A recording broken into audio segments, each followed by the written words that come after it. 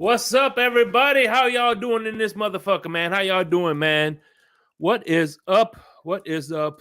Hope you enjoying your Friday, man. And before we get to business, let me welcome mi hermano cubano, Mr. Rabid Dolphan himself. Dímelo, ¿qué volá hacer?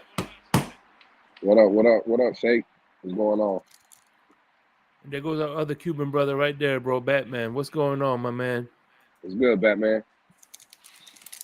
Man, you know how we do it, baby. Uh-oh. Friday. Now, is that a Cuban cigar, Shake? Nah, man. But by the way, on the 20th, right? Yes, sir. The day you're supposed to be in the blender, bro. I got this nice little cohiba I'm gonna light up for you. I hear Just you. for you, my brother. Absolutely. I'm gonna have to. That's gonna be a special occasion. Absolutely. I'm gonna have to stop by Ybor City, grab me a cohiba and smoke with you. That's what's up, bro. But anyway, before we get this down to brass tacks, let's give a shout out to all our affiliates out here, man. You know, Fanatics. Absolutely. With all official gear. You know, if you want that brand new Tua jersey, or this, if you're Pete, the Skylar Thompson jersey. If you want to get, of course, you know me, I'm part of Noah's Ark. You want to get a Noah Igbenogany jersey. You know what I'm saying? Everything is at Fanatics. We have backroom collection, artwork. Father Day is coming around the corner. Why not spruce up his man cave or his office with some one-of-a-kind artwork? And if he has Dolphin helmet, you know, they have the little visors that gives it a little nice pop, you know. And of course, W Energy drink. I'm gonna drink some tomorrow morning when I'm on Larry K's channel, the after party, you know, because it's gonna get crazy tonight. But I mean, it's a good change of pace, caffeine. It gets me awake, but it doesn't overdo it. You know, I'm not like fucking, I'm con Julio. I need TV for my bungo. No, none of that shit. It's just, you know, it's a nice wake. It wakes you up and makes you alert. You know what I mean? Because sometimes I'll be playing video games on weekends. That's one of the things I like to do. And I'll have like another one of those energy drinks, and it's like, I'm like, you know what I'm saying? I'm fucking shaking, like, you know. But have you already had different flavor, Shake, or are you only done? No, just the creamsicle. But okay. I will be sampling some others soon. You know what I mean? I got you. And of course, El Capitan, he's going to be going live. He usually goes live Sundays. You're going to be seeing him more. Cup of Color will be coming soon. Ali, see him every morning at 6 o'clock. Broken Takes, of course, DTA is on furlough. My man is Lewis is joining me as always on this drive time, and it's the best time of day, baby. Drive times. So, Absolutely. and without further ado, let's give a few shout outs to people in chat, man. I got my man Aquavision. What's going on? First in the building. California knows how to party. My man Chef Jew. And by the way, speaking of Chef Jew, man, I'm always gonna give a shout out to Chef Jew's Catering, baby. He's in the chat. Ask him about it. Chef Jew's Catering, man. This man is an entrepreneur, and I can't wait to see his business grow, bro. Listen, best cupcakes. Just a quick little shameless plug for Chef Jew. Best cupcake I ever had came from Chef Jew at a tailgate. So shout out to the homie chef. Yeah, he makes everything freaking. There's nothing. I don't care what you say. There's nothing like a cupcake from scratch, because that usually like those Publix ones and the ones that are like store bought, the bottom tastes like a sponge. You know what I'm saying? Most cases have that where it's nasty as hell, but ain't nothing like a homemade cupcake, bro. Oh, bro, Shake. When I put it in my mouth, and again, I'm pause. I don't want to say it like that, but it was it was the softest and most moist cupcake I think I had ever had, man. So again, shout out to the homie chef, man. The cupcakes are outstanding. And we got Mr. the man with the best name, Dolphaneer. Banana, what's going on? Michael K, what's going on, my man? How you doing, Mark? B21, don't panic. He's here, everybody. So everybody who was panicking, B21 is in the building. Liz, dímelo. How you doing, sweetheart? Liz? Of course, we seen Batman. Oh, man, Cat for Life. What's going on, bro? How you doing, man? Homie. Hey, listen, Cat for Life is another OG in the community, man. Shout out to Cat, man, for real. Cat for Life. Oh, man, my man, Wooback. What's going on, Oos? I got to get with you this weekend, bro. Yep. Wooback, I tell you what, man. Cause I Can. KOS. KOSIAICAN. Cause I Can. Type that shit in, bro. I'm telling you, you will see Australia in a different light, man. Because I remember he's in New Zealand now, but when you think of Australia, you think of deserts and kangaroos. But bro, Wooback, he shows you another side of Australia that it looks just like. There's parts that look like South Beach. There's parts that look like New York. Wooback, aka Cause I Can, is probably like some of the best YouTube vlogs out there, bro. And I'm not capping either. There you go. Shout out to Wooback, man. I see him say what's up to me too as well earlier. So shout out to Wooback. Of course, my man, Delusional Patriots fan, IMAX, what's going on? So, yeah, with that being said, man, like I said, today's topic of du jour, if you will, as I pour like I said, I'm feeling like Biggie, man. I'm sipping on private stock. Gotta cut this bitch open. Just random. There you go. Jose Valdez, I knew you were gonna catch it. So no, Jose, it was not really moist in my mouth. So, shout out to the homie. You had to stop. You had to stop it. You're like, bro. You know when you're about to say something that it just don't sound right. I caught myself real quick. Hey man, that's what happens over here at the Fifth Tailgate, man. The guys are witty in the chat. They don't let nothing. You got to watch what you say around here, Shake. People overseas. I know. And by the way, IMAX, he's very astute. Hello to the cat that's meowing at us. Yeah, it's my cat. I got to let him out. Yeah. Give me a second. See Money Mitch in the building. What's going on? By the way, this is the cat that's meowing at y'all. All right, I'll let you out.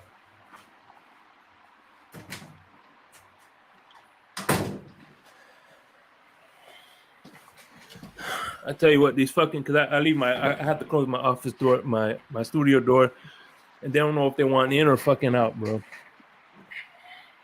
I believe it.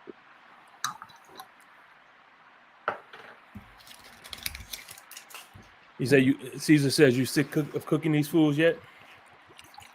Well, no. I think he's meaning that I'm kind of sick. Maybe if people hear it in my voice. Yes, I am sick, and it could be Caesar might be on to something. I have been cooking foods the past couple of weeks, so Caesar, this could be a cold of just cooking foods, man. I don't know. Yeah, for sure. So here we go. Cheers to you. Cheers, Shake. Down the hatchet. Come on, V21. Stop that. You know I've been cooking food. I might need some Manscaped. Right? So anyway, I want to start looking into the evolution of the helmets. All right. This should be fun. Yeah. I want to make sure I gave Crypto the right link. Give me a second.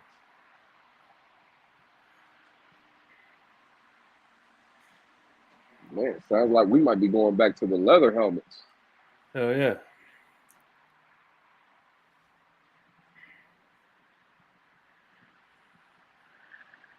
Hey, while you do that, Shake, I just wanted to another Go ahead. shameless plug for the platform, but I don't know if Sure. people around have been catching Ali and what color commentary is doing in the morning, but it's absolutely outstanding for people like me waking up at 4 something in the morning to start my day at work just to have Dolphin content going from 6 to 8 a.m.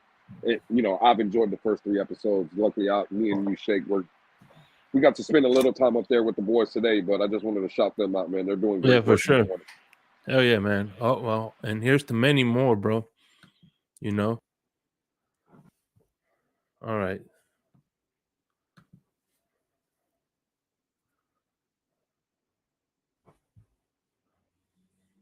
So as I'm gonna type in football.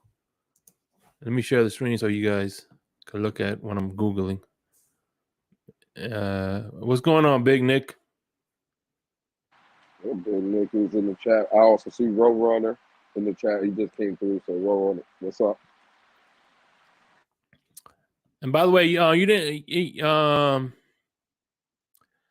hey, my last episode is in July, so if you want to record an episode before July, Big Nick, man, I'll be honored to have you in the blender, bro. I'm sure he has a lot of good football knowledge, man. So let me see. Well, I wouldn't go that far. I mean, he does great work in the community, but I don't think Yeah, his he football does. takes are that good. Yeah. So, but shout out to Big Nick, man.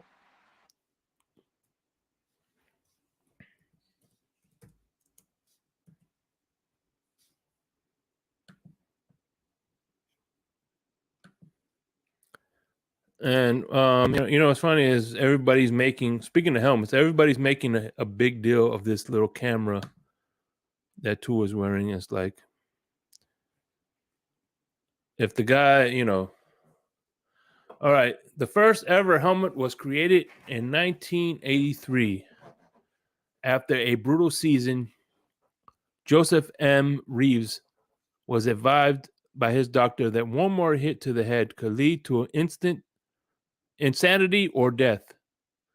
And so he comprised a shoemaker to create one for him that was a moleskin hat with ear flaps. So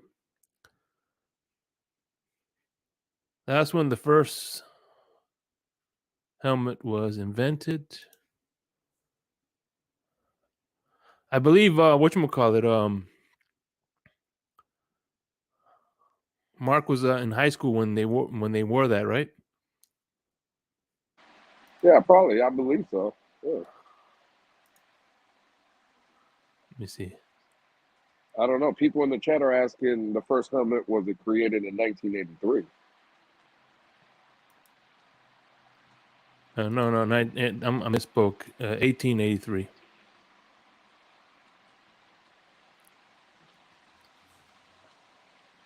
Here we go. I'm going to show you. Let me see. It wasn't 1983. It was 1883. There you go, 1883. Here's some of what some of the helmets look like.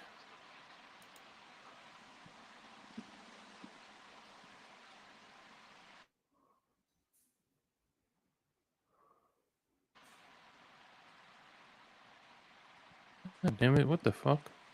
Man, it's crazy. Jarvis Eubanks says the camera is only made for slow progression quarterbacks. Funny, Russell Wilson, a Super Bowl winner, and Tom Brady, a Super Bowl winner, also had cameras on the side of their head. Tom Brady must have been a slow progression quarterback, Shake. Well, also too, this is See, look, I don't care what nobody says. I'm a fan of Chris Sims. And one thing people don't realize, he used to be a scout for the New England Patriots, and he said the one thing Bill Belichick used to do was he used to do whatchamacallit.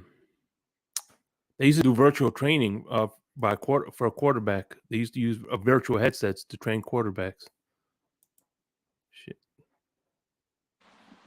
I mean, honestly, I really don't see the problem with it. Again, it helped Tom Brady. It helped Russell Wilson.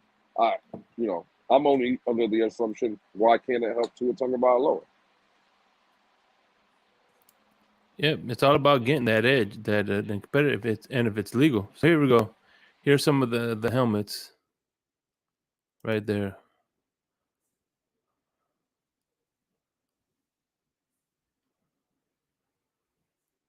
You could tell they got. I guess they got harder as time went on.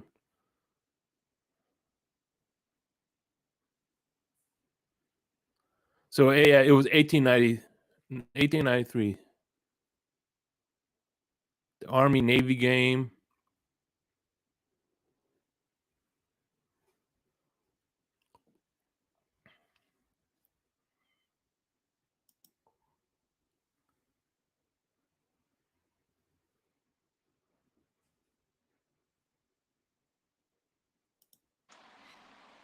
Who do you think has the best the best face mask? Linebackers, running backs.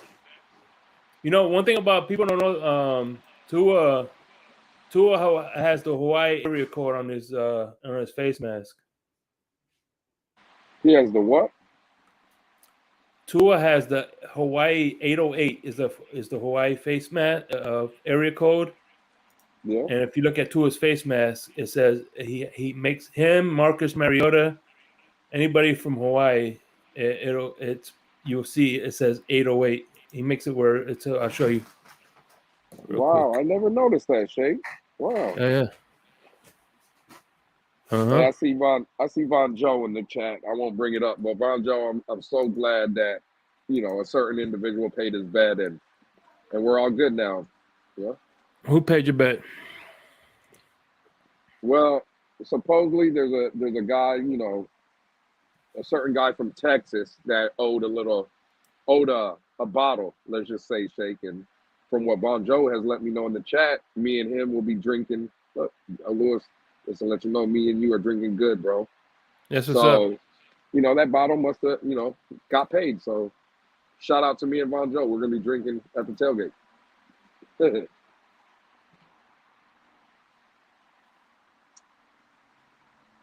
always appreciate Von Joe coming through, man. That's another guy in the community. Shout out to him, man. He's always everywhere. You can catch him everywhere, and he always shows love to everybody. So shout out to the Crypto. I text you the link, bro. Yeah, Jarvis. Oh, I'm sorry, Shay. Go ahead. I told Crypto I dropped him the link. I sent him the link. All right. And yeah, Jarvis, we'll be dropping the link soon. We're just chopping it up a little bit first, but we'll be dropping the link real soon.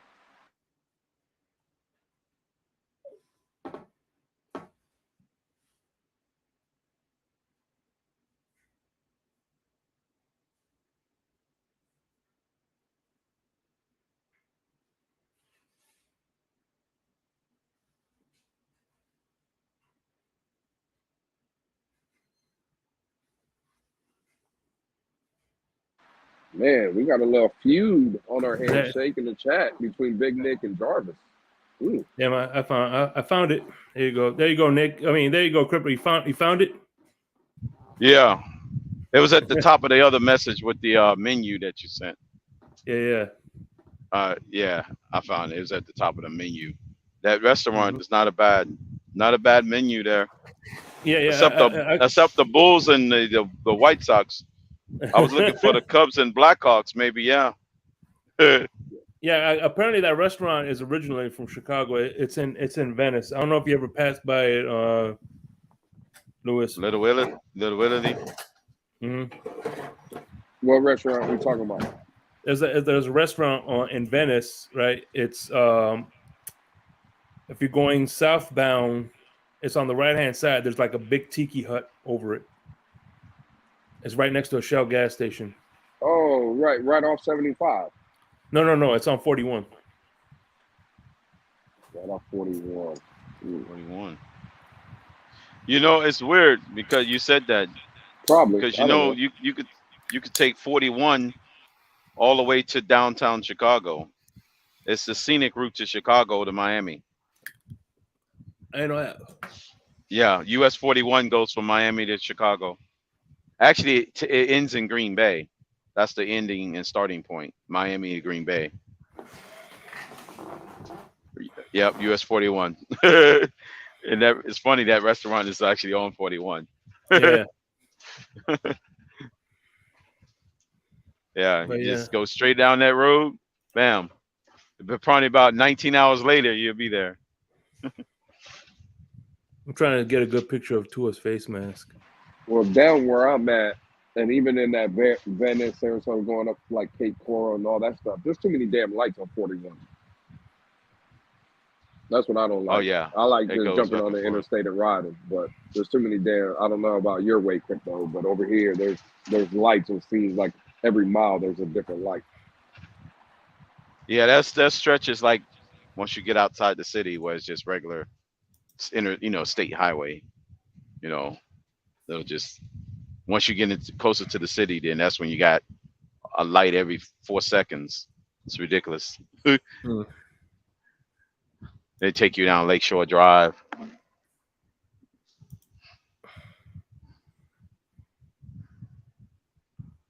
And matter of fact, if I remember, when I was in Green Bay, it was not too far off Lambeau Field.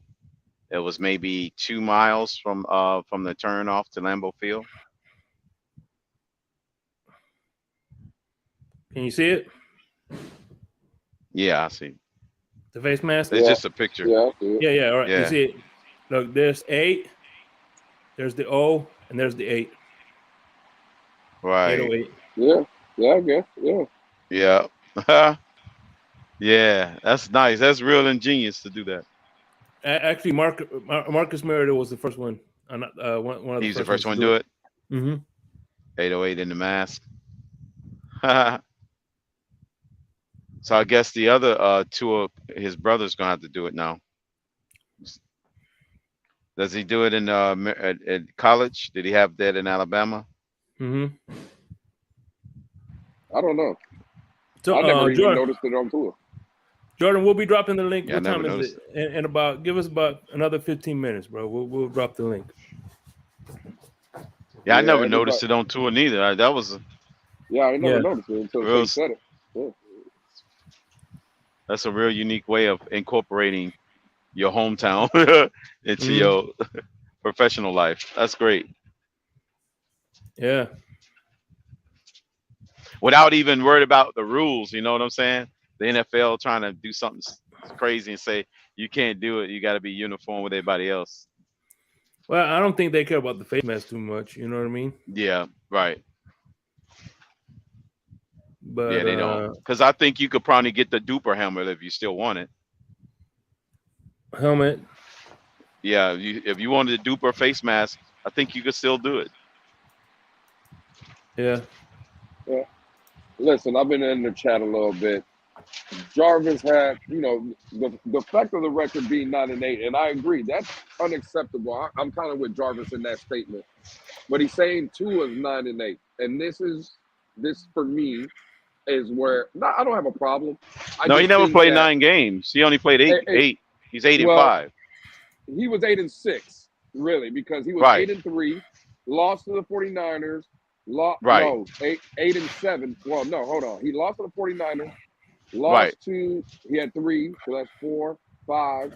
So 8-6, right. He lost to Buffalo and he lost to Green Bay. He's 8-7. because he had 3 Right. and then he had 4 straight losses, right? So Tua wasn't 9-8, and I'm just So gonna he say had. for the sake of Oh, he yeah, he was lost. 8 and They 7. credited him with the other loss before the Houston game. Oh yeah, you're right. They did because he did start. You're right. Okay. Yeah, So he's yeah, 8 and yeah. what, Listen, 6 or 8 and 7?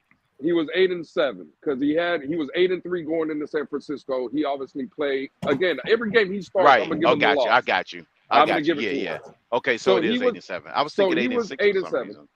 Well, Okay. no, that's what I thought at first. But no, he was 8 and 7 because I'm gonna give him every loss that if he started the That game he was in. Right. I that got he you. was in. But this is where when I say that Tua finished 9 and 8. See, I don't know. I don't know if I can go that far because I'm just gonna say it like this. I think Tua, if he plays against New England, right, and this is all speculation, we can go back and forth. But I believe Tua wins that game. I think Tua also does what Skylar That's Thompson fair. did, and I think Against the Tua Jets. would Right. against the Jets. Yeah. So then that would have made Tua 10 and 7, not 9 10 and and 8. 7. You see what? Right. That You would have see made what him I'm 10 and saying? 7. So Right. Right. and that's where I'm Right. That's just fair. at with it. You know? Yeah, But yeah. That's fair.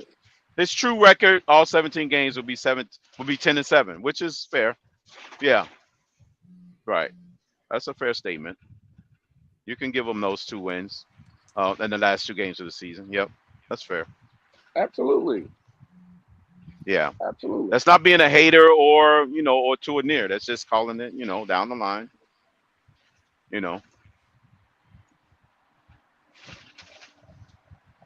Yeah, for sure. Yeah, that's But yeah, And that's see, that's the I thing. We just need depth. also We just agree. need depth at that position, huh? I also agree with CCRR though. 8 and 7 with an all-star team. I'm not going to say he's a bust, but yeah, he should be better. Absolutely. Like if you're, Yeah. I'm sorry, I was Yeah. just letting You should the expect motorcycle go better. by. My We bad. should all expect better.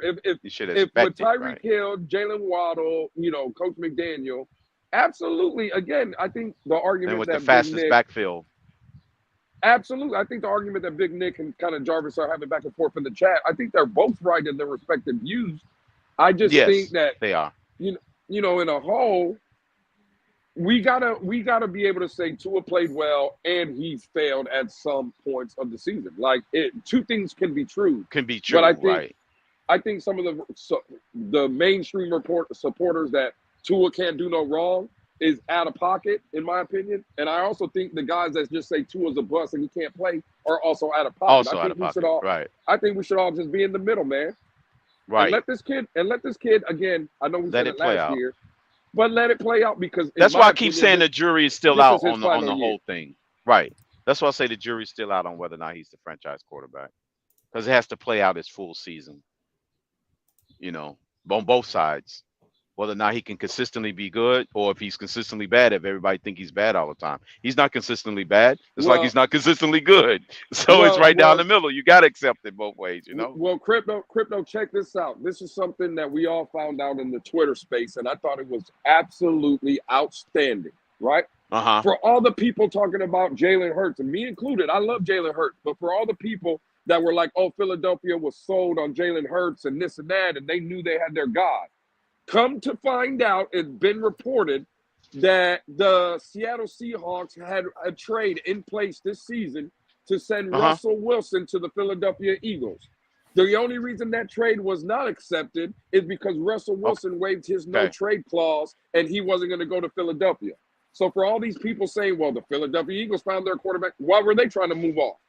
Are we now going to hold that against Jalen Hurts because they were trying to move off him? Yeah, by the way, look at Wilson, look at the wait a minute. Didn't Wilson sign a big deal with the Broncos though? Wait a minute, what happened, Lewis? Before he got traded to Denver, he before he went to Denver, I got you. Okay. Yeah, okay. There was a deal in place between Philadelphia and Seattle, and the only reason that didn't happen is because Russell Wilson. Afterwards, I'm like, that's crazy. Refused to waive his he refused to waive his trade clause. Waived his clause. By the way, look at the Pittsburgh uniform. I got you. That's the prison inmates uniform. That was the Alcatraz uniform. Yeah, they wear those every once in a while. Yeah, they do. The prison uniforms. The Bumblebee. Hurts didn't get a Super Bowl ring. What was that, Shake Money? He said Hurts got a Super Bowl ring, but he didn't. He didn't get a Super Bowl ring. No, the only way Hurts got a Super Bowl ring is if you if you win, if you use the Eagles on Madden. Right. Yeah. Well, again, I just don't Conference understand. title. He doesn't have Hurts a got a Super Bowl ring. First of all, he doesn't, and second of all, the point is we, me included. See, this is where it kind of. No, I'm gonna stay calm. But Kenna, this is where it kind of pisses me off because the point of the fact of the matter is what the point is, right? Is me included. We killed Tua every year. We were trying to trade him, right? We were saying he's not the guy, right? But now all of a sudden they were going to do that to Jalen Hurts. Are we going to say Jalen Hurts wasn't the guy? No, Jalen Hurts. Right. The point They thought at the time he was an upgrade. Jalen Hurts, right. Exactly. Right. Jalen Hurts got better, right? And he led his team to the Super Bowl. So the point, Kenna, is why can't Tua do the same goddamn thing? That's the point. Right. To keep your franchise from moving off you. That next year. Look like George Clooney. Hey, don't trade me. I'm the guy. Does look like George Clooney a little bit. Yeah. Look at that. Right. Yeah, Philly was purely looking for the very guy that can get. Apparently, that was going to do what Matthew Stafford did with the Rams. Can you hear me? Yeah, I can hear you now. Oh, my bad. How about now? Yeah. No, I was saying they thought that Russell. They thought Russell was the guy that was going to take over the hump like Stafford did. That's what probably the GM of Philly was thinking. Like, shit, we stacked this team. Let's go get a quarterback. Damn, chopping up.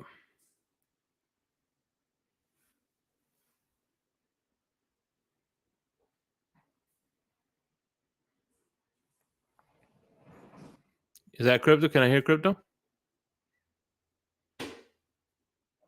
No, I can't hear Crypto. And again, listen, can you hear me now? Yeah. Oh, okay. No, I was saying that's all they was doing. The Rams had just did it prior to that, and they was like, shit. The Rams did it. They topped it off by getting a quarterback at the upgrade. So why not do it? Because I think we stacked our team good enough. That's probably what they was doing. Russell Wilson was an upgrade over Hurts. All right, check this out now. At the time, you could say that. At that time, yes. I'm about to open up I'm gonna open up the floodgates. Now, check this out. Timeout rules are in effect. You can't use you cannot use banked timeouts to time out a member. You can only use live timeouts. And another thing too, like I said, if somebody's talking and you interrupt, I'm gonna put you in the back. Doesn't mean I'm trying to censor you. I'm just trying to let that person finish their point, and then I will give you the opportunity to rebut. So if I put you in the back, it's nothing personal. I'm just trying to get order to this conversation. So I hope everybody understands that if I put you in the back, it's nothing personal. And I'm just I got headphones on, and I don't want to listen to a bunch of voices in my head. I already do that enough before I go to sleep. So absolutely. And I would hope that everybody listens to Shake, man, because at the end of the day, it just makes for a better stream when we can have debates and go back and forth at each other. But let's try to do better, me included as well. Like, let's listen to Shake, man. Like, that's one of his rules on his show, and he likes to stand by that. So let's show Shake the respect and have a good conversation, man. That's what's up. I agree. Yep. And Shake forgot to tell you guys. By the way, Louis, I want to introduce the guests, so let me bring them up one by one. So if you don't mind, I know you want to bring up some. You know what I'm saying? I'm sorry, Shake. Yeah, I got you. I'm sorry. That's all good. No, you're good. You're good. I'm just letting you know. But hold on, let me introduce my first guest, Mr. Manzano. What's going on? How you doing, brother? Hey, Louis. Hey, Crypto. Hey, Shake. How are you guys what's up, today? Anthony? Doing good. Doing good. What's good, Ant? No, and Louis. To be honest, I see what you're saying. But I want to have faith that Tua's the guy. But his track record at the end of the season, when we're competing for playoff spots, the past 2 years, taking away the health issues, his track record at the end of the season where he doesn't show up in critical moments when we're fighting for a playoff spot. Agreed. Yeah. It shows that he's I mean, not that's the guy. fair to have that as your reason. Well, I mean, I don't think Anthony, there's nothing off base with that. Well, You're just trying to Anthony, wait and see approach. I guess that's what you're saying. Well, Anthony, and I agree with you, right? I'm not saying that you're wrong, Anthony, but just let me throw a little pushback because this is where I kind of had to reevaluate because I was the guy in the community last year that said when we went up to Buffalo in mid-December, Tua Tagovailoa wasn't going to show up in that game. He was going to play like basically dog shit. Those were my words. And Anthony, he proved me wrong. Yeah, he proved you wrong. You look at the stat line: 2 touchdowns, no interceptions, 265 yards, very efficient. He played very good. Let me welcome a few people. Then we'll let you cook. Kenna Ranking, what's going on? Kahari P, the homie Batman, Mr. Big Nick, Batman, how you doing? Nick, Fred Dunlap, and of course, it's full right now. I'm gonna let you up. I'm gonna Monty capitalize. Yeah. So go ahead, Anthony. I'm gonna put myself in the back because I'm up here left. I'm gonna bring up Cap for Life. But like I said, if I hear it get out of control, I'm putting people in the back. Okay. So. Okay. I want to rebut what you said, Lewis. Too. The Buffalo game last year was one game. Was one game last season. But can you explain to me his inconsistent performance before the concussion? He was inconsistent during the Green Bay game. Can you explain that inconsistency last season? Yeah, this is Anthony, incredible, I think there's somebody has some feedback. So if you're not talking, just go on mute, please. And Anthony, I mean, I don't know who it is. Just go on mute if you're not speaking. Go on mute. Yeah, I think it was Kenna. But Anthony, yeah, to answer the question, listen, this is where, again, Tua doesn't get a pass. The guy in Green Bay just didn't play well in the second half. And I've said it before, like Anthony, like he made 3 bad decisions. Now, it just depends on how you want to look at it. Do you want to kill him for that and keep it, just hold on to it? Or do you want to kill him for that, let it go, and keep it moving and see if he can get better? You know what I'm saying? That's what it is. Yeah, am I being overly critical? Am I being overly critical? No, you're not. No, you're not. Yeah, I wouldn't say you're being overcritical. I'm just saying. No, it's not you're overly. A fan. I mean, it's just. I think you're a fan that wants more from Tua, and you have that right. I get it. Here's the problem with your argument, though. Real quick, hold on. because I'm no longer defending anybody anymore. I just want to ask a question. Do Xavier Howard before you ask the question, no, Big Nick, I'm the only one that want him out the door. One at a time, please. One at a time. Listen, let's stay on one topic before we ask a new question. I'd like to respond to Lewis before we ask a new question. Yeah, I agree. Go ahead, KP. You got the floor, homie. All right, thank you, sir. All right. Well, like I was about to ask, the reason why I think your argument is a little bit disingenuous, and just a little bit, Lewis, it's not a major difference, is because when you look at last season, both Hurts and Tua were pretty much at the same level with a huge question mark on whether they could be the franchise quarterback or not. On the offensive line, right. Hurts answered that question. He improved throughout the year and led his team to the playoffs, whereas our guy wilted at the end and had an injury. So if it's all about whether you considered last season the test or not. What I'm hearing from you, Louis, you mean a test for both? What do you mean, a test for Hurts, KP? Yeah, both were at the same stage pretty much in terms of being unanswered questions as a franchise quarterback. Hurts answered the question in the affirmative, and whereas Tua ended the season wilting away. So Hurts passed the test, Tua did not. And so why do we want to extend a whole nother season for Tua when he failed the test? Because he didn't have an offensive line like Hurts, arguably the best offensive line in football. I agree so that's the new excuse. And a running back. No. Well, that's just the new excuse. Lewis, I want to answer Batman's point. He made a good point. Batman, you're right. But also, Jalen Hurts had a top 5 offensive line the previous year. He didn't do jack shit with it. But he didn't have AJ Brown though. He didn't have AJ Brown back then though. But what I don't this is understand where is I want to push but back he on the may have not had offensive AJ line Brown, but argument. he had Smith. This is where I want to. This is where I what I want to don't push back on understand the. is The issue we have, is we got a lot of haters in this damn community, and that's the truth right now. We got a lot of haters. Y'all gotta wake up. Stop taking naps. What Sleep you at say? A night. lot, right? Key word was Yeah, a a lot. lot of haters. A lot of Well, I haters. mean, we need to Wake think up, about smell that. the we coffee. judge quarterbacks. I don't hate Wake nobody. up I and look at the roster. That's all you gotta do. I don't like Xavier McDaniel on this team as a starter, but I can say that much. I don't know who Xavier McDaniel is, but I'll tell you this. I guarantee you, if you What do look you at a call a roster, you're statement gonna like like it. Xavier we don't Howard. have no offensive line? Isn't that hating on the offensive linemen who are here? Yeah, I mean, no, and No, it's a KP, fact. Well, now when you're ranked that number and you're ranked number 1 or 3 for Hurts, it's a big difference. It's night and day difference.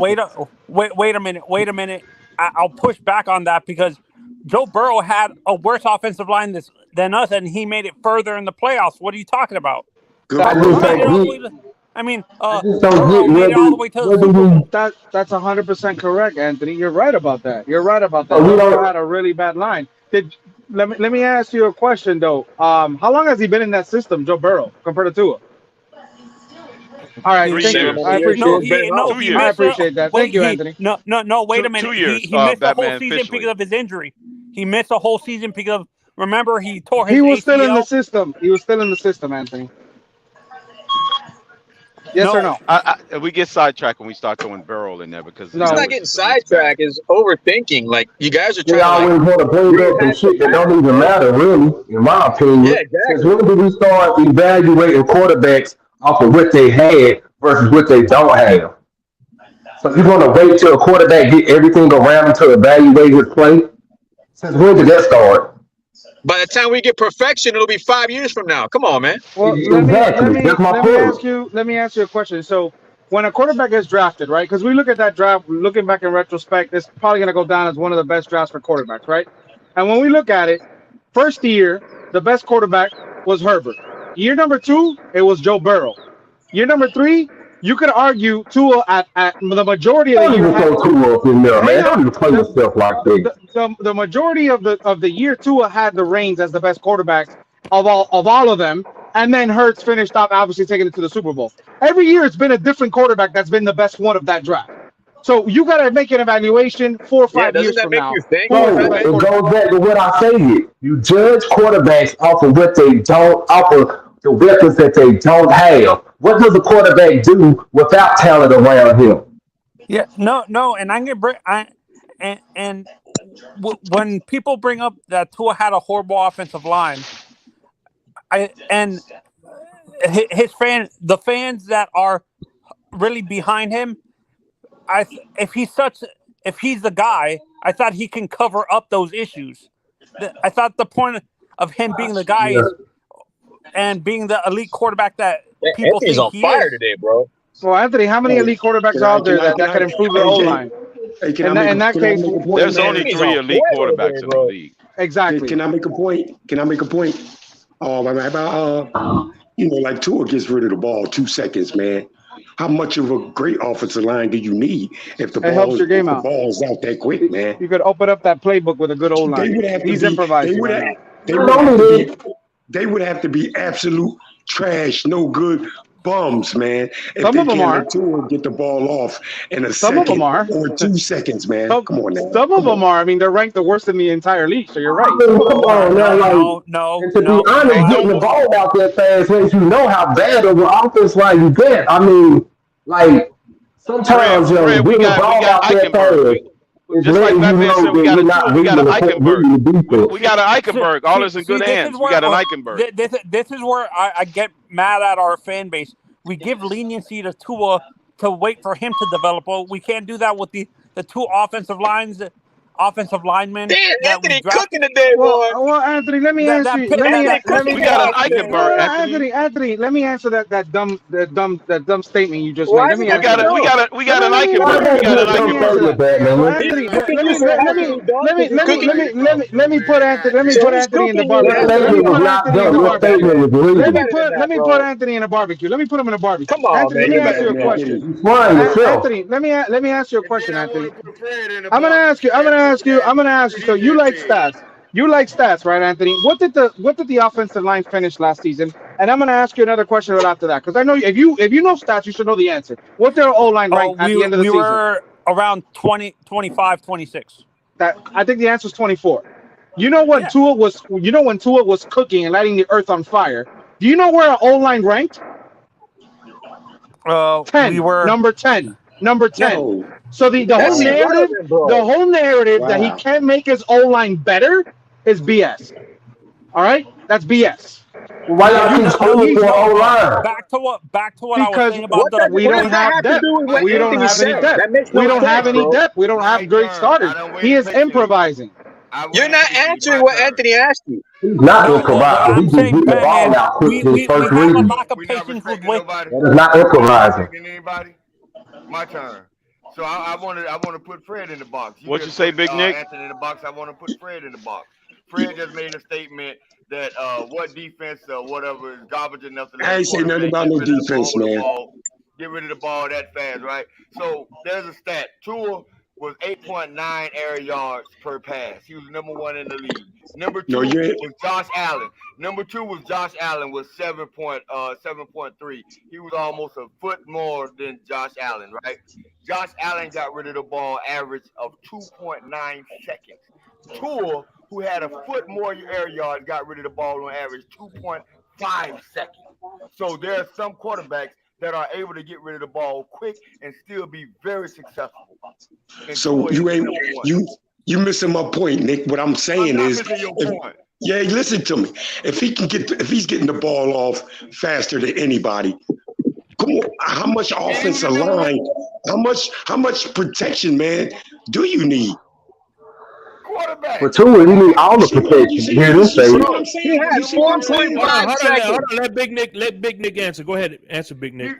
He was the number 1 rated quarterback. He led the NFL in all statistical categories except for yards and touchdowns, buddy. No, listen, we was talking about. If I remember, we were talking about the offensive line, how good it was or how good it wasn't. I said if he's getting the ball off 2.3 seconds, how great does the offensive line has to be then, man? You know what I'm saying? They don't have to be that great. That's all I'm saying. The man is literally masking. Let Big Nick answer. Go ahead. The man is masking the issues we have on the team, and you're complaining if he's good. Come on, are you serious? They don't overtake nobody on this panel, yo. That's the argument. You guys are complaining about that. Okay, now I know. Let Big Nick answer, and then you Cat for Life, you get next. All right. Yeah, appreciate that. Thank you. The line was ranked 24th in the league, and I challenge anybody on this panel to tell me a game where the offensive line cost us a game. You said cost us a game? I would say maybe that Chargers game. I actually agree with Big Nick. Big Nick's correct. 0. All 18 games we played, 0 cost us the game. Offensive line. And we averaged 4.9 yards per carry as a team. And we had 3 players. 0. I would agree with Big Nick. The offensive line didn't cost us a single ball game. Big Nick, we only scored 12 touchdowns with that 4.9 average. Position, but it's the O-line's fault. We still average only 12 touchdowns with a 4.9 average. No, that's not the O-line's fault. 4.5 seconds. That's not true. They gave Tua 4.5 seconds both time he got injured. Come on, Batman. What do you want? 10 seconds?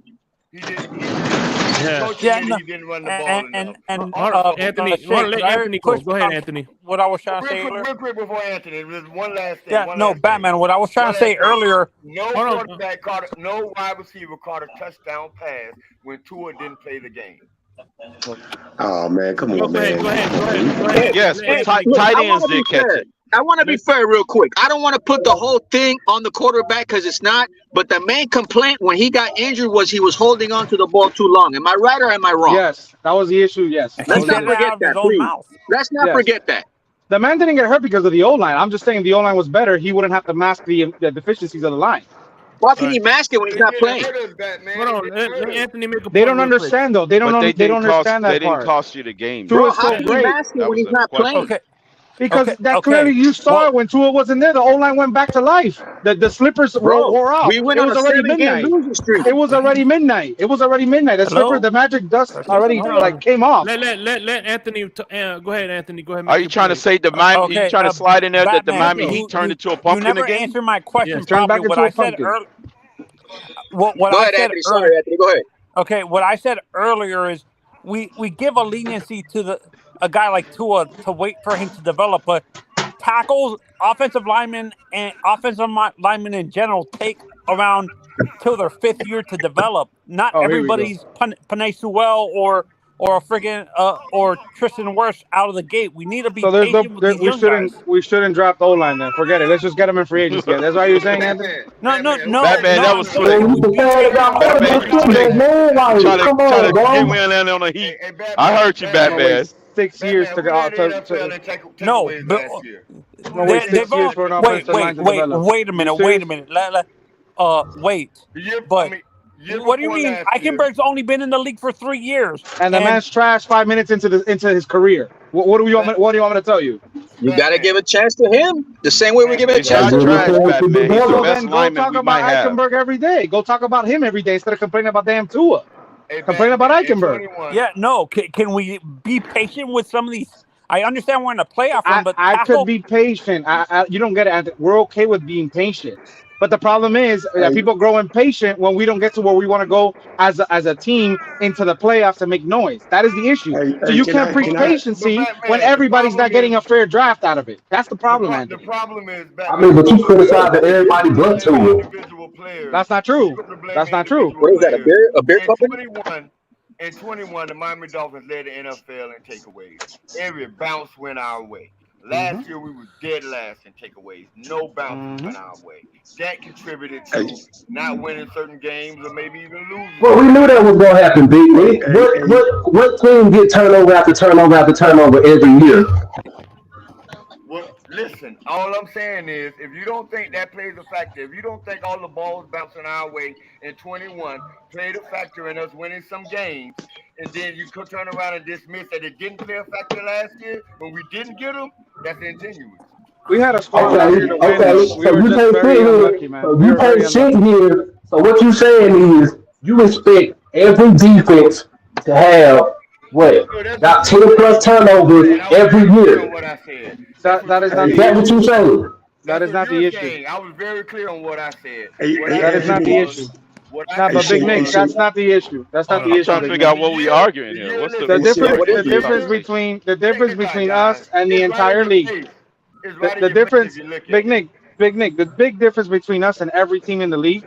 If you go back and you look at the injuries, right? Because the narrative, every team gets injured, right? That's the narrative. If you look back and you look at how many transactions we had with players coming in and out of the active roster, we led the entire league with 260 compared to the second team, which is like 230. And we lost key players in key positions, including Tua, including Brandon Jones, including some of these guys like Armstead, including key players. What I'm going with is when we say we were hit with injuries, we were hit with injuries worse than anybody in the league. We were very unlucky. Because we had a team to compete last year. We definitely did. Hey, Shake, I like the. In 21, we was not injured. We was a very healthy team. We led the NFL in turnovers, and we managed to only win 9 games. In 22, we was heavily injured. We was last in the NFL in turnovers, and we still won those same 9 games. Now you give us any one of those 2 statistical facts from 21, and we're a 12-win team last year. Hey, what's going on? Let me welcome Alex. But before I welcome Alex, Fred, you wanted to say something, and after Fred, I'll let you go, Alex. Go ahead, Fred. Thanks, Shake. I just wanted to push back on Anthony. You have a lot of. I just want to push back on Anthony. Yeah, I just want to push back on Anthony. Can I go? I just want to push back on Anthony a little bit, man. You know, like giving Liam Eichenberg and Austin Jackson, give them a chance, man. Like. I don't think, man, we can sit back and wait for these 2 guys, man. That's supposed to be starting.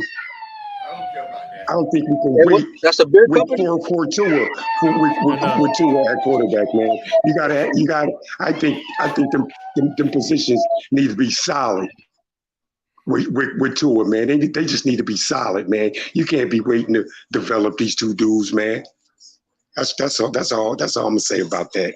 You might as well wait for Stanislav. No, Anthony was only saying that because he sounds inconsistent in the argument. Because that's why he was saying that. Because there are some quarterbacks that can cover up weaknesses like that.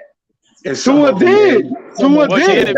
Well, if he covered it up, then let it be and let them develop it. Hang on. Let me cook you real quick. That's exactly what I said. The man did though. Well, Fred, if he covered them up, then let him. The man did cover it up, Fred. Like, what are you saying? I just told you. There were top 10 in the league when he was cooking the earth. What are you saying? For how long? It was like 7 weeks. Like, what are you saying, Fred? There's 17 weeks in season. Oh, here we go. Fred. All right, let's push the narrative some more. Let's push the goalpost. You see, here's the thing. When Tua is on the field, he's a top 5 quarterback in the NFL. There's no question about it. Oh my God! No doubt. There's no question about it. There's nothing you can say that will debunk that theory. I will not argue that. Nobody can say. When he's on the field and he's a top 5 quarterback, the offense is debunk flowing. That theory by definition. If it's a fact, then it's no longer a theory. By losing your last 5 games, by losing your last 5 theory or is it a fact? It's a fact. Come on, man. Okay, then. I guarantee you, Alex, any theory by definition can be debunked. There's a couple haters on here that will disagree with your statement, Alex. Huh? No, listen. No, he said debunk the theory. I'm like, well, it would be theoretical. Is only giving him an English lesson. Come on, man. I'm just saying, Alex. I like to mess with Alex because he like to get into his what they call. And don't be careful what he said. The thing is that we can all sit here and say that we want a new quarterback, we want this, we want that, but you don't get rid of the number 1 passer just like that.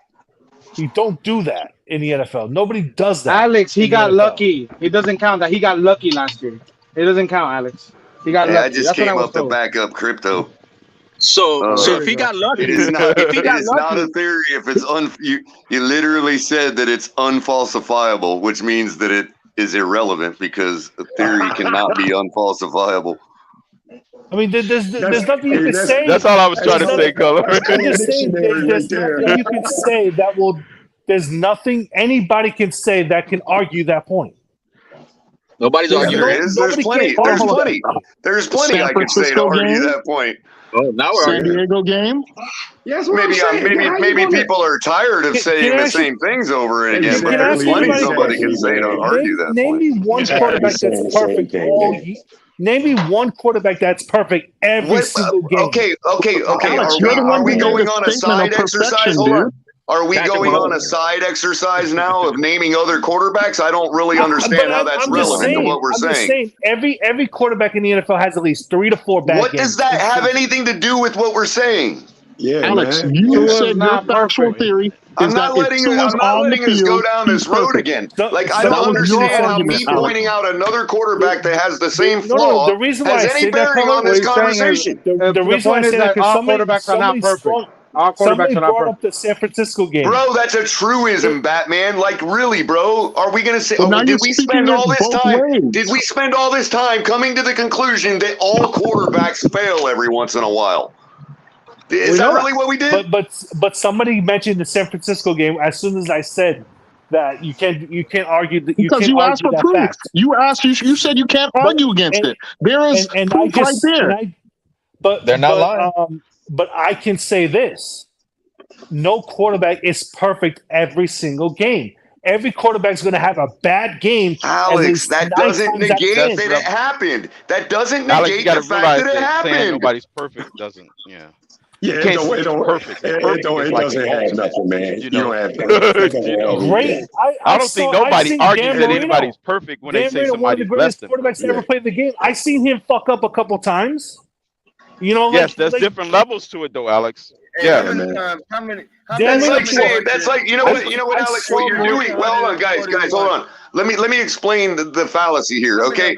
Let me explain the fallacy. That's like saying, Alex, that, you know, I went and committed a crime, but, you know, like a major felony, and that's like saying, well, everybody commits a misdemeanor. No, everybody's capable of doing that's what he's saying. Right, but we know he's saying that. somebody actually did that. It's not a capability. Am I supposed to excuse a thief because other people steal? I mean, exactly. Really? You can't say that. No, what the man is saying. Everybody has ran a red light before. Doesn't mean that somebody that runs a red light 20 times in 1 month is not going to have a higher insurance premium.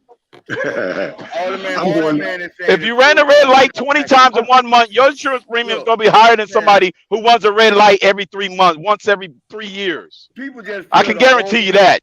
People just feel Crypto, there's a better analogy. If you get knocked on the noggin more than everybody else, your insurance premium to play football is going to be higher.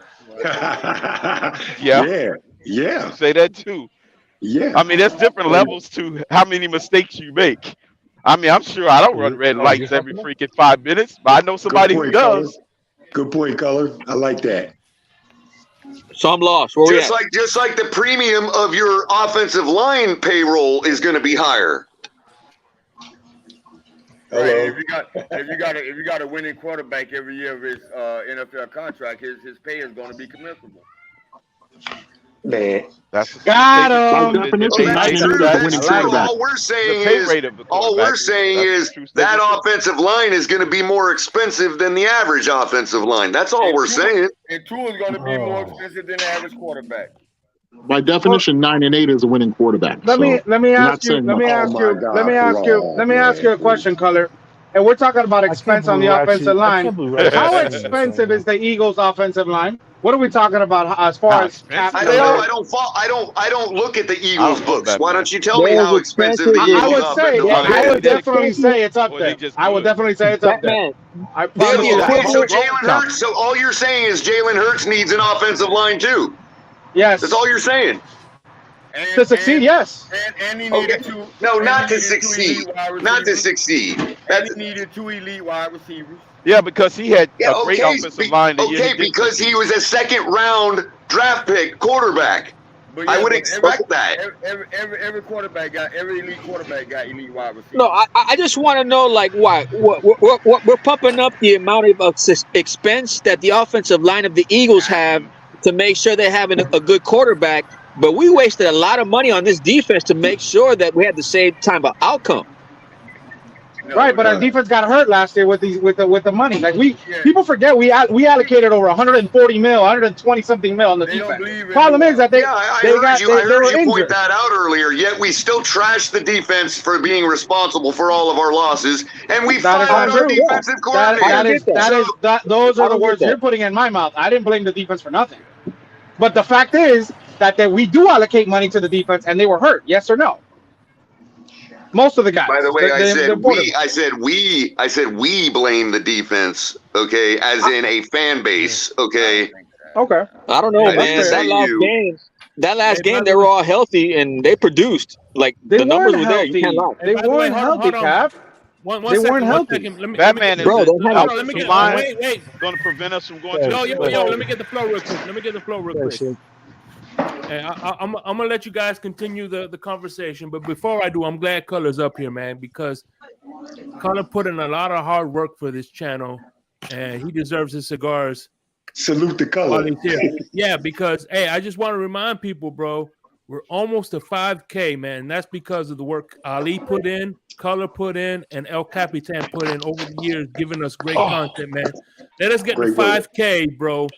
And I think El Capitan said there's going to be a giveaway. So, come on, man. We're almost there. And it's like I said, it's all thanks to this man, Color, and El Capitan, Ali, and the others before him. So, salute to you guys. I'm going to let you get the schedule program. Go ahead. Congratulations to all you guys, man. Congratulations. Thanks, Shape Money. I just came up to I just came up to address Batman, which I think is not here anymore. He asked about the Eagles' offensive line and how much they're getting paid. Well, while you guys have been talking, I've been looking into it.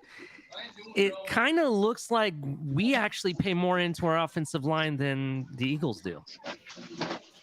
Wow. Well, that would have been my guess, Ali, but I wasn't going to say it without having the numbers up. Because I'm looking at it. I went to Sport Track to look at the contracts. I divided up into positions, and they pay. Please repeat that. Okay.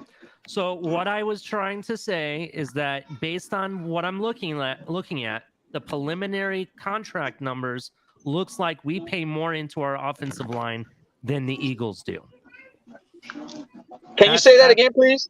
So Batman can hear that? I'm just saying that based on what I'm looking at, I could be wrong. I might be missing something. To be fair to Batman, that may not mean anything. It's just to point out that when you have a quarterback you're unsure about, you're going to end up spending more to protect him. Yeah, and that was the only point. Yeah, my point was that, if you're gonna put out there, where did Batman go? Money, I don't know where he went. That when I came up, that's he was misinformation, right? It kind of is, because I'm looking at it. The most expensive person I found, and let me find it again, that is on the offensive line is getting paid $14 million, very similar to Armstead. By the way, Big Nick, you heard me say that, right? It may not mean anything. I just want to put that out there. I heard you, Color. I heard you, man. Yeah, it looks. I'm just letting Big Nick hear it, because Big Nick he's very adamant about making sure that we don't put things out there as fact per se. It's just an opinion, but that's right. If anybody needs to know, Big Nick needs to know, man. the number we're looking at may not indicate anything. It may just be coincidence. Okay, exactly. I might be. It might be about the same, actually, because now I found a person I didn't see before, and that was Kelsey, because I was trying to find him on the list, because I know he decided to stay, and I wasn't sure about his numbers, but it's about the same. I want to say it's roughly about the same. There's really in my opinion, the amount of money that's been invested, I don't think it's going to be very much based on what he was saying. And that was kind of a bad example for Batman to use, because nobody believes in Jalen Hurts over Tua, so I would expect them to have spent as much as we did on their offensive line. I mean, even the Philadelphia Eagles, they came out a report today that supposedly the Eagles were trying to get Russell Wilson before they went with Hurts. You know what I mean? So I don't know. We discussed that earlier. That's because my thing is this, though. We got to remove the argument from one of hating on the player or not. It's really getting tired at this point, guys. The real question is based on what you saw of Tua in the last 3 years, right? Do you believe he is a franchise quarterback and capable of taking us to the promised land? Based on the evidence, one has to conclude at least not yet. And that's the bottom line. That's the bottom line. I think he has potential, but he hasn't reached there yet, and that's where I'm. When Willie reached it, what you give him? Like 5 Whereas years? other guys picked in the first round in his year and the year before. No, the potential is there. Who said it wasn't there? Potential's always there. It's about realizing the potential. You know what I'm saying? Everybody has potential. Yeah, and Kari, that's the reason I take the agnostic position, because there's no direct evidence either that he can't. You see what I'm saying? Right. So we have to take the position of there is no evidence he can, but there's no reason to say he can't, because if you say he can't, then you're taking on the burden of proof, and there's no evidence of that either. Yeah, right. Exactly. And my question then becomes, how many years are we going to use on waiting for him to realize this potential? 7. I mean, years. 7. Last season was supposed to be the testing ground, was my earlier point. And so now we're those questions, Kari. We're redoing it again this year. What excuses? Yes, well, we are.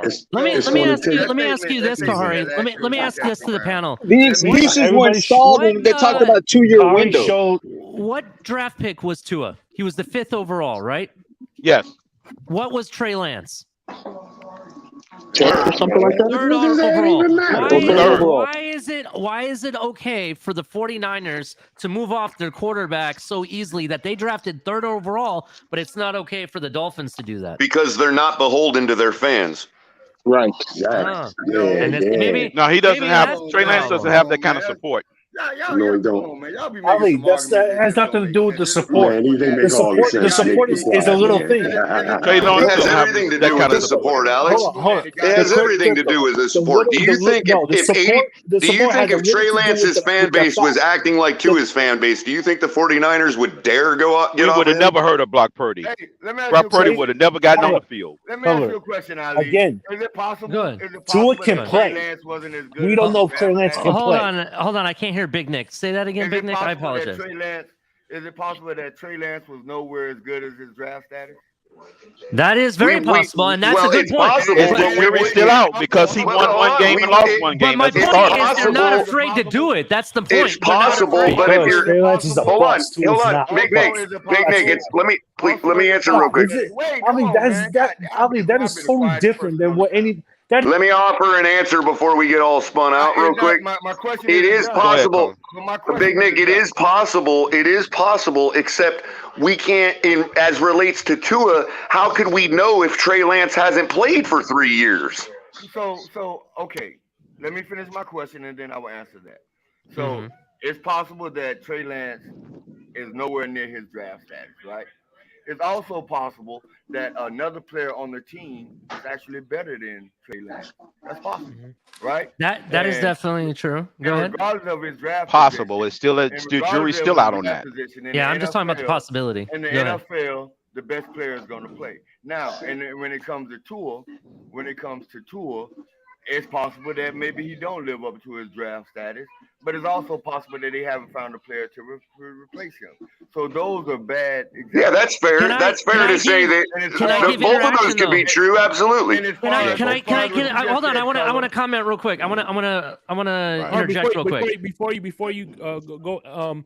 Hey, listen, Alexander. Like I said, please when somebody's talking, I know we're passionate, but please try not to interrupt when they're talking, because if you do, anybody who talks over somebody, I'm putting them in the back. Don't take it personal, but I'm trying to let the conversation flow. Okay, thank you.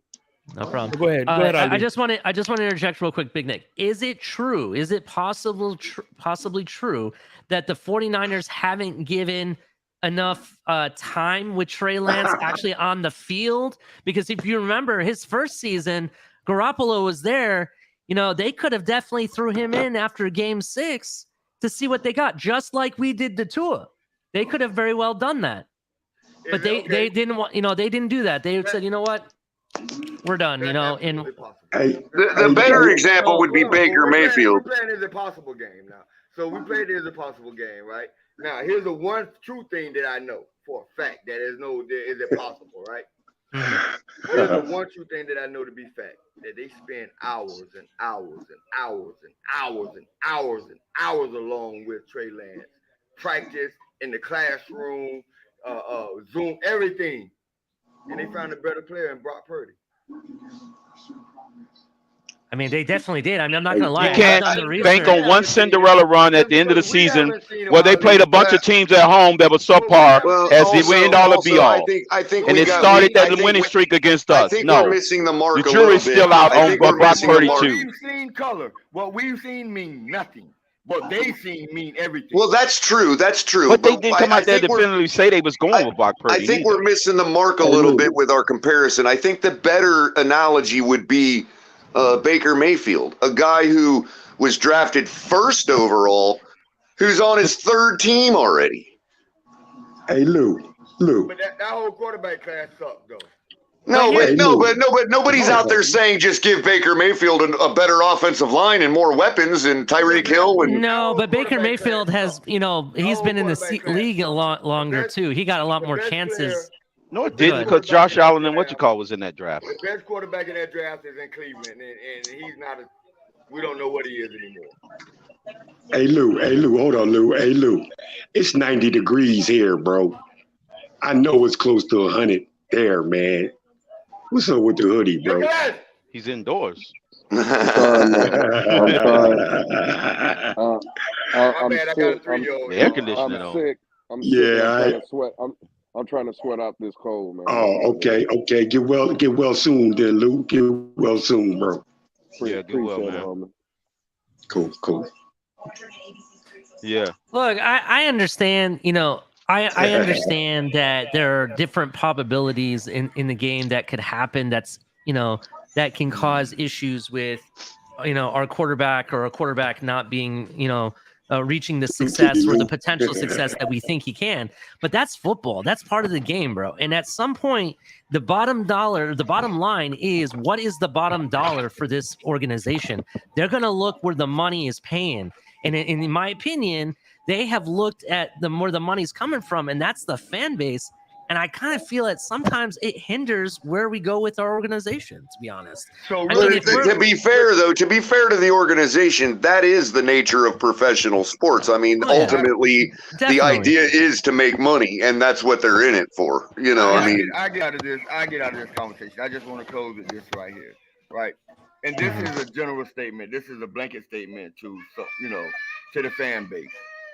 The very people that told everybody why Tua sucks and why Tua is no good is now turning around telling you that if Tua stays healthy, this team has a real chance. And the people you ain't heard that out of me. No, we're not. I'm not saying that. I ain't ignoring nothing before it happened before the injury. Let Big Nick finish. Let Big Nick finish. Let Big Nick finish. Let Big Nick finish, but none of us here are ignoring what he did before he got injured. Just to clear up, go ahead, Big Nick. Let me put address on it, because we have to be realistic. The pundits, people that are on the 4-letter networks and all these other networks, they get paid a lot more money. They do a lot more study. They know a lot more about the history of these players. I don't think they do. They came out with a narrative about this particular quarterback. A lot of the fan base jumped on that narrative. They promoted that narrative. And then the narrative changed with the same people that gave that narrative, right? From he no longer sucks to now all he has to do is stay healthy and the Dolphins are a contender. But some people push that narrative so hard in the fan base that they just cannot get off it. They don't hear that part now. So, that's fair, Nick. That's fair, Nick. But Nick, the only thing I can only speak for myself, and the only thing I've ever told you is what Tua needs to do to get better. If you translate that as me saying he sucks, then that's what I was saying. Fine. But what I'm saying is, when he did the things he needed to do to get better and he got better, how was I wrong? I don't have it. Look, I've always said from the beginning, criticism is fair. You can criticize a player, right? You can criticize, but when you go to when people go to pointing out certain situations and not mention the narrative, like somebody said that, like the terrible play he had against Green Bay, without mentioning in the first half, he looked like the greatest quarterback almost ever. And then in the second half, when he was concussed, he threw 3 interceptions. That's not fair. That's not fair. Of course it is fair. You could argue, those same people argue that it's not fair. It's not fair to ignore the fact that his stat line was almost identical after the hit as before the hit. Hey, can I say something? Hold on. I've been saying something for a while now. It's the same stat line. They only give you yards after the catch by Waddle in the first half. Go ahead, KP. And the 3 interceptions. It is fair. Hold on. Big Nick, here's why it's fair. Here's why it's fair. That performance against Green Bay was predated by a okay performance in Buffalo where he faded in the fourth quarter. And can I answer? I didn't interrupt you. And the 2 games previous to that where he outright failed and flunked completely. So some people, why is it not reasonable to look at his capitulation in Green Bay as confirmation that he doesn't get it? That is not hating. That is not hating. That is a deduction. That is a deduction. No. Hold on, Nick. I'm not denying that he did not look good at times in the season. I'm not saying that he didn't have good games in the season. He did. I was excited as everybody else.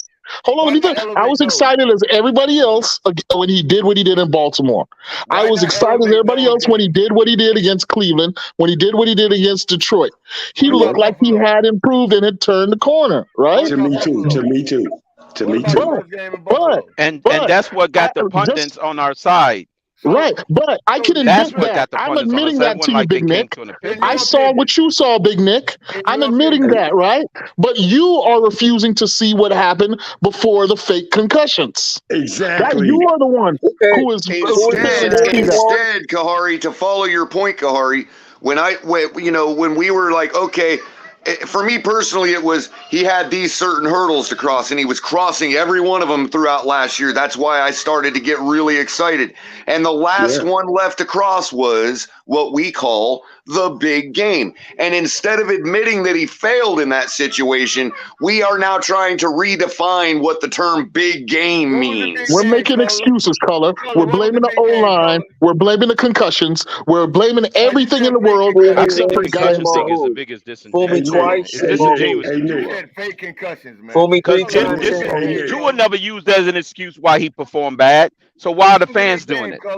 What was the Hey, big Nick. game? That's disingenuous to Tua. Hold on, Tua guys. never got on the Everybody, podium and please, said guys, that he one had at a a time, concussion. because I I don't want Big Nick to think somebody else said something they didn't. What were you asking me, Big Nick? I'm sorry. What was the big game? That's what I'm asking you. But that okay. First of all, San Francisco. Okay, let me stop you there, Color. Please, let me stop you right there.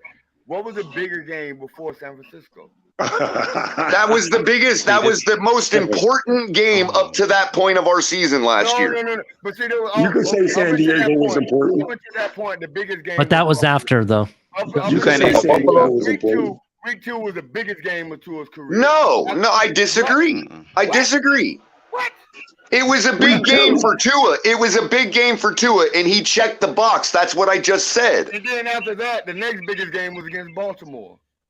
And he checked the box, but it was a big game for Tua, not a big game. He got to another game. He didn't take Okay, we're arguing in circles here. For every Buffalo game, there's a San Diego game. For every freaking Ravens game, there's a Green Bay game. We get it. Man, this is a circle argument. Crypto, hold on. I understand where the confusion is at. I understand where our confusion between each other, what each other's saying is at, okay? Big game for Tua to accomplish certain things that I wanted to see him accomplish, yes. Big game because there's this, that, and the other on the line. Those are two different types of big games. Well, hey, it was the biggest game. It was the biggest game for me since the Wildcat playoff game. To me, it was the biggest. To me, Big Nick. To me, people forget. People forget that the first 3 teams we beat last year were all playoff teams the year previous. But what I'm saying is that's an accomplishment for Tua. That's an accomplishment for Tua, and I said as much at the time. Right, but you may not consider them. To me, like I said again, to me, week 2 against Buffalo was the biggest game since, in my fandom, since the Wildcat Baltimore. Okay, fair enough. But when it comes to what we had to gain on the season and what we had to lose, San Francisco became the game of the year at the point we were going into San Francisco. And Big Nick. That was the beginning of the road trip. Yeah, that puts us in first place, sole possession of first place. You had the storylines involved. He just came from that organization right out the gate.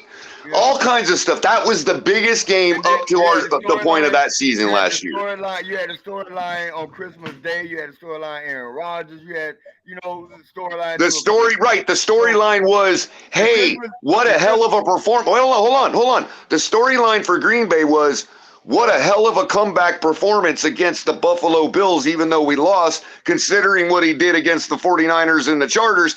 Maybe we are still there. Let's get Rodgers in Green Bay. And for 3 quarters, we were like, wow, we're winning. Going into that game, though, Color, on Christmas Day, that was the biggest game of the year. Well, yeah, up to that point. Yeah, again, up to that point, it was successive. It was like first San Francisco became the big game of the year. Then the Chargers did because we still had a lot to gain. And then Buffalo, because it was prime time. Can we sweep the Bills? Blah, blah, blah. In prime time, that became a big game. Sure. And then Green Bay, because now we got to win this game to keep control of our position, of our seeding. You're the only one on the panel who don't think Buffalo was the biggest game in this whole regime.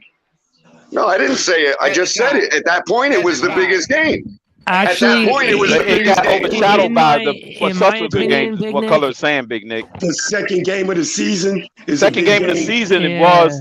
Then it got overshadowed by the subsequent games with the Niners and Chargers. But here's the thing. Here's the thing. I think the biggest game. Again, that's here nor there. You realize we still could have won that. We still could have won the entire AFC. We still could have been #1 seed going into San Francisco. Exactly. If Tua would have got healthy, stayed healthy, we would have been 14-3. I don't. How? We had already lost 3 in a row before he got injured. Exactly, man. Exactly. We had already had 3 wins, 3 losses on the season already. I think those have been on. Okay, with it, however you want to chop it up, however losses in roll, whatever you want to put them, whatever accumulation you want to put them. I think if Tua would have stayed healthy, we'd have been 14-3. Hey, you know what, Nick? The Green Bay game. Revisionist thinking, man. The Green Bay. The Green Bay. Yeah, hold on. Let me reiterate what I said a minute ago. Yes, ladies and gentlemen. Yes, ladies and gentlemen. As bad as our defense was, as bad as our defense was, as decimated in injuries we were, as bad as our offensive line was, yes, ladies and gentlemen, going into San Francisco, we still had the chance to be the #1 seed in the AFC. That's how good our team is. That is how good our team is. It's total delusional. We already had 3 losses, and we lost those 3 straight games. That means we have at least 6 losses. So I'm just curious. If we say we have to carry that assumption, Big Nick, you means that we would have to be a perfect team. It was only one perfect team in NFL history. Question. Any one of those 3 games that you keep bringing up that we had already lost, any one of those 3 games you believe that we didn't have a chance to win? It had nothing to, because the wide receiver catches the ball. Because of what I just illustrated. But Big Nick. Yes, because of what I just illustrated. Believe we was gonna win. Big Nick, let me answer your question. Yes, Waddle doesn't fumble the ball, and we don't have a bunch of drops. I just answered your question with what I illustrated. Of course, we still had a chance to win because despite how bad our defense is supposed to be, despite how bad our offensive line was, we still were in position to own the AFC. So can you see my position as to why I was think that we was good enough to be 14-3? Of course I can. I've always, that's all I'm saying. Bro, I predicted 13-4 on the season, man. Of course I can see your position. All I'm saying is, I believe if my team would have been healthy, we'd have been 14-3. Hey Nick, can I say something on that, man? Like the Green Bay game, Tua was cooking the Packers, cooking them. Yeah, I said, watch cooking them, doing it. And even after he so-called got concussed, he was cooking them more after that. Oh my God. So now see, Big Nick, though, you and I just came to somewhat of an understanding. Yet when I get tired and lazy and slip in my speech, you're gonna hold it to me and be like, "See, color, that's what I'm talking about." What? I just want to give a shout out to Yalen NB. Why did Shiva Army Brat get timed out? Thank you for $2 donation. I don't know why. Someone come forward. I'm looking at the thing. I think it was probably by accident because all he said was week 2 our offense barely was on the field, so I don't think that was something to get timed out for. You said Shiva was timed. Is he timed out or actually blocked? No, he was timed out. I'm looking into it now. He was timed out for a few minutes, but he'll be back. He wasn't hitting. Okay. Like that. Okay. All right. Just let me know if somebody gets blocked. I can go in that thing and again, get them out. people are talking about the game itself. You're gonna bring up talking about the game itself. Yeah, I'm gonna bring it back now. The anticipation of the game. The anticipation of the game at that time was the biggest game to me since the wild card game against Baltimore. I actually agree with you there, Big Nick. And he checked that box, and he kept checking boxes. The game we had in the playoffs with Tannehill didn't play, that was a big game. No, the games leading up to that were big games. Nobody expected Matt Moore to be Baltimore. Who that? Pittsburgh? Nobody expected. But still was a big game for this team. No, man. We was down and out. We was depressed like hell. I wasn't. Nobody every game is a big game. Every game is a big game. Hey, you remember that game? You remember that game?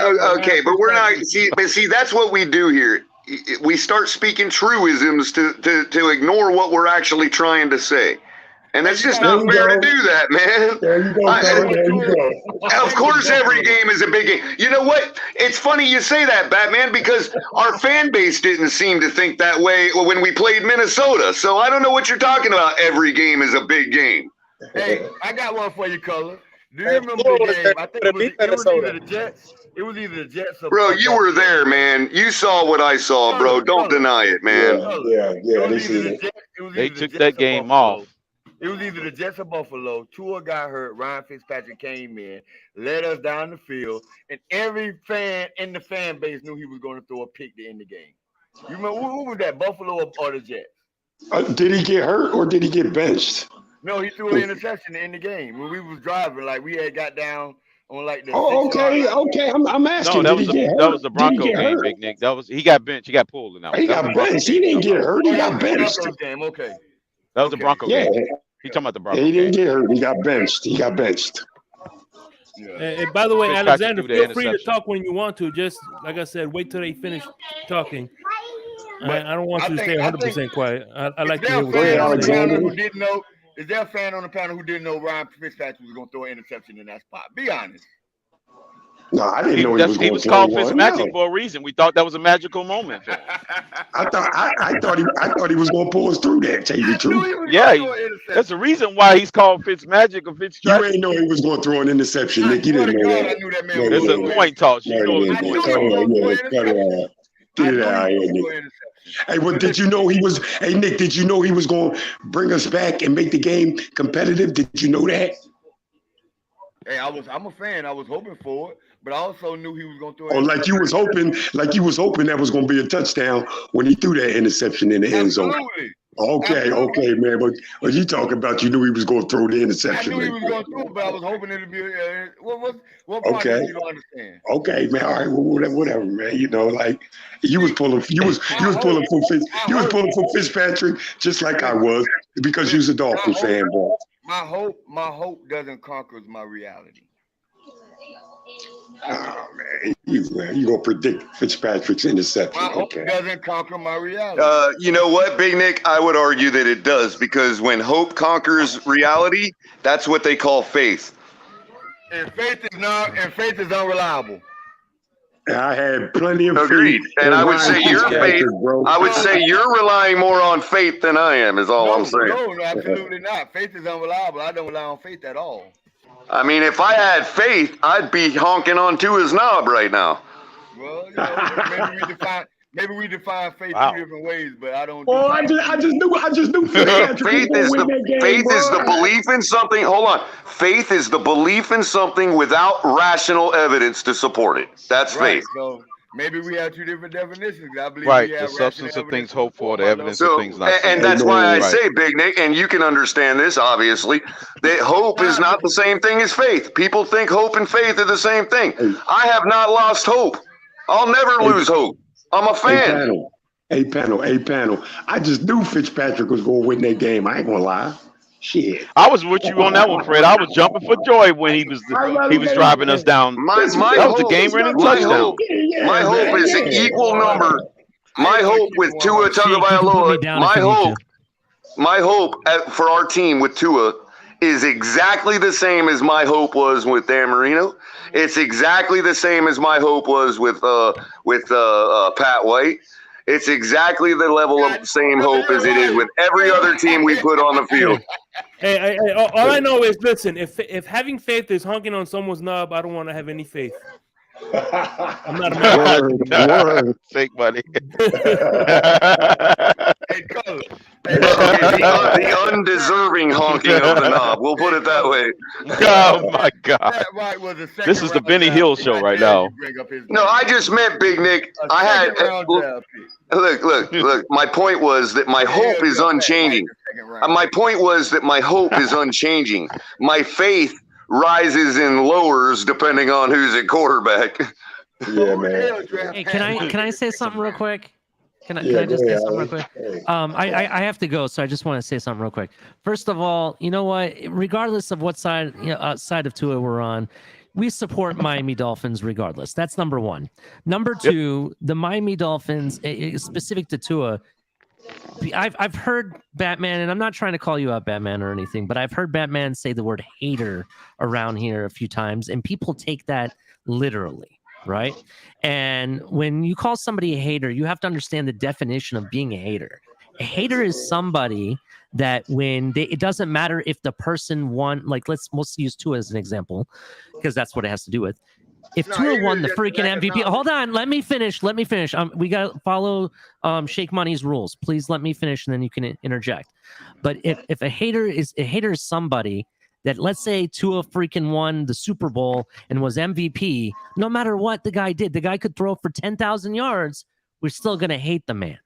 I'm not that type of person. Neither is Color, neither is anybody at TFTG. And in fact, if you go back to that Baltimore game, Kahari P was there. Everybody was there. They heard me say, and heard Color, even Chris, everybody said it. Wow, he's showing us something we've never seen. In fact, we even said we want more of it. He has to show it again. So that's us giving credit to the guy. I also said, I think, Ali, I also said it would have been nice to spread those 6 touchdowns around across the game a little more. But other than that, I understand. The guy showed us something we hadn't seen, and we want more of it. That's not us being haters. We're giving credit where credit's due. We just don't agree on how long it's taking. Yes, our patience is being questioned. It really is, right? And other teams don't have that patience.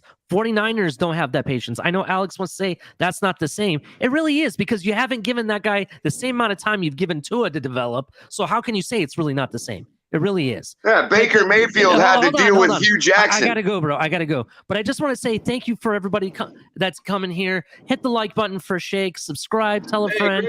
Thank you so much. Doing in the mornings, man. Great show. You and Color are doing. Oh, I appreciate that. And appreciate you seeing and come by there too, Batman. Right. Appreciate that. If you guys don't know, we have a morning show of 6 a.m. to 8 a.m. Monday through Friday. Check us out here on the Finn's Tailgate. Thank you. You guys have a wonderful night. Appreciate it, Ali. Appreciate it. Yeah, Batman's like, I like the morning show. It's too early for Color to hate. and this extension of grace for Tua comes after 7 years wasted on Tannehill. This is an inflaming factor that informs the current conversation. You can't look at this extension of time Tua's been given without looking at it in the context of Tannehill having 7 years and all those previous years of suckage too. This is part of this is what aggravates the current conversation. That doesn't make one a hater. That makes one perhaps impatient, which is what Ali was saying. And I have no problem being called impatient. But if you call me a hater, you're gonna have to prove the hate language or the hateful intent. Right. And Batman, before you go, I just wanted to add. Tannehill basically. He did something to your head. That's what you're saying. Well, Batman. No. What I wanted to add to Kari's point was that losing did. Kari, this is why I wanted to add the point, because it might clarify what Batman's asking. What it is that we talk about, being jaded because of Tannehill, and then it gets turned around on us that, that actually ends up being a reason we should give Tua the time. Well, you gave Tannehill all that time. Why not Tua? You see how frustrating that is? Like, none of us wanted to give Tannehill that time. So this is the thing. I understand everybody's going through PTSD with the whole Tannehill stuff, but with the post-Tannehill syndrome. The thing is, what we understand that we gave Tannehill 7 years, and I'm not saying we should give Tua 7. What I'm saying is, what you're seeing from Tua now is much greater than what Tannehill was able to do at that time. So, argument that in some areas, Batman. Are we saying as a Dolphin? Yes, that's fair. But career-wise, you're comparing 7 years to 3 years, Batman. That Tannehill had that I can honestly say Tua doesn't have up to this point is that Tannehill was able to take all those hits, but besides that, he was not injury prone. That was it. But besides that, the play on the field is night and day. We're not going to even argue that. It's night and day. It's night and day. You actually have a chance. Yeah, Tannehill was better. It's a difference. Yeah. You actually have a chance with Tua on the field. Tua has a winning record. Tannehill with weapons as in his career is measurable. That's the thing, with Tua with weapons in his career. Exactly, Crypto. That's the thing, Batman. We said for 7 years, just give this man what we have now given Tua. So how would we even know because we never did that for Tannehill. He couldn't do anything with the weapons he got. We didn't get him shit, bro. Come on, we didn't give him nothing. Bro, Stop you're not going to tell me in the same sentence. You're not going to tell me We this didn't is the give best Tannehill roster we've nothing. had. You're not going to tell me this is the best roster we've ever had and then say they gave Tannehill equally that roster. Otherwise, it wouldn't be the best roster we've ever had. We gave him weapons. Quote unquote, we did give him Mike Water. It's not even on par, Batman. Okay, so let's bring Tannehill back this year. Let's bring Tannehill back this year and have an open competition. Let's double speak, Batman, and say that we got the best roster ever. Then say we gave Tannehill. That's inconsistent. Wait a minute. Go ahead, Alexander. I'm gonna let you cook real quick. But one thing I could say is they gave Tannehill had a better offensive line, and he had a better proven running back room. Ajaya was. That's proven. it. As far as it goes. That's as far as it goes. But it's it. He never had a wide receiver weaponry that we have on tight ends. Kenny Stills. Hold on. I'm sorry. Hold on. Listen. Kenny Stills. Wait a minute. Batman. Relax. Batman, coño. You didn't get that right away. Batman, tranquilo. Hold on, I'll bring you back up. No, what I'm saying is Kenny Stills, Devontae Parker, and Jarvis Landry, we all know will be fighting to get a roster spot in this wide receiving room. Exactly.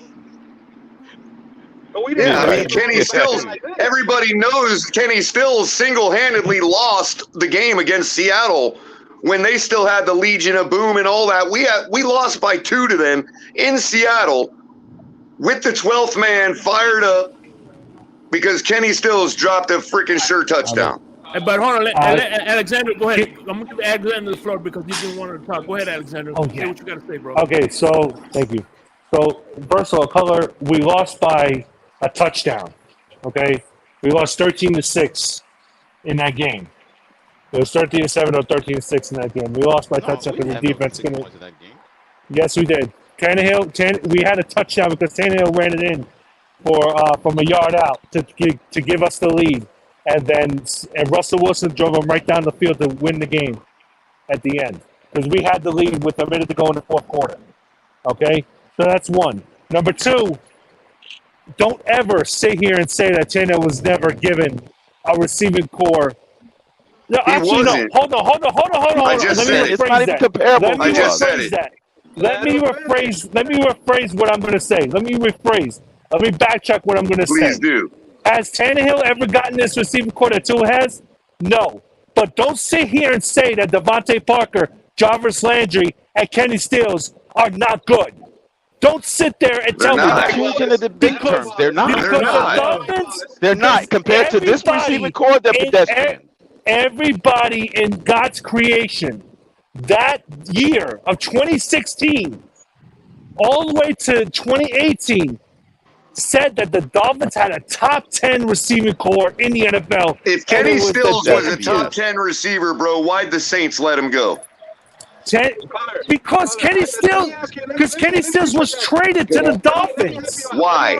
They wouldn't have let him go, though. He's not no top 10. Come on, man. You're just trying to put him on par with us. To say Tannehill that all the records. But he was not a bad receiver.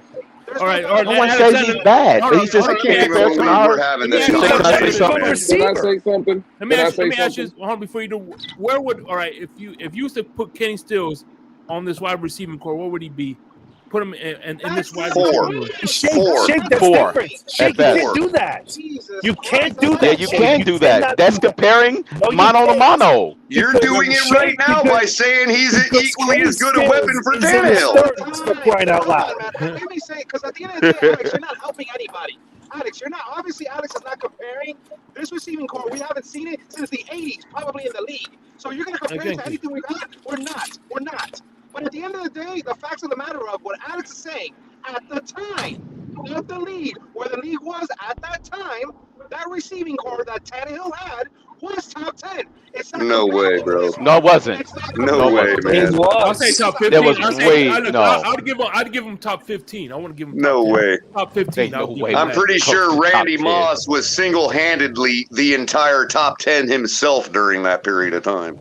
Randy Moss was a top 10. I mean, yeah, he was. That's ridiculous to inflate those guys then, and then trying to turn around and say we had the best roster in the history of this franchise is All right, hold disingenuous. on. That's the most Chef, inconsistent, incoherent I argument got you you. can I ever got you, make. Lewis.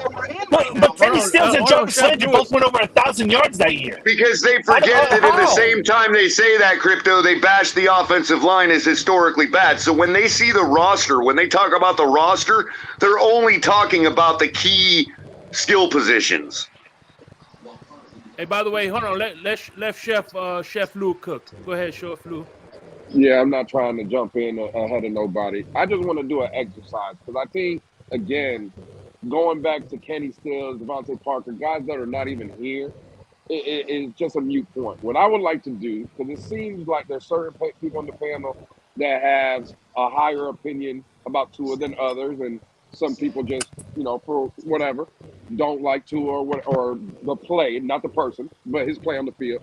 So can we try something real quick? Going down the list, I'll start, then Color, Shake, and everybody else. Let's give reasons of what we all believe what Tua needs to do to be better this season. And let's see, right, if we can all do it without saying the same thing, right? Because from what I'm hearing, and again, I'm not putting this in no one's mouth. I'm not saying no one up here has done it. I would just like to try this exercise because we coming out and saying, well, Tua's just absolutely horrible. Let's see if we can find different things that Tua will have to be better at, right? Instead of just saying the same thing. I'll start. Okay. In my I'll go opinion, second. and I've said it multiple times, I think Tua has to be better. We know when things go on script, right? When everything is perfect, Tua's perfect, right? When the O-line, weapons, coach, everything. What I need to see Tua do, right, is when shit is hitting the fan, offensive line is breaking down, wide receivers are not getting open, the coach is making a bad play call. I need Tua to be better improvising, right? Being better at off-scripted plays. That's in my opinion. Color, what would the one thing you would like to see Tua do this year? I could piggyback off yours, Lewis. And I will too for you, Crypto, because it's really about making something out of nothing. And it goes to, I instead of saying the same thing as Lewis, I'll add to it. Or I'll enhance it by saying, overall in the macro, the guy, instead of just playing the position, instead of just playing the game, he needs, in my opinion, he needs to show basically that he is commanding that field. He is commanding that game.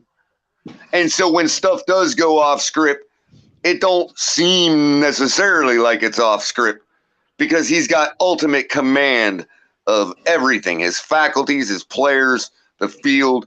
When he's up under center, I want the fan base to hold their piss and not go take a restroom break. Can I say something to that, Color? Okay, yeah. It kind of ties you and Lewis's point in a bow knot, and it's simple as this: mastery of the playbook. If someone can master the playbook, it would enable him to be off script more because he knows the deep intricacies of the playbook to all levels, which means he can change on the fly. That also helps you become more dynamic and off script. Dynamic, exactly, is the word. That makes you be more command under center. That no one wants to take a piss because you do have mastery of the playbook, which means you're the type of person that can now draw plays in the dirt if you have to use that term. That if all fails, you're now bailing McDaniel out for stupid plays, not him bailing you out. Defense every single play. One who masters the playbook can also bail his coach out. And once Tua gets in a position where he can start bailing his coach out, then that's when we know he's got it. Okay. Can I go next? Hold on, Fred. We're going to keep going down the line. Hold on real quick. But I would just say this. It kind of seemed to me, and again, I could be wrong. I just said something, Color said something, Crypto said something. I think we're all saying the same thing. Nothing was really different. See, again, the problem is I hear Tua can't do nothing. And then when I pose the question, there's three guys that's already went, and we've all said the same thing. You see what I'm saying? So I'm just saying it was just There's subtle differences. But it kind of ties in. But hold on, Fred. Well, I could also say arm strength. I could say arm strength too, but that's going to open up such a can of worms that I'm just tired of saying it. You know what I mean? I get it, and I get it, Color. But go ahead, KP. You're next in Yeah. line. KP, Thank you, Lewis. Yes. What are your thoughts of how Tua could get better this season? In many ways, my comments are going to echo, like you just said, the first three people who've commented, right? I think conceptually, understanding the overall concept of the game and where he fits in as the leader of the team, right? This means if the play's not there, knowing where your check down is, hitting your check down, right? Instead of running a schemed play to the check down, which is what happened a lot during the Flores season. In other words, I want to see Tua like what Crypto said, become a master of the offense, not just knowing the plays, but knowing how to employ the plays to put us in the best position to win. I saw a player last year who understood how to execute plays that he drilled time and time again, but who was still struggling with the overall concept of the offense and how to employ the offense to be consistently deadly on a game-by-game basis. We saw defenses get the better of him, right? And so I don't know if that is an intelligence thing. I know we've had those debates in the past, right? But conceptually, Tua must become more of a master, a la the top quarterbacks that we were comparing him to. A lot of times people bring up Drew Brees, right? Drew Brees knew how to dissect a defense, no matter what was thrown at him, right? Despite his limitations, he had an answer. Peyton Manning to a greater or even lesser degree, right? Tua has to raise his game in that area, 100%. Okay, and that's a great answer. KP. We're going to go to Batman next. But I know before I go to Batman, right? KP, let me ask you, well, it's not even a question. Would I be off base, KP, if I said that the way Tua Tagovailoa's career early, right? Because he's going into his fourth year? It's kind of eerily similar of what Drew Brees' career. One can make that comparison. Drew Brees in his San Diego days, he had some good days, he had some bad days. He was up and down. He was inconsistent. Correct. To your point, later on, forget what I got, man. Hold on, Fred. Hold on. Well, goddamn it, sit there and keep thinking. Hold on. What I'm saying to KP's comparison, because I agree with that. But remember, we all know the end result of Drew Brees, Hall of Famer, a guy that, to KP's point, when the shit hit the fan, he could improvise. He can make things happen, right? That wasn't early in his career. That was when he got in a stable system, right? With a coach that believed in him, right? And he got better. So the question, again, we always go back to, what if we've seen other quarterbacks do that, like you mentioned, Drew Brees, why can't Tua do those things? There's no reason he can't. There's no reason he can't, other than I would say just because he looks like somebody doesn't mean he can. Right. And also, you're assuming, just because I'm admitting that Drew Brees was able to make that leap on a different team, doesn't mean that I would pick a Drew Brees as my model for a quarterback going forward. Yeah, you can waste time on a Drew Brees and cultivate him and shape him and give him this, give him that, right? But in my opinion, there is a lot of better usage of resources when it comes to the QB position. You can't afford to even give that kind of time and space for Drew Brees anymore in this win now league. You know what I'm saying? So, especially when you got a Burrow doing it right away, or Herbert doing it right away. Let's move on. Okay. Somebody got backbeat. Fred, and hold on. Before I didn't mention this guy when he came up the first time. Shout out to the homie Dade County. I see him just getting in the building. So shout out to Dade. But, that's 654 Dade County. Quickly, Lewis. One other thing, quickly, is that it took you one little tiny factoid that you left out, and I'm not saying you left it out purposely. I'm just saying that it was left out. Was that took a change of scenery? That took another team. Agreed. Absolutely, Color. You're 100. I didn't even think about that, but I'm not going to debate. That's absolutely correct. You're spot on. Fred, let me hear your thoughts. And again, I think this is being very productive instead of arguing about Kenny Stills and Devontae Parker. I think this is a better conversation, in just my opinion. But go ahead, Fred. What does Tua need to do this year? Well, that's what makes you a good fucking co-host, bro. That's why we asked you to help us, man. Okay. I appreciate that. But go ahead, Fred. Yeah. Give me your thoughts. What would you like to see Tua improve on this year, in your opinion? Okay, like you guys pretty much hit on a lot of it, But one thing works for me is that I'd like to see him get the long ball down more out in front of the wide receivers with velocity, bro. You know what I mean? And that's pretty much my big issue with him. Get the long ball down more and get it out in front. And to me, this is something he can't do. So this is why, I'm really pushing for another quarterback. Hey, Fred. Get the long ball down out in front of the wide receivers, and that's it. Because we're stopping these wide receivers when touchdowns, when these long balls should have been touchdowns. They're just completions. Get it down out in front of the wide receiver, and that's where I am with it. He can't do that, so you can't be my quarterback. That's all. Hey, Fred. All right, Fred. That's cool. Hey, Fred, go ahead, Dave. you do realize the last time you actually came up and said that stuff, the same day they posted a video of Tua throwing the ball in stride over the shoulder. Hey, man, you know what, man? They showed me one. They showed me one. But I'm saying you said he can't do it. Listen to me. Listen to me, bro. The one they showed me. Listen to me, bro. Listen to me. The one they showed me with the Lions game. The one they showed me with the Lions game, 20 yards out. If you can't get a ball over a wide receiver's shoulder from 20 yards out. What about the Bills game? Let's stay on track. Yeah, hold on. All right, yeah, let's stay on track. Go ahead. Hold on. Again, Fred, thank you for your thoughts. Alex Renee Diaz, you are next. The question is posed. What does Tua Tagovailoa have to do for you this season? What is the next step that you would like for him to take this season? Well, there's three things. Number one is health. He needs to play the entire season. Wait. It's not three things. Only one, Alex. Only one. Man. Oh, okay. No. There is three things. No disrespect, but it's not a things, Alex. It's no three things. Hold on, Batman. Hold on. Let him talk. Batman, you're gonna like what I have to say. You're gonna like it. You're gonna like it. Everybody has something to say. 5 things were named already. I'm gonna be quick about it. Alex, give me one thing that you would like to see Tua progress in this season. Okay, health. That's it. Okay, health. There you go.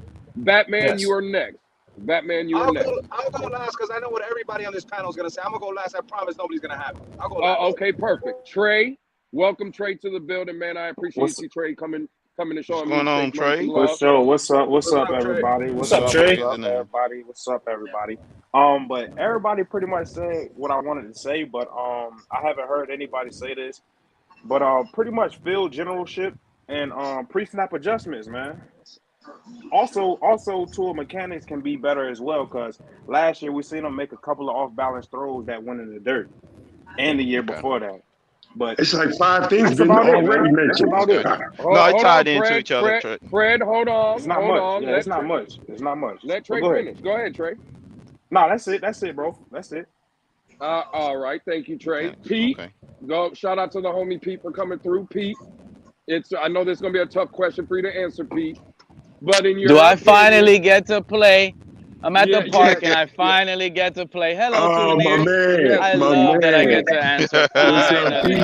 I am so ready. This is a real tough question for Pete. This is brutal. Pete, let me ask you the question. What, in your opinion, Pete, do you need to see from Tua this year to kind of, just what are your thoughts on Tua and what do you think he needs to do this year to be successful, well, Pete? I to answer your question, Louis, thank you guys for having me up, and shout out to all of you guys. But to be honest with you, I think he's a very poor decision maker. No matter what, and there's so many excuses under this guy's name. You could look around. Think about it. Everything they've made each and every single offseason is all because of the lack of what Tua can bring to the table. That's just the reality of it. If you go back and dial up last season just alone, I actually kind of feel bad for McDaniel putting the blame on the running back room and on himself when in reality, the QB, he had very poor decision making. And the perfect example I'm about to give it to you guys is this. It was so Tyreek Hill and Jalen Waddle eccentric that the whole NFL figured him out by the end of the season and he got bounced out of the league. I mean, think about it. That's just what it is. There was other players open. There was other things Tua could have done. Not everything you guys are saying. You guys are right on a lot of it. But man, his poor decision was so poor that it was just hey Batman. It was just that bad.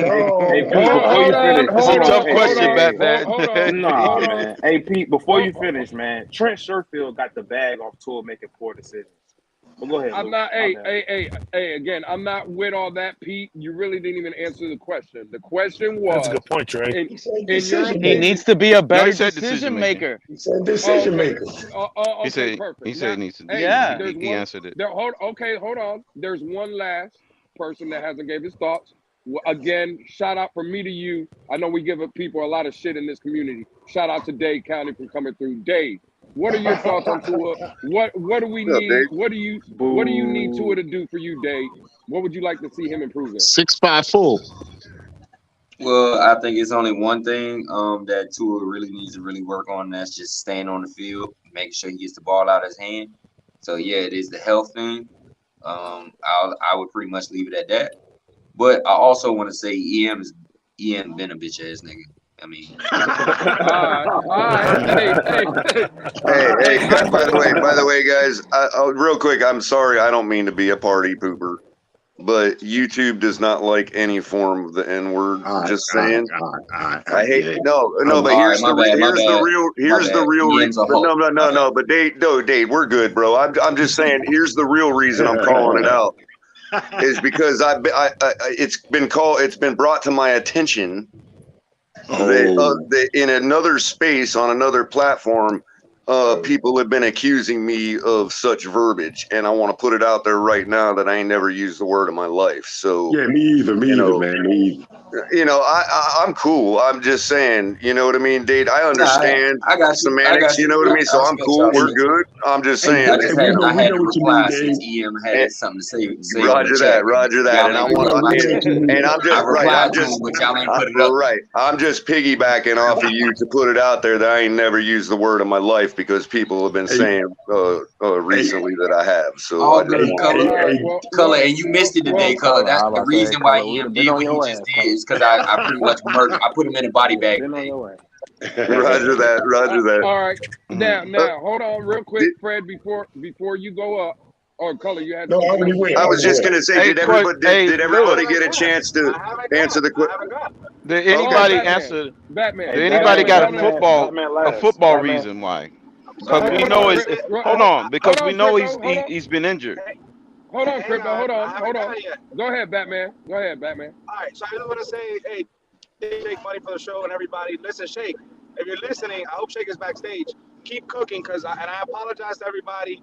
I'm not gonna be able to do a show tonight like I thought I was. I'm going to my second job right now. So keep cooking tonight, Shake. Keep cooking. I know you said Capital might come out later tonight, so keep cooking, y'all. But listen, I have my answer, but I'm surprised nobody ever even said consistency. So that's not even my answer, but nobody said that.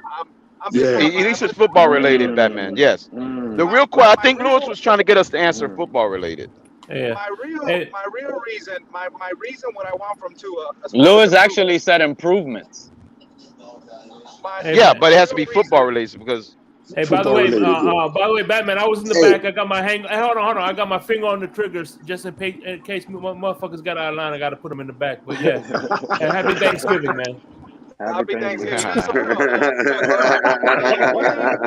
One thing I really, everybody touched on what they wanted to see from Tua. I agree with everybody. My answer is very simple. I agree with everybody's takes, except Fred's and Pete's.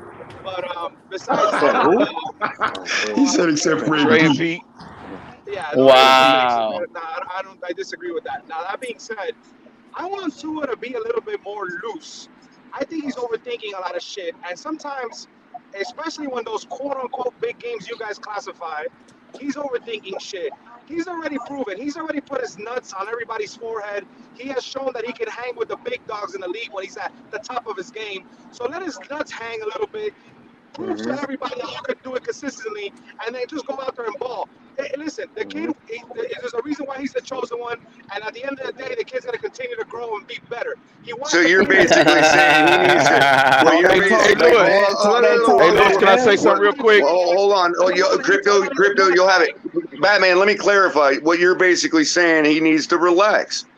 I don't actually disagree with you at all. I don't know, man. I seen two out there shit dancing. Like, let me say this. And when he was cooking. And when he was cooking. So this is another improvement. He stopped dancing in San Francisco and everything after that. Didn't you Okay, notice? here's another. Exactly. Hold on. Hey, can I say something real quick, Lewis? No, go ahead, Chris. No, I was gonna say that I think the gist of your question was trying to get to something that was mostly football centric because he's been in the league for 3 years, counting the last two in Alabama. Health has been an issue.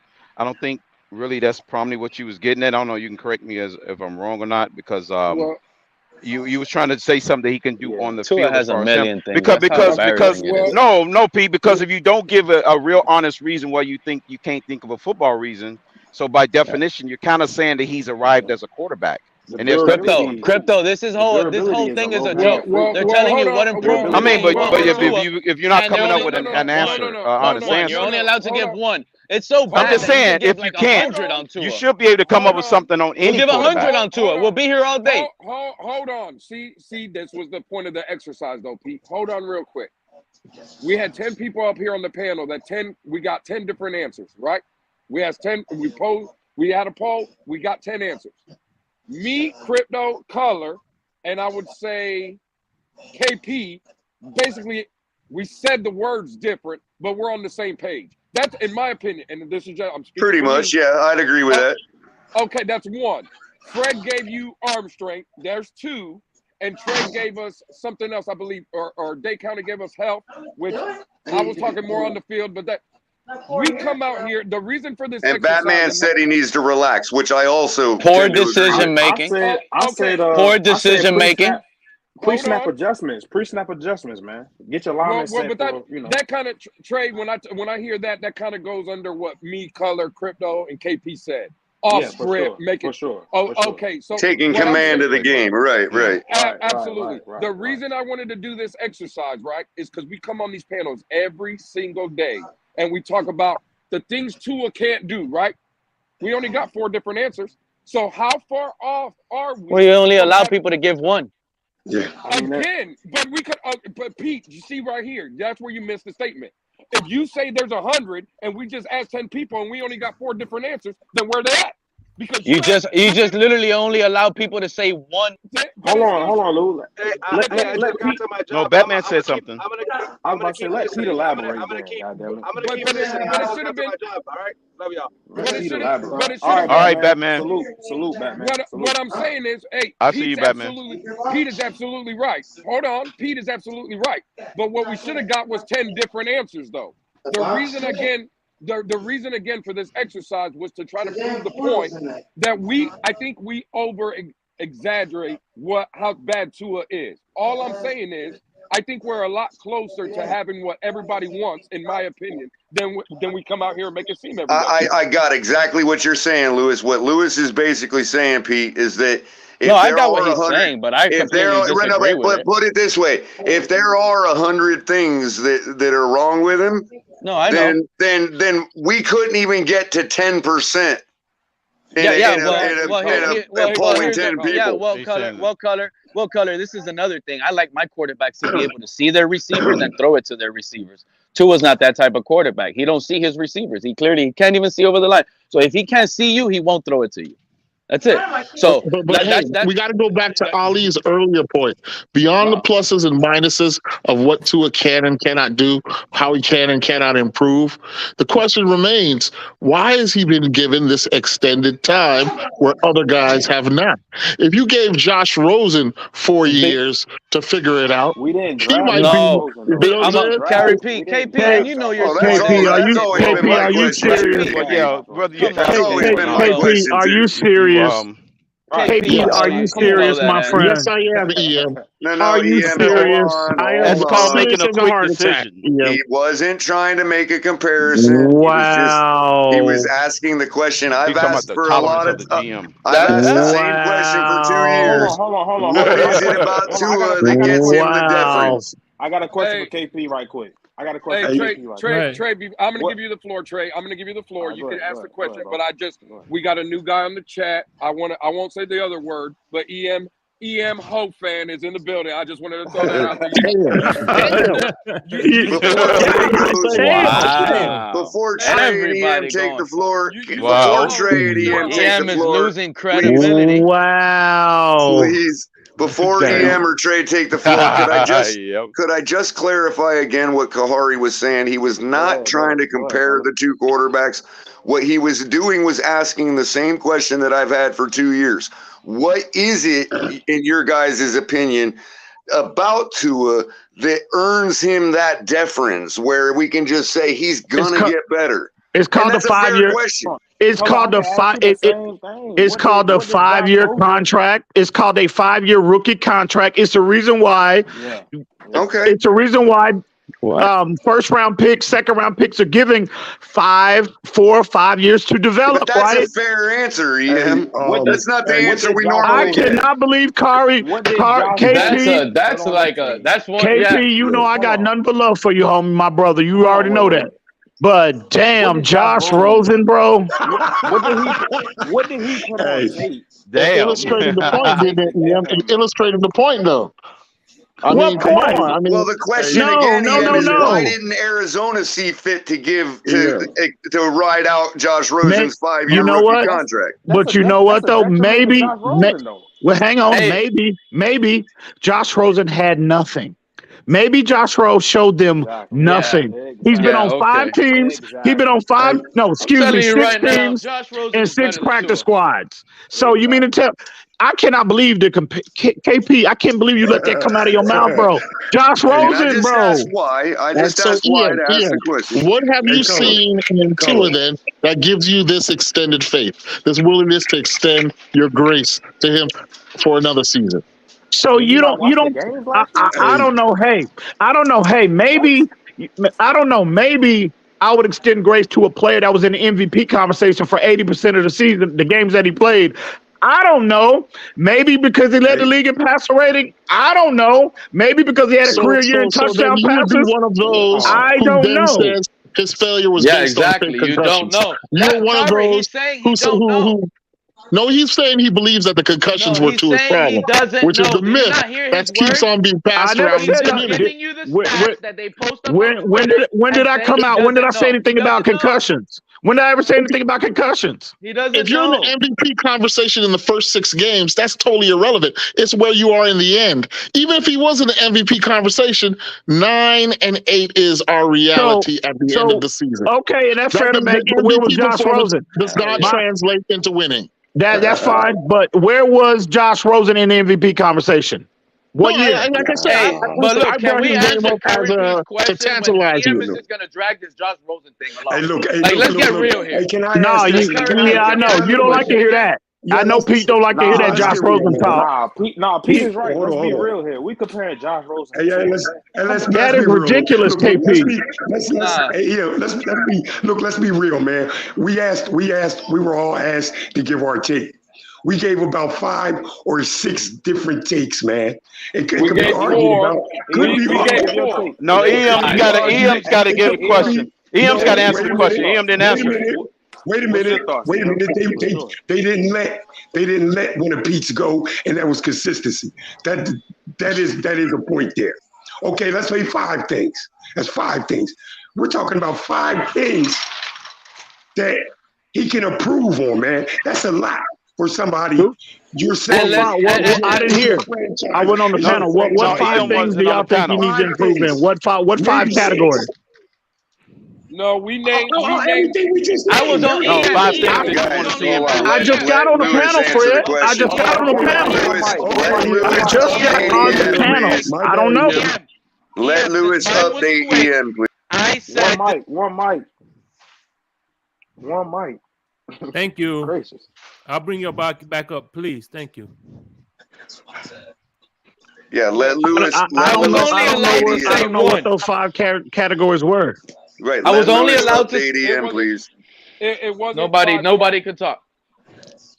Lewis. Pete, when everybody just starts screaming, no one's talking anyway. When everybody's screaming, I get it. Exactly. This is a panel. I get it. Everybody wants to talk, and that's the way it should be. But I think when we all just sit here and listen, and we can debate, it turns out for a better show. So the question I pose, Ian, because you know how this thing works. It's not only on this channel; it's on every platform, on Twitter as well. We always talk about the things Tua can't do, and we make it seem right like Tua's just so far away, he can't play, he's this and that. So there was 10 people on the panel, EM, and I posed a question. Give me a thing that you need to see Tua get better at, and I wanted to see how many different answers we could get. The first 4, in my opinion, and people can have their own takes, but I thought me, Color, KP, and Crypto kind of gave the same answer. I only heard about 4 different things. Fred wants to say 5. Hell, I'll give him 5. But there was still 10 people on the panel, EM. So, like, when we come out here, and this is, again, just my opinion, when it comes out and we make it seem like Tua is just a horrible quarterback that can't do nothing right. You know what I'm saying? He's just Mr. Can't get according right. to KP, according to KP, that's accurate. No, go ahead. Go ahead. I'm just saying, right? If I only get 4 different answers from a 10-person panel, and I only get about 4 different answers, in my opinion, I don't think Tua's that far off. You see what I'm saying? Far off from what? Hold on. EM called the name. From what? EM called the name, and I want to respond to you then, Lewis. Listen, from being an elite quarterback, from being a franchise quarterback, EM. No, okay. Hold on, let me say this. Let me say this, EM, before you go. Listen, go ahead. Even as I gave Tua his credit for his obvious improvements last season, if you go back and check the tape, I still was very critical of those successes. Yes, he performed at a level that surprised and shocked everybody. Yes, he had heroic efforts, right? The Baltimore game, you can't say it was not heroism, right? The way he battled against Detroit and in Chicago, teams that were scoring back against us, he would answer the call.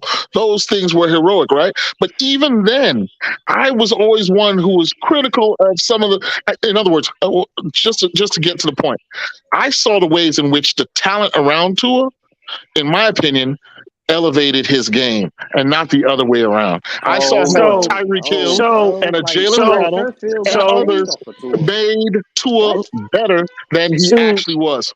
Hang on, let me respond. He addressed me. Let me respond to him. See, I'm still waiting on somebody to please explain to me, how can a receiver make a quarterback better? Right? Well, hang on, KP. Hang on. That was a rhetorical at this point. He can start off by catching every pass he throws to him. Hang on. That was a rhetorical question at this point. I'm going to give you an opportunity to respond. But is the receiver, right? Their job is to get open, right?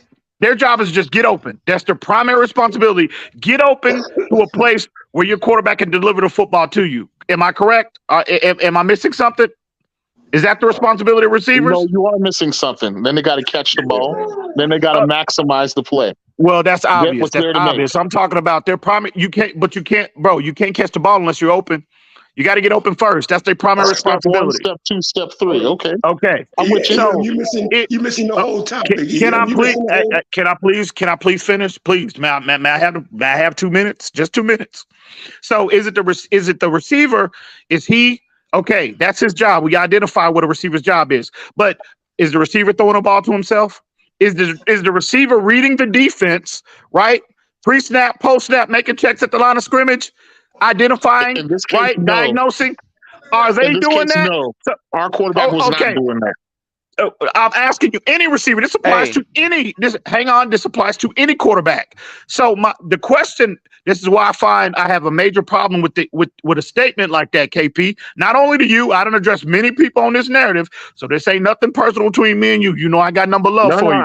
Listen, I don't take it that way. Even if you 180 degree disagree with me, which is maybe the case here. It's all good. Absolutely. and don't worry, I'm gonna deal with you privately though, by the way. But check this out. Check this out. Bring it, bro. I don't understand. I can't understand this narrative that receivers make quarterbacks. The quarterback is the one responsible for identifying, where the receiver is, diagnosing the defense, delivering the football accurately, consistently, on time. That's the quarterback. My counter to that, EM, is that's exactly where Tua is weak. It was the scheme. It was the structure of the offense that McDaniel put into place to make things easy on Tua. Oh, okay. Well, I'll say this. Okay. Yeah, the West Coast format is generally more quarterback friendly, but this wasn't a tradition. Hang on, this was not a traditional West Coast format. This was a more vertical based format this year. And in that format, the guy that y'all are sitting here shitting on and saying that he's not this, he's not that, he was virtually number one in every metric, every one of them. For 85 to 90% of the goddamn season, and y'all are whining and talking about this man is garbage. And you brought it, and UKP of all people had the nerve to put Josh Rosen and Tua Tagovailoa in the same goddamn sentence. That is ridiculous. I'm sorry. I saw areas where our offense was structured and schemed to make the game as simple as possible for Tua. And we That's saw not that true, KP. That's not true. You're talking right now. That's not true, my friend. Hold on. And I saw that he struggled when the NFL defenses caught up to what we were trying to do. I saw a quarterback that was unable to make adjustments real time against a dynamic defense on the field.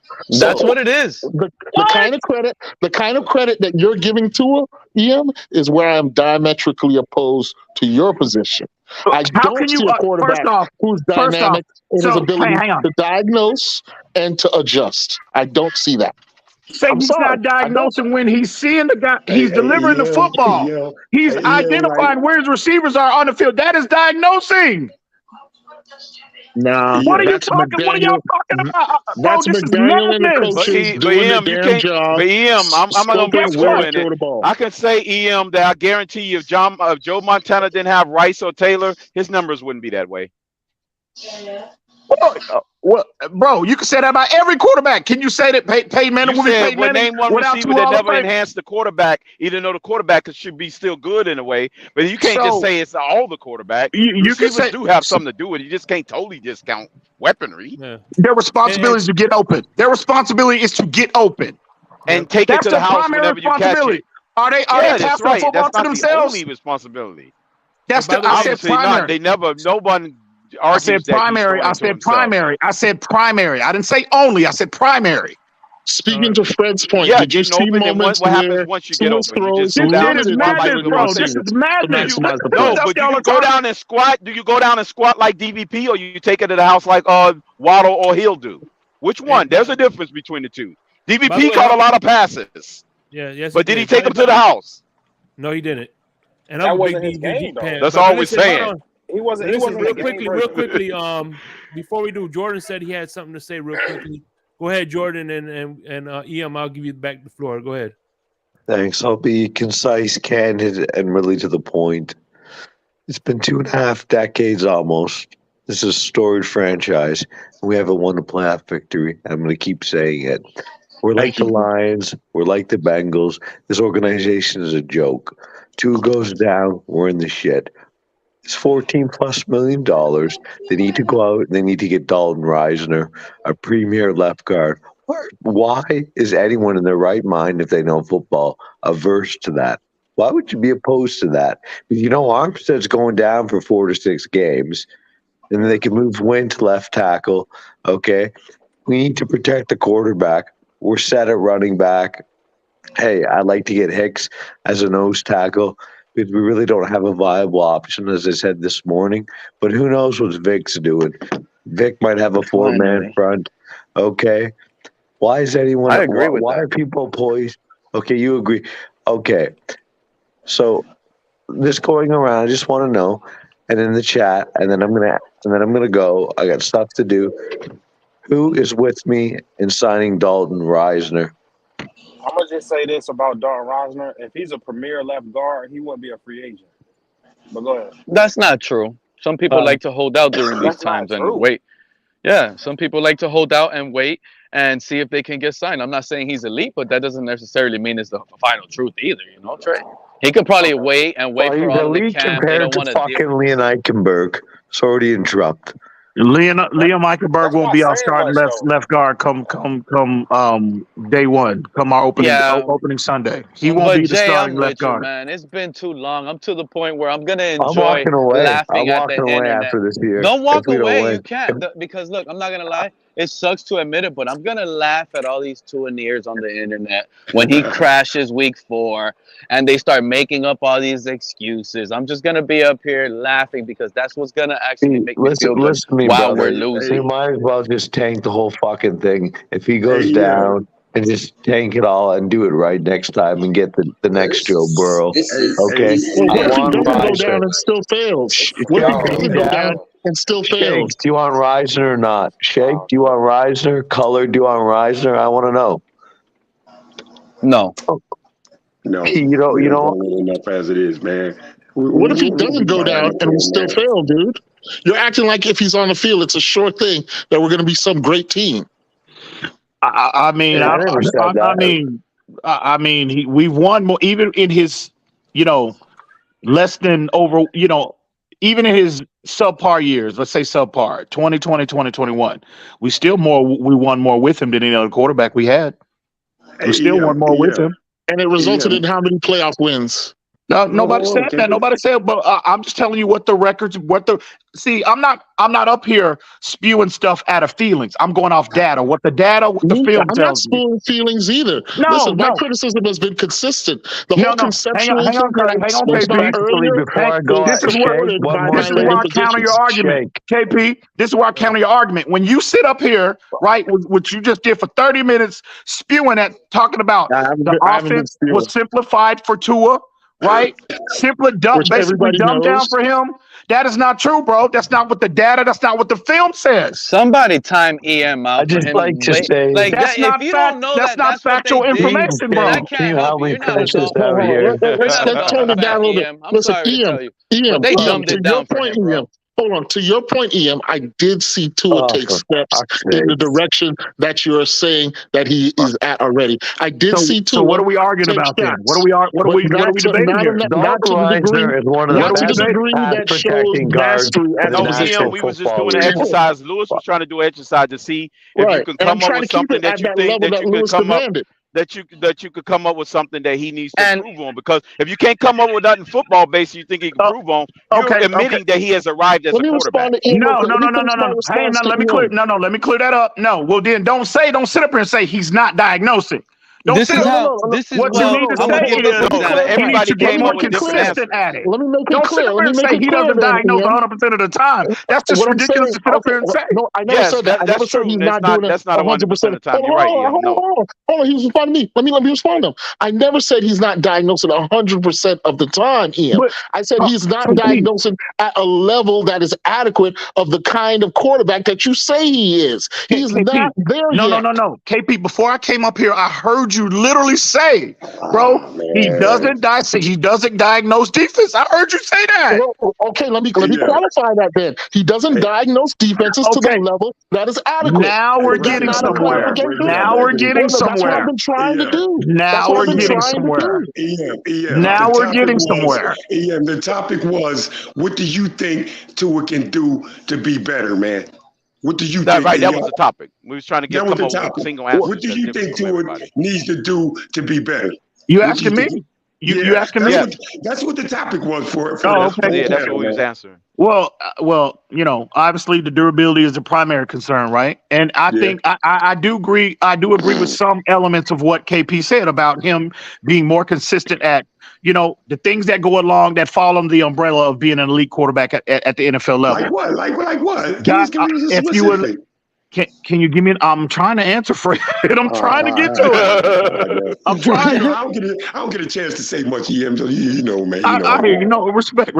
So again, I agree with some elements of what KP said. That's why I came up on this panel to check him because, Anyway, we'll get to that in a minute. But I do agree with some of the things KP said.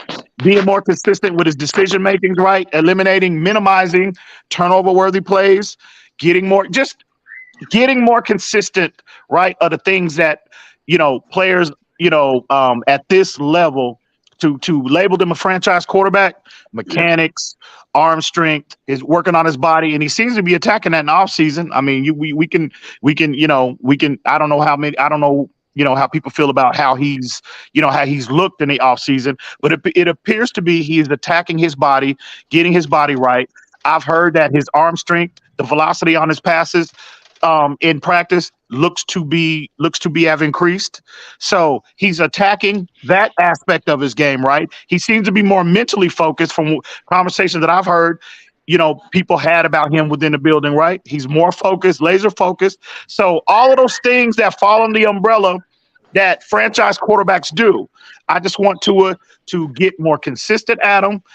Number one needs to be durability, because I do truly believe this year with the team around him, if he's on the field for 15 games this year, the Dolphins will be in an AFC Championship game. Okay, so you're saying like basically like two things: consistency and durability. Let's use them two. Absolutely. Okay, so durability tied into getting one of the best. The durability tied into getting one of the best fucking left guards in the league? Yes or no? It's a rhetorical question, Fred. Ian, no. Hold on, but we're on the topic. He got hurt on plays that were outside of the. Oh no, okay. We'll go with that. Fucking Leon Eichenberg's a joke. Bro, Eichenberg didn't have nothing to do with the topic. Okay, Ian, but you just named two things. We're talking about fucking durability. Okay, it helps to have great offensive linemen. That helps to stay on the fucking field, Fred. You know nothing about fucking leaning on the durability. One at a time, guys. One at a time. Things. Okay, Ian, you just mentioned about two things, man.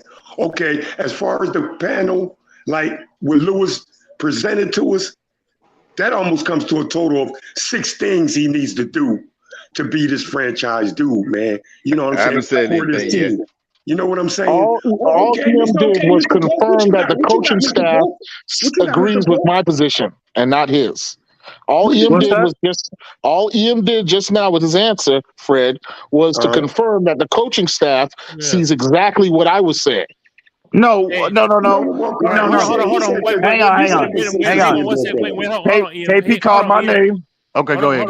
Before you do, I agree with Mr. Polk. He's been here up all day and hasn't got to say a damn thing. So please, I didn't even know he's here. What's up, Mr. Polk? Let me give Mr. Polk the floor, and then I'll let you continue, Ian. Okay? And also, Shake, you can use me if you need to throw him if you need a spot. I'm good. I'm just in and out right now, so you can use me if you need to. If you need a spot, just letting you know. Okay, cool. Appreciate that. But go ahead, Mr. Polk. Go ahead. You got the floor, man. First of all, let me say shout outs to Carla, Lewis, Shake Money, Trey, Fred, Ian Dolphin. What's up, Mr. KP, Crypto. Is that Jay? We love you, Mr. Park, man. Fans up, man. Down here in the 654. What's up, Mr. Park? Hey, how's it going? Can y'all repeat the question? That's the topic that's been talking about. All right. The question of the jour would be, if you can name one thing that you would like to see improved on Tua, what would it be? I would like to see Tua take his skill set up some notches, because he has some. I'm saying, can you be more specific, please? Just besides skill sets, what name one thing that comes to mind? His accuracy, his arm strength, decision making. Oh boy, because it's I'm not gonna say it's arm strength, because I'm happy with his arm strength. I would say like in some. Oh, I heard somebody laughing there. No, go ahead, Mr. Paul. Go ahead, man. Wasn't me. I agree. Arm strength is a non-issue. Okay, one thing that I would like to see that I've seen when he was at Alabama, and I know being in the pros is different, is how he spread the ball a great deal. Yeah, I mean, he was throwing to any and everybody. So I would like to see that skill set come into play. And decision making. You said spreading the ball around. No. Wait, hold up. I didn't say that. I didn't say decision making. I say I like to see him spread the ball out, Spreading the ball around. Okay. That's what I was and that saying. would come with mastery of the offense. Now, also with that being said, I'm gonna say this: Tua is not a trash quarterback. He's a good quarterback. Okay, so if he takes his skill levels up, among other things, he can be a great NFL quarterback. Okay, so I'm not too near and I'm not too a hater. And I said on platforms before, all the players on the Miami Dolphins, I'm on the fence on until I see them produce where they can help us make it to where we need to go. Plain and simple. And then at the end of the day, it's not our decision anyway. It's the Miami Dolphins officers and coaches that's going to make this decision as far as the whole team goes. So I'm hearing at least 7 things Tua people would like to see Tua improve on, man. To me, I done heard like 6 or 7 different things, man. I mean, Mr. Fred, bro, he's going into his 4th year, bro. 4th year, bro. Really, he's going into his 4th year, bro. Right. 4th year. Y'all are don't worry, I forgot about you, KP. I'm gonna get to you in a minute. Hey, y'all are acting like he's a 10-year veteran going into his 4th year. He's got, and whether or not you all believe in data, statistics, analytics, film, whether y'all don't believe in that stuff, y'all refuse to acknowledge that he's gotten better every year, right? Yeah. I don't know what more. Yeah. Every year he's gotten I don't care, bro. Listen. That's the problem right there. Y'all are too focused on what's going on in Cincinnati. I'm not worried about what's going on in LA, right? Y'all are too. It's way past that.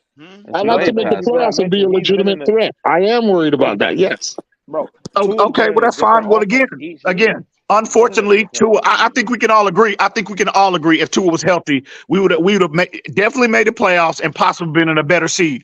Can we agree on that? This past year? No. I don't agree on that. All right, well, I guess we disagree. I agree with that. Well, I would agree with that. But I like his skill set. I just wanted to jump in. I just wanted to jump in real quick. Sorry, Mr. Park, because I keep hearing Fred. I'm in the back listening. I keep hearing Fred said, just because someone else answers doesn't mean they're not giving the same answers. Don't come out here and say, yeah, you've heard 7 different things. Seven different things, bro. I heard 6 or 7 different things. No, you heard. EM don't know it, but he gave 2 himself. Thank you, Jim. And again, I'm well aware of what my point was. You don't try to. No.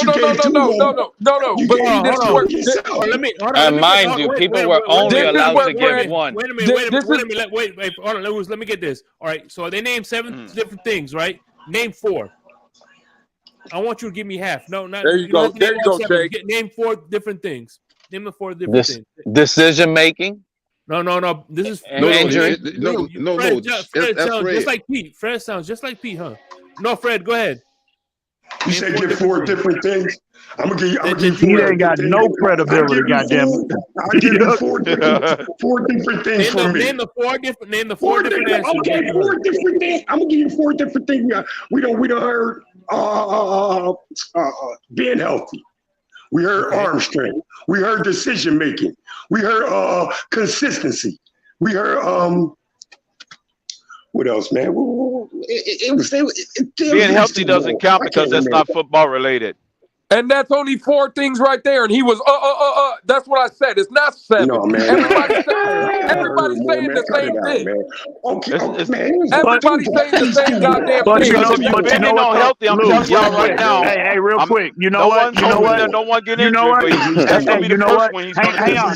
Let me get a minute. Let me get a minute. Start thinking of us other stuff. Shake, let me get a minute. Legitimate reasons. You know what? All of those things, right? That's why I said everything that falls under that umbrella of developmental players trying to get to franchise quarterback status, right? I guarantee if you poll you go interview every developmental guy, Burrow, Tua, Jalen Hurts, Justin Herbert. I guarantee if you asked them, if they take a poll, they would all say the same goddamn things because guess what? They're going into their 4th years as well. They're not a finished product. They're not finished products yet. So every quarterback is trying to get better in those areas. Every one of them. This shit is ridiculous. No, it's not ridiculous. It might This be shit is ridiculous. ridiculous what y'all are putting out up here, bro. But we this is went to the ridiculous. levels It on uses you to how a near certain go different through. levels of how many people need to improve. Bro, y'all are versus fucking ridiculous. what do they Some need of to the get things to that y'all put out here finalize their every single night, bro. I'm just glad our organization. I'm just glad our own organization isn't attached to Tua as much as you guys are. I think this devolved into arguing whether or not somebody can be perfect or not. It's not about being perfect. It's about getting close to it as possible. Right. It's about passing tests. Why y'all? This what let me pose this question to y'all. Jalen Phillips, right, is going into his 3rd year. We can all agree he has gotten incrementally better every single year, right? He's got incrementally better. He's not a finished product. He is still developing, working on his pass rush moves, his hand placement, technique, right? Off the ball, initial burst off the line of scrimmage. These are all the things that fall under the umbrella of being a quote-unquote franchise pass rusher. He's gotten better. He's shown improvement. Why are y'all willing to extend him the grace when Tua went? And again, based on Tua's 4 years, going into his 4th year, Tua has gotten better, incrementally better. Why are y'all not willing to extend that? Y'all are willing to extend that grace to Jalen Phillips's of the world, but you're not willing to extend that grace to Tua. Yep. And by the way, EM, that's a good point. You brought up Jalen Phillips, right, EM? But the Jalen Phillips defenders of the world won't go out there and say, well, Aaron Donald makes mistakes, and use it as an excuse why Jalen Phillips can't check the boxes on other things to become closer to Aaron Donald. Can I say something to EM? Hold on, before anybody says anything, I'm not even going to entertain that, EM. I haven't heard anything from Brian. I know you're not, because you can't. You can't. You It's can't. not entertainable. That's why. It's ridiculous. Let me. That's why. Let me hear from you Brian fucking Terry. can't. Brian Terry, you there, bro? What's going on? What's on your mind? I haven't heard from him. So let me welcome Brian Terry. You got anything to add, or if not, EM, go ahead, continue what you're saying. Detract, Brian Terry. No, I wanted to mention something to EM. But hold on, he went off mute. Go ahead, Brian Terry. You got something to say, bro? What's going on? You see, Pete, I don't argue with Tua Nears no more. I have came into a win-win situation. I'm not either. Right? I'm not entertaining him. Go ahead, Brian. If Tua fails, we win. If he goes and ball out, we win. So I'm just gonna sit here and watch. I'm not gonna argue. I'm just gonna sit here. I'm not gonna watch the off-season videos. I'm not gonna watch Tua make spiral throws. I mean, Jakeem Grant like been Hester. Hey, Brian. I love the progress of development in Brian Terry's position. That is awesome. Brian Terry has grown with his game more than Tua has grown with his game. Yeah, I'm learning too, KP. I'm not entertaining Tua Nears. It's all imagination right now. I'm joking. I'm just joking. Go ahead, Brian Terry. Go ahead. Finish your talk. I mean, because we could talk about the small improvements Tua made, but he underachieved. I mean, just the fifth. Thank you. Completely. If you want to be real, he underachieved. And even though Justin Herbert and all those other guys are not finished product, they're better than Tua. So Thank you. Just, point blank. I mean, that's just facts. I mean, and you're going to say Aaron Donald, that was not in the same draft class. So we're talking about same quarterbacks that was in the same draft class, and they performed better with. Who said Aaron Donald? Who the fuck said Aaron Donald? Are you talking to me? Hold on. Are you talking to me? Wait, before you get emotional. Oh, man. No, I'm asking you. You said there's a reason why I want you to clarify. Okay, I want you to clarify who you're speaking of. That's all I want you to do. Jalen Phillips. I was responding to what EM said when he said something. Well, if you was listening to the panel, you'll know who I'm referring to because Cripple's the only one who said Aaron Donald. Now let me finish what I was saying. At the end of the day, guys, we don't have to worry, right? I'm really looking at that running back that we drafted. Hopefully he does good. I don't know if we're going to get Cook. I mean, I don't know if that's out the ballpark. But, hey, I mean, I would like to see what that rookie running back. So I'm definitely happy to see what he's going to do this season. All right, that's what's up, bro. Hey, Mr. Paul, go ahead. You wanted to address EM? Go ahead.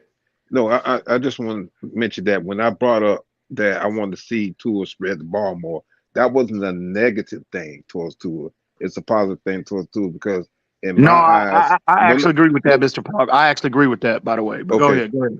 Yeah, no, because in my eyes, like I said, well, let me just go back a little bit.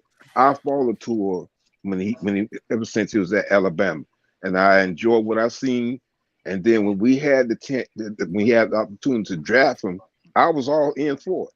Now that he's on our team, to me, he still is developing. Some players develop a little slower than others. So, I'm not. Why isn't he spreading the ball around now so far to your satisfaction? No, just a follow-up question. Just a follow-up question to you, Mr. Paul. No, that's let me all. finish. Go ahead. No, yes, sir. What I'm saying is that, like I said, some players develop slower than others. So I'm leaving that door open, and I'm not gonna say he's trash because he's not trash to me. That's my opinion. He is not. I'm not saying you. I'm saying I'm getting tired of Don't let him off the hook. Yeah, he is. He said he was garbage. Go ahead. Go ahead. Hold on. Let me finish. I'm getting tired of hearing people saying that Tua is trash, and I don't think he is trash. He has the potential of being a great quarterback.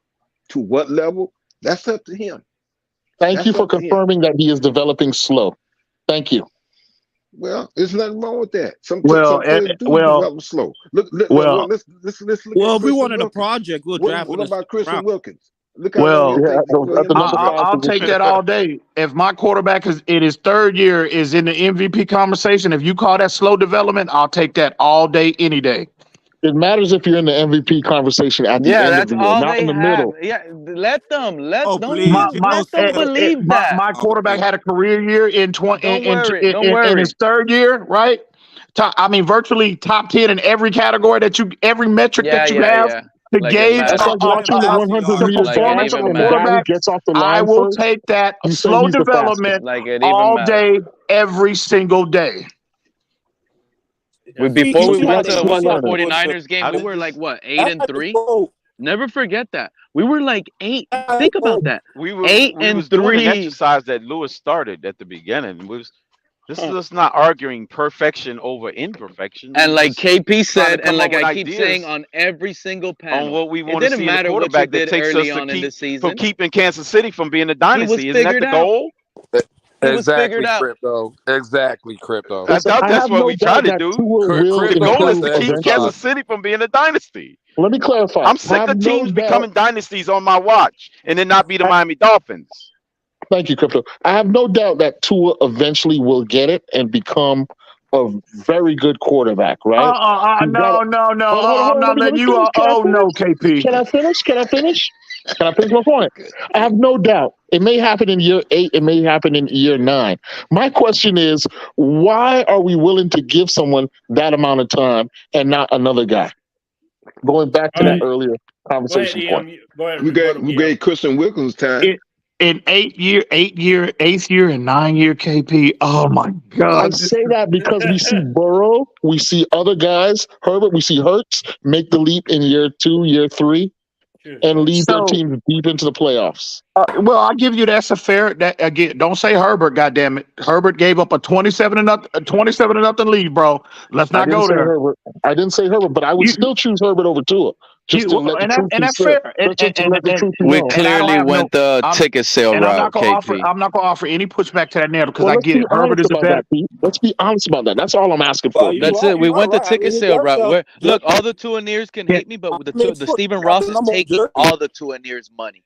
He's taking their money. I just that's want what he's doing. On that point. Keep loving Tua, guys. And tell me Tua is great already. Because that is the counter argument that's out there. Who is saying that? Okay, I will tell you because I don't give a damn. Batman saying that. There's a bunch of other people out here who say this every day about how great Tua is. Okay, I thought the implication was that because what I'm doing, and then they say what I'm doing is hating Tua. I'm not hating Tua. I am unsatisfied with Tua. I am disappointed in his progress thus far. I'd like him to speed up his development. If that makes me a hater, then fine, I'll be a hater. I can't be any more clear and truthful than that. KP, I don't. Folks will turn around KP, and what say, you I'm said? a Hang hater. on, give me. Let me respond to Go him. ahead. Let me respond to him. Bro. KP, I have no issues with what you just said. Now, when you speak in that way, right now you talk. Now we can get somewhere. But when you sit up here and you speak in absolutes, like you're saying that I'm not saying you. I'm saying people in general. Okay. He never does this. He never does that. Right. When you sit up here and make absolutes like that, that is what I have a major issue with. If you have some reservations about his durability or him being a long-term solution, that's fine. You're entitled to your opinion. But That's at always least been my position just on like tour, you by the are. way. Just like you are. But at least when you're talking like that, KP, that okay, nobody can really fault you for that. Nobody can really. No. I mean, they That's can have not a what debate, happens in make this a community. disagreement. We have a disagreement, but nobody can really come at you for that, bro. No, but So that's I not. do But that is not have exactly any what issue with what happens. you just said. That is exactly what happens, though. You can't have an honest conversation about Tua without being labeled a hater. No. Last year we were having conversations about whether Tua is greater than Marino or not. Mm-hmm. Did that happen or not? I don't. Hey, by the way, hold on. By the way, yeah, that was disingenuous. Hey, yeah, we were having that but conversation. But hold on. Let me say something. After week 9, DM. And I could attest. One thing that's one thing I respect about EM, and I'm glad he's always on here when I'm on here. But one thing I could always attest to EM is I seen him being crucified by the Tuaneers and the Tua haters. So at the end of the day, that tells you right there how balanced he is when both sides are hating on his ass. But see, you're starting this dialogue. I've always thought of myself as in line with EM. I respect Are you trying to say position. EM is like Fox News, fair and balanced? No, is that what you're saying? Listen, I value EM's position. I respect EM. I've always thought of my position as in line with EM. I'm not one of the people who's ever come after EM, and I'm not coming after EM now. All I'm trying to do is explain to EM my position, to clarify it, and to show the contours of my argument. I would say that my argument has been in line with the consistent argument that EM has been laying that gets him criticized by people on both sides of the community. And that's what I'm KP, saying. We've had multiple conversations over the years, KP. We've had multiple conversations. Two years go at you, Ian. Bro, really? Yeah, really? I'm asking you, bro. I mean, yeah, I'm asking. I was the first one on the front line in 2020 when it was completely unpopular to criticize Tua. The only one. The only one. Yeah, absolutely. Yeah. Hey guys, I just came up for a second. Hey guys, I came up for a second because I've been listening and back, and I just had a couple points to make. But so please just give me a second without everybody converging on me. I wanted to address a couple of points that EM made, but before we do that, I wanted to say, because this is we're getting to this time where you know people are having to clarify that they weren't the ones that said this and that, and I just wanted to say, now that I have a chance, I just want to take this opportunity to just simply ask fairly a question to EM, man to man, you and me. I'm talking this is a you and me conversation, right? And it's just to get it out of the way. Do you believe that I am one of those people that says Tua can't do this, can't do that, never does this, never does that? Or do you see me as one of those people? And be honest with me, because maybe I can help clarify. But do you see me as one of those people that's constantly like, he never does this, never does that? And do you see me as taking a position that he can't do something or whatnot? You know what I mean? Because I really want to squash this, because is that me, that's Color? where you and I have gone. That's where you and I have gotten to the personal level at on occasion, and I wanted to just clarify if there's any reason you do think that, if that is the case. Color, are you talking? Wait, I didn't hear you. Who you were addressing your question to? That was for you on a personal level. Hey, before we get to that, Color, just please give me 1 second, because I know I'm going to forget to call this idiot out in the comments. Just real quick. Here we go. This banana guy. Hey, Shake, please highlight this guy, this banana guy in the chat. Please highlight his comment for me. Oh, banana's cool, man. Oh, that's behind okay, well, I'm going to address it real quick. Is that banana in the pajamas? Do you see banana that? in pajamas? See, this is what irritates pardon my language, Shake, Color, Lou, Cap to the platform. This is what irritates the fuck, right? It paints me out to be something I strive every day when we're up here on YouTube or on Twitter, what I strive not to be. I strive to be the most consistent, right, in my takes, my projections, my opinions about this team, right? But look at this shit. I just don't like how EM is a different depending on what channel he's on. When he's on Reason's channel, what did he say? He co-signs Reason's BS. What is that? I can't barely see. BS hard. Hard. You said you could say bullshit hard. bullshit First off, even though me and Reason, we talk sometimes 2 or 3 times a day. When's the last time I've been on fence side of the NFL? I'm coming soon. I will be on there soon, but I haven't been on fence side and God knows when. A. B. Have y'all ever Shake Money? You've been around here since day one. Color, crypto, you are privy to private conversations when me and Reason are going at it and we have disagreements about Tua, about just in general. Have you not? Yeah, that's true. Yeah, I'd have to give you that. All of y'all are aware of that, right?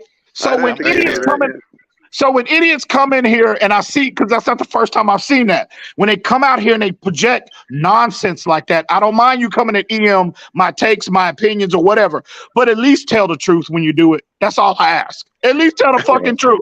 Anyway, well, EM, well, I'm not even being biased. He is telling the truth. Well, let's not get off the rails. You just got a bunch of buddies up here that would agree with you because all of you guys are buddies. But at the end of the day, it is true what that guy's saying. I'm sorry to tell you the truth. Yeah, anyway, I disagree with that. I disagree with that because here's the thing. Well, I'm just being honest. Okay, I'm me at the end of the day. That's fine. That's fine, and Danny. But EM, can you please address what Color? I was trying to before Pete. You know. Right, go ahead. Yeah. Pete I don't need to be liked. I just need. So Color. Thank you. Yeah, thank you. Appreciate you. So Color. You specifically, I do feel like I'm gonna be completely transparent with you, bro. Right? I do feel like at times, and I've heard you. Because we've had previous engagements about the team in general, Tua specifically, right? We're talking about Tua right now. Mm-hmm. I have heard you say, speak in absolutions, right? Saying that he'll never be this, right? Like I've heard you even say, you made a comment because I was like, it really, really, really bothered me. I heard you up here on one panel one night, and again, Color, we're engaging here. We're just having a conversation. Sure. I want to get to the root of the reason why you feel this way about me. We're doing exactly what I intended.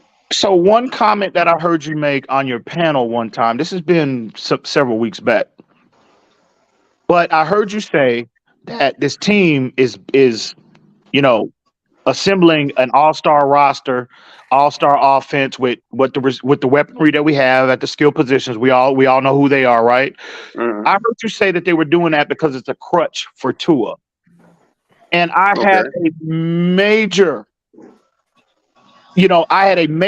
problem with that because isn't it the objective of the GM, of the head coach, of the owner signing checks to put the best product on the field? Isn't that the strategy of every team? Well, of course, but to the level that we're doing it, which is unprecedented in the league, y'all admit that yourselves. No, I don't think it might be unprecedented. Yeah, but there's people out there, EM. There's people out there that throw around the best roster we've ever had narrative, and they have to stick with that. They have to own those words. And I want to hang on real quick. I just want to say one thing. Go ahead. And the thing about this, I want you to think about this. Before we got the wide receiving core, what we have right now, I guarantee you, most quarterbacks will give their left nut to get just one of Cincinnati's wide receivers. That's fair. That's fair. But Color, real quick, EM. I wanted to real quick. I didn't actually address the specific point, and it was the crutch verbiage. I understand why that may have come off the way it did. I do, and maybe I should try to be a little more careful about that. But what I was really at that point, what I was really trying to illustrate was something along the lines of what Kahari was saying was that, what got him in the MVP conversation was what we saw out of the people we brought in, and that they elevated to it. And that was the one point I wanted to. That was one of the points I actually came up to address, was that I actually agree with that, because if you were to look at, let's say, certain, and I really don't want to go down this road, because I don't want to, it's very touchy, to bring up a certain name. Who so I'll cares, try to leave man? the name Who off cares? of it. They don't care about you. Because I don't want because I don't want the discussion to become about that. The point is that 1 to 2 out of completions out of the 3 drops by Waddle, and we're having a different conversation about Skyler. So the narrative, the idea that a receiver can elevate a quarterback is real. 100%. I agree with that 1,000%. No. Well, you okay? Well, yeah. If Allen Robinson and Allen Hurts make Blake Bortles. Thank you, Shake. Appreciate it. Salute, homie. Color. We'll get to your comment that you just made right a minute ago. We'll get to that in a minute. But to circle back to my point about you making a point about, it was a crutch for Tua. That's the strategy of every organization. Didn't the Philadelphia Eagles do that for Jalen Hurts? Well, I suppose, yeah. I just didn't. Hang on. Didn't Cincinnati take that same approach with Joe Burrow? Did the Chargers not? Did the Chargers not? Did the Chargers not? Why are you naming that we were not even compare these? Well, that gets to my EM. That gets to my second point that I was gonna actually, second point that you had made. That, let me ask you this question, and it's fair to ask, okay? And because I'm with you on for going into his 4th year, we've seen gradual improvement. We've seen how, whatever people could argue at what level that is. I'm not going to give, that wasn't what I'm here to debate. How fast that progress is, whatever. But like you said, I'm in agreement with you on he has gotten better, and there's no reason that this or that can't be better in the future and whatnot. And so what I have a problem with is people, when they bring up the other quarterbacks that have already enjoyed a little bit of success. You're right that those people have to continue that success to be really considered real deal. We are putting the cart before the horse when as league wide as fans, when we prop these guys like Burrow and Herbert and all them up, because you're right, they could all drop off a cliff tomorrow. You know what I mean? As far as, because maybe we find out that, this or that was propping them up. I'm with you on that. Color, you know what I mean? Can I tell you something? Pete, hold on. Let me land. Nobody wants to talk to you, Pete. Go ahead. What I'm wondering is, though, the media and the talking heads and the fans and all that, we assume that those guys are going to continue those trajectories. Yeah. Just like we assume that, why wouldn't it be fair to assume that Tua would continue his trajectory, which is not good enough in some people's opinions? But see, Color, if you have reservations about Tua, and this is just not relative to you, this is to anybody, I want to reiterate, I'm not going to argue with somebody that, okay, they say one day, look, Em, if we're having a debate about Tua, conversation about Tua, and they say, well, look, Em, yeah, he got better in this 3rd year, but I'm just a little, I have a little reservation about his decision making, and you have data to back that up, right? About his inability to throw the deep ball, and you have film to back that up, etc. But that's not the case with a lot of these formats, bro. All these people up here, they speak in absolutions and say that Tua is never going to be this. Tua is never going to be that. Hell, they did not think, even with Tyreek Hill and Jalen Waddle going into the season, they did not think. On that point, not you, on that point, I'll concede, Em, on that point. Hold on, Pete. I guess the late season film doesn't matter. Hold on, Pete. EM, I'll concede that point, that on occasion I do get tired. There's a lot. I put a lot of energy into this, and I get lazy, and I get, maybe I do sometimes or have spoken in absolutes, but everybody knows me that I try to frame it as I don't believe he will, and not I believe he won't. Those are two different statements. You see what I'm saying? Mm-hmm. But here's the thing. This is why, like, you've heard me say this before. No matter whether you have a platform, you're responsible for a platform, or you're off platform. You're just a person that comes up on panels like me, like others, right? We have a responsibility to everybody that's listening. Again, this is just me. This is how I'm wired.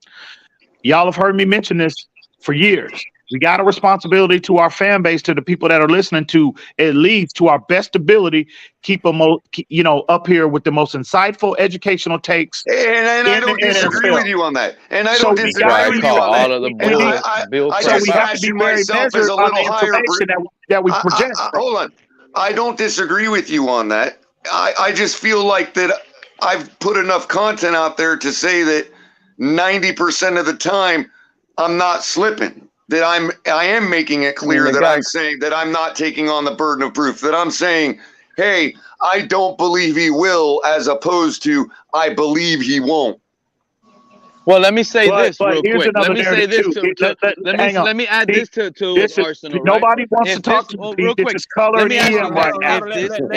This is color EM. Do I need to take another poll between EM and Pete? Do I need to take another poll, EM? Do I need to get another poll, EM? Hold on. This is color. Go ahead. EM, let him. I'll let Pete speak for 1 second, and then I'll let you continue. But go ahead. What I'm saying? All right. Go ahead, Pete. So let me ask you guys this question.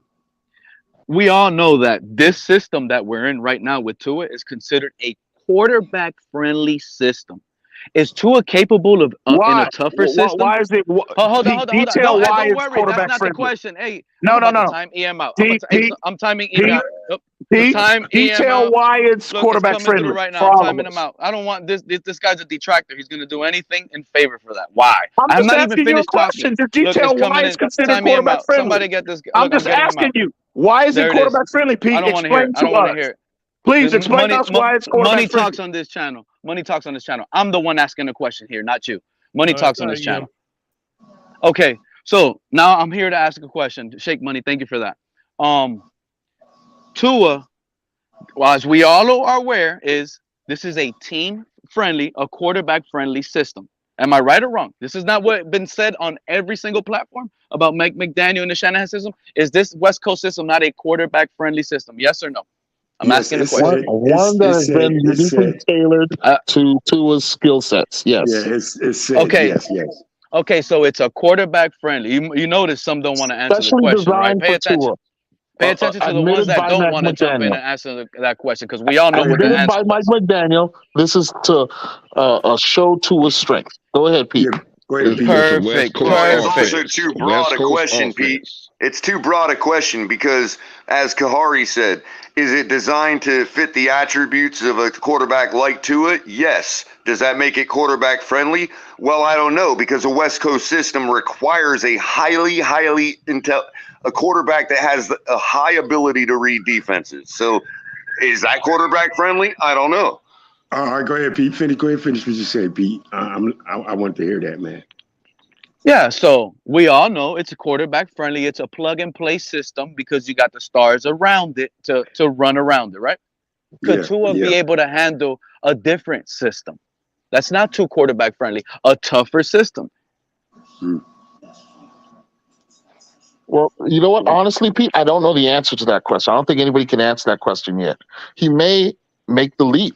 He can't play drop back quarterback. The guy can't see over the line. He said it himself.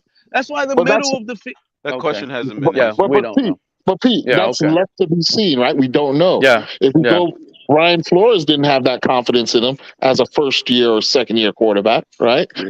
With the way McDaniel has gone about it, McDaniel in his first year didn't believe he was that guy yet either.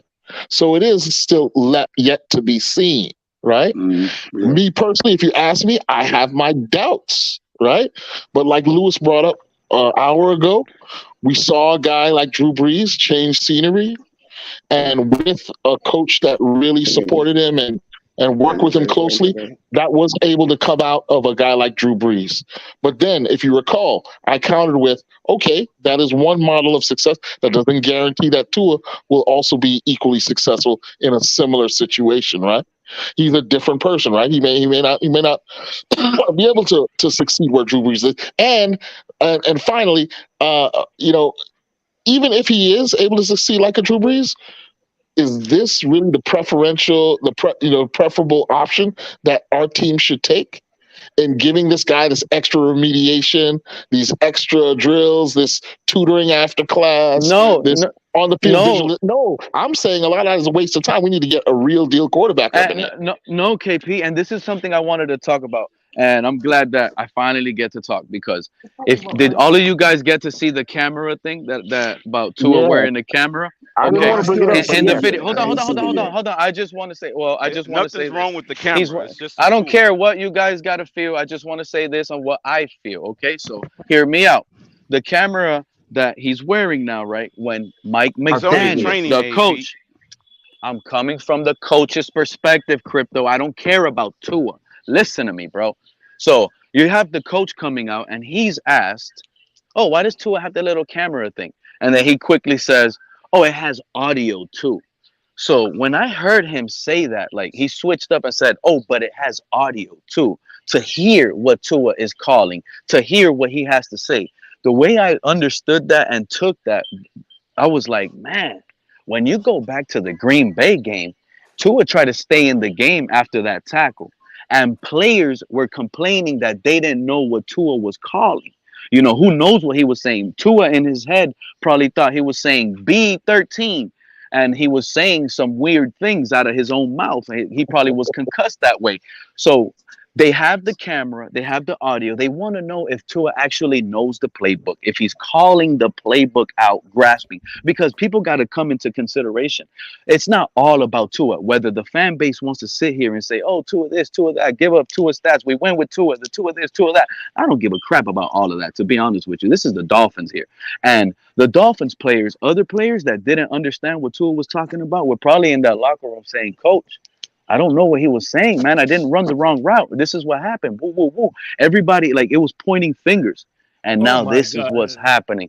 This is what's happening. Why did Tom Brady wear the camera? He's under watch. He's under watch. Why did Tom Brady wear the camera, Pete? And I don't care what you got to say or who you got to ask. And at the end of the day, I'm giving my opinion. I don't care. Tom Brady didn't get concussed and leave on a stretcher and almost died, Lewis. I didn't ask you that. I asked you why Tom Brady wore the camera. And Tom Brady didn't get concussed. You're making shit up.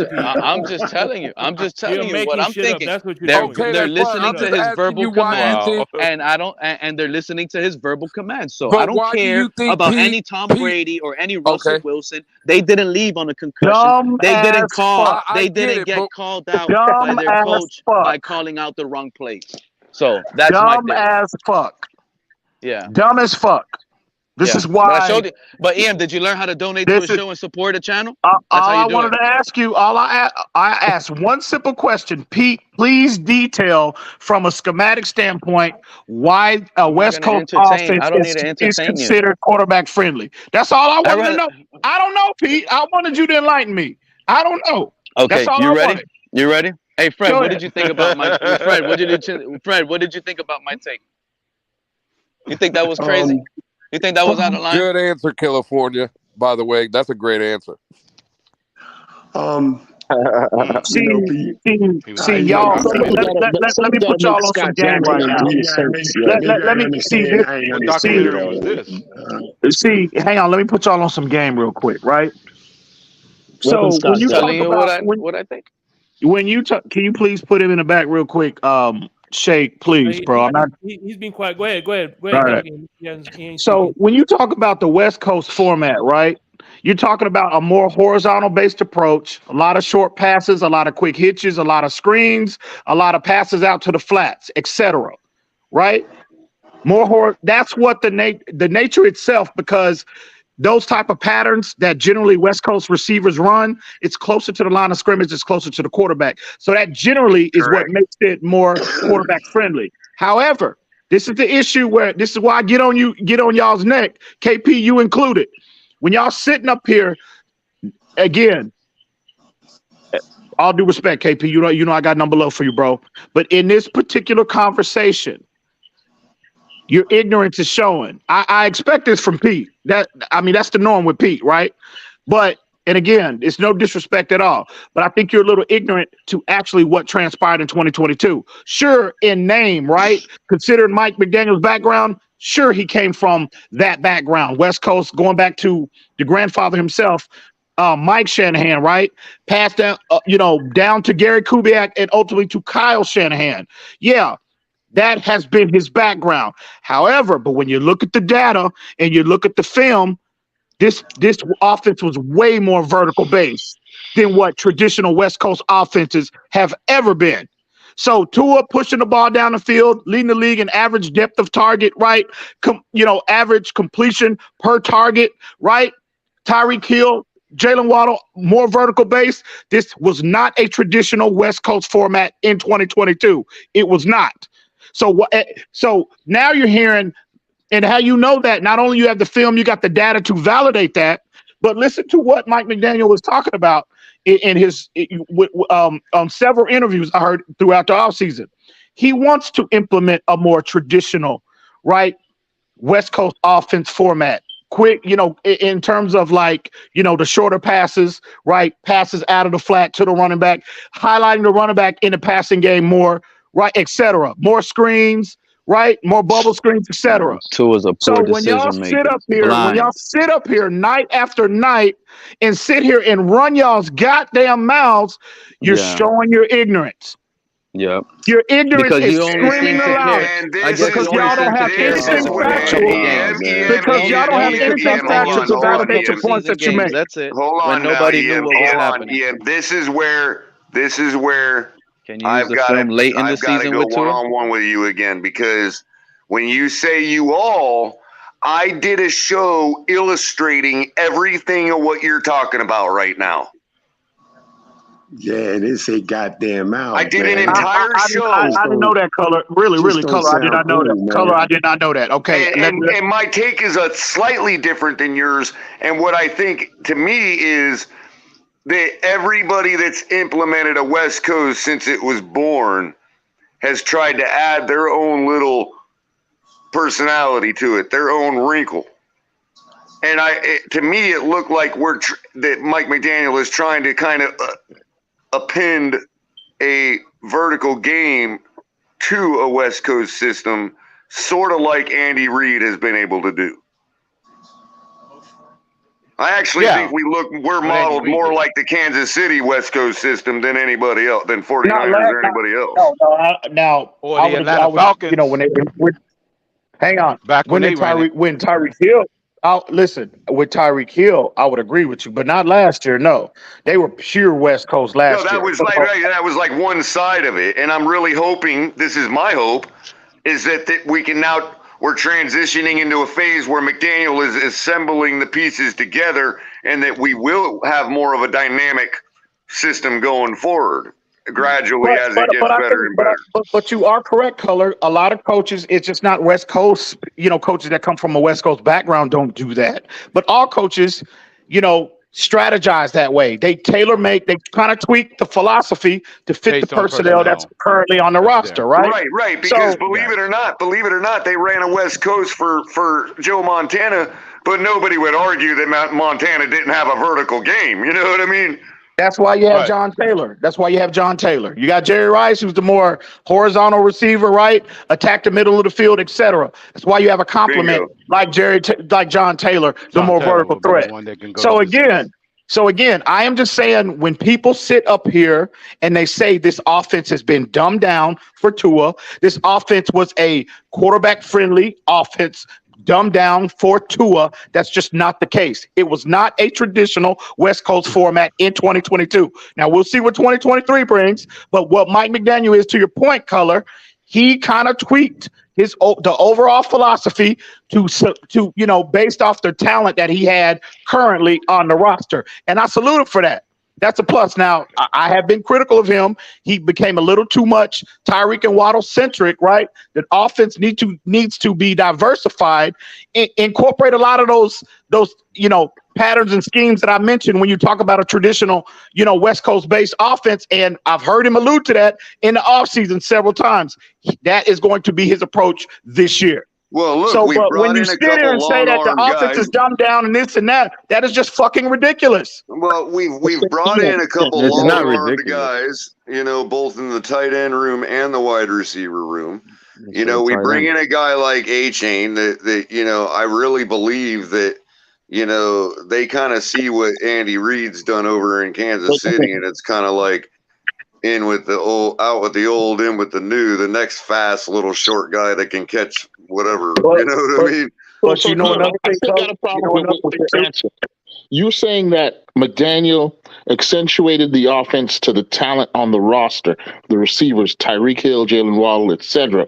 But you're saying he didn't do that for Tua. What? I don't understand. What do you mean? In Tua the quarterback, KP? So did he or did he not design an offense that Tua would be able to execute? Absolutely. Isn't that the objective of every coach? Every coach. So why is it wrong to say then that this offense was designed with Tua in mind? Because that is what you've taken. No. I'm not. You didn't listen to what I said, KP. What he's capable of throwing. You didn't listen to what I said, KP. I did not rebut that. Nobody said that it wasn't designed, you know, to fit to a skill set. Nobody said that. What I said was in terms of the principle, the West Coast principle was tweaked based off the personnel. Again, i.e., you got two speed threats. I mean, it's not rocket science. You got two guys that run sub 4.4, right? Obviously, you want to incorporate more vertical patterns into the overall philosophy. Anybody would do that.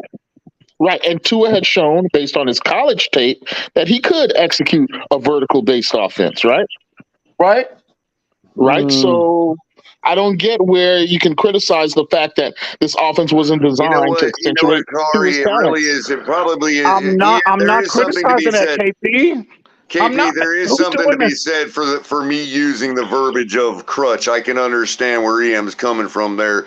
But if I could offer this olive branch about using the word crutch, I think in the context that night, I was remembering about games where it looked like we couldn't do anything, short passing game, running game, nothing. And then on 3rd and 17, we're throwing a 45, 50-yard bomb and completing it to Tyreek as if that was a crutch. You see what I'm saying? That's what the plays looked like to me as they were developing, I think is what I was thinking that night. I don't understand. I'm not. In other words, maybe I'll say it like I'll say it more in language that's not so, you know, hoity-toity. I guess we'll say it like this.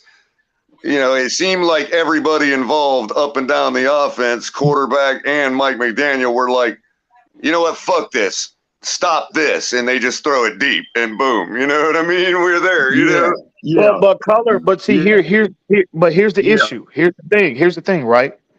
Coming into the season, people like Pete. I'm not gonna say you color because I can't say I heard you say this specifically. But Craig P, I love you, bro. I got number love for you, homie. But you was one of the ones, right? Pete, as well as others in the community, were saying that, okay, yeah, they got this West Coast offense. You know, it's more horizontal based as opposed to vertical. Well, because Tua, they brought Mike McDaniel in specifically because Tua can't throw the deep ball. That's what the narrative was, right? Or going into the season, KP, one of those individuals. My specific narrative. This is what they were saying. This is what they were saying. Because the only ones on Miami Sports Music. Yeah, he mentioned my name, so I got to answer that. I was right. But hold on, the only ones on Miami Sports Music literally saying this is going to be a 70-30, 60-40 pass offense. So we all knew it didn't matter. What the hell are you talking about, EM?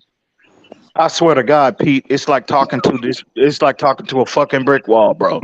Just be quiet. Just please put yourself on mute. Yeah. We're trying to have a constructive conversation right now. Please, just put yourself on mute for a minute. If in my own memory, let me say something real quick. See, here's the thing, EM. If you address Pete, I'm gonna let him get an opportunity to rebuttal. So yeah, that's fine. That's fine. And I made sure I was short to hear color. So go ahead, Color. Oh, yeah, I was just saying that my specific narrative going into last offseason was that it was a moot point as to whether he could throw 90 billion yards or not. Because all we needed him to do was be able to throw deeper than the deepest safety. because of the speed in our wide receiver room. You see what I'm saying? That was my specific narrative. But people, and again, I'm gonna stop name dropping, but individuals in the community, we all know who they are.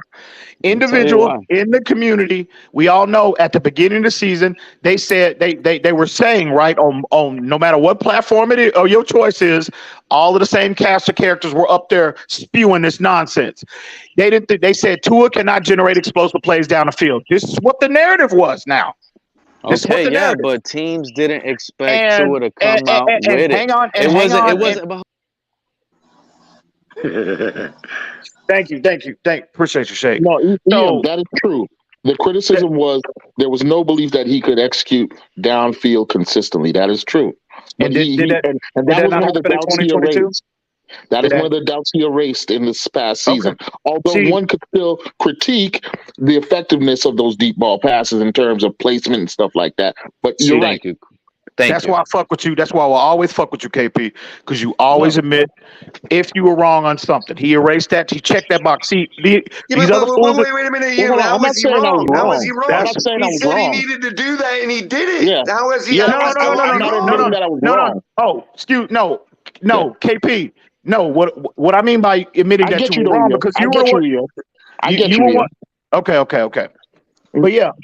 But that was the narrative surrounding Tua. He had a lot of, and again, I had my reservations. I'll be honest with that. I didn't think Tua could ever get his body back. It was trending in that direction. I was like, damn, when you look at the balls like per throw, right? When you put the film on in 2020 and 2021, I was like, man, that's gonna be tough for Tua to be able to generate the velocity pass per pass, whether it's the short, intermediate, or vertical levels, right? It was difficult. I didn't think he would be able to get his pace back, bro. But he did that. That was probably one of the most impressive improvements he made last season. His ability to threaten that deep quarter of the field. That, for me, that was the superlative of his season. Absolutely. So, before I forget, Color, real quick. Yes, sir. Before I forget. Now, the drop narrative in regards to Skylar Thompson. See, this is another issue I had a big issue with, right? Going back to that Buffalo game. Lewis can attest to this. As a matter of fact, the tailgate was the choice of the platform for me that particular day immediately after, right, the playoff game in Buffalo. If you ask Lewis halftime, we were both elated, right, on where we were, how competitive we were up until that point. And Lewis, one of the first things came out of Lewis's mouth was, God damn it, them goddamn drops. If they would have caught those drop passes, I immediately stopped him dead in his tracks and told him, no, sir, you don't get that opportunity to give Skylar Thompson the benefit of the doubt over drop passes because you didn't extend that to Tua. You didn't do it for Tua. If you're not going to do it for Tua, they are both quarterbacks currently on our roster. If you're not going to do it for one, you don't get the opportunity to do it to another. That's how you know you got their feelings. A lot of people like to say that they don't drop passes for Tua because they would say that Tua. Crypto. Those guys wouldn't be dropping it with Tua. This is to Color, Crypto. I know, and I want to answer that because I am the biggest voice to say that I'm the biggest one to say that he would have dropped those balls whether Tua was throwing them or whether Skylar was throwing them. But here's the point that I'm making, Color. That's why we can't. You do not get if you didn't give Tua, because they didn't start dropping balls in that goddamn playoff game. They've been doing it all year. Third overall in drops all year. So they was dropping them for Tua as well. I never once heard not one person, especially on this goddamn platform, give Tua the benefit of the doubt over the course of the season when them motherfuckers was dropping balls. Y'all did not extend that. We are giving Tua the benefit of the doubt. So if you didn't extend it for Tua, you don't get that opportunity in the Minnesota game with him too. So we are giving him the benefit of the doubt. If you pointed one out to me, you might find that I would. Nobody's pointed one out to me. Alec Ingold's on the wheel route. Fair enough. He should have done that. You're right, I'm so glad you're going hard in on it because we are giving Tua the benefit of the doubt because in that Minnesota game, Waddle would have dropped Tua's passes too and cost us the game. Ron, here's the problem, Ron, when you're speaking to me. I think I might have said that during the game when I called it. Okay, you just asked the question. By the way, I'm one of the few that said that Waddle would have dropped that pass against Buffalo because him and Waddle have the most chemistry out of all the wide receivers in that wide receiver room. Well, let me ask you guys. There was another drop. Didn't Trent Sherfield have a drop touchdown pass in a Buffalo game, if I'm not mistaken? Exactly. A lot of people like to say that and you have that's why we motherfuckers in can't the guarantee community. the Minnesota game. That's why I keep saying that. There's no guarantee he would have dropped those passes. Go ahead, Pete. I'm giving you the same courtesy. Go ahead. Say what you're gonna say. No, because what I wanted to say about the Trent Sherfield, I got trashed at because I was calling out that week that it happened. I was like, Tua should have thrown a more catchable ball. And that week, everybody was trashing me. Wrong. And exactly. I remember. Yeah, you guys were saying, but he should have threw that. I am so glad a more he said catchable that. ball That's why in that I'm situation. so glad he said that, right? Because I wasn't even gonna call him out. Yeah. Pete was one of them idiots. That was me. Because it was if you go back and look at if you go back and look at how the route developed, the play developed, the flow of the play, I also said he dropped it. Don't forget that part. Yes, okay, it dropped, all right, whatever. But it should have been a more catchable ball. That's that my ball. Only argument. There was no other place to put that ball. He could have put it. What are you talking about? That's the point. EM between and it was you no and other place that this Teddy is the dumb shit I'm talking about. could have put the this ball is the dumb, unreasonable, uninformed shit I'm talking about. Right, but that's a good Shake point. Money. Do you remember the play that I'm talking about? Ian, you were what? I know the play. He could have hit Sherfield. Hold on. We need one at a time, please. Damn, I feel like I'm in Congress, please. Yes, because this gets to the crux of the issue between EM and I. EM, I was arguing against Pete. I think that ball could have been thrown nowhere else. I'm with you on that. So why do I get the label of not giving to I didn't say you. I didn't say you, Color. Okay, but you have not you. Not this past. time. Yeah, not about this particular conversation. On that particular play. I've addressed you on other conversations, not this one. But that's an example. But that's an example where I did expect the same out of the receiver when Tua was at the helm. Well, that's what I'm saying. Color. We're talking about this this particular play with Trent Sherfield. I didn't loop you into that conversation. This was idiots like Pete as well as others in the goddamn community. They were spewing that talk. They were criticizing Tua's throw. Well, he could have threw a better throw. Anyway, I'm not going to argue about the ball placement. I don't want to argue about that ball. Specifically, you're right. But what I'm saying is, you did loop me in. You did in fact loop me in with the people that say I don't give Tua the same deference when receivers drop his balls. I do.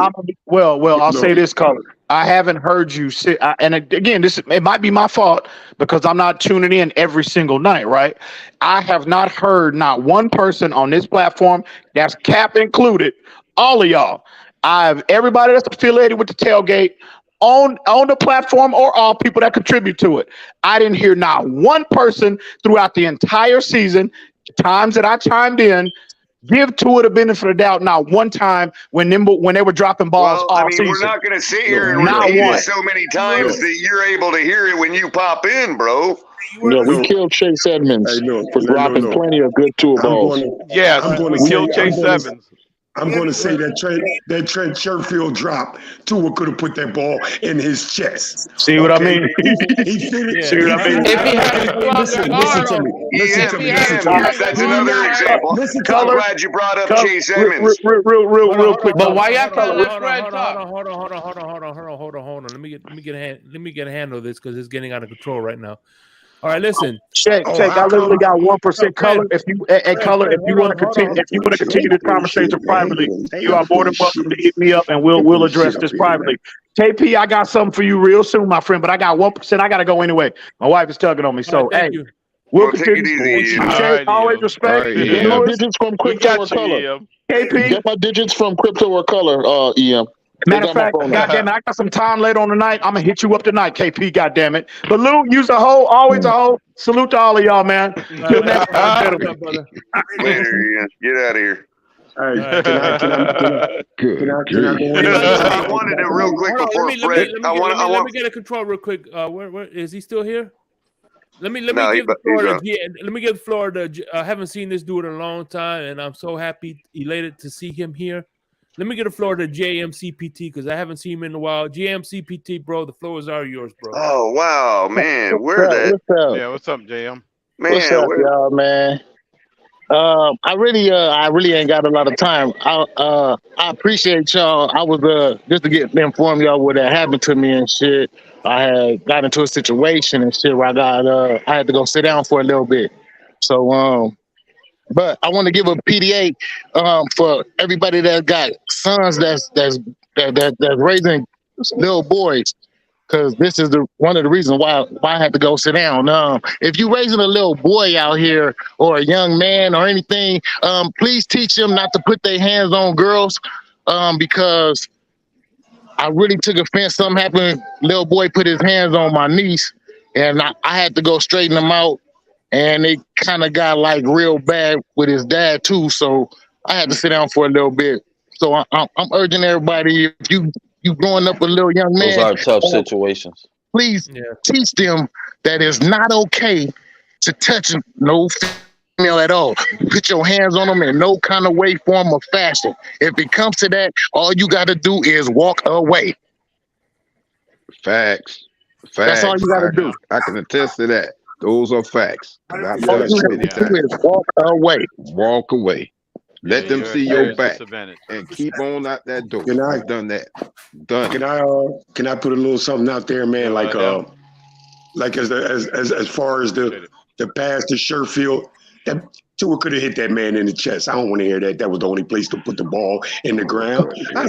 We done seen Tua miss 4th and 2s with nobody around Durham Smythe. Throw it in the ground on 4th and 2. Threw the ball with nobody could catch it but Sherfield. Come on, man. He could have hit Sherfield in the chest, man. In the chest. And let me and this is real talk, and I agree with that, Fred. This is another thing I want to bring up because they were talking about offenses and stuff. I just want to say this quick because I never want to take long. Tua in the Chiefs offense with Andy Reid, the king. He is not letting Travis Kelce have those Travis Kelce numbers. I know what I'm telling you. That's a tight end isolation offense. Travis Kelce with Tua is not getting all of those yards and all of those touchdowns. Heck no. I don't care about KC. I care about Tua on Miami, bro. Exactly. Deflect the conversation. That's how we know we don't have a star. We need a star. When is our star going to be born? Reality is we ain't got no choice because we about to ride with them for the next year. So only thing that we can really hope for is that we don't have the same thing we had last year, which was a progressive degression. And that's why this fan base is divided, JM. That's an interesting again word combination. Progressive. Thank you for the clarity, JM. Damn. Thank you for providing the clarity. What a compound statement. But you're talking about some word salad. Damn, JM. Progressive degression. Damn. Let's make it more specific. Progressively degressive. From the bye week. What the hell? From the bye week last season, JM's prognosis is 100%. Come on, man. We talk about that's the only place the ball could have went to Sherfield. All you had to do was just throw it in the man's chest. When Sherfield drops a pass, his first pass, maybe his second pass all game, he's got to go down and scoop a ball up off the ground, and Sherfield gets trashed because he didn't come up with that. Come on now, please. I agree with you 1,000%, Fred. That ball should have been thrown hard. For years, at the chest. For years, we've seen quarterbacks get rewarded for making similar throws and execute them for touchdowns. So let's not act like that's a strange concept. But KP, can both be right? That's all I'm asking. Can both be right? Because I'm literally saying Sherfield did drop that. Yes, the throw that Tua did, it's a catchable ball. But all I asked on that specific play is what you guys are deflecting. We don't know if Tua truly intended to throw it there or whether it was a bad throw. He took it to the house 2 weeks before that. Up right in his chest. We already know he doesn't have any velocity on his ball, so it could have just been that, which it really was. Exactly. So he doesn't debunk the strong arm narrative. Exactly my point. Can I ask Color a question? Color, you still here with us? Color, you there, bro? I'm still watching highlights. Yes, sir. Hey, by the way, El Capitan should be coming up pretty soon, man. They had still watching highlights. Sheffield reverted to the mean. Hold on real quick. Let me just ask Color a question, because again, Color is our resident wide receiver on this panel, right? Yep. And the question hold on, Fred. My bad, Lou. My bad, Lou. I was talking to my girl. My bad. Go ahead. So the debate here is if Tua could have threw a better ball. I'm not even going to debate that. I would just ask Color, though. Color, you being the resident wide receiver. Anytime I've played wide receiver, when I played, anytime I've coached any wide receiver, I've always told my wide receiver, if the ball's anywhere, if it hits your hands or anywhere around you, you catch the ball. So, Color, you being the resident wide receiver, should Trent Sherfield, even if it was a bad ball from Tua, where the ball hit him and where should he have caught that, Color, yes or no, in your opinion? Absolutely, 100%. Okay, there's the end of the conversation. When we sit here and start nitpicking if Tua could have put a better, okay, that's fine. The fact of the matter is, NFL wide receiver dropped the ball and hit him in the hands. I don't care how you want to frame it. That's the fact. Hey, by the way, I agree. Hold on, I agree with Sal. That is a good point, Lewis. That's why I say even receivers at crucial time drops Tua's passes or fumbles his passes after he would catch them, a la like Waddle did it against Minnesota. Yeah, by the way, Sherfield is going to have the Dolphins game circled because he wants to tell all his family members to bench him on his fantasy league. If they have him on his fantasy league, to bench him that game because he's going to get locked down.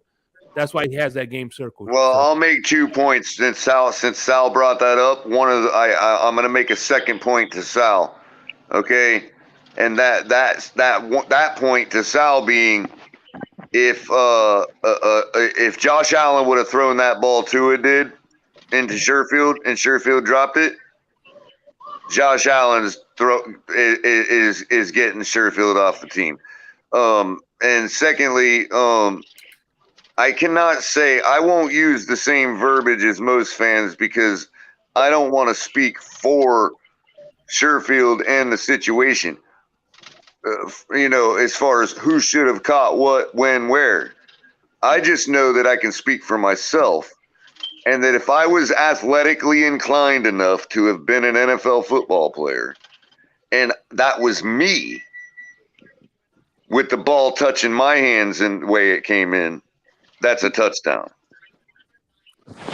Thank you, Color. Thank you, Color. Absolutely. Noah's Ark is coming, by the way. Touches my hand. That's a touchdown. Yeah, you know what? All I'm saying is, like I said, two things could be right. Hold on, Fred. Like I said, because it doesn't end just there because Lewis thinks it ends there. I agree. Again, I don't think people listen. Yes, it should have been caught. But again, when you go back and watch the tape, I guarantee John Barrow in the quarterback room is saying, man, Tua, this was, and I guarantee in the receiver room, they're saying the same thing. Sherfield, you should have caught this ball. No excuse. Two things could be right. But in my opinion, Sherfield gets a higher pass thrown on top. It's easier to catch. Tua should have thrown a more catchable to your ball. point, Pete, Mike McDaniel the other day in his presser made it very clear how important it was for running backs and players in general to be able to catch the ball. And the two people, hold on. Let me land. The two people that have been axed for dropping footballs are Sherfield and Chase Edmonds. And somebody brought up Chase Edmonds earlier. And I want to also stress, if EM's still listening, I want to stress that when Chase Edmonds dropped the ball in the back of the end zone, I made it clear that was a gorgeous pass. It wasn't even Tua. It was Teddy that threw the ball. Okay. Yep. And I also blamed McDaniel for calling that kind of play when you're not already up by 2 scores. Okay, 1000%. I remember you said that. Listen, Color. Okay, look. The game against the Ravens. The game was tied at 35. Dolphins was down at the 10-yard line. Tua's pass to Waddle. Waddle got his hands on the ball. How come he ain't come down with that? He did. He did. What are you talking about? Waddle fucked up a whole bunch of passes. The first pass, he did not come down with. First pass, he did not come down with.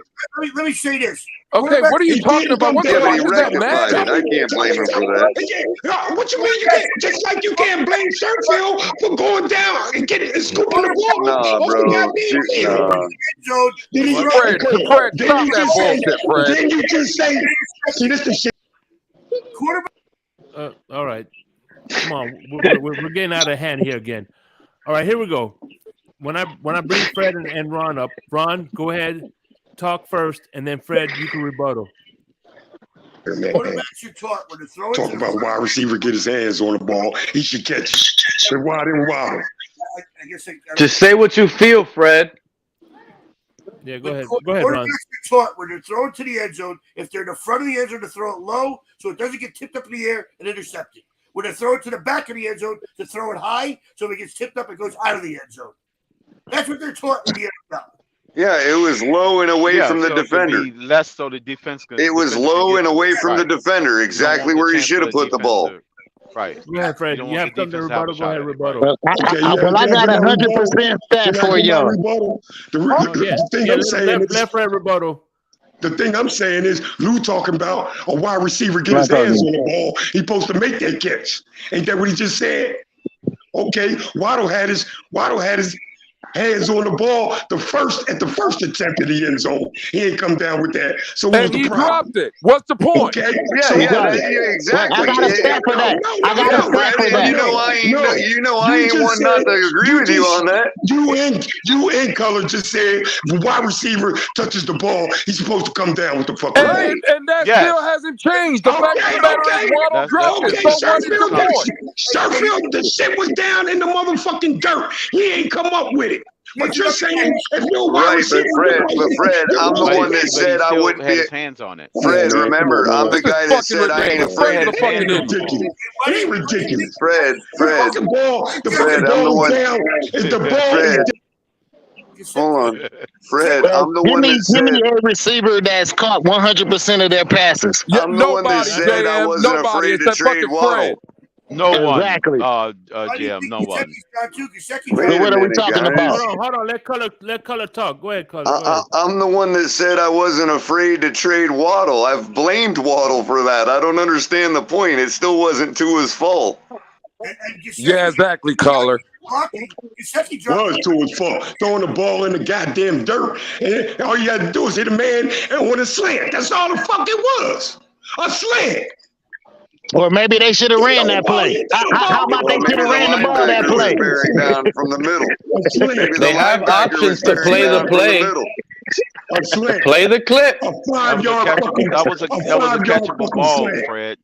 A 5-yard slant down in the goddamn grass. A 5-yard slant. Man, miss me with that. The fact of the matter is, I'm not gonna. I seen him, man. I seen him miss Fred, that's 2-yard throws that for game, a first Fred. down. Maybe you're right, Fred, but I'd have still caught the ball if it was me. I'm just saying, man. Don't say that shit was Sherfield's fault. It was.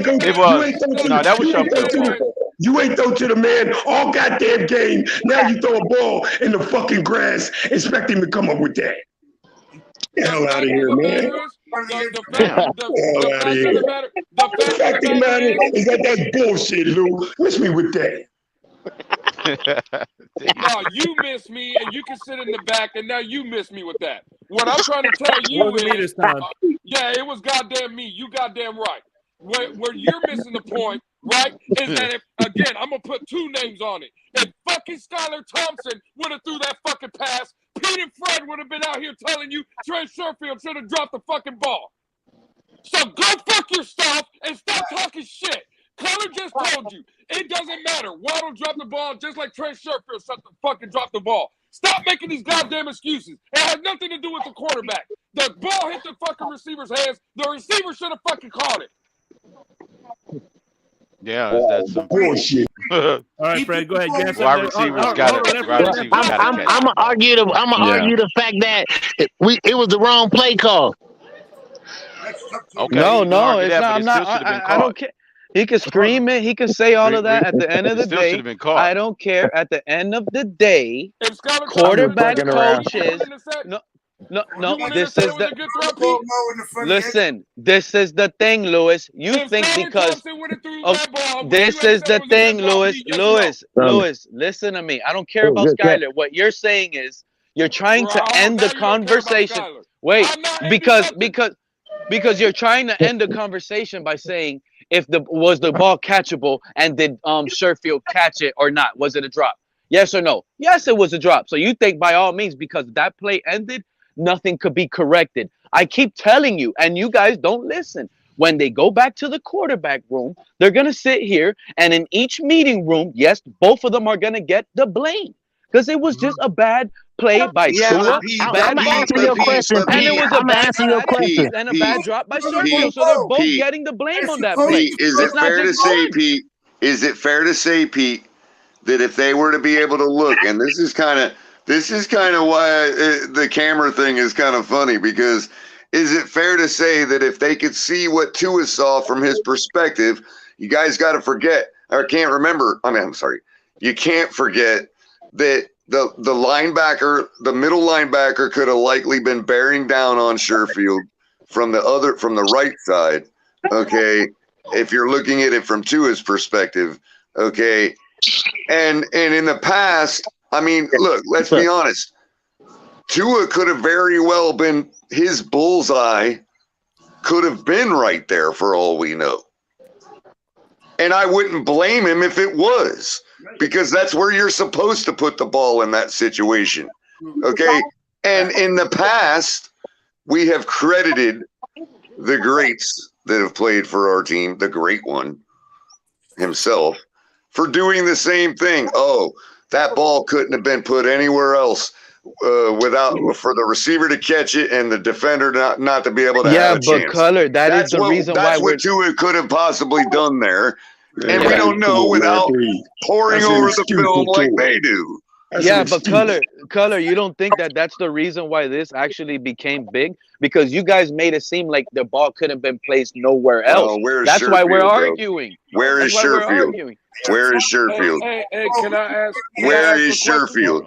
Can I ask a question? He's in Buffalo now. Yeah, exactly. Right. We were willing to let him go. We were willing to let him go to a division rival. And I don't think. Listen, in my opinion, or maybe he chose. Listen, I don't think they let him go because of the drop balls. I just think they let him go because they felt like they could upgrade the room. That's why they let him go. Can I ask a question? Go ahead. Well, it's almost saying the same thing, Sheikh.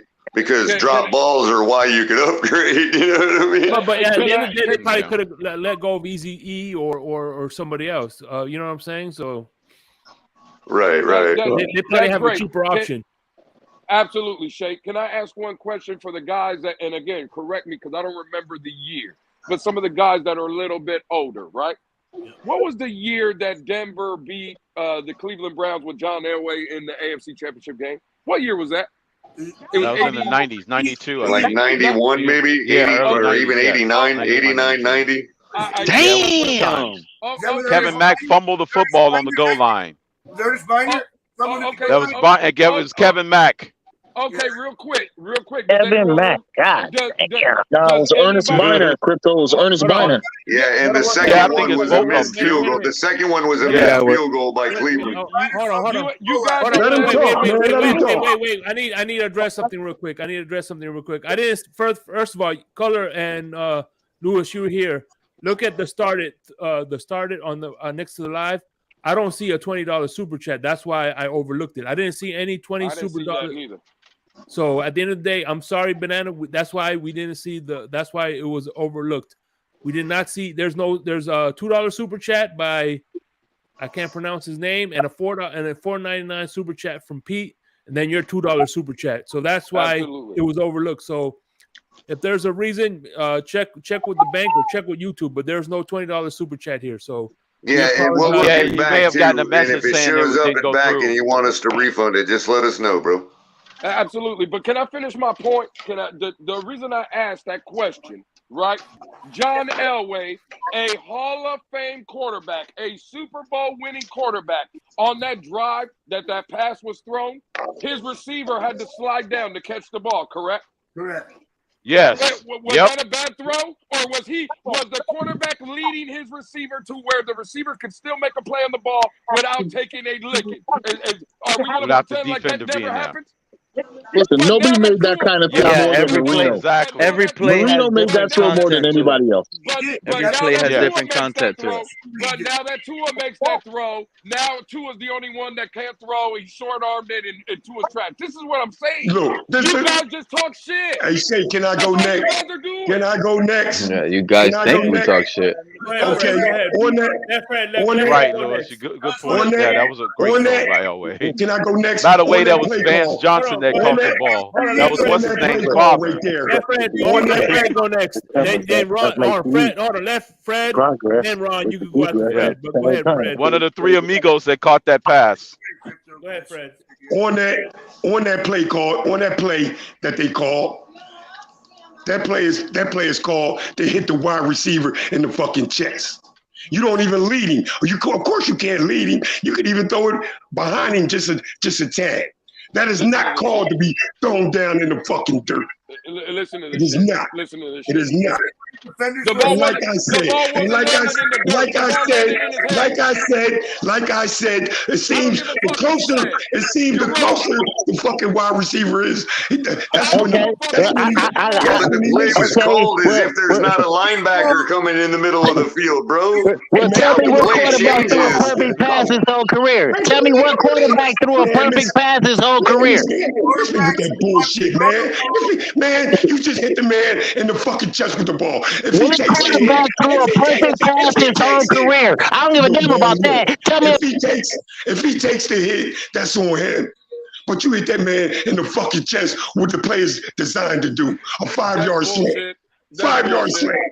That's bullshit. Fuck out of here. And you didn't even throw to him all fucking game. Now they got man. Thanks for letting me on, Shay. I'm gonna have to take off, man. All right. Much love, brother. Peace, caller, peace, crypto, peace. Fred, everybody, peace out, y'all. Fins up, y'all. All right, KP.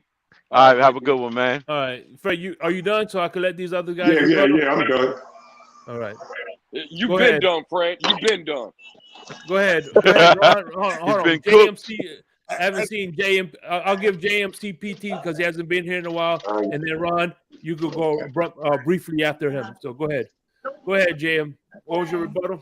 Yeah, man. I don't know what Fred talking about, man. It ain't been the quarterback that made a perfect pass. It ain't been the wide receiver that caught a pass their whole career perfectly. So it doesn't matter. If you a fan of this team, man, if you a fan of this team right now, we worrying about the 23-24 season, man. And what's gonna transpire right now? Them Sherfield is gone.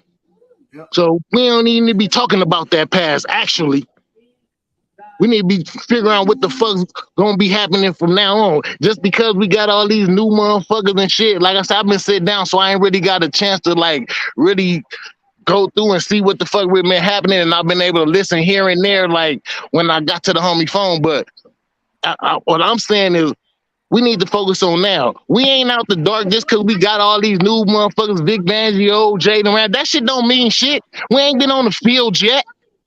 For right now, we still the same sorry-ass team we was last year. Regardless of the fucking players we got. Regardless of anything. Until we get on the field September the 10th, which I will be in the house in San Diego, and I'll be in Florida too for that Christmas game against Dallas. I'm gonna be there, so I hope some of you I get to meet some of y'all. I'm gonna be there. I already bought my ticket and everything because I'm there. Shit, Skylar Thompson's gonna be starting that game, JM. I don't give a fuck who the quarterback is, Pete. I don't give a fuck about that. I'm talking about the Miami motherfucking Dolphins, man. Damn, Pete. I don't give a fuck about who the quarterback is. I'm talking about this team as a motherfucking whole. It's scripted. I already saw the script. Hey, you guys are gonna love it. I don't give a fuck about none of that. Hey, none of that. Hey, Ron. I'll go ahead, Ron. You have the floor, Ron. Go ahead. Damn, JM. JM, I agree with you. I don't care who it is as long as we're winning. But as long as we're winning, man, it don't even matter, man. If you go back and watch any other game in the NFL, And when they're throwing in the front part of the end zone, the quarterbacks are taught to throw the ball low, so if it gets tipped, it's not tipped up to a defender and intercepted. He did exactly what he was supposed to do. And how many times do you see receivers go down the next slant and catch those balls? Every week you see it. Every single week. And to your point earlier, Colin, the reason why you said Sherfield is gone, and I forget who else you said was gone because he dropped passes. Why do you think Gesicki's gone? It's not just blocking. Gesicki dropped a ton of passes in the end zone that were on the money. If he would have caught those touchdown passes, that would have offset some of his blocking deficiencies. But he dropped a ton of passes in the end zone. I don't know if we can show that play because I don't want to get flagged. But unfortunately, we can't because YouTube is just clamping down on everybody, man.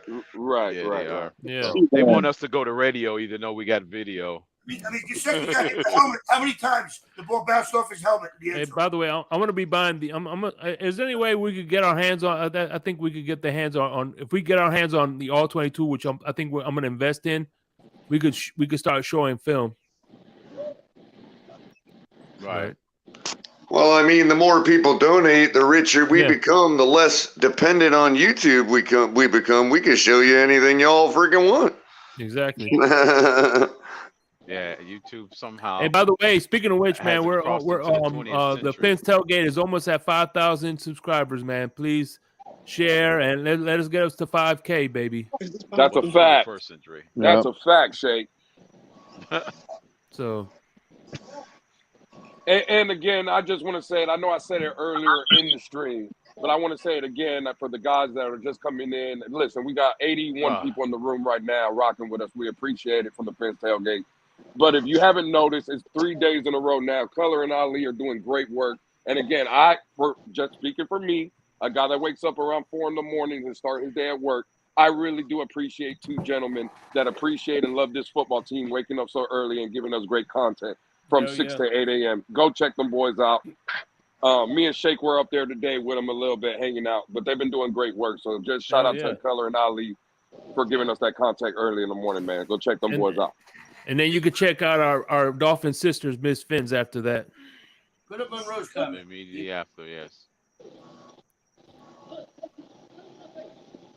Shout out to Miss Fins and all the. I'm starting to get a lot of weird feelings, man. I don't know why. It's like getting your Saturday morning cornflakes before watching Fred I'll say it is. Your cartoons. Mm-hmm. I'm just starting to get some real, like, get a cup of real negative thoughts, negative feelings on our team. If you're getting that funny feeling, it's because you've been eating at the Golden Corral again. Shout out to Mudbone with the $22 donation for the All 22. We appreciate it. Now we're $22 closer to getting the All 22. Shout out to Mudbone, man. We appreciate it, Mudbone. Shout out, man. We appreciate the donation. Real though. Well appreciated. Good stuff, fellas. Y'all be putting in a lot. And you know what? Let me tell y'all something. Because I see y'all, man. Some of y'all be up here for a lot of hours, man. I don't know how y'all could do it. But again, this is why I'm only speaking for myself. Why I try to do the best and the most I can support the channels that I can support. And because some of you guys, man, I just don't know how you guys do it. You know, I really don't. But again, I love being up here. I love sometimes I really like hearing the positivity, but I just can't really take it because I don't believe it. So I'm sorry, I got to be this way. Pete, I'm talking to me and you, just me and you, all right? What's up, bro? Either this Wednesday, and I might even come on a Monday because I don't come on. Mondays are my days off. If one day this week, Monday, Wednesday, or Friday, you let me know. And I will give you the first hour for yourself, bro. So you could speak unfiltered, uninterrupted, whatever you want. You got a whole hour next week, but you got to let me know which day.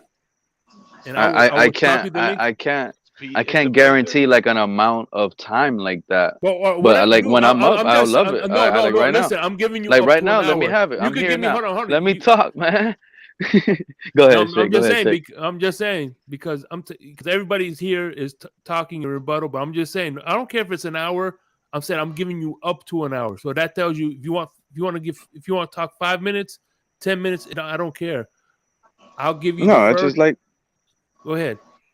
I appreciate you, man. You've been doing a great job, Shake. I do appreciate So that, and I just want to be able to let everybody talk. Honestly, sometimes I could talk a lot, but again, I come to talk. I was about to say, sorry, Pete, but I was about to say, Shake Money. I'm gonna be honest. Since I got damn controls to the channel, I don't know if I'll be able to just let Pete talk. I would be hopping in, goddamn it. Nah, hell no, Damn, Lewis. Oh man. Like this is the thing. You don't want that hour fulfillment with Pete. It's like an Amazon fulfillment. You get it in 2 nights express. 2 nights express. Yeah. Let you know, I let everybody get their opinion. The only thing, like I told you before, is I don't want people to interrupt the other person. Yep. Listen, it will be called Pete Unfiltered. Pete Unfiltered. Listen, Crypto. Pete would be talking for an hour and 15 minutes in, you would see me pop in and just say, fuck all that, and hop right back. I believe that too.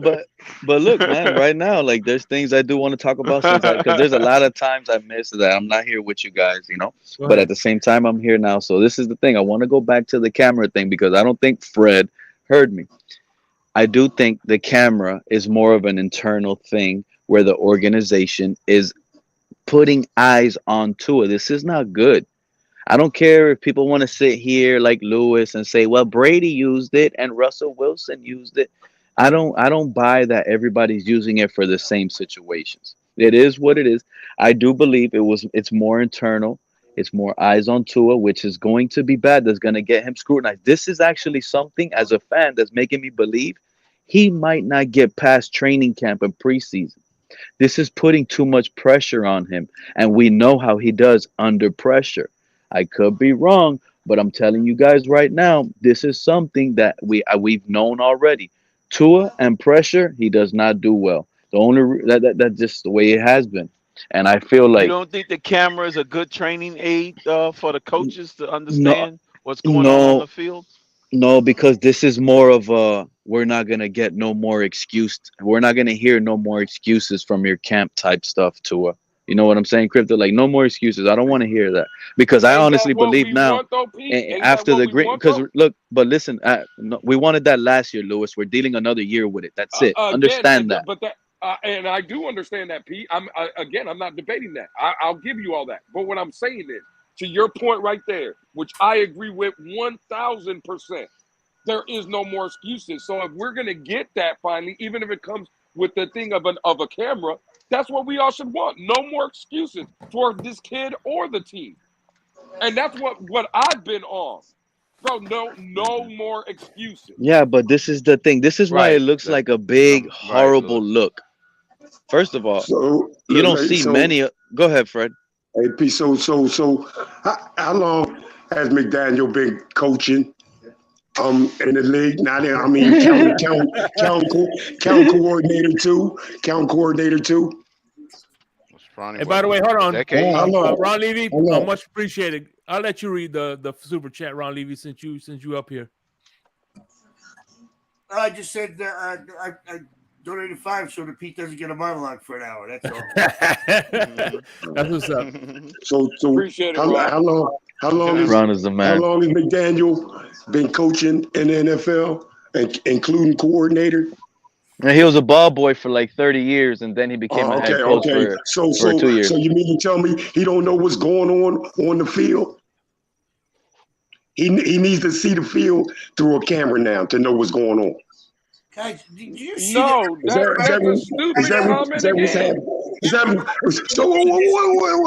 the camera for? What's he going to see that he ain't seen in 30 years? Again, you got to pay attention to what I said. The audio part. He ain't seen in 30 years. Let me ask you a question, Fred. You're right. What's he need a close up? Does he need a close up? I'm trying to answer you if you would let me answer you.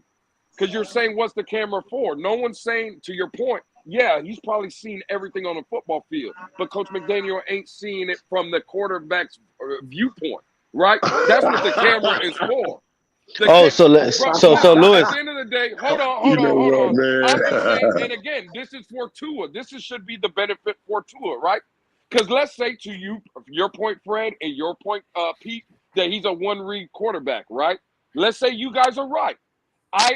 This is just my opinion, but if you guys are right, I think the camera will help him, because then you will have a guy like Coach McDaniel or whoever else is breaking down that film with him, saying, hey, Tua, why did you throw here? When if you look on the other side of the field, you have a guy slipping into the flat wide open. Or, hey, Tua, why did you throw it here when you had someone coming across the middle wide open, right? So this narrative that your guys are trying to paint that the camera is a bad thing is wrong. And it can only benefit the quarterback. And if you listen to McDaniel when they asked him about it, he said the audio is more important than the video. He wanted to hear what was going on during the play. That's why I pointed out that's the biggest factor. Hey, Lou. My name. What's up, bro? What's going on, Phantom? What's going on, Shake? What's going on, Lou? Hey, I think one of the problems too was he gets tunnel vision. And see, the kid, he has a lot to prove. He's been faced with a lot of fucking criticism, even till now. This guy, he's looking for fucking home run shots. He's looking down the field. He's looking to break the. He's looking to prove the doubters wrong. He was looking to shut up the Twitter warriors. You're right. You know, he's not looking for a conservative throw like a flat. He's going 20, 30, 40 yards down the field. He's looking for Tyreek. He's looking for Waddle. He has a lot. He has a lot to prove. Mo, I'm gonna check. What's good, Mo? It's June 2nd, Mo. It's June 2nd. That's all I'm going to tell you, Mo. It's Damn. June 2nd. Look, this quarterback, man, this quarterback's going to be a nervous wreck. Hell yeah, he's crapping the bed already. People watching him through cameras, listening for him through audio. He don't know whether to go here, whether to go there. He's got to go. He's going to hold the ball forever now. Yeah, hey, Fred, let me ask you. Hey, Fred. Hey, hold on. Hey, hold the ball forever now. How about Pete? Hey, listen, why is that a shot? Why are we making it such a big issue about the camera, bro? I mean, this has literally been. This happened with Russell Wilson. Is that camera too expensive that they can't afford other quarterbacks to wear? What happened? Is that helmet too expensive that other quarterbacks can't wear? We could only afford that helmet for Tua. Well, Pete, I remember we talked about this last week. It's a training aid. It's an additional training aid for Tua to help him understand, so him and McDaniel can see what he's seeing. So it almost confirms that. It almost confirms that maybe the backup quarterbacks don't need that. It's like this, Pete. It's like this, Pete. Remember when we were in school and you having problems with a math problem, right? Yeah. And your teacher, you use a calculator, okay?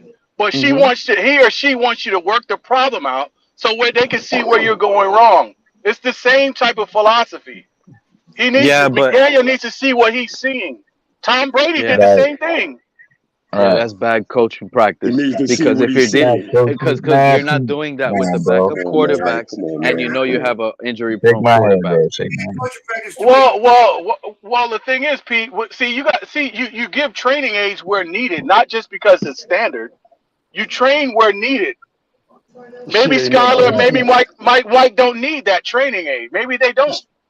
Shit ain't nothing but more excuses for him, bro. Exactly. That's all I'm pointing out. I agree with that, man. But again, even some of the listen. Even some of the NFL's best quarterbacks have had this apparatus on their helmet, and coaches give them feedback based on what they see when they go through the progressions. Russell Wilson was one of them. Like, bro, what is the big issue with this freaking camera? All it's just gonna make him do it better is reading the field and going through his progressions even better than he is already. Yeah, so that's all it is. Even better than what he is already, man. He ain't good now. What you mean better than he is already? Bro, like the guy was an MVP conversation. Like, what are we talking about, bro? He's a top 10 quarterback, dude. At week six. Don't forget this man lost his last 5 Come on, bro. Lost them bad. The only thing I think Tua. Listen, the only thing that I think Tua. He lost some bad, bro.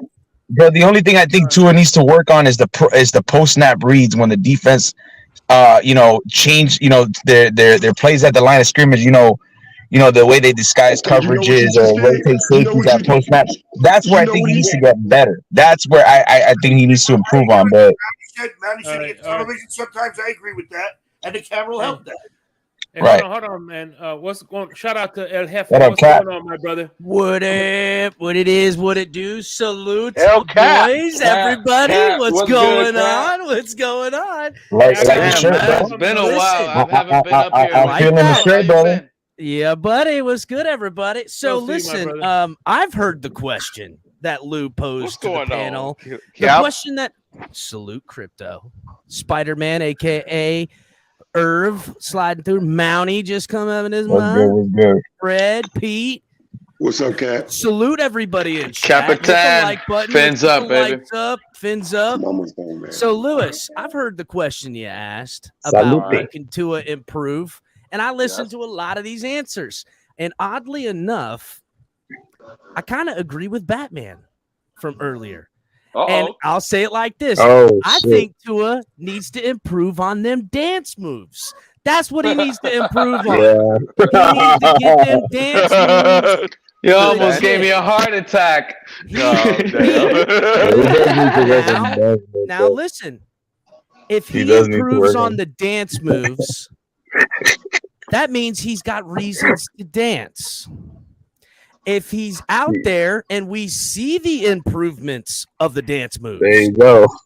that means he's dancing because he's doing good.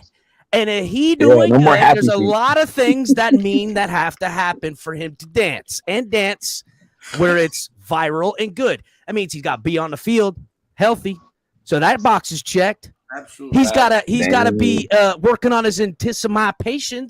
That box on the check because he's hitting them good plays. Because you don't just dance because your guy got a touchdown. You're the quarterback and you dance because you did some G shit. That's when you dance. Yeah. That's when he scuttlebutts and runs one in and just over to the friggin' sideline right in that Batman pajama. If he's improving on his dance moves and we see this, it checks every single box we've been talking about. Booyah, bitches! I want that to be the thread. And this is So does he need to watch one episode of Saturday Night Fever, Cap? Does he need to watch Saturday Night Fever? He's gonna be looking like the Bee Gees, bro. I want to hear it. I want to hear. By the way, that's the first Hawaiian shirt you got. He's gonna be looking like the Bee Gees. Wait a minute, Cap. My question, Cap. What? Does he need to watch an episode of Saturday Night Fever to get So this done? I tell you what, he go out there full Saturday Night Fever. What was the movie where the dude was dancing in the? Oh no, he's dancing in the woods. Have you guys seen the movie Hot Rod? Y'all seen the movie Hot Rod? But I know what you're talking hilarious about. as fuck. If you ain't seen it, go watch it.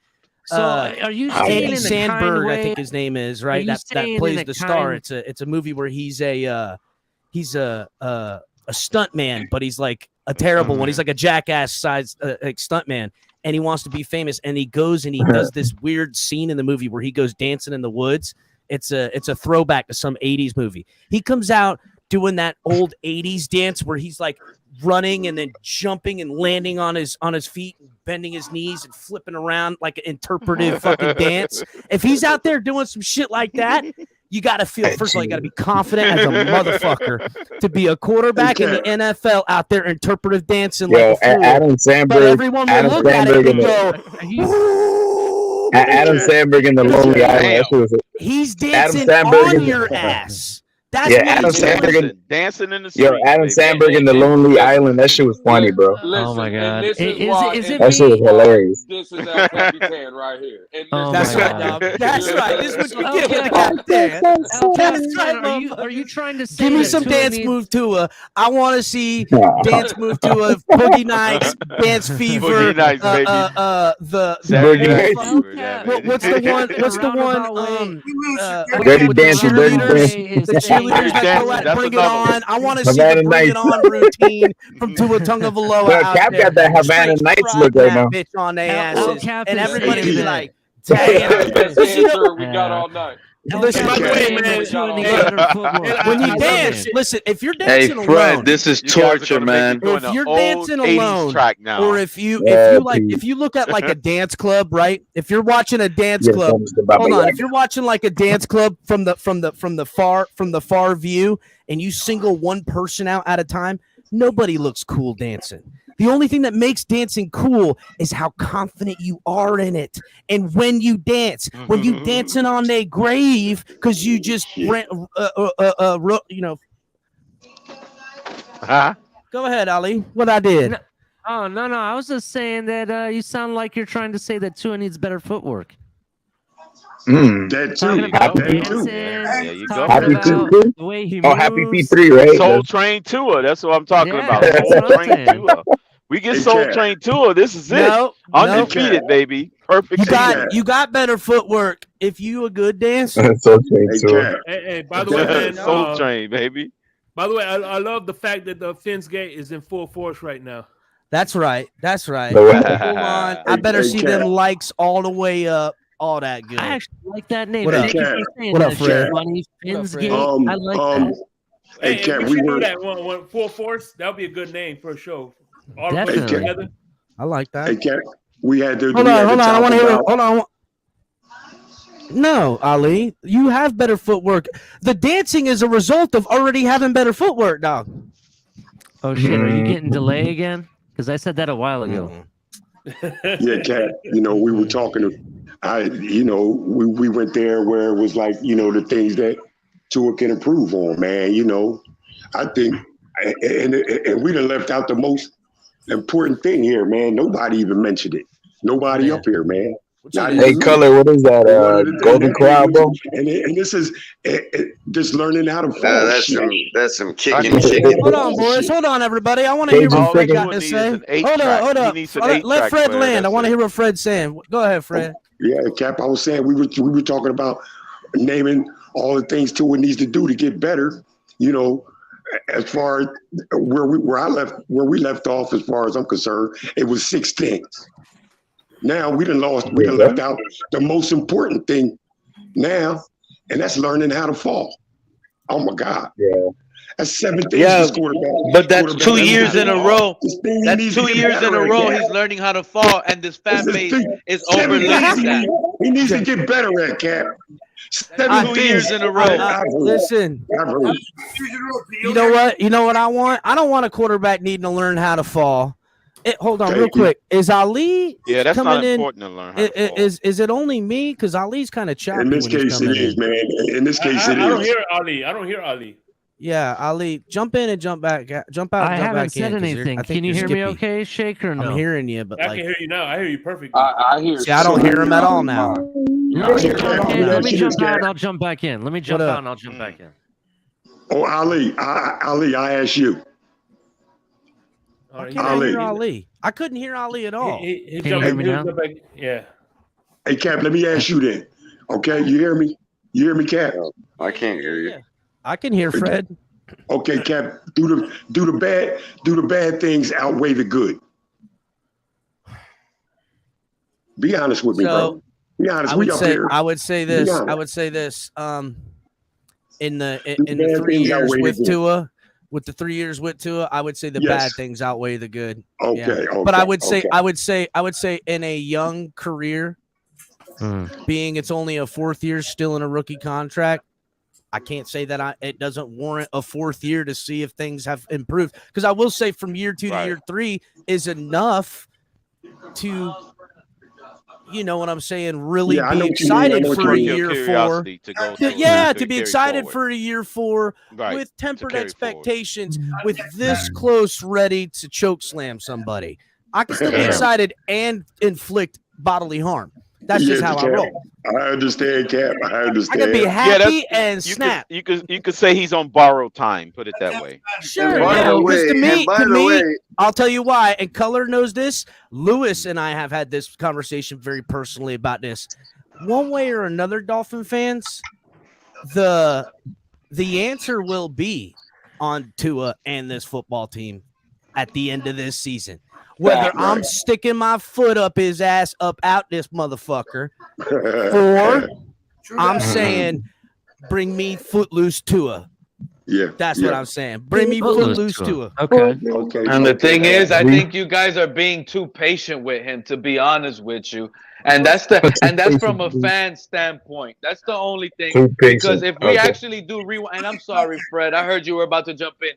Because if we actually do homework, Capitan and everybody was already saying last year was his make or break year.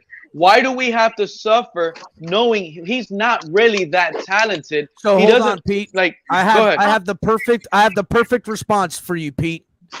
Okay, and this might even change Pete today as we know him and how people know him to carry himself. Good luck with that. I got you, Pete. Don't worry.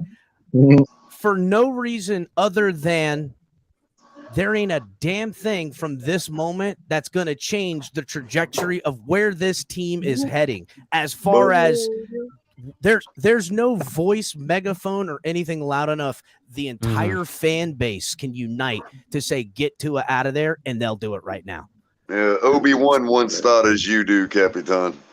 No, listen, and with that, Pete, I will say this, Pete, because of that circumstance, we are meeting an end, not an end to the conversation, because that'll never go away.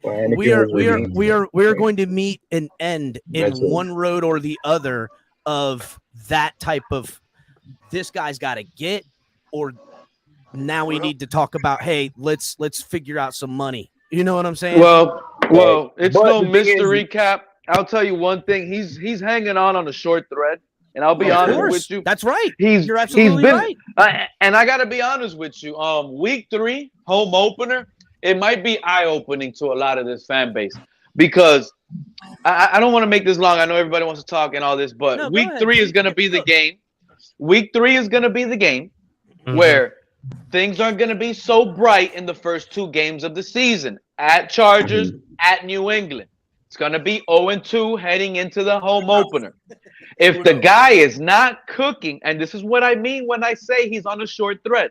If Tua is not cooking in the first quarter, in the home opener, and somehow Sean Payton, Russell Wilson, and Denver find themselves up with a lead, the Bulls are going to be heard in Hialeah from Miami Gardens. That's how loud they're going to be. You mean they're going to boo him at home too, Pete? 100%. He's been booed at home before, and it's no secret. The rating is too high for him to be booed at home. Pete, I'll tell you what. They go 0-2, and they find themselves down around halftime, getting worked by Denver. And the boos come out, and and we're staring at 0-3 coming out. You're right. I believe that leash is that short. I would agree with you. But I would I'm 100% confident with Tua and this offense, because Capitan, you know what? And I love all of you guys. I want to hear it all the time, but that doesn't mean I believe it. This fan base seems to forget what Tua did at the end of the year. Like, that doesn't matter to nobody. That's what KP was up here saying. Like, people only, and EM, one of the loudest voices. You can hear he's talking straight from his chest.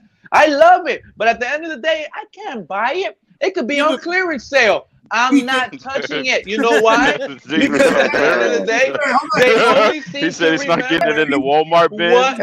Early on in the season. I'll give you all a good analogy for what Pete's saying, right? So back before things were legalized in Florida, right? Okay, you had a couple options. You could either really buy the expensive stuff, okay? You could buy the mid-grade stuff. That's true. Okay, the midi. Right. You could buy the $25 stuff, right? If somebody came to you with a sack, there was times where somebody was like, "Look, I just need to get rid of this. I only need $10 for this sack." And you're looking at it and you're going, "Okay, it's only $10 for that sack, but if it does absolutely nothing for me, it's still wasted $10." You know what I mean? In response to you, Pete, you think they're going to be 0-2, and you think you're looking at the end of last year. What about the fact that it's going to be the first year Tua is in the same offense for 2 years in a row since freaking high school? Yeah, but the thing is, it doesn't matter. This same offense that he was in, that's why, because Ron, that's why, this is why I argued with you guys not too long ago. I'm going to try to tell you. Hold on. Hold on. Let me kill this narrative real quick. First of all, Ron, they asked Nick Saban, how did Tua be able to be productive under three different offensive coordinators? He said it just like this. Just because there's three different offensive coordinators doesn't mean they're not working out of the same playbooks. Maybe different wrinkles, but one thing about Nick Saban is he has a playbook for offense and defense no matter who the coordinator is. So he's had the same offense in Alabama. He just had different offensive coordinators. That's one myth that I want to freaking kill right here and now, because at the end of the day, yes, he's had the same offense. 100% different offensive coordinators. Here, I would say this to Ron's point is that Mike McDaniel came in and in his first year, they gave him the weapons to try to get this offense the way he wants. This coming year, they're maneuvering a few of these things and going to get it exactly the way they want. The growth in this system is player specific. The reason, to your point, why Alabama is so good is because they're not just running the same offense. They're making sure that they're getting the same type of players. And not only that, when a kid goes to Alabama, rarely do they start as a rookie. Sometimes these kids don't get into their position because it's so deep till their senior year. And so when you got a stable and a system that you're plugging away, that's how you get. All we can hope is that Mike McDaniel with this offense, to Ron's point, is going to be a just on it being a second year alone and containing a lot of the continuity on the football team, with sprinkling in some little things here like a Braxton Berrios, a Chosen Anderson, drafting a rookie. You know, that look, what is the one guy we got an absolute a lot of disappointment from the fan base? Mike Gesicki. We know what kind of weapon he is, but obviously scheme specific and what they want with this quarterback in this offense is not necessary. And what have they done about that when losing him? They've got a couple of dudes, a couple of guys, because that's what they want. And so hopefully it'll bear fruit in that way. So. Hey, Cat. Let me ask you, bro. And I know you give it 100 all the time, man. I know that. It's the kind of dude you are, I figure. Yeah, boy. Is the offense catered to the quarterback, Cat? Do I cater to him? Fuck that guy. No, Cat. Oh. Not you, not you, Cat. The offense. Is it catered to the quarterback? 100%. But I would say this, Fred. Fred. What sense would it be to have a quarterback that you drafted in the first round and you didn't cater to him? You know what I'm saying? The Dolphins for years now would draft a quarterback and try to coach him up, try to make him into what they think they want out of their position. I'm not saying that.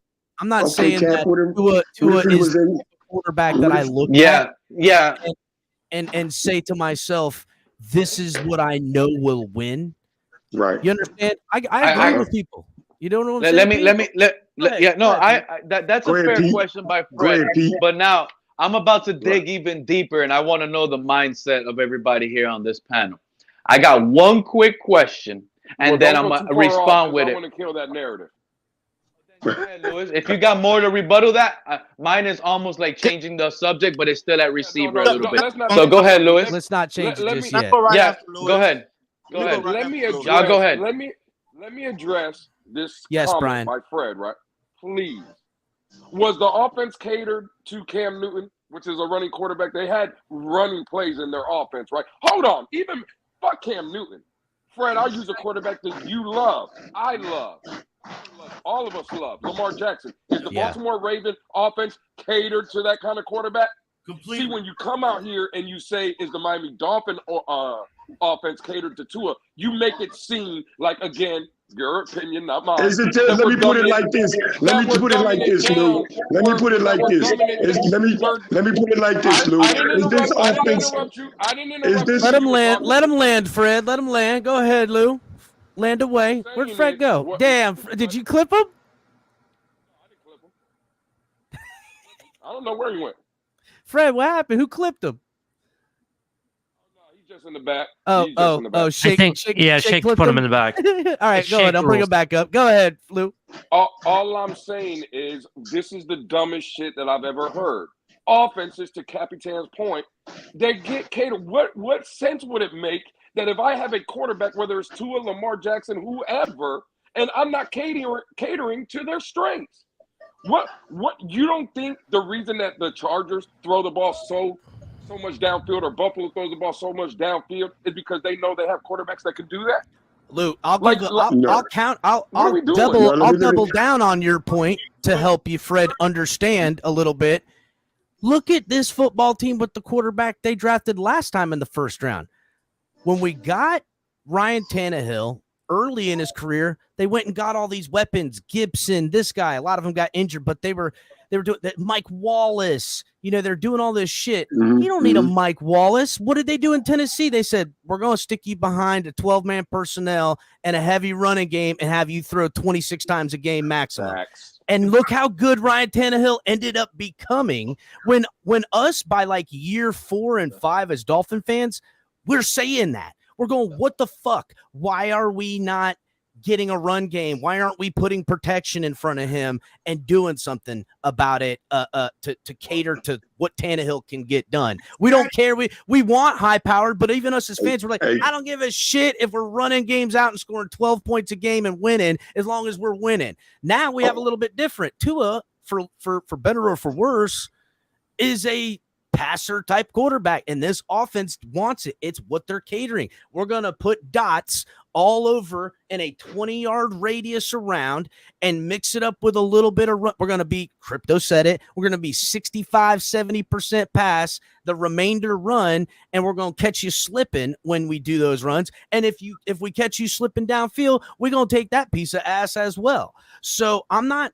opposed to it.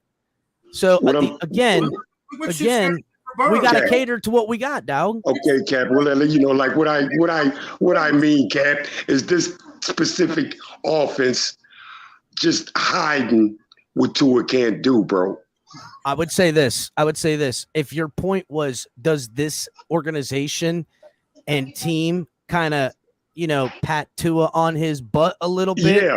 Okay, yes, I will say yes. Right, and that shit is fucking irritating as fuck as grown men that watch other grown men make millions of dollars to play sports to listen. And we're all about sticking up for our players, but don't pat them on the booty and tell me if my eyeballs is wrong. That's all I'm saying, Cat. That's and they all do that. It is a propaganda, misinformation driven bullshit. And I ain't about it.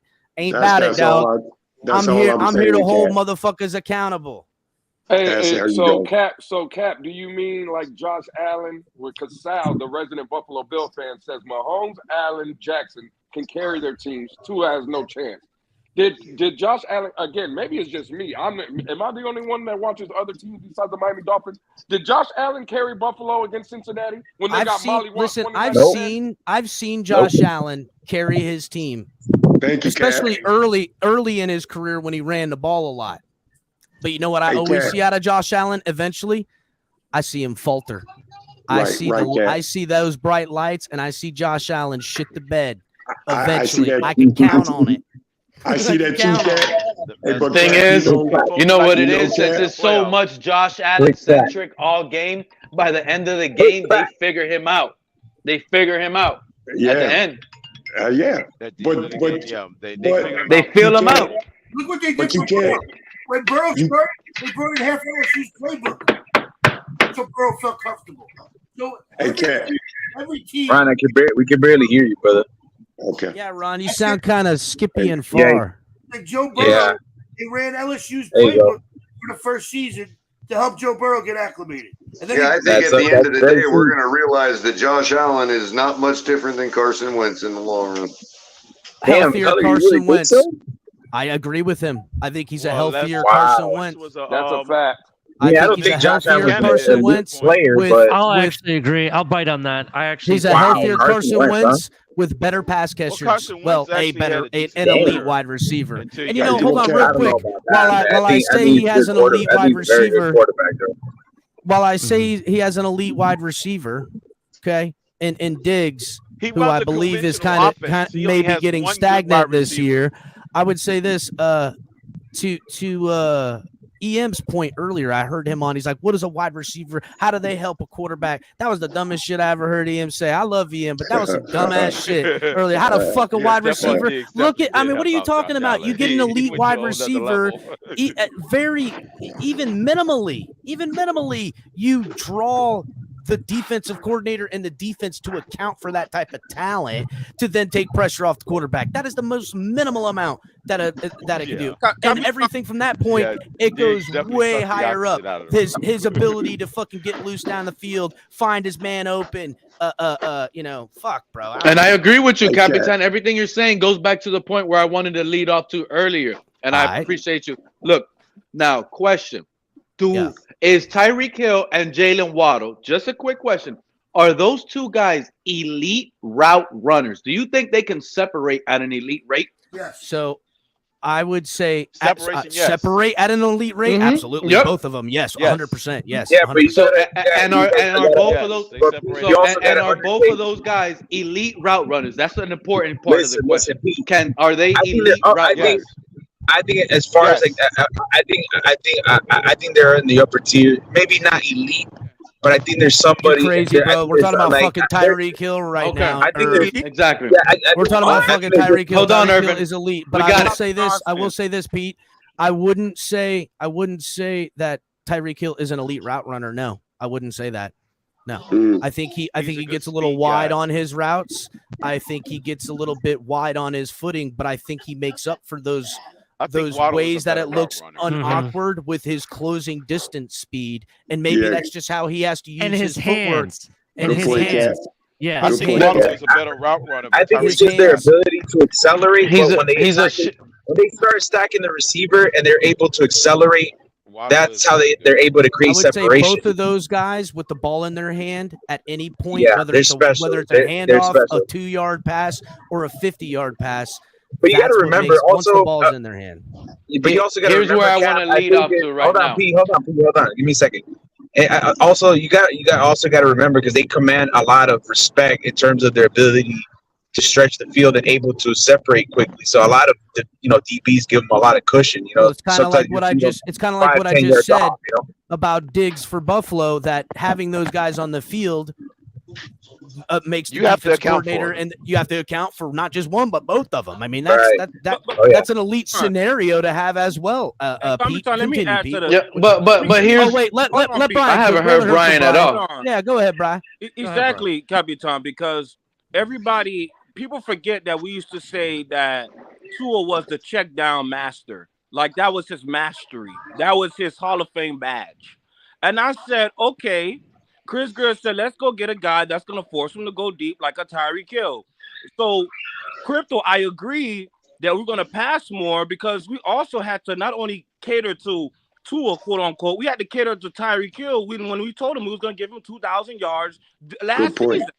Good point. We sat down with Tyreek Hill and we told him we're going to give him yards, and you have 2 elite pass catchers. You have to pass the ball at some point. Can I ask a question, Brian? Please, you're calling Tua. I'm not you're calling, but you're saying that people have stated that they've called him a check down master. Who has actually said that? Because I didn't think he checked down enough. Saying that was one of his best traits. Hold on. Because even there's a list. This is actually a stat that you can look up. He's actually one of the least checked down quarterbacks in this league. That's a fact. Yes, last year. You're talking about the year before, Ali. No, not last year, Ali. The year before. I know. I'm talking about the year before. We're talking about 2021. All right, and you can go look at the stat, and he was actually one of the fewer quarterbacks. That is true. You want to know who the master? Waddle averaging 9 yards. Wait here. That wasn't Waddle's fault. You arguing something? Hold on, Ron. You arguing something that's not there. What I'm trying to tell you, the narrative. You call him a check down? No, you're saying that people have said this. I'm calling them out. Okay, that's not true. I honestly don't think he's check downing enough. That's just my opinion. Go ahead, Brian. Go ahead, Brian. Finish up. You have one opinion. Listen, everybody knows. Everyone has opinions. Like assholes. Everybody has one. Everybody last year last season, anybody that knows the narrative around Tua was he was a check down guy. I don't care how many stats you give me.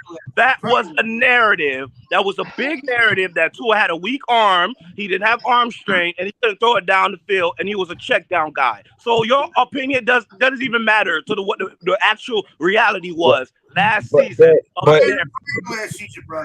Brian, may I respond? And Brian, hold on a second. And Brian did say that. He didn't say what it was. He said the narrative 100%. And I did hear you say that, Brian.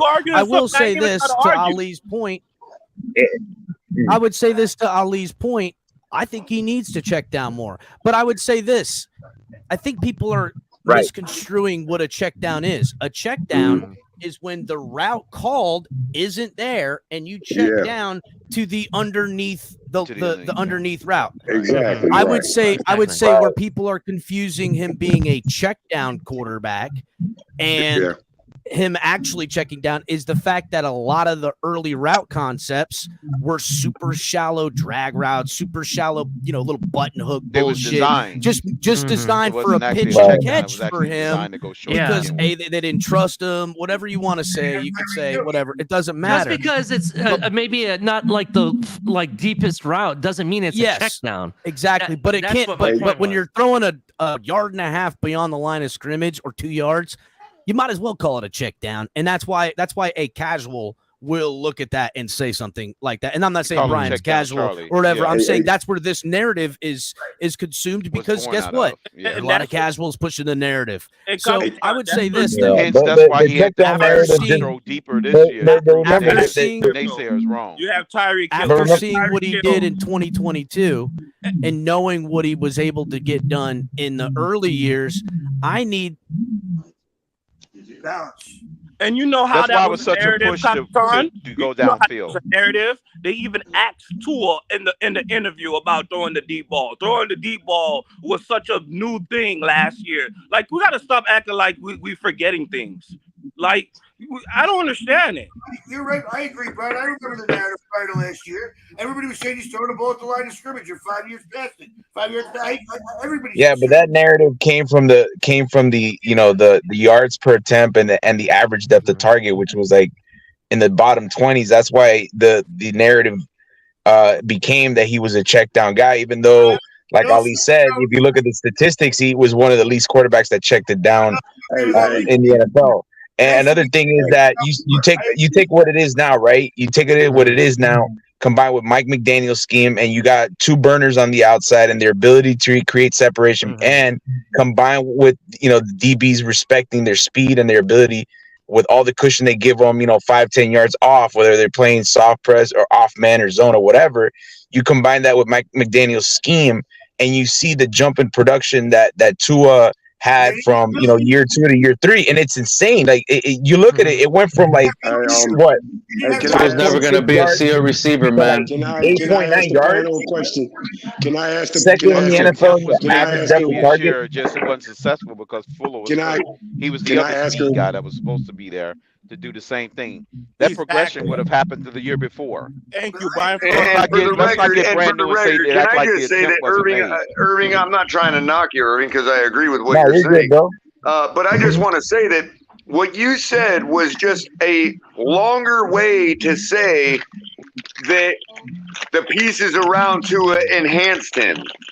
Yet somehow found a way to credit Tua for that improvement.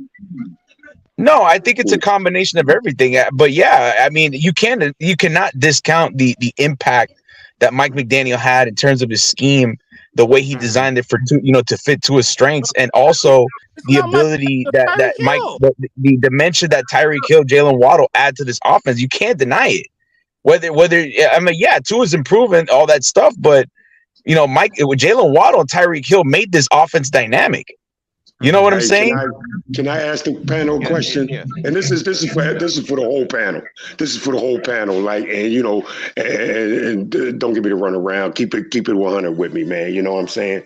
Do you guys feel that Tua can carry a team through a whole season, man? And be honest. No.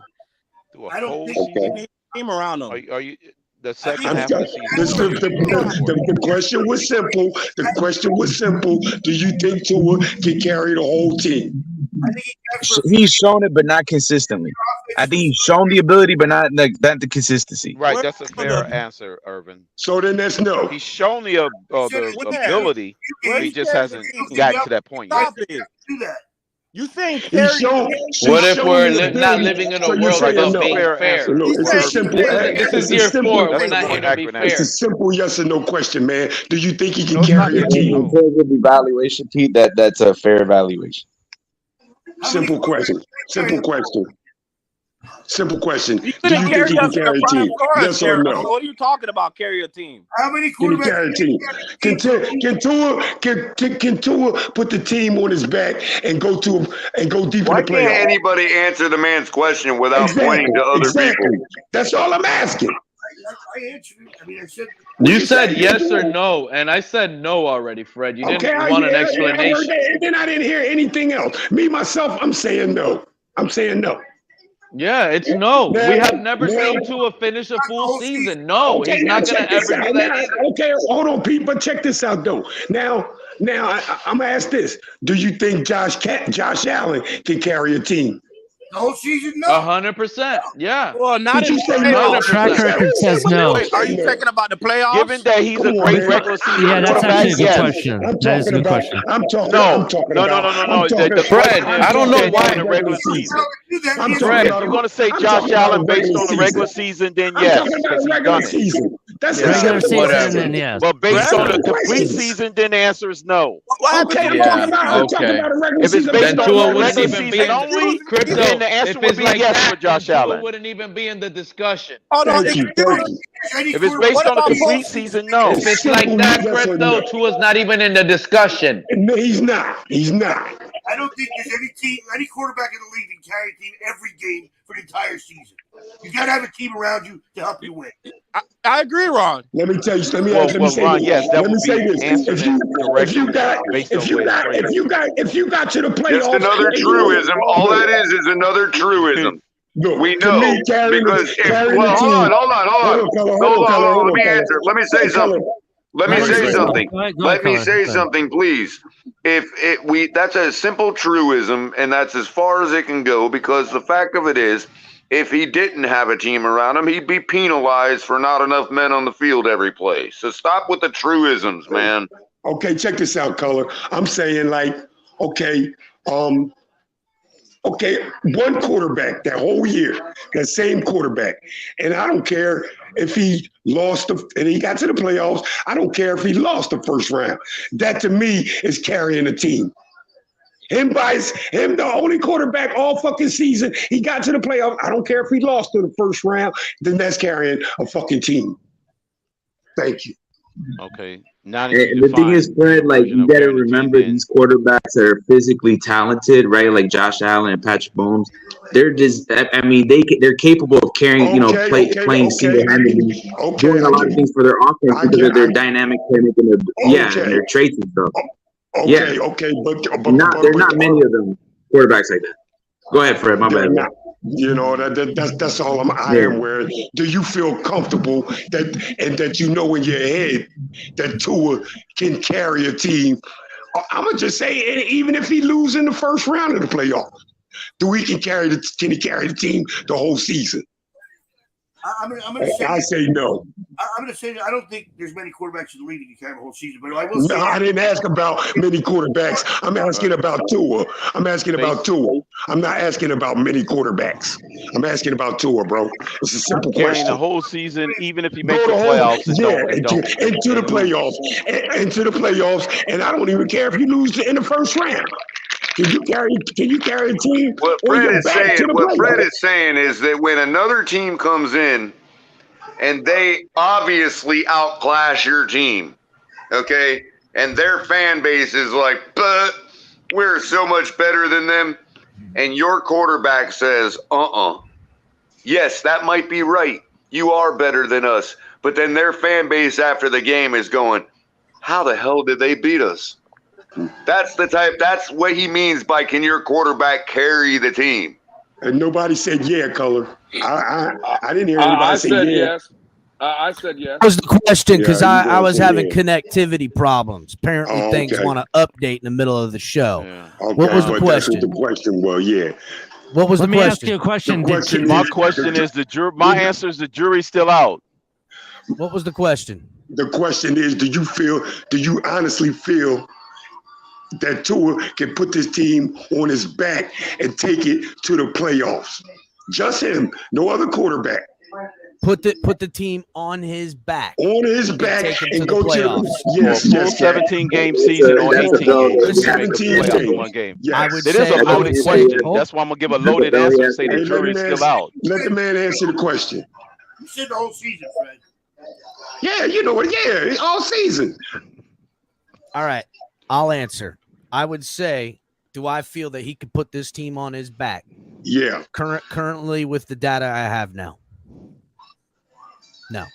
On his back now. That's all I ask. That's all I ask. On his back, I currently the data that I possess, I would say no.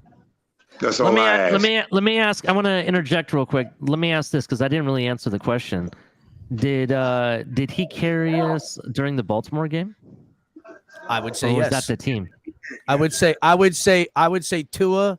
He was a big part in it. Tua. How come you got to go to week he 2? Showed the ability.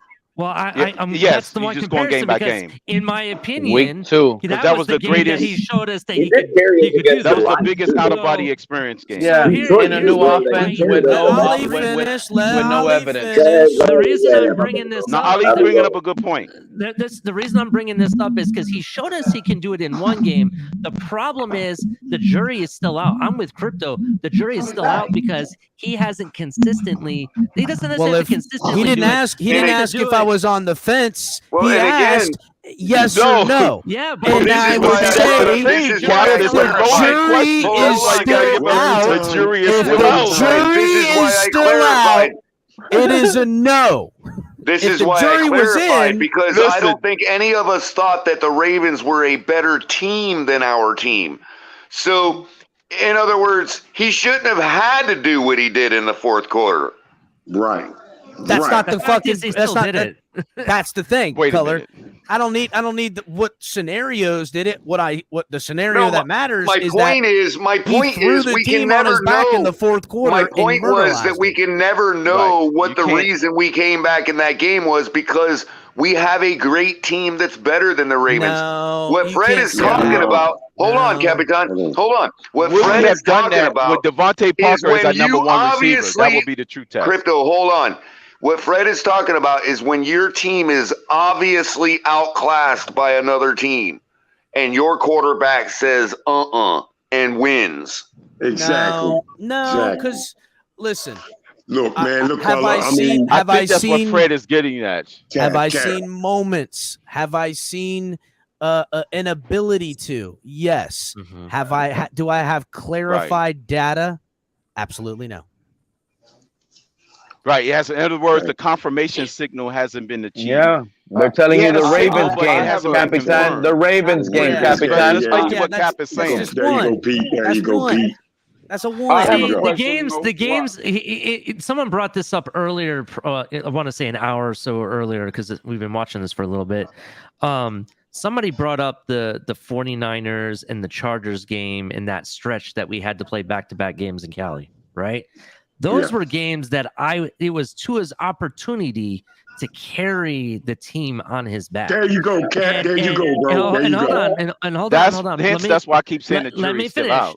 So he did it in the Baltimore game, which was needed because we were down however much. And you can ask everybody here at halftime. We were saying this is the end of the Tua era. All of us said that here, right? And then by the end of the game, we're all saying, holy shit, I had tears in my eyes and everything. It was ridiculous. You know what I mean? It was good time.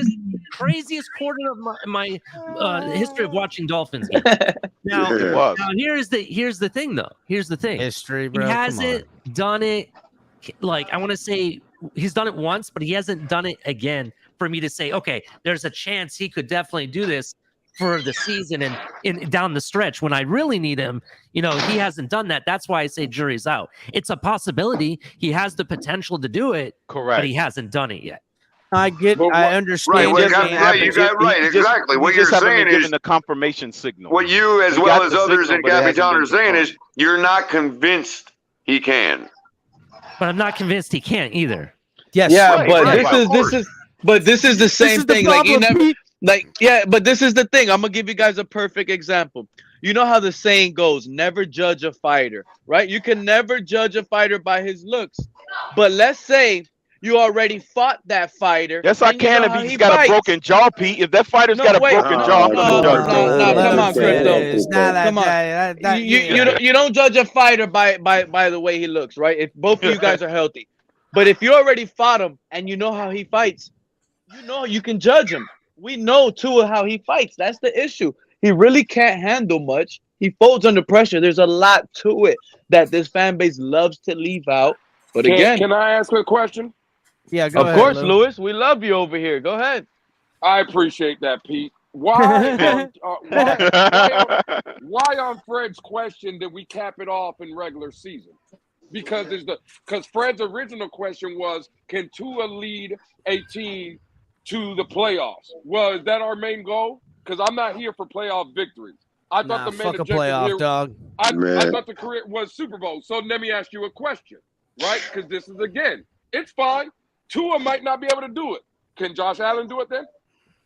Let me say something. Let me say something before anybody says something. I say no. I say no. Oh shit! Hold on. Oh shit! Get his ass, Lou. Hold on. Ask the question again. Cap, Josh let me get Allen that. has not Let me done get that, it. Cap. He's only made deep playoff runs. Let Lou finish, and then Fred, you can rebut. Oh yeah. Let me rebut. Can I finish? Because all I hear all the time is how great Josh Allen is, right? Did Josh Allen, again, when he was getting drugged 29-10 by an inferior team that's better than Cincinnati, did he put the team on his back? No, he did not.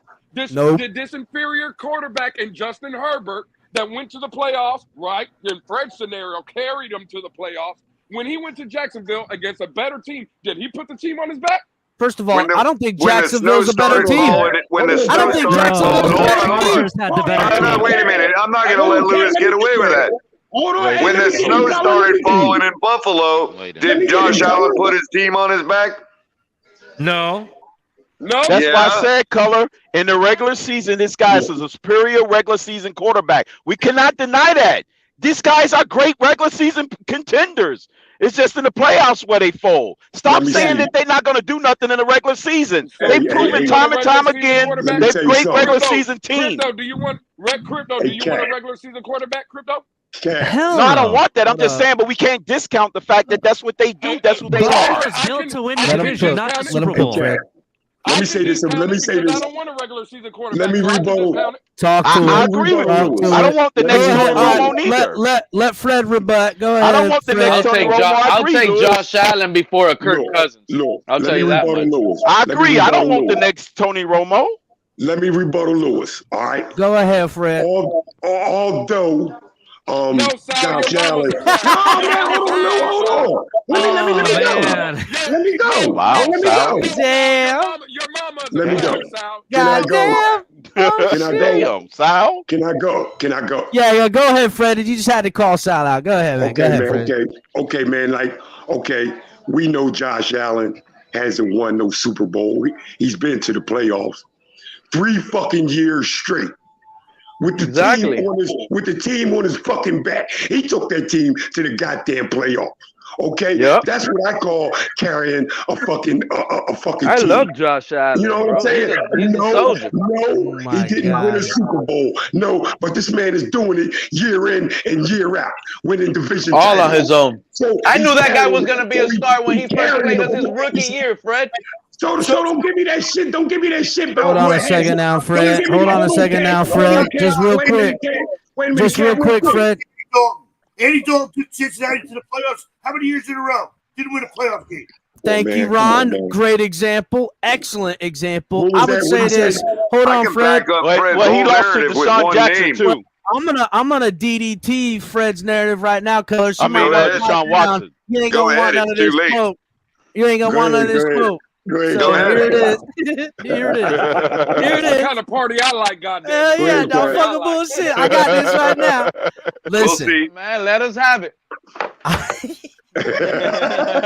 already smashed it. Whatever you say right now, I've already got the answer. You got nothing. You got nothing. In today's NFL, and shit, if you want to be real, it's really been the NFL the last 40 years almost. Outside of an absolute phenom, Patrick Mahomes is the new one. Tom Brady, who's owned it the last 20 years. Even great quarterbacks that play great seasons, get in the playoffs every year and play good in the playoffs, win their divisions. They falter. What's more likely for us Dolphin fans? Capture lightning in a bottle and ride that wave and get a championship? Or get a quarterback where we're going to go to multiple fucking championships and win multiple Super Bowls or win one Super Bowl and look at the entire tenure of Aaron Rodgers in Green Bay. Even that is outside of the realm, and I don't know if I doubt that's a guy we got, to be honest with you. But my point is that all that great football Aaron Rodgers played still only got one Super Bowl. And in today's NFL, I would rather. I'll be honest with you, Cap. I'd rather rinse and repeat. Fan, I would accept who's got the new blueprint? I'm gonna tell you who's got the new blueprint outside of Kansas City, who got lucky with a great quarterback. Philadelphia's got the new blueprint. You see what they did? They won that Super Bowl. They washed their hands. They got a new young quarterback. They just went to the Super Bowl last year. And guess what? If they pay this kid, which they did, you know what I'm saying? They're going to ride this window, and I promise you his ass is gone, and they're going to rinse and repeat again. You've got a shorter amount of window. These guys are making too much damn money, and it's a young man's game more now than ever. Now, you could be great and be a slinger of it all like Aaron Rodgers, but you need that lightning in a bottle season on a team, and that takes where the money is spread out. You don't allocate all your funds to one phenom unless you got a Patrick Mahomes. That's it. And well, even I might just say this. I just want a Dan Marino era. The question was Dan Marino about Josh didn't get us Allen. one, and it's the biggest crying shame of my existence as a Dolphin fan. The question was about whether Josh Allen puts his team on his back, right? And I just want to say that I got one name that can smash the whole narrative and back up everything Fred's saying. Geno Smith? No, one I'm just name. joking. Nope. Let me ask you all this question, and I really would love it if you would just answer one name or the other instead of everybody blowing up, so we can get down to the bottom of this. Okay. Well, we'll go. We will go from you to Lou, and we'll go in around the room. Okay. You got one choice to make between two wide receivers to keep on your team. Jalen Waddle or Gabe Davis? Go ahead, Lou. Waddle. Crypto. Mine is Waddle. To keep with this current team color? It doesn't matter. Don't get into logistics. Go ahead, Ali. Oh, okay. Waddle. I'm gonna go Waddle. I think the upside is way higher than Gabe. Okay, fair enough. Go ahead, Irving. Go ahead, Irving. Hold on, let it continue. Go ahead, Irving. I think everybody's going to be Waddle here, to be honest with you. Everybody doesn't need two speed demons to win it all. I think everybody's going to pick Waddle. I want an answer to the question from everybody. Yeah, we're answering. Go ahead, Irving. What's the question? I'm sorry. What was the question? Waddle or Gabe Davis? Who do you want on your team, Waddle or Gabe Davis? Oh, Waddle all day, bro. Okay. Ron. Shake. Cooper. Good answer. It's his show, so he can say whatever he wants. You notice I didn't say shit and asked Pete what his answer was. I said, goddamn thing. Go ahead, Pete. Oh, I got Waddle. Everybody's gonna be Waddle. Fred. And then Fred. I got Waddle. Okay. I mean, of course it's fucking Waddle. What are we talking about? I knew that, and I knew that would be a unanimous. Damn, that took I knew a long it would be time. unanimous. I knew it would be unanimous. Damn. Okay. So you're telling me, none of you all want the guy that had 204 yards receiving in one game, 4 touchdowns on 8 receptions. You'd rather have the other guy, Waddle.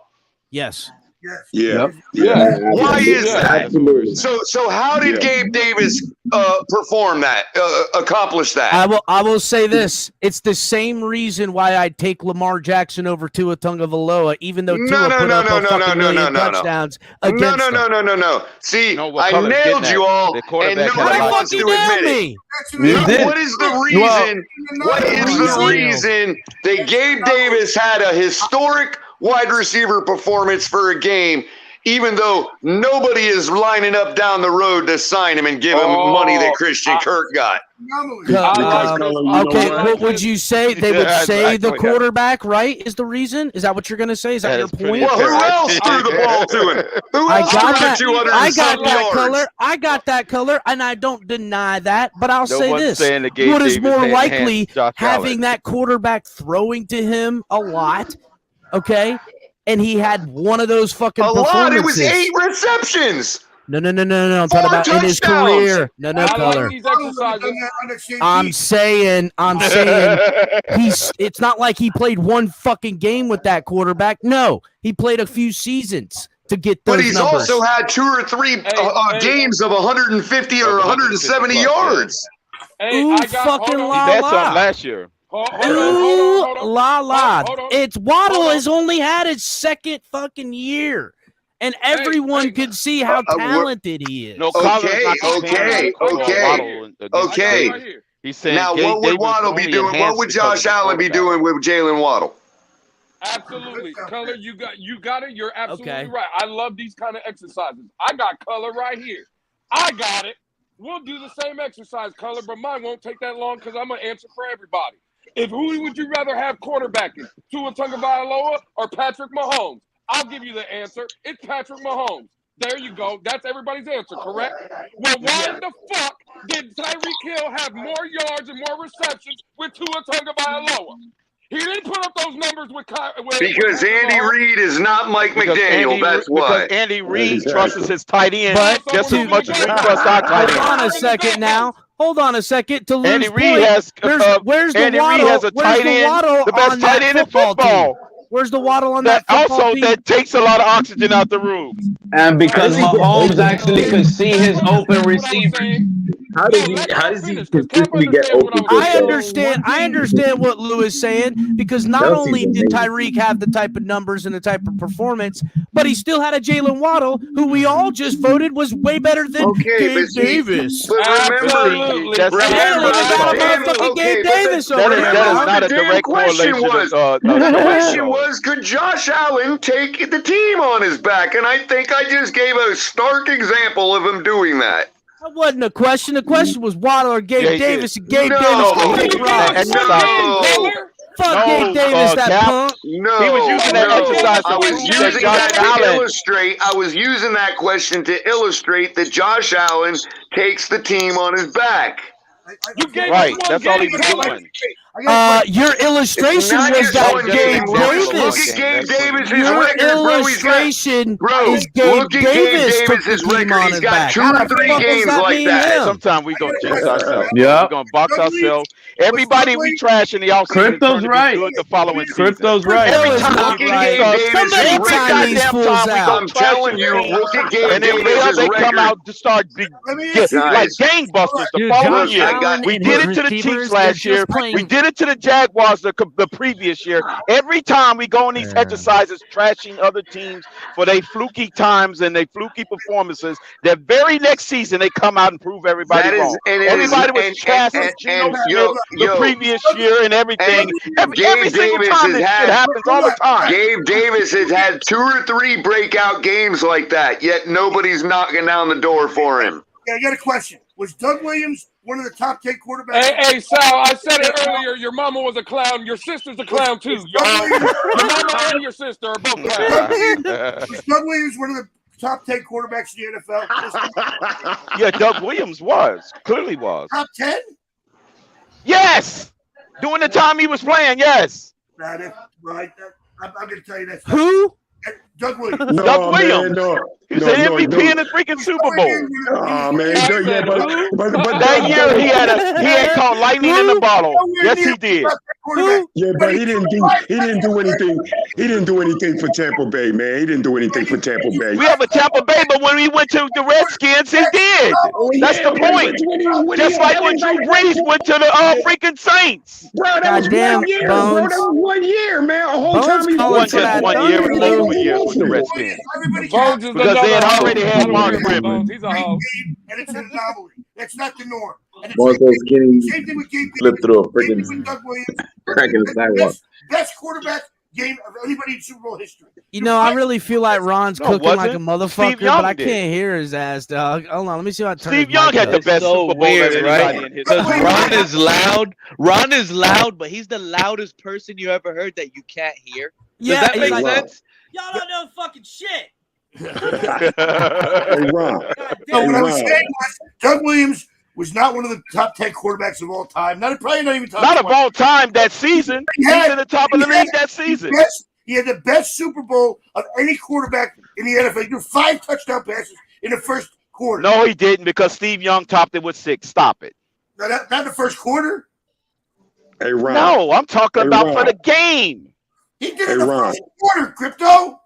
When first quarter. When Doug Williams played for the Buccaneers, the fans wore bags on their heads, bro. Come on, man, cut it out. Cut it out. That's my point. He was not a top 10 quarterback, if you ask me, man. Listen, first of all, I don't give a fuck about that fool. Nobody knows who the hell y'all are even talking about. Fuck that asshole. First man, of I all, know Doug Color, Williams your shit. ass is wrong. Gabe Davis sucks. Nah, And Color because nailed he it. went ahead and had himself a fucking doofus McDavis Super Bowl performance. Yo, Gabe Let me- Davis let is me at ask- two. let me No, ask you a stop question, it. caller. Stop Let me it. ask See, you a question. you all talked over me earlier. You talked over me now earlier, here and it you didn't hear me say it. Gabe Davis had 2 or 3 performances like that last year. We Can I- heard it. can Color. I, he followed it up with can I some ask other a It things. was question, a caller? Gabe Davis contract year. He showed up and showed out, and nobody bit Wow. nobody ate that raw ass chicken, dog. We know that shit was undercooked. Motherfucker got lucky on third and fourth Right. Now, fucking. No watch one's next giving him year. that contract Now watch because they next knew it was year. all about Watch Josh next Allen. year when Sir. Cap is wilding, man. No, Cap. Watch They next year. didn't do Watch that next because year of when Josh Allen. Sherfield has a 4-touchdown game. Y'all are going to be saying that Sherfield. Hold on a second, fool. Because hey, listen, I'm not saying that shit with Tua in his 4-touchdown performance. I'm saying it's good, but I ain't gonna pay him just like I wouldn't pay Gabe Davis's ass. That's right. No. So, right. Right. Exactly. Nobody's going to pay him because of it. So why do they still have him? Because they obviously think their quarterback can actually elevate him. And are you saying that there's no certainty to that? Like, or excuse me, not no certainty, because we obviously know that. You're saying certainly he'll never do it. He'll never become that. No, I never said that. Okay, well then what are we talking about here, dog? Become what? Become what? They argued. Because it seems like people are afraid to say it. God damn, man. I'm telling you what the original argument, somebody said that Josh Allen does not take his team on his back. Yeah, Who said that? Who said that? All of you guys. All of you guys. And he does. I didn't He say does. that. I said it. I said it. He I said it, I'm dude. I not said gonna it, make that. especially early in his That's a career. disingenuous statement to say he doesn't. He has done it before. He just doesn't do it. He just isn't tipping them distance. He gets it on his back and his face. That's the word on the street. Exactly, Shane. Exactly. Oh shit! This Listen, really, this just become the Benny Hill show. listen. That was crazy, man. That was real crazy, man. My, oh my. You all dogging Gabe Davis just proves my point that he did take the team on his back. Color, these streams don't attach, dog. Stop using Gabe Davis to illustrate your Josh Allen point. It's fucking me up. I don't get it. Earlier, listen, I just want to finish my earlier point. Earlier, all of you guys agreed that we have elite route runners, right? All of you guys agree with it. Now, do you guys think our receivers will benefit more in a Bill Belichick multiple route option for the receivers or in this offense? Bill Belichick's offense? Last year's Yeah. offense Belichick ran. I mean, They Well, probably our will because receivers Mac benefit Jones was more. throwing to a lot of 5-star recruits in Alabama, so Let's they hold probably on. will work. Let's hear everybody's take on Pete's question. Pete, But do you understand? I'm going to say yes. Hold it on, will hold work on. in, Ask New it England. again. Hold on. I'm gonna give you Crypto. guys an example. Ask it again so we understand your question. Go ahead.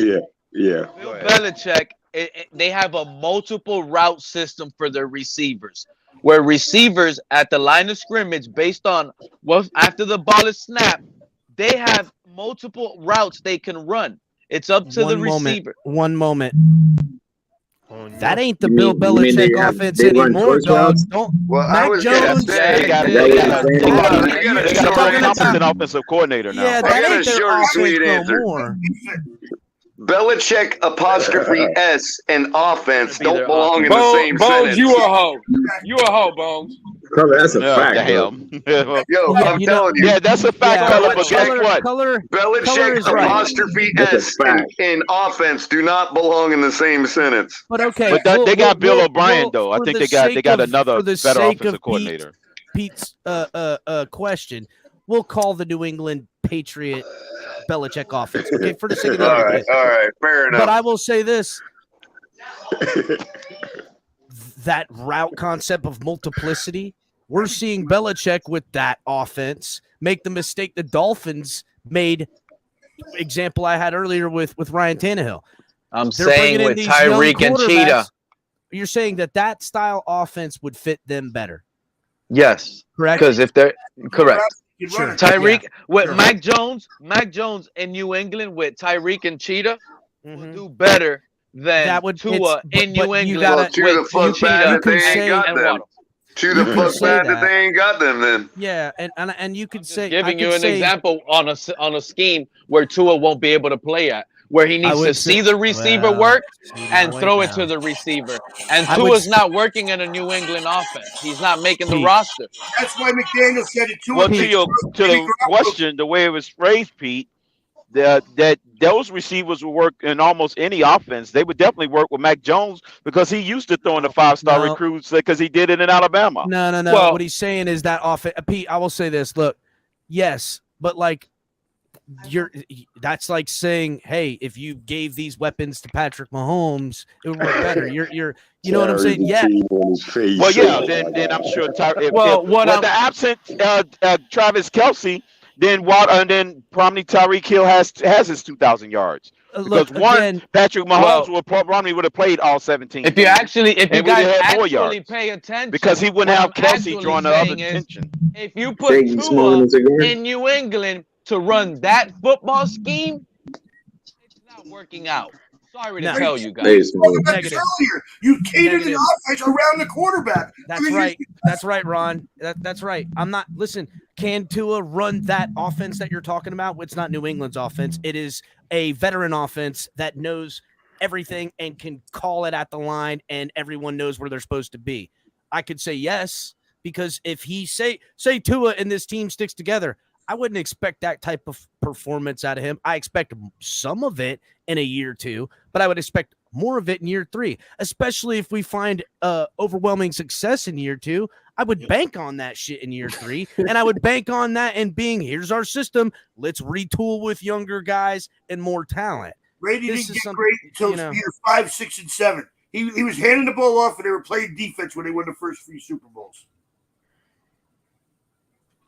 Raph is over here making great points. Anybody know what was Tyreek's totals as far as the yardage? He had 1,700. I actually 1,700 yards total. Hold on, Ali has it. Go ahead, Ali. Tyreek Hill's. You want receiving stats? What stat do you need? Give the it all. total Yeah, yardage. yardage. Break Yeah, it down. because it was. Break it down. All Yeah, right, the so yardage for wise, because we can 2022, see how much. For receiving, he had 1,710 yards receiving. Rushing, And he had like 7 or 8 touchdowns.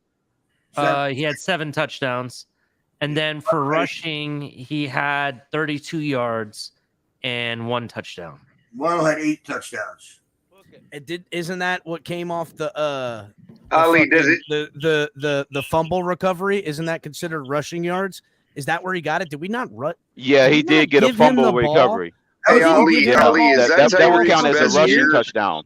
Hey, is that Tyreek's best year for yardage? Hold on, Color. For yardage, it is, Color, but not yards per catch. Yes, Color, by yards, I think it's like maybe. What's that, Tyreek Captain? all year? Did we not hand the ball off to Tyreek all year last year? Not really, no. Not really. Not at all. That was my biggest complaint, Captain. That was my biggest complaint. The fact that we ran not as many jet sweeps as we could have. We could have ran so many, and they didn't do it until the Jets game. And the Jets game, it was actually working. I'm like, why didn't we do this all season? It was ridiculous. Yeah, I remember that now, Ali. I remember that. Yeah. Waddle took that jet sweep down to the goal line. Remember that? Yep, I remember that, Color. Tyreek didn't get done. To them, so it counted. That was a fumble recovery. It counted as a pass because he would throw it in front of him on a jet sweep. So I would say this. All I heard was in front of him on a jet sweep, Ron. Well, I would say he would throw the ball to Waddle or Tyreek coming across the line, but he throw it in front of him, not behind him, so it counted as a pass. Yes, jet sweeps are counted as a pass. Yes. So I would say this. That's the type of furthering of this offense I'm hoping to see, where they're gonna have some wrinkles. It's not just about mastering the plays that you can utilize. Listen, the Dolphins came out, took their talent, and mastered a way in which they can execute the inside lane, for lack of a better term. I'll use a NASCAR term, where they're going to get out in front with leverage, whether cutting inside or coming around because they're in zone or whatever, to find that line of sight with Tua and catch these guys in stride. They mastered it until teams then put linebackers deep and started tightening those zones, or had it, and mixing up a little bit of man here and there. Did Tua get exposed? I need to see that part. I think we can lean our hat on against teams. Against teams. Hold on. Against teams that don't have the personnel or have injuries or whatever the case may be. We're gonna walk all over their asses with the style of offense Tua executed great last year. But when the linebacking core is good in coverage, and they got a seasoned defensive coordinator and a lockdown corner, and we're facing a top team, I gotta see the play calling. That's when we'll. I gotta see better play calling where you go, fuck this, I'm gonna do a reverse with Tyreek Hill, and I'm gonna catch him slipping because I know I'm going to with this. You know what I'm saying? And I need to see Tua extend plays with his legs, get outside the pocket, throw across his body, do some special shit, because of what I said he needs to get better at is dancing. You understand? So I see Bones. Hold up a sec. Hold up a sec. Right. I see Bones just came up here. Cat, what's happening, man? What it is, Bones? Lou. Fuck you, Lewis. Damn, Lou. This motherfucker just strolled up in the fridge. Strolled up and down. He opened up the fridge. Oh shit. Let me just put him in the back. Man. Let me put him in the back so I can properly welcome him. Fuck you, Bones. You ain't even gonna do that. Not adjusting to what the defense was doing. Shake Money, is that the Cuban cigar? They should have Hey, run. Ali, if you're still there, do you have? Can you tell me that? So that was Tyreek Hill's best performance as far as yardage in a single season, right? Yeah, regarding yards, but however, yards after catch. Hold on. Good. Hold on, though. What was his best total on the year for touchdowns in a single season? On touchdowns, it was 2020 at 15 touchdowns. 2020. It was how many? 15. 2020. 15. Okay, so that's getting up there. But now, can you read me the? I believe it was the 2019 or 20 stat line, same numbers, yardage and touchdowns for one Cooper Kupp. Oh my God, here we go. Someone had to bring up that conversation, huh? Didn't he have near 2,000 yards and like 17 touchdowns or something ridiculous like that? Yeah, something like that. Funny because those touchdowns came in the same season as the yardage. So go ahead, Ali. All right. So he only Is that including postseason? Hold on. He's only had 2 seasons that were over 1,000 yards. By the way. Okay. The first season was in 2019. Cooper Kupp had 1,161 yards and 10 touchdowns with Jared Goff at quarterback. Yeah, and that's with receiving. Okay, and then he had his second 1,000 was almost 2,000 yard season. Almost was in 2021 where he had 1,947 yards and 16 touchdowns with Odell Beckham Jr. on the field at the same time. Only for half of the season, though, because remember Robert Woods was the starting wide receiver. It wasn't until the trade deadline, I believe. Right. Now, can you all tell me why this idiot from Sports Illustrated has Jalen Waddle at 7th, top 10, and Cooper Kupp 8th? I don't know. The same reason I could tell you why this idiot had Ray Lewis. Who was that linebacker ahead of Ray Lewis all time? Urlacher, maybe. Yeah, I did. There was too many of them saying that Singletary was in the bottom half. Answer the question, Color. That this can actually clarify it for you, and we figured it out when we were having our show this morning, Color. If you remember, if you go back and read what he based his actual his rankings off of, it was based on the possibility of future performance and track record. Well, hold on. Well, look, he's only had 2 seasons where he was over 1,000 yards and he performed like that. And in addition, they're not sure who the quarterback's going to be in the Rams. A lot of people are off of Matt Stafford already. They don't think he's going to be worth a damn. You know what I mean? Well, I guess my point was to illustrate that we were making the comparison originally to Tyreek Hill, not Jalen Waddle. Why is this guy putting him behind Jalen Waddle if we were just legitimately fairly comparing him to Tyreek Hill? Right. I understand that. That's true. That's a good point. I don't think he should be behind Jalen Waddle. I can go with you that he should be behind Tyreek Hill, but any quarterback. If you're talking about single season performance, I mean Tyreek hasn't even touched that. He did in yardage almost, but not touchdowns. Yeah. Hey, is this real? Yeah. Yes. Yeah. If you look in the private chat, I put it in the private chat. If someone wants to talk about it, I didn't know how to address it. He was in the car. The guy that wears the Dolphin hat and created 2. I can't read it. What does it say? Yeah, I tried to click on that link, and unfortunately, the guy that passed away, rest in peace to him, but he had me blocked. The guy who created color. It says, did you guys hear the dude who created Tuanon passed away? Yeah, he had me blocked, but I couldn't see anything any of that. All of his tweets. Essentially, if anyone wants to donate, there's a GoFundMe. I didn't know who he was. He had. He has a big, beautiful family. And, but be careful, everybody, too, because anybody can say anything the hell they want on Twitter, man. That is true, too. Nothing's been verified. Talking about the guy that created TuaNon. I mean, remember the credibility here. Exactly. Yeah, so you never know what's official or not. I don't know.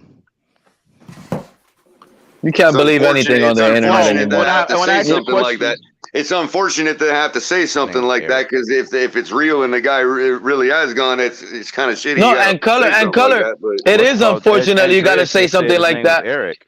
Because I find it hard. Like the other day, I think it was the other day, I saw Jamie Foxx. Like I don't even want to believe that. Like it was near to the brink. He was on. What happened? And then apparently he got better. They're well, I don't know. Like there's so many fraud stories that it's so hard to believe anything. And I saw that, and the first thing I thought No, was, I'm not buying this. It is legit, actually. About Jamie Foxx. It's really sad, to be honest. No, about the guy It is. from the It's 2 and sad on that you guy. can't believe anything nowadays. Is that what you're talking about? The 2 and on dude. That's what they're talking about. Yes. Yeah, man, that sucks.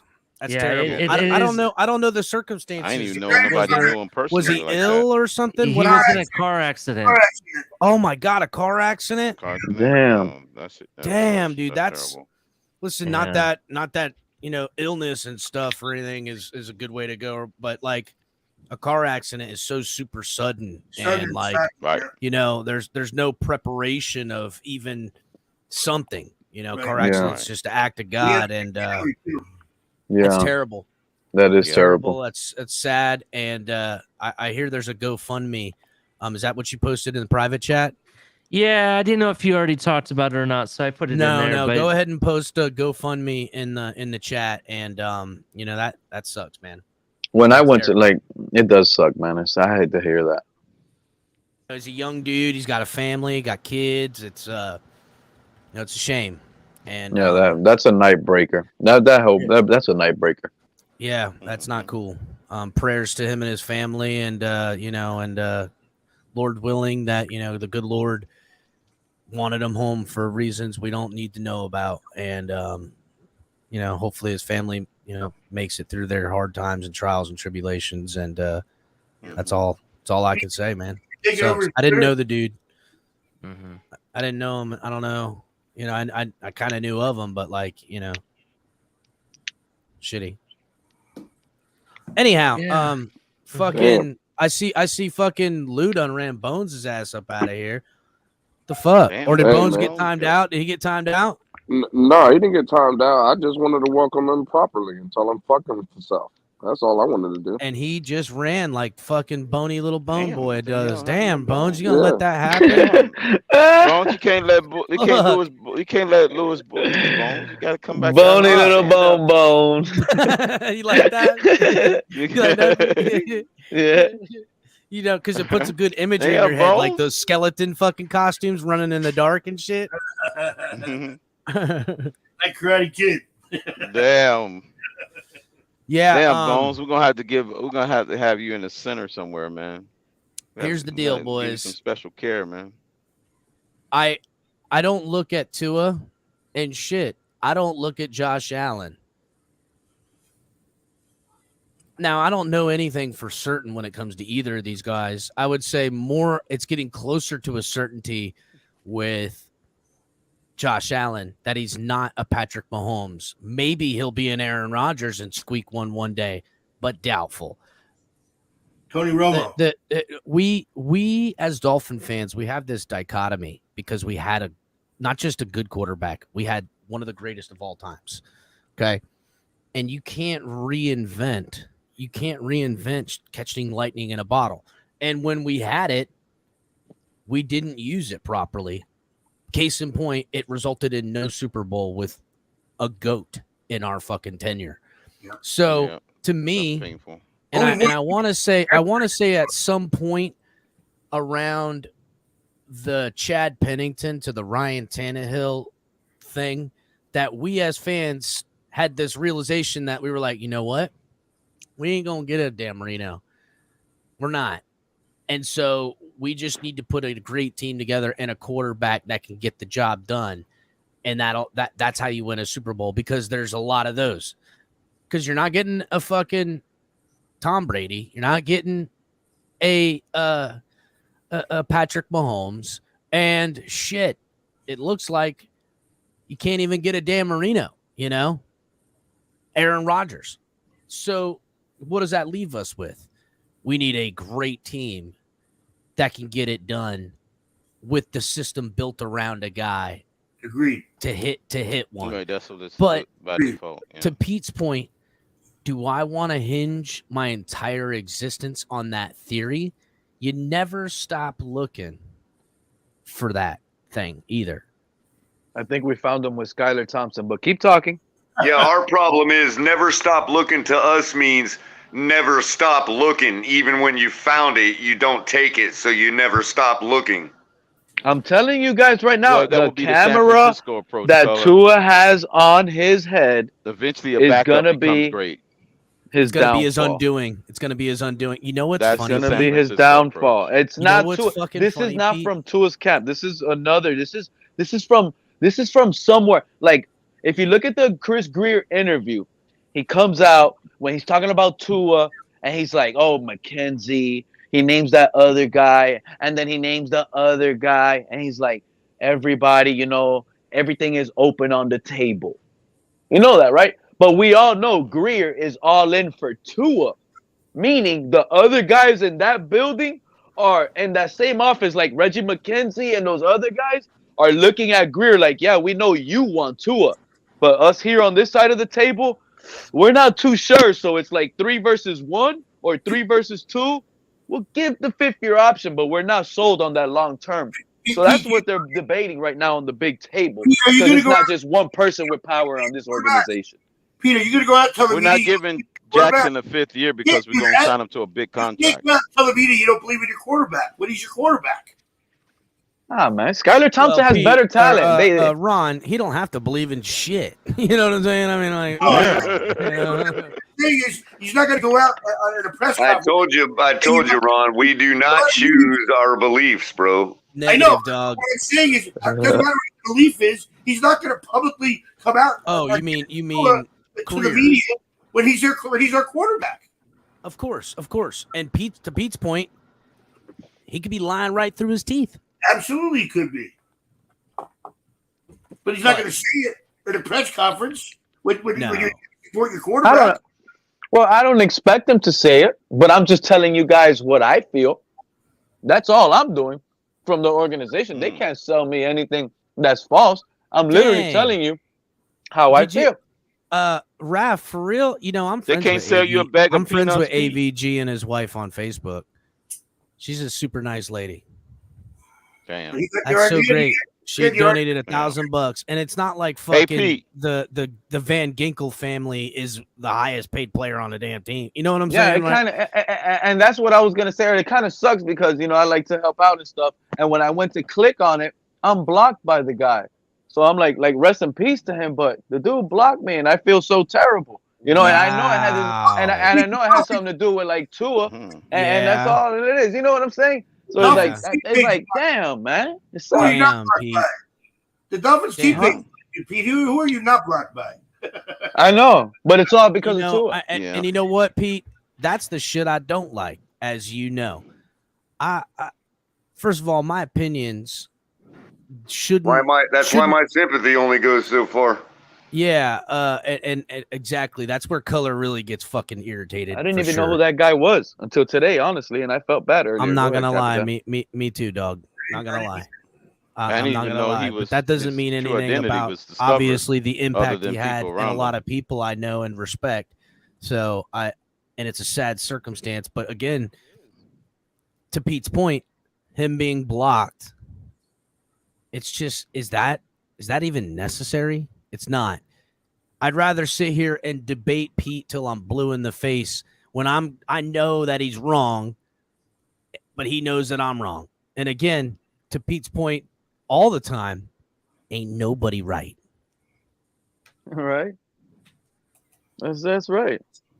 Because I'm literally always telling you guys the fact either of my it is, opinion or the I fact feel. of it is, Pete may have said something about Tua.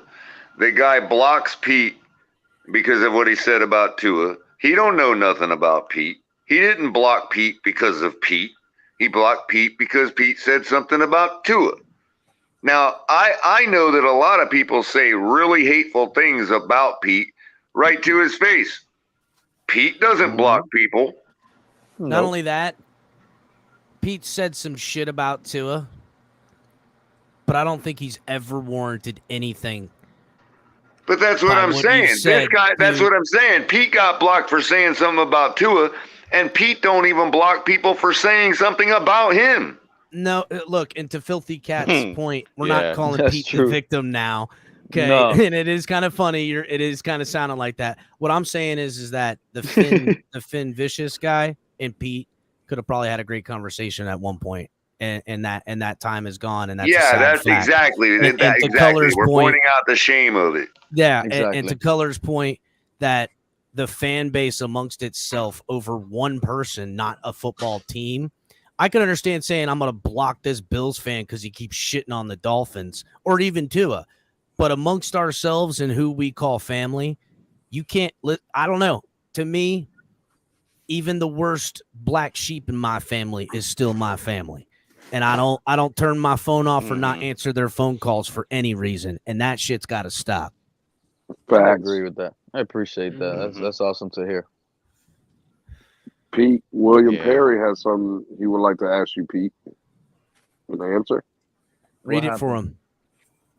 It says, Pete, I want to completely understand your disdain for Tua because the evidence seems unreasonable. Great fucking crafting of the sentencing there. So, Pete, they want to understand your disdain for Tua. Well, again, this is simple. Like I told you guys earlier, if Tua was in New England and you put him in that type of offense where the receivers, because you guys think about this for a second. You guys heard Jerome Baker say, I'm going to be so excited because I get to go out and play freely, right? As a receiver, that's pretty much the same thing you want. You want to play free because you want to have multiple routes. You don't want to be stuck to a certain route. Timed offensively, only one route. Oh, I got to run this slant and I got to be in this spot at this certain time. If not, I know Tua's still going to throw it. It might be an incomplete or an interception. Tua can't handle the New England offense where multiple routes by a receiver based on what he gets after the snap. If he wins off the line, he could go for a go route. Tua's not going to know because he's not looking at his receivers the majority of the time because he's planning, thinking, trying to manipulate the defense, saying, I got to look here to the left, but I'm still going to throw right here to the right. But the reason why I'm looking to the left is because I'm trying to fake all this out to the left, make everybody move to the. That's all pre-planned. That's not him being smart. Like every quarterback does that. But does he do that and process a defense fully? Does he do that and process a defense fully and let routes develop where he can pick the second guy or the third guy? And real quick, Ron, thank you for the $10 donation, and you have 10 loaded in the chamber. Go ahead, Ron. Okay, just a quick question, Pete. Did Tua miss Tyreek Hill because he wasn't looking at the whole field against Baltimore when he was wide open on those two throws? There are quarterbacks, but he surveyed the whole field and found the open guy. Tyreek was wide open on that second touchdown throw on the left side on the left sideline, and he was wide open on the right side of the field. Tua didn't miss that, because he had a preconceived. By the way, Cap, where he was throwing the ball. Cap, by the way, he has 15 loaded in the chamber. Oh, Ron got 15 bullets up in this month. Watch out. All right, I'm sorry, Ron. What did you say? No, I'm just saying that Tua does see the whole field. He doesn't miss open receivers downfield. I mean, of course he does. He misses some. Every quarterback does. But I don't think he misses any more than any other superior quarterback does, and he hits them. He finds them when they're open. He didn't miss Tyreek Hill when he was wide open in that comeback against Baltimore. He didn't miss him. You know what? And real quick, Ron, to help solidify your argument to Pete, is I would say this, Pete. There's plenty of quarterbacks that do exactly what you're saying to do. And yeah, it may be scripted as far as what Mike McDaniel wants him to do, but I'm okay with a little gamemanship. Now, maybe it's not. And maybe there's a little bit of bias in the fact that when we see other quarterbacks do it, we're just saying, hey, you know what? What a savvy play. He fake looked off the safety to get his man open downfield. You know what I'm saying? And on the other aspect, we look at it with Tua and go, well, I think I know why, because you can see him do that and then throw an interception. And you're like, come on, man. You know what I'm saying? So, but look, he's still kind of young, and I got to see more of the better and less of the worse. He's got to stay healthy. That's the bottom line. Yeah, health to me. I'm telling you guys, undisputed. I'm warning you right now to keep using that health thing. You're going to be disappointed more on the health than you are about performance. You better start figuring out a way what he's going to do on the field that's going to elevate his game. Health is not just going to be the one to elevate his game. You're going to be disappointed sooner than you will be recognized. Yeah, I'm I warning agree. you right now. Ron, to Crypto's Don't point use is that as a that, crutch. yeah, to Crypto's point, he could be healthy all 17 games. That certainly isn't going to be. That means we have an answer at quarterback.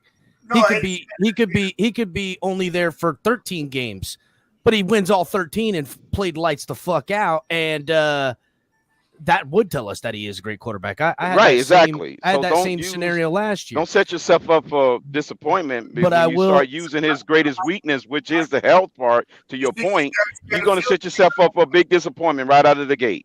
But to keep counting on a quarterback that's not available is a formula for disaster. Absolutely, Ron. But what kind of unavailableness are we talking here? Are we talking missing a game here and there and it resulting in the 13 games he did play where he is lights out and we're in the playoffs and won the division?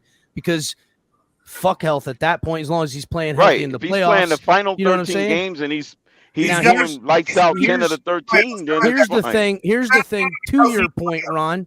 Here's the thing to your point. If Tua, because of his injury history these first 3 years, and because of where he sits now, yes, he has a 5th-year option, and the organization, if this scenario happens, they'll probably ride with a 5th-year option no matter what. But that might not stop them from drafting his replacement, and all Dolphin fans unanimously being on board with it. But my point is this: because of his first 3 years of injury proneness, quote unquote, he has taken away all excuse that even if he a bad block, somebody comes, say, I don't know, one of these top tier pass rushers breaks, even Teron Armstead whiffs on his ass and just be, he and has Tua doesn't see him coming and he just lights his ass up and Tua is gone for 6 weeks or the rest of the season. It won't matter. That will be the nail in his coffin, to your point. But it doesn't necessarily mean he gets injured and can't play the rest of the season. That's the nail in his coffin. Him missing games doesn't necessarily drive that nail home. It gets the nail out of the coffee can, ready to fucking hammer away. I will agree with that. But there's a scenario, to Crypto's point, where yada yada yada. I think I've made myself very clear. He's got to be able to play in the playoffs. And healthy in the playoffs. You got to get us to the playoffs and be playing in the playoffs healthy. And we need to see. That's why Lewis has been saying this, Lou. Fuck the playoffs, win this division, get a first round bye, win a Super Bowl. We need an Eagles run out of this football team or a motherfucking KC run. Any of those other options is going to be nothing but. I'll take a New York Giants run. Nah, fuck a Giants run. Yeah. Nah, hell nah. No, because the Giants have won a Super Bowl a couple of times in the last 2 years, decades. And fuck up. So is that unless you're talking about that Ron, if you're talking about that New York Giants run, then yeah. I had a little birdie just whispered on my shoulder and told me somebody was up here trying to clown a take of mine that I had earlier. Is that accurate? Shit out of put a name on it, EM. Who said it? I did. Yeah, first of all, EM, put a name on it. Is that accurate information I just received? Was it CB83 that came crying to you? It was. Don't lie. No. It was another birdie. Don't worry. It was another birdie. Fuck your bird, dog. Whose bird it was? Are you telling me Pete the bird that can't fly? It was another bird. It was a big bird, and in the community, and they just said that somebody had an issue with my take, and who might that be? It was El Capi, my fan. Oh well, I am glad to hear that. Bullshit ass take. I am glad to hear that. I need to get me another body. I need to get me another body before I go to bed. Before I go to sleep. Well, you best pack a lunch and a light snack. You're gonna be here a while, dog. I'm gonna wear you down good. Talk to him. You better get your carbs up and get yourself a Gatorade or something, because I'm gonna put it on you now. I need to give me another body, and I need to collect another body before I go to bed. Okay. So, what was the issue, Cap? I would say this. Wait, hang on, Cap. I don't know why y'all sound so. I'm gonna back out because the audio sounds funny to me. I'm gonna back out and come back in. Hang on. Okay, You're already all right, running. no That's what problem, it sounds no like. problem. Sounds like you're already running. He sound like he shook his fuck, dog. Sound like he shook his cup. Sound like he's he scared shook as hell. God I damn. can't hear good. got them My skates on right my now. internet breaking down. CB83's calling me. Michael Jackson is in the room. Oh damn. He's Michael moonwalking. Jackson's in the room. Oh, here he come now. Here he come That now. is What up, much better. That sounds much better. Good. I want you to hear this loud and clear. Okay, go ahead, Cap. The floor is yours. All right. So I had heard you say earlier when Shake was straight murderizing it, you had said there's no, how does a wide receiver make a quarterback better? You dug your heels in this scenario. What was your point again? You said wide receivers don't make quarterbacks better? No. What I said was it goes hand in hand. I said wide receivers, their primary responsibility is to get open. First and foremost, separate from your defender. Correct? Correct. Yeah, I hear you illustrating all the No, points. hang on. That was I'm not. literally the point I made to bury your point. I see Hang you on. did catch the end and tried to re-put words in my. I believe, Lou, you were there when he said it. Didn't his exact words was he was like, "What are you talking about? You can't make wide receivers don't make quarterbacks play better." Is that what you said? No. What I said was what. That's exactly what he said. Hang on. Right? I asked you a question. Is the wide receiver, what is their primary responsibility? Catch footballs. No, get open first. Because if you're not open, you can't catch footballs, right? You got to get open first. Get into a spot. Hang on. Get into a spot, right, where your quarterback can find you to where he can first of all separate from your defender. Get to a spot where your quarterback can find you to where he can distribute you the football. That is the primary responsibility for a wide receiver. That is his goddamn job. That's why they get paid. That's what they get paid to do, right? So my question to you is how is that making a quarterback? Is the wide receiver throwing the football to himself? Is the wide receiver seeing the football? Is the wide receiver seeing the play develop in a timely manner within the time frame of the play call and throwing the football to himself? Is the wide receiver doing that? But if he's getting open more, is he not elevating the quarterback? How the fuck can we go from you fucking taking a completely getting open more, if he's getting open more, is he not no one makes the elevating argument that the receivers quarterback? are throwing it to themselves. No, he's not. The quarterback has to. Can elevate a quarterback. Case, point, and example. Okay. Josh Allen got a better wide receiver, and he got better because of it. Are you really going to do that, Capitan? Are you really going to do Josh that? Allen again? Hold who was on Josh now. Allen Let throwing me- to let before they me- got let me Stephon Diggs? continue the suplex. Go ahead. Because you're going to go to sleep. It's okay. I got you, dog.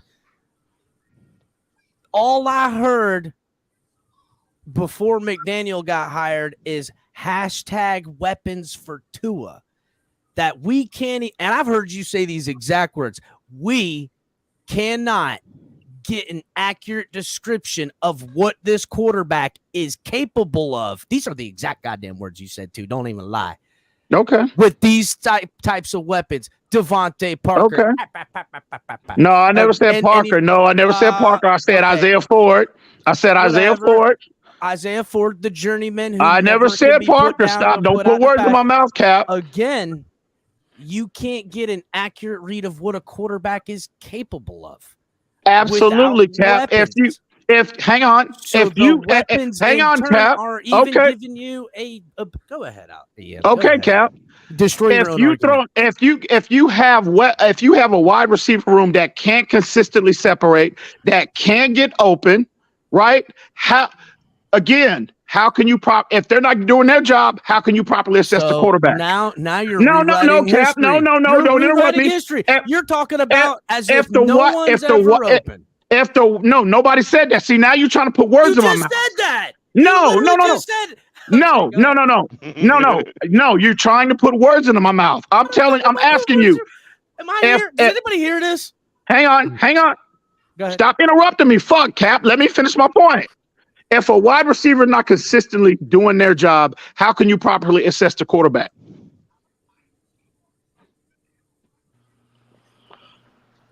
I mean, there's ways. Anybody. That ain't what I just said. Last season, late in the Anybody. season, What their decision making is. That isn't what I just said. You could do a lot of. There's still some What ways. I said was. I'm waiting on. Okay, explain it to me, Crypto. Obviously, Cap can't.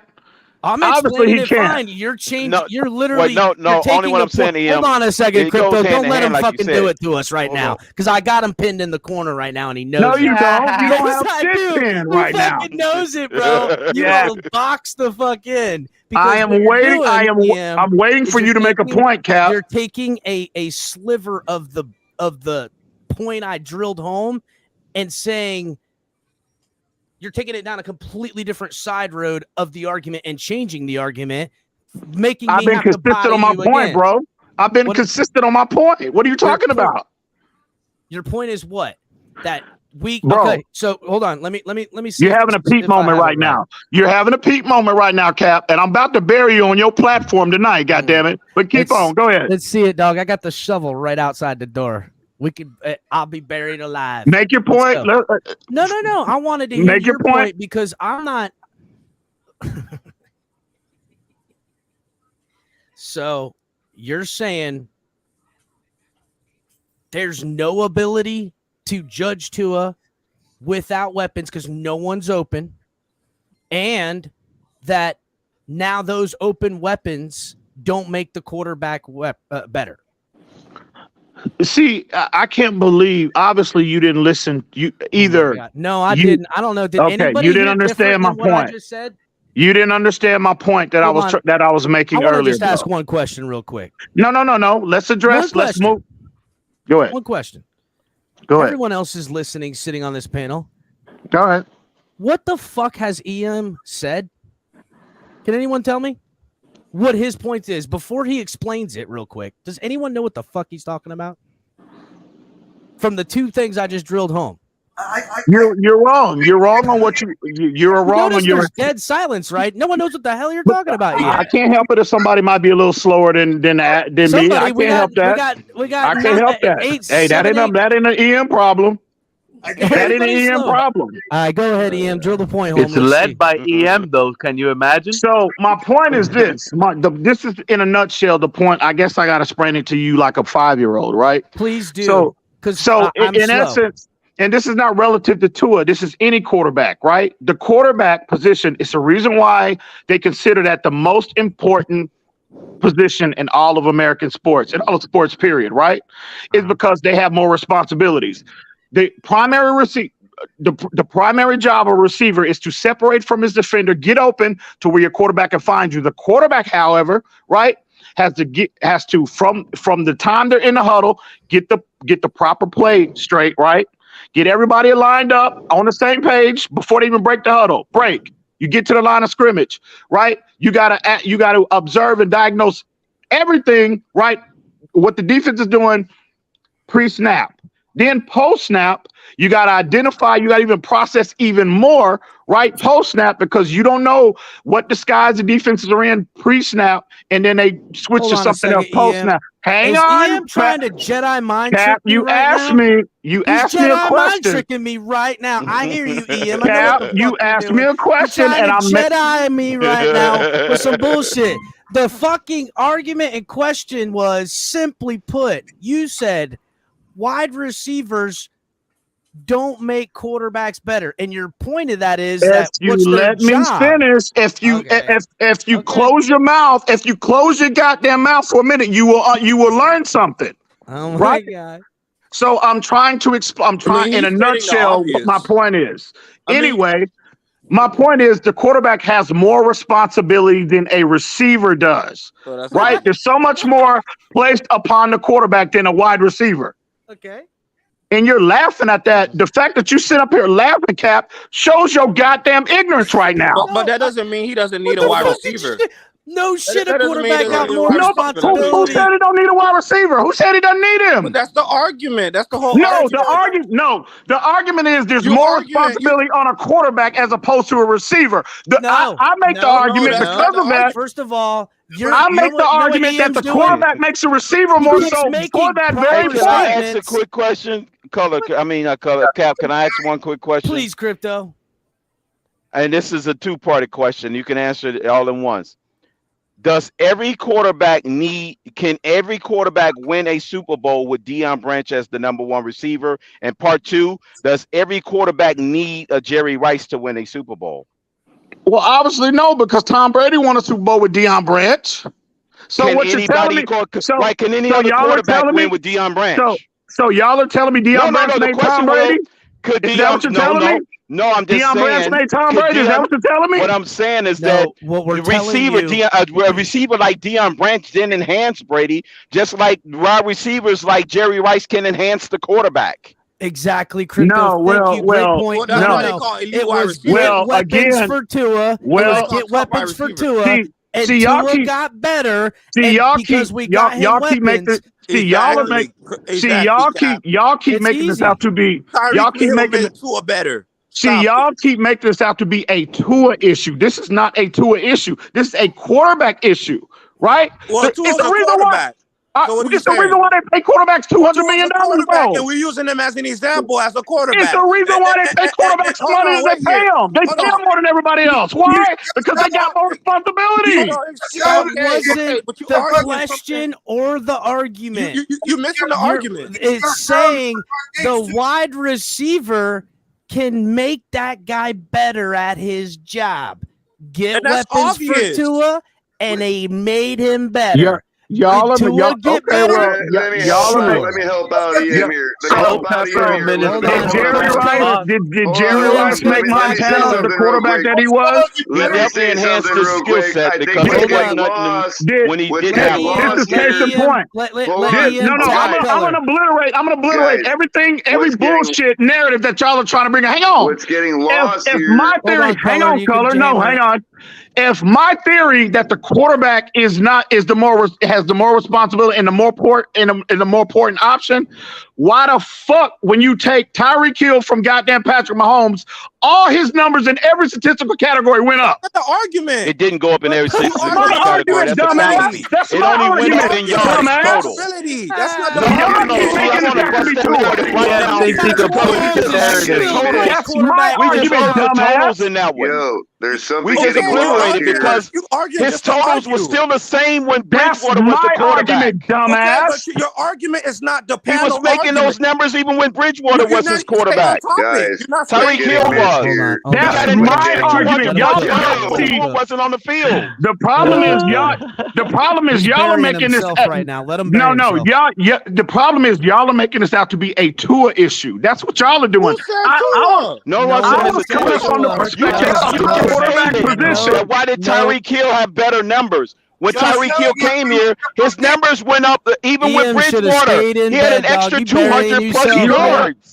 Y'all have hit an all-new game without Hey, Tua. thank you, Ian. Y'all have won an all-time high. Y'all Wait a have minute, 200. I needed a good 200 laugh. plus Bro, y'all have hit an 17 all-time high without fucking Tua. stupid right now. I mean, I am amazed. Back, EM. His Color's got numbers your stayed back. the same. His Yeah, average you're yards per game was the same. Every one of you all are missing something here. Y'all have hit an all-time high of fucking stupid. This is Every one of fucking y'all are ridiculous. missing something here. Okay, there's a difference between between making a quarterback better and making a quarterback more productive. The only person that can make a quarterback better is that quarterback. Very good point, Q. Did Tyreek make Skyler better? Did Waddle make Skyler better? He made Bridgewater better. His yards per game when it was the same. Skyler was graded out the worst quarterback in the last 30 years. Productive. No, but Waddle made Skyler less productive. Skyler was graded out the worst quarterback in the last 30 years. Did they make him better? Numbers was the same. EM, you're losing now, EM. Now you're changing the motherfucking Tyreek Hill's subject. numbers was the same. You're changing the argument. He's changing the argument. Tyreek Hill's numbers never wavered. His yardage numbers stayed the same. Why did Patrick Mahomes? He had 190 something yards. And with Bridgewater as his quarterback in the Minnesota game. Hold on. This the what is the fucking point? What are you arguing? What's the point here? This the problem. The point is Tyreek Hill's yardage went up regardless of who was under center. Crypto, here's the problem here. Bro, like who's debating that, Crypto? Who the fuck is debating that? I thought that's the point you was making, that his numbers went up. I told you motherfuckers are not fucking listening. I told you idiots are not listening. Crypto, you're right. You're not fucking listening.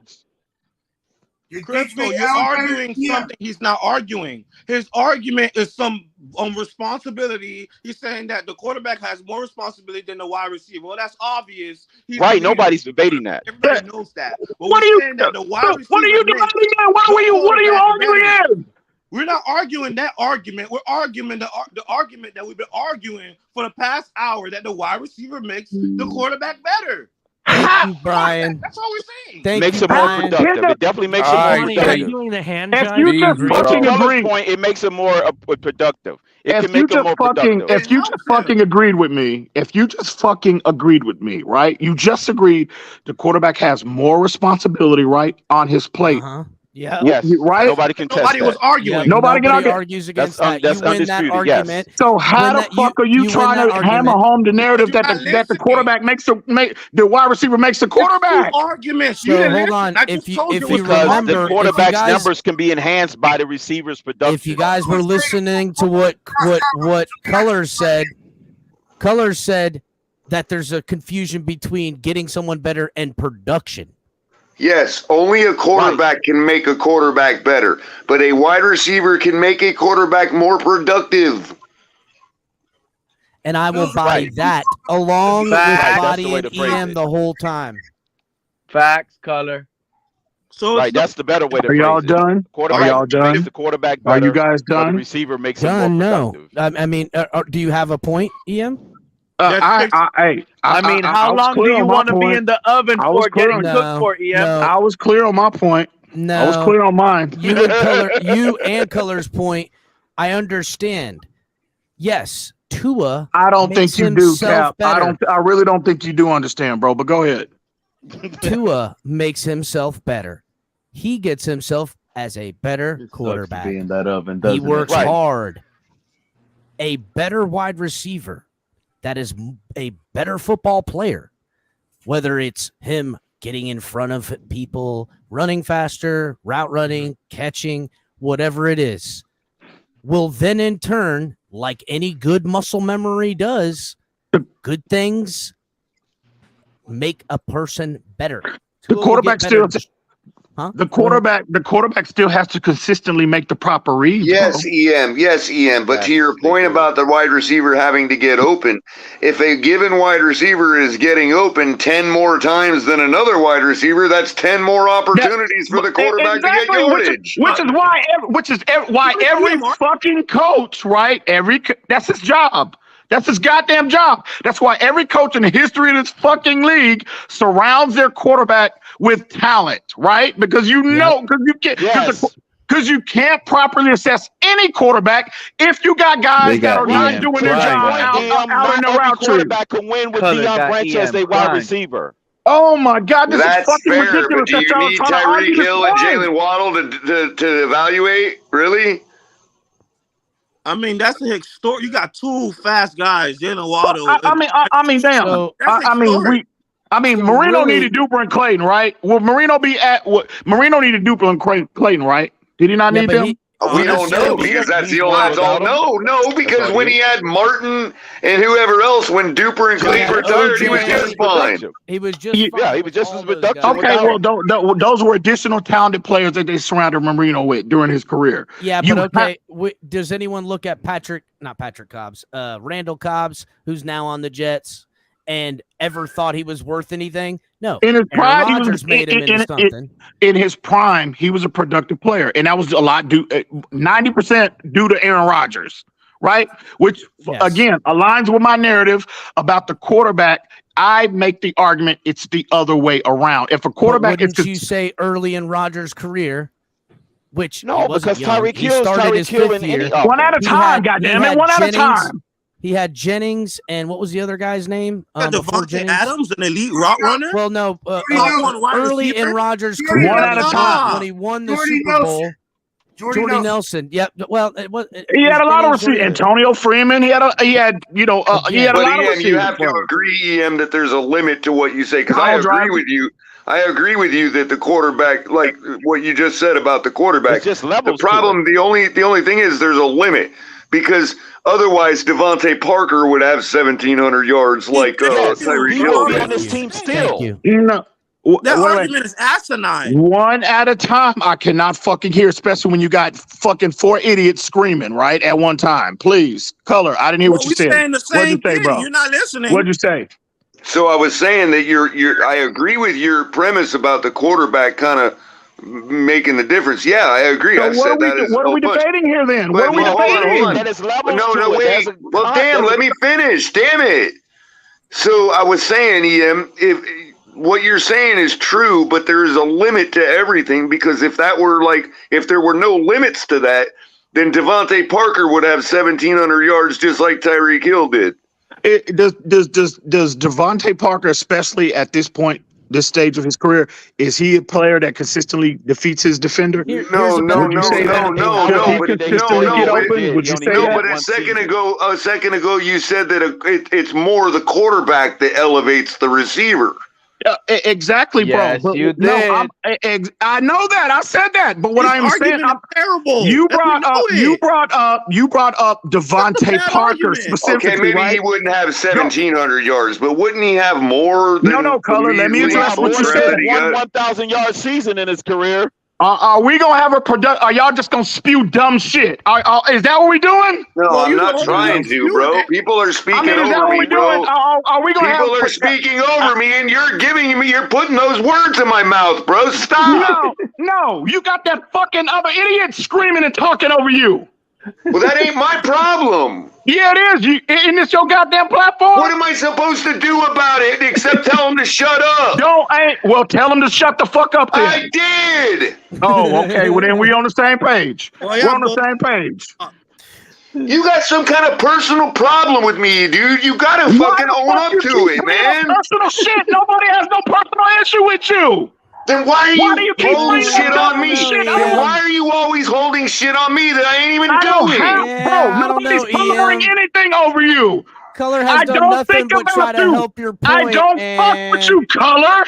What the fuck are you talking about? Exactly my point. Why? So what? What? You mad because I don't fuck with you? Is that what it is? No, I'm mad because you purposely single me out for shit I don't even do.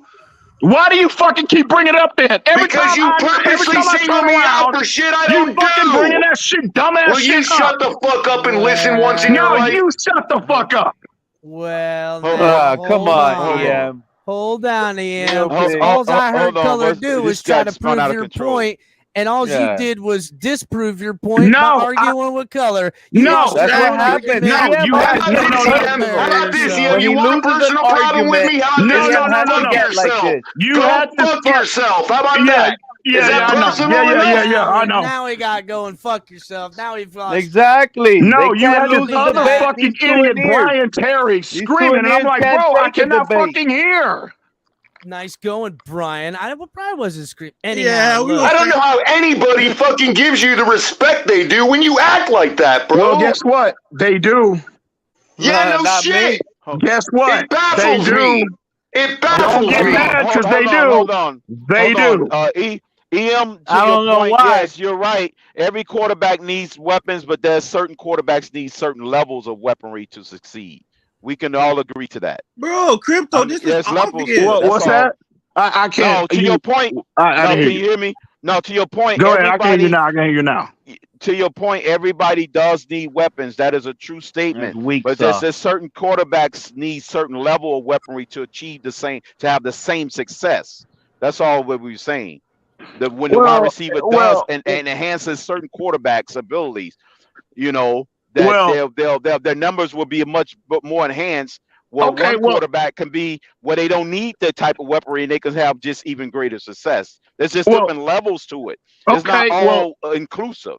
Well, nobody debated that. My only point was that, again, yeah, I would agree with that. That's not groundbreaking information, right? No disrespect, crypto, but I'm just saying, yeah, that's obvious. Yeah, that's all. However, Yeah, it's just certain levels. I don't care if you got Jerry Rice, you got Megatron, and you got, I don't know, Antonio Brown on the same team. The quarterback still has to make the proper reads. The quarterback still has to diagnose pre and post snap. Sure, they still got to deliver the ball with accuracy and on time. The quarterback still has to do all of that. You know what? Yes, when they do that, when which is the most difficult. Which is the most difficult part of the equation. When you're talking about the quarterback and wide receiver dynamic, finding elite weapons that do elite things and make it easy on you. You're right. Yes. So an elite, it does make the decision making easier. Hold on, let's you have more elite weapons doing elite things, making it easy on the quarterback. I don't give a shit who it is. That don't do shit. And you know what, Capitan? That's one of the main reasons why this fan base needs to slow down about asking for everything. Because Tua does need elite around him. That's why we had to go get Tyreek Hill and spend all this capital. That's why we had to go and do all of this to Ron Armstead and bypass, the Austin Jackson program. There's reasons why. So, Pete, you're basically saying that Tua can't hold the big responsibility? Is that what you're saying, Pete? That he's not capable of that. Dumb No, as he hasn't shown that, Brian Terry. You've been dumb for a long time, bro. You've been dumb. That's exactly what You've been dumb for a long time, bro. I know you want to insult me when you lose your argument. But you're very smart when you go at Color Personal and can't even take an easy debate, EM. You're real smart. What a tough internet guy you are. Damn, fucking EM. You best defend yourself because Pete and bro, they're bodying you right now.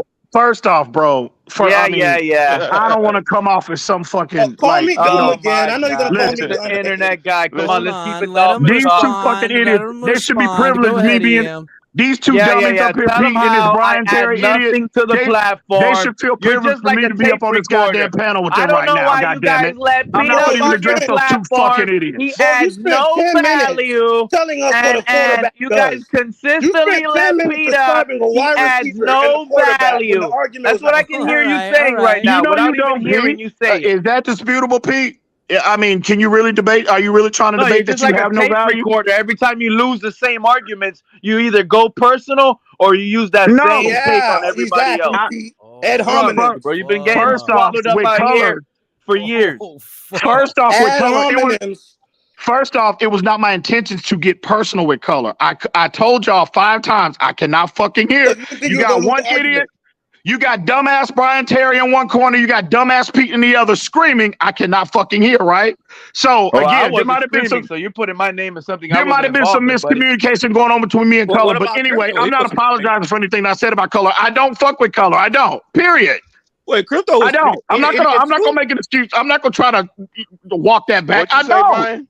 You just told me an hour ago to hit you up privately, bro. What are you fucking talking about? That's you because should fuck with Color because Color's this is bad. This is after you gonna act a goddamn fool. I would have told you I don't fuck with you privately. Well, hold on. I would have told you that. I would have reiterated that. You already threatened my life, you fucking piece of shit. Privately, I don't fuck with you. No, you already threatened my life privately, you piece of shit. Have I not told you privately I don't fuck with you? And you cried like a bitch on the phone? No, you told me privately. You threatened my life privately, you piece of shit. Did I not tell you on the phone I don't fuck with you and you cried like a goddamn hoe? You told me on the phone Did you not do that? You told me on the phone that you were gonna Did you not do that? Excuse me?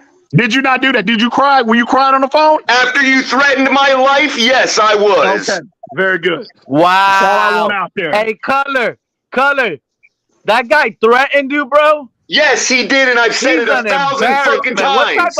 Hey, EM, that's why I don't respect you, bro, and I'll never. You really go at people like that? What's wrong with you? Hold on, Pete. Go ahead. Address EM. Yeah. Can you real quick, on some real shit, my nigga. I'm sorry. I'm sorry. Get the fuck out of here, bro. Cap, my Get bad. the fuck out of here, man. Cap, Get my the bad. fuck On out of some here. real shit, I'm sorry. My bad, Cap. Can you please mute everybody so I can address what No, Color is mute saying this right now? motherfucker using that May kind of I? language. Color. Get the fuck May out I? of here. May I? Okay, hold on, Color. May I, He Cap? apologized. Hold on, Pete. Let him finish. May I, Cap? Please. Yes, go ahead. Can you please mute everybody where I can address what that they'll mute bullshit Color was saying? themselves. Go ahead. Okay, so Color never get when he comes up here and he's in his feelings, right? Like he is right now, like he always is. Hold on, Color. I'll respond. Go ahead. When he bring Cap, you know I've had this conversation with you when the shit went down months ago. You know that. I know that's your boy, but all I ask is you to tell the goddamn truth. We've had conversations as to Okay. the situations. Okay, we'll get to that. Times. See, Color never gives me Color never gives me when he gets in his feelings and he makes this information public, which is a goddamn whole move in the first place, right? With that being said, what happened with me and Color, right? For the record, since he chose to make this public, right? Mm-hmm. We were in a Twitter space months ago. Color was in there, right? It was a topic. Reason was his platform was the reason. No. Initially, it wasn't, right? It was that drama that happened with Irv, right? When people were bullying him. Y'all remember that when we were all in that, when everybody pulled up that Twitter space. No, actually, nobody the fuck does remember because it's petty shit. Hang on, Color. That was a long time ago, but go ahead. Okay, so then it was around Irving and it was around Iceman. Remember that drama with Iceman? Remember that drama about people bullying Iceman and getting him off YouTube, etc. Okay, you recall that? Yeah, there was a lot of shit going on in those days, dog. Go ahead. It was. So we were in the Twitter space, right? And I was trying to find out because I like Iceman is a good dude. I fuck with Iceman. So with Iceman, he didn't want to get into details, I guess, because we're all in a public setting. I was asking him, what's going on, Ice, bro? You know, what's going on? People trying to bully you off YouTube, right? So he never dropped names. He never dropped a name. Color jumped to make the assumption that he was talking about Reason. He made the assumption he was talking about Reason, and he started talking shit about Lewis. You was in the goddamn Twitter space too. I will say this, Color. I will say this for Color. That was deserving of you threatening my life. So that was deserving of you threatening my life. Hang on, I'm not done yet. I'm not done. Color, if I may, because I'm gonna let you respond, Color. But I feel like let me respond, and you'll be pleased with my results. Before you continue, I will say the Iceman circumstance was common knowledge that it was a Reason situation with Iceman. Well, actually, it wasn't. You're wrong. It was because everybody I knew that. Iceman said specifically it had nothing to do with fucking Reason. Okay, well, that came out of his mouth. Whether whatever Iceman said and the information was incorrect, I'm telling you what the word on the street from every single person other than Iceman. And hold on, Cap. That's fine. It would have been just as easy for everyone else to say it. Color will tell the truth, whether he's he won't. Stop it. No, he won't. This motherfucker is lying through his teeth. No, he's lying. Is he lying through his teeth? Can you let me finish? Can you let me finish? Can you let me finish? Yeah. Okay. Captain witnessed the fucking phone call when you threatened my life. You whatever. We'll get to that. Don't worry, Color. We get into that. I want to hear it. We'll get to it. Hang on. We'll get to that. So again, I'm not here to debate on who Iceman was talking about. All I know is what he told me. He told me it had nothing to do with Reason. Color bitch ass made the assumption it was Reason. In the space, started talking shit about him. Lewis, you was in a goddamn Twitter space too. I want you to tell the goddamn truth. Right? He was in the space too. So that prompted me. I was like, Color, bro, why? We got on a private phone call, right? I called him. It was me, Color, and Reason. Right? We were all on three-way. So yeah, and had it not been for you, Reason and I were actually working things out. Hang on. Okay. Color starts, and again, this is fresh off him talking shit about Reason in that Twitter space. I wouldn't say that was talking shit, but go ahead. Whatever. Again, I don't know. You know, apparently y'all know Iceman better than me. All I know is what he told me. Anyway, we're on the phone. And Color he has his tongue so far up Reason's ass, bro. I mean, my God, he can taste what Reason ate 3 months ago. he was kissing his tail, and I was like, listen to this fucking "Can I bullshit, finish? bro. Do you want me to go wake Reason I'm up? not Do gonna you sit do you here want me and to go get listen Reason to to fire this. stream up right now? Do Yeah, you want me to you're go get him up right now? shit right Hey, but you there. see what he's I'm not doing, gonna do it, though, man. I Do see you what want he me to did. go get him up right You're now? losing me. can't You're go losing through me your in about story. 5, 4, 3, Color, you 2, can't- 1. Go the you fuck can't- by. Do you You want me can't- to go get him up right now? I will You go get him to. I will go get him to load a stream up right now and address. Hey, he can validate everything I am fucking telling you right now. Oh my God. Look, I don't give a fuck. I'm telling you.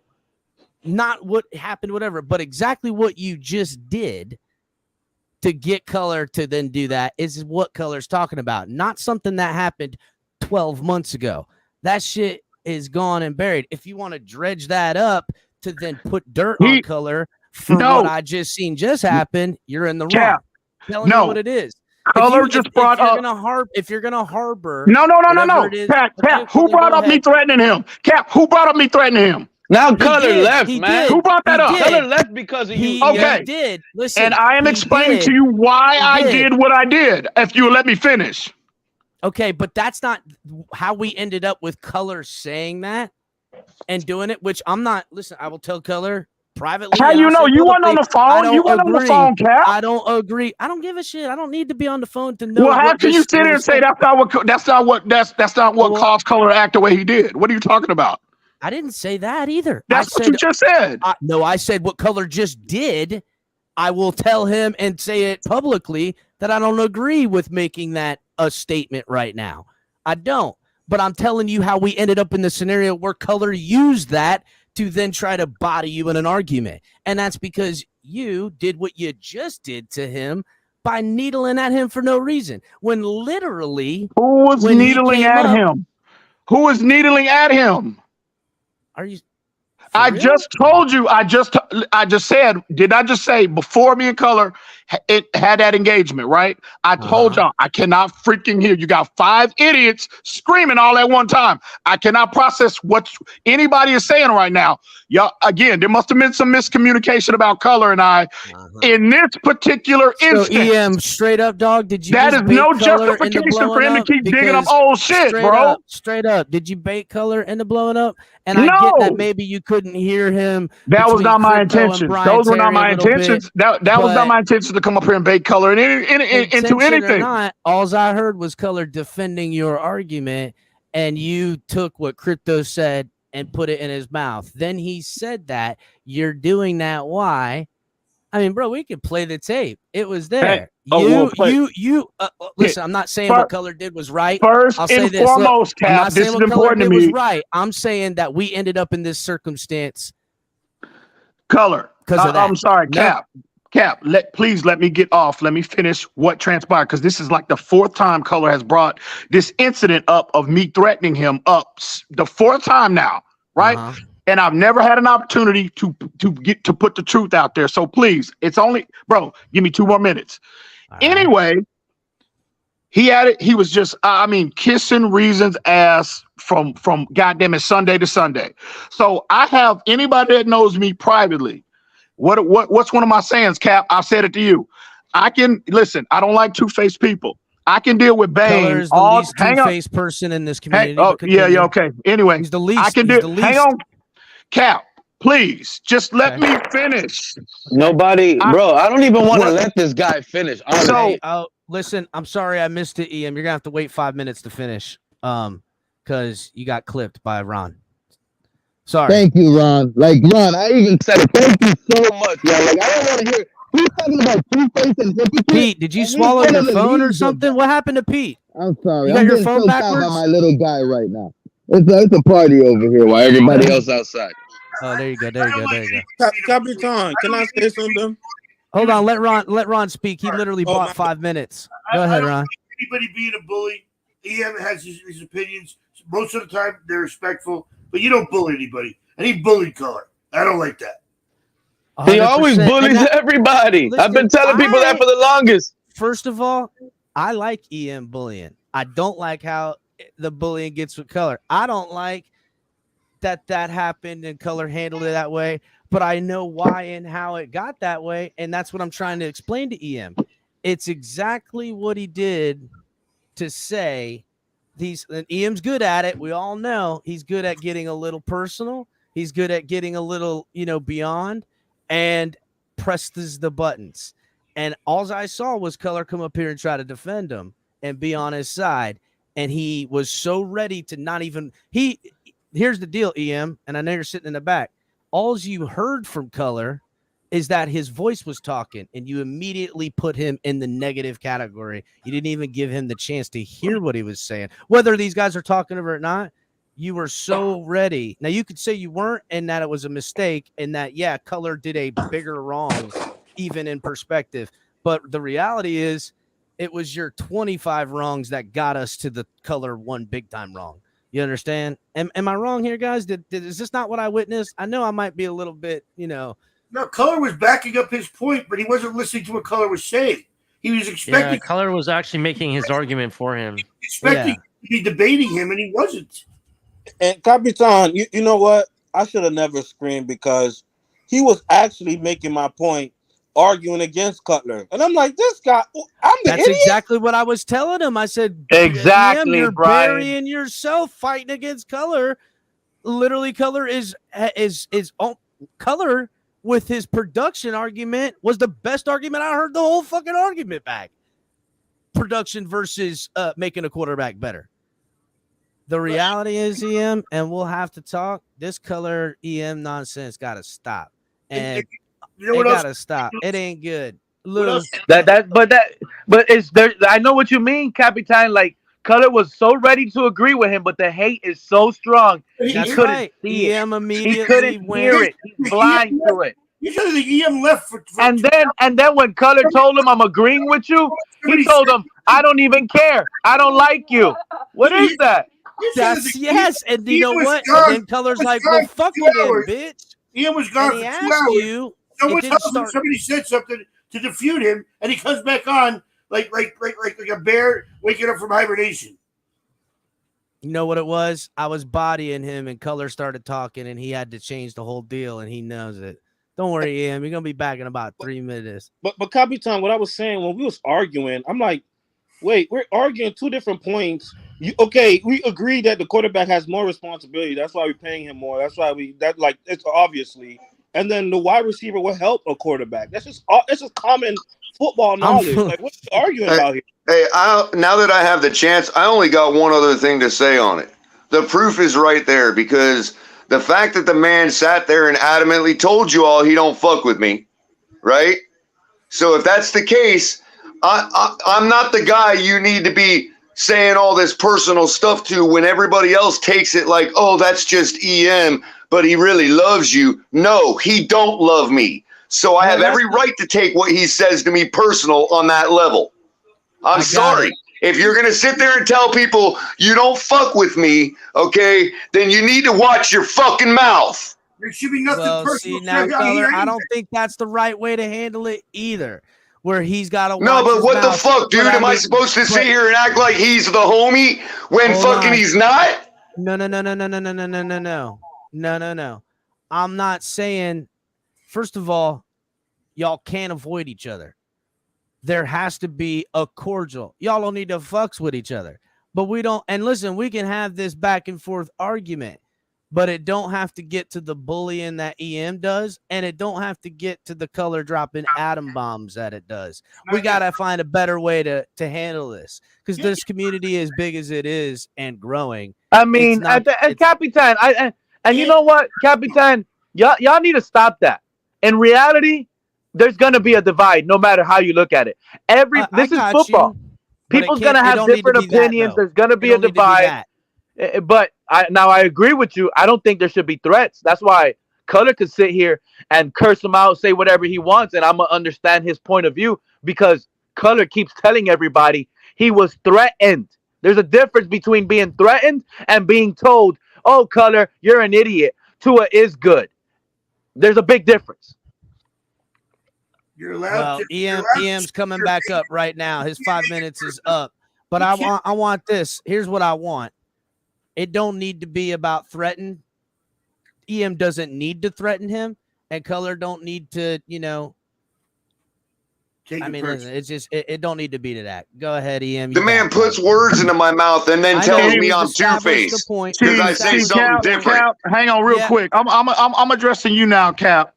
This is bullshit, bro. I mean, I consider you a legitimate friend of mine, bro. I'm not. I don't claim. Hang on. Oh, well, hallelujah. Hang on. I do not claim to be as close to you as fucking Color, but I consider you a friend, bro.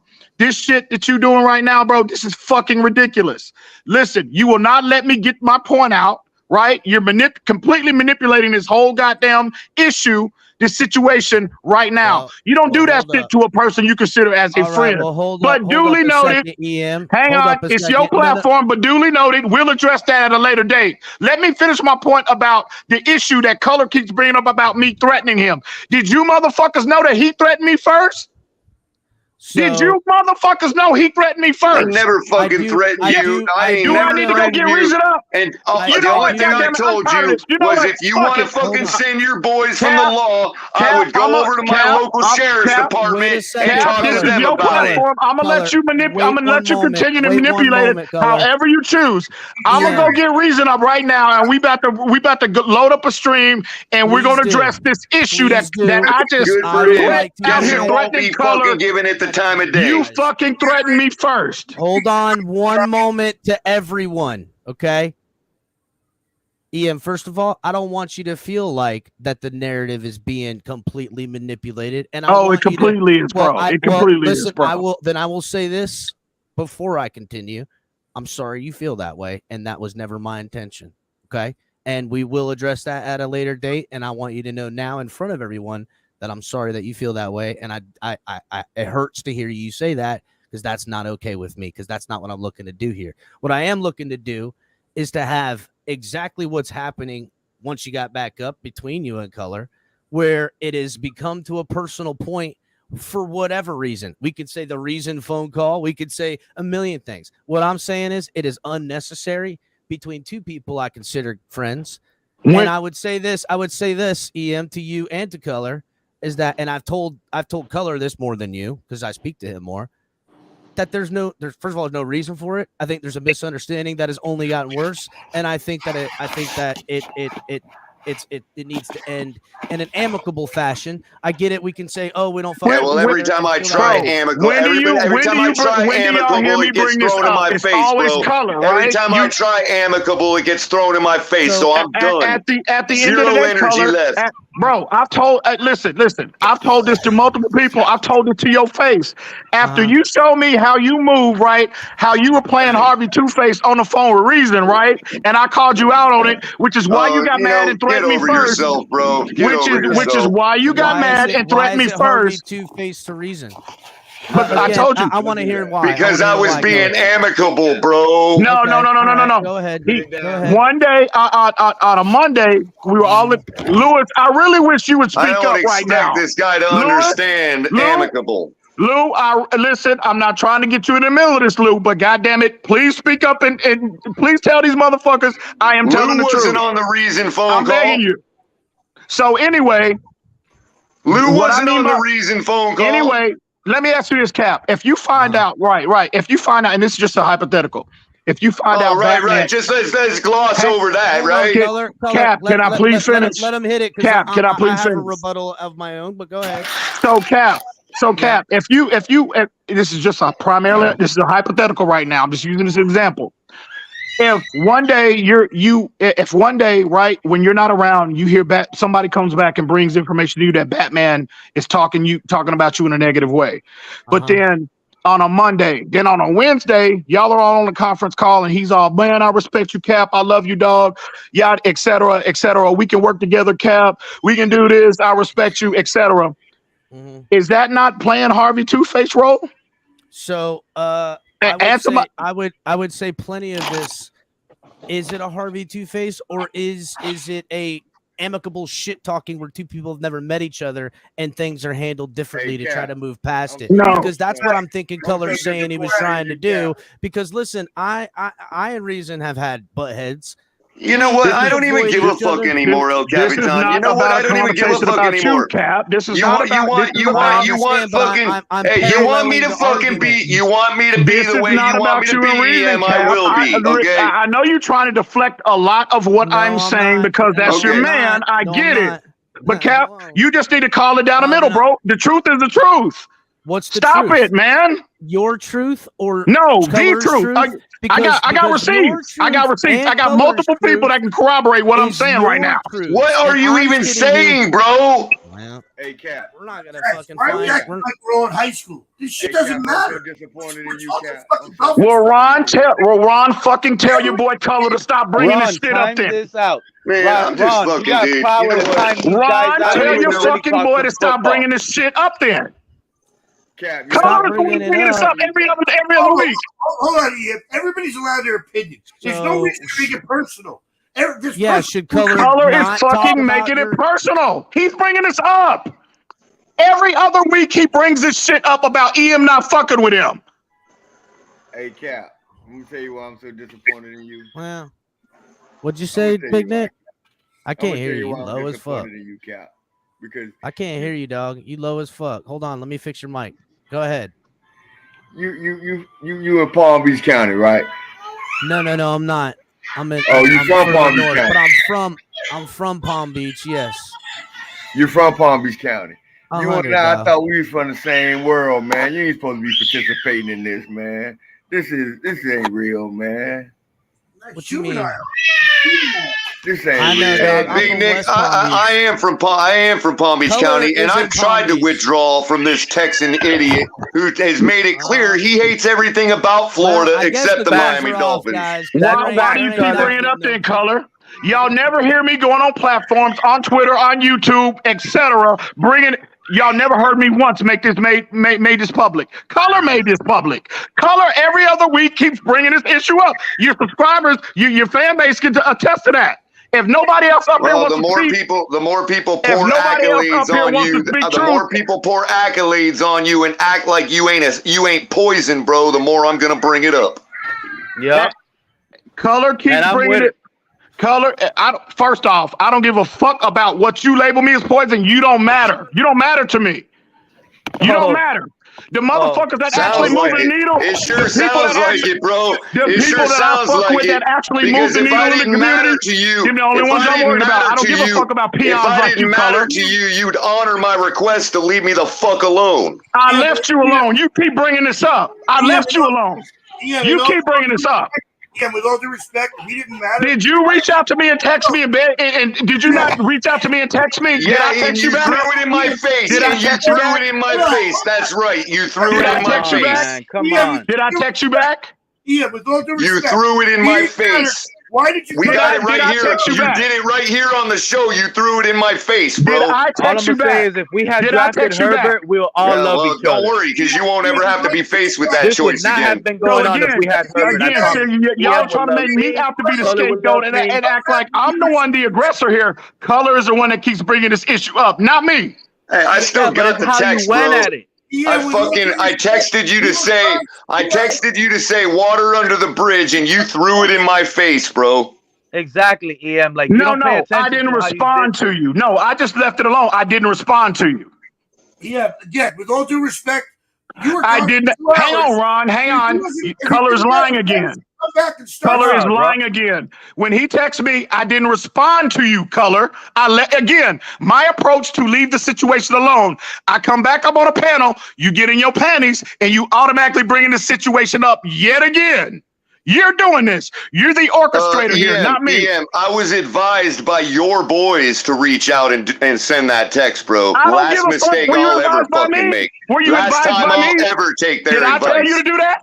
Last Did I tell time you to I'll do that? ever take their advice. Don't Did worry. I tell you to do Don't that? worry, big dog.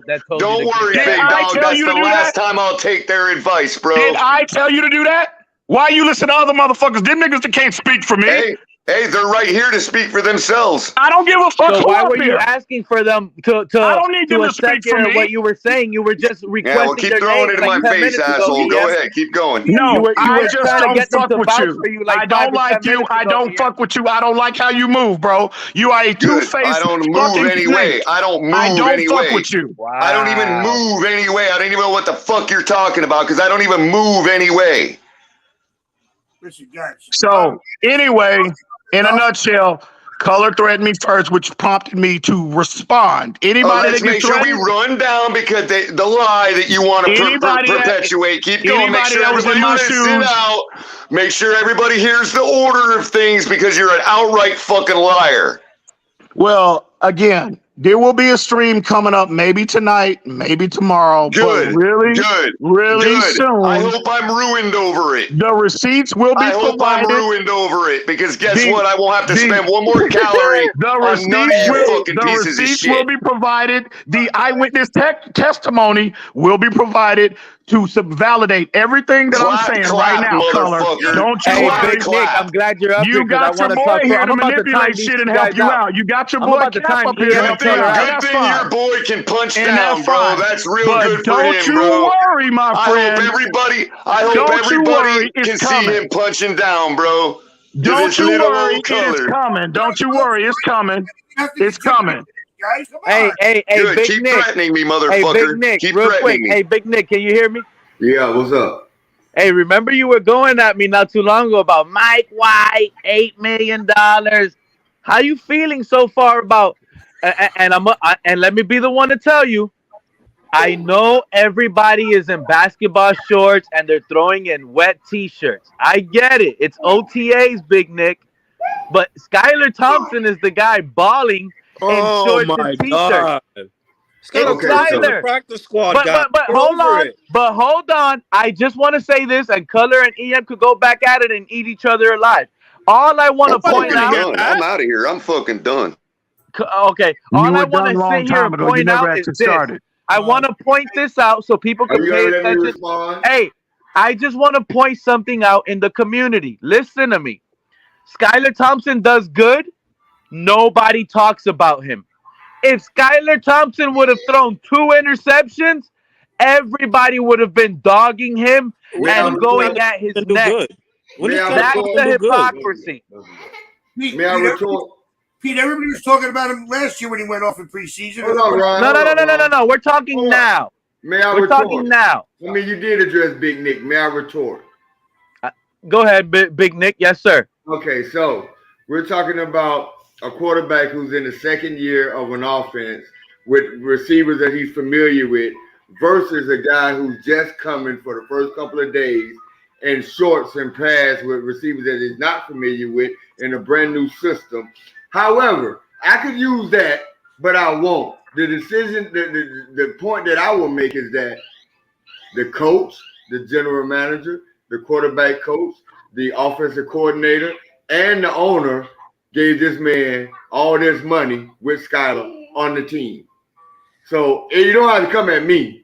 You don't have to take my word for it. They're all three going to be on the roster though, with the new rules. I mean, look. Pete, kudos for changing the subject, brother. It don't really matter. I think it'll be an equal opportunity if Tua goes down or when. But I mean, listen. First of all, Color and EM just left. Nice sleight of hand there, Pete. I had to do something, man. I know. I like to go at EM. I don't hate the guy personally. I kind of like EM, to be honest with you. But I just don't want nobody going at. I love Color. EM and I are friends. I don't like. Yeah, this. I like them both, man. To be honest, I like both of the guys. Shit ain't I cool, don't agree with them. I like them both. This community go after each other like that. It sucks. I like what Raph said. Raph said they should just get in the room and do it and get it over with. But they got to first get in the room. Again, you know what it is? They're both stuck at the polar end, and they ain't budging. Before they get in the room and do it, they first have to get in the room. I'm sure they have never even been in the room together. I'm saying, here's the thing, and I'm not. That's crazy to me. I'm trying to remain a little bit neutral in this fact, but I wanted to respond. I did tell Color to reach out to EM. I'm sure Lou did too. I don't know if fucking Lou's asleep or not. And Lou, if you're not sleeping, I'm sure. Yes. Tell me I'm if you sure said Skylar something. Thompson woke But him hold up right on, now. Pete. Let me land. To me, that's what should be done. A private, hey, yada, listen, this shit ain't worth it, dog. I get we don't fuck with each other. I don't like that EM's a great name caller. He knows how to call, he knows how to say. I gotta turn you down, Big Nick. There's like fucking there's like Someone fucking watching organ Harry being Potter, played. bro. That WWE music? Yeah, Someone watching Harry Potter. I had to put Big Nick The hell on, is somebody on watching mute. porn? I don't know what Are we? it was, but I don't know The what hell it is somebody's was. watching porn? No, bro. I got a 3-year-old child that loves his A daddy family very much. show, Crypto. What A was it? family show. What? Yeah, I know. We were just doing a bunch of No, family shit Brian, I earlier. thought I got heard I some got a shit. 3-year-old Like, son who loves his daddy very much, and he likes watching kid shows. And he's pissed that I just stopped me to tell you that. See, He's teething. Is that what you said? he's 3 years old. He's 3. He sounded like he teething, dog. No, he's 3. That sounds like Anyhow, two.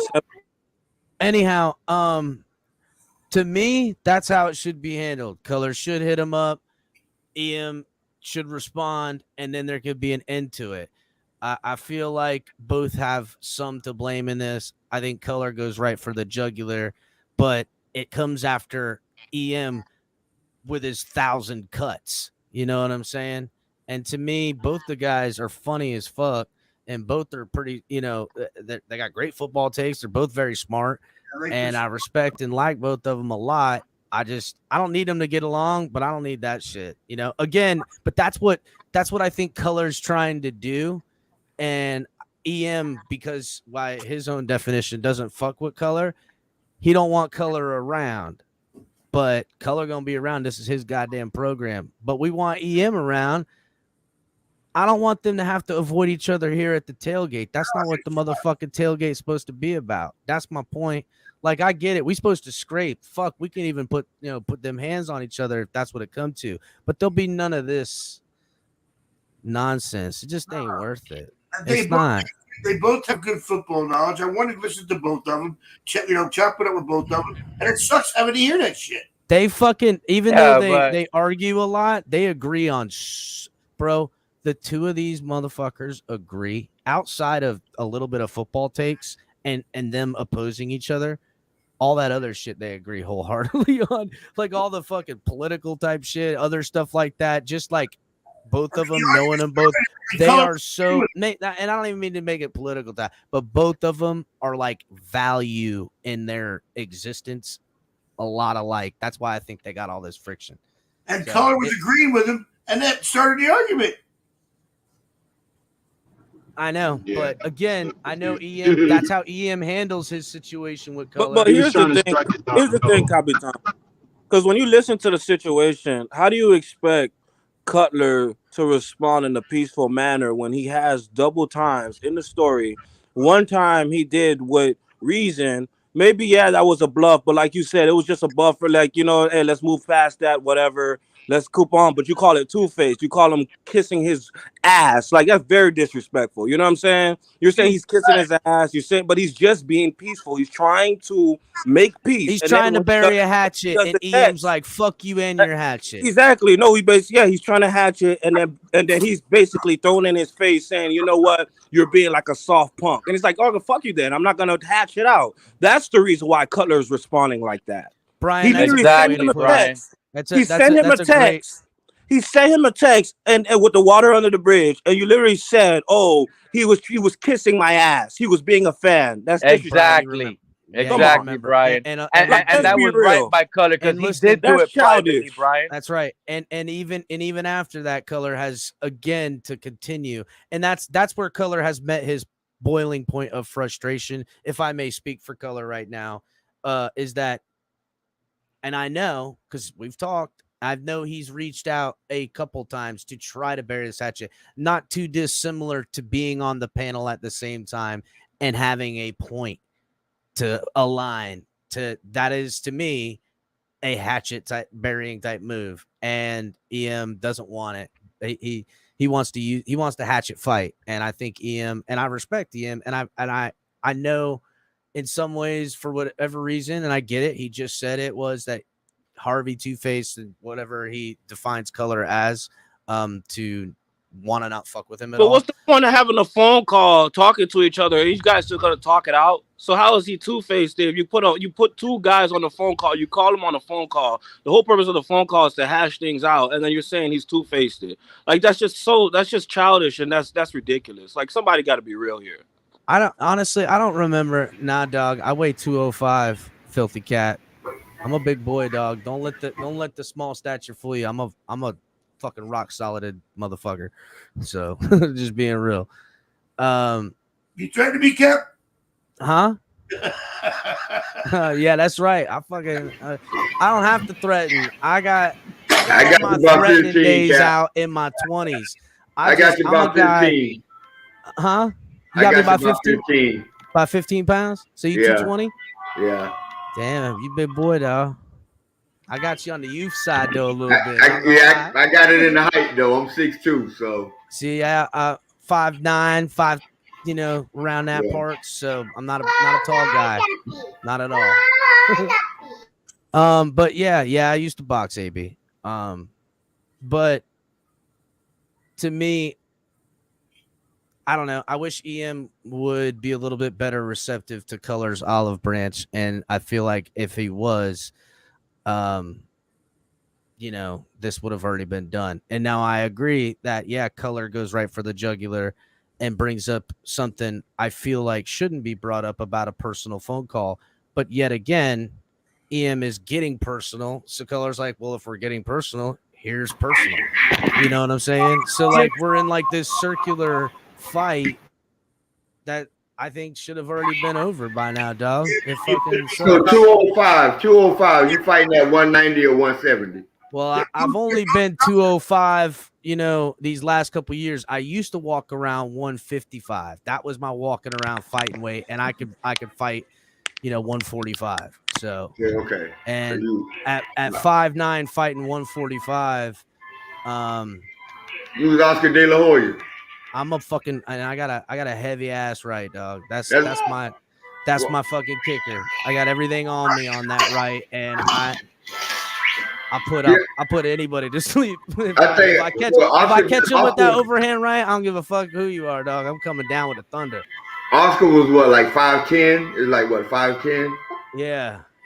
Problem is at this point, I'll be 38 at the end of this year.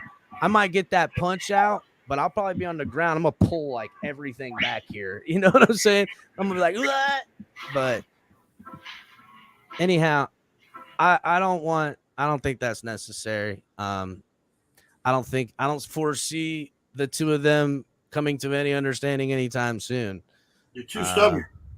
Huh? Yeah, they're both a little too stubborn, but I would say to Color, and I know EM feels like I'm taking Color's side and a lot of this stuff, but that's only because I have a closer relationship with Color, and I know personally Color has been making tries to try to end this, and I wish personally maybe on my part I could have done more to have EM reciprocate or understand. Maybe that's a little bit on my failure. That's kind of guy I am, so I'll own that part of it. But yeah, I'll take that part of the blame. Maybe I should have reached out more to EM and discussed it more. We had a little talking, but what up? Yo, what's going on with this Cook situation? Is it just hurry up and wait kind of situation right now?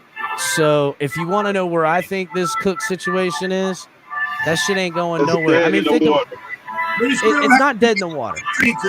Dead in the water?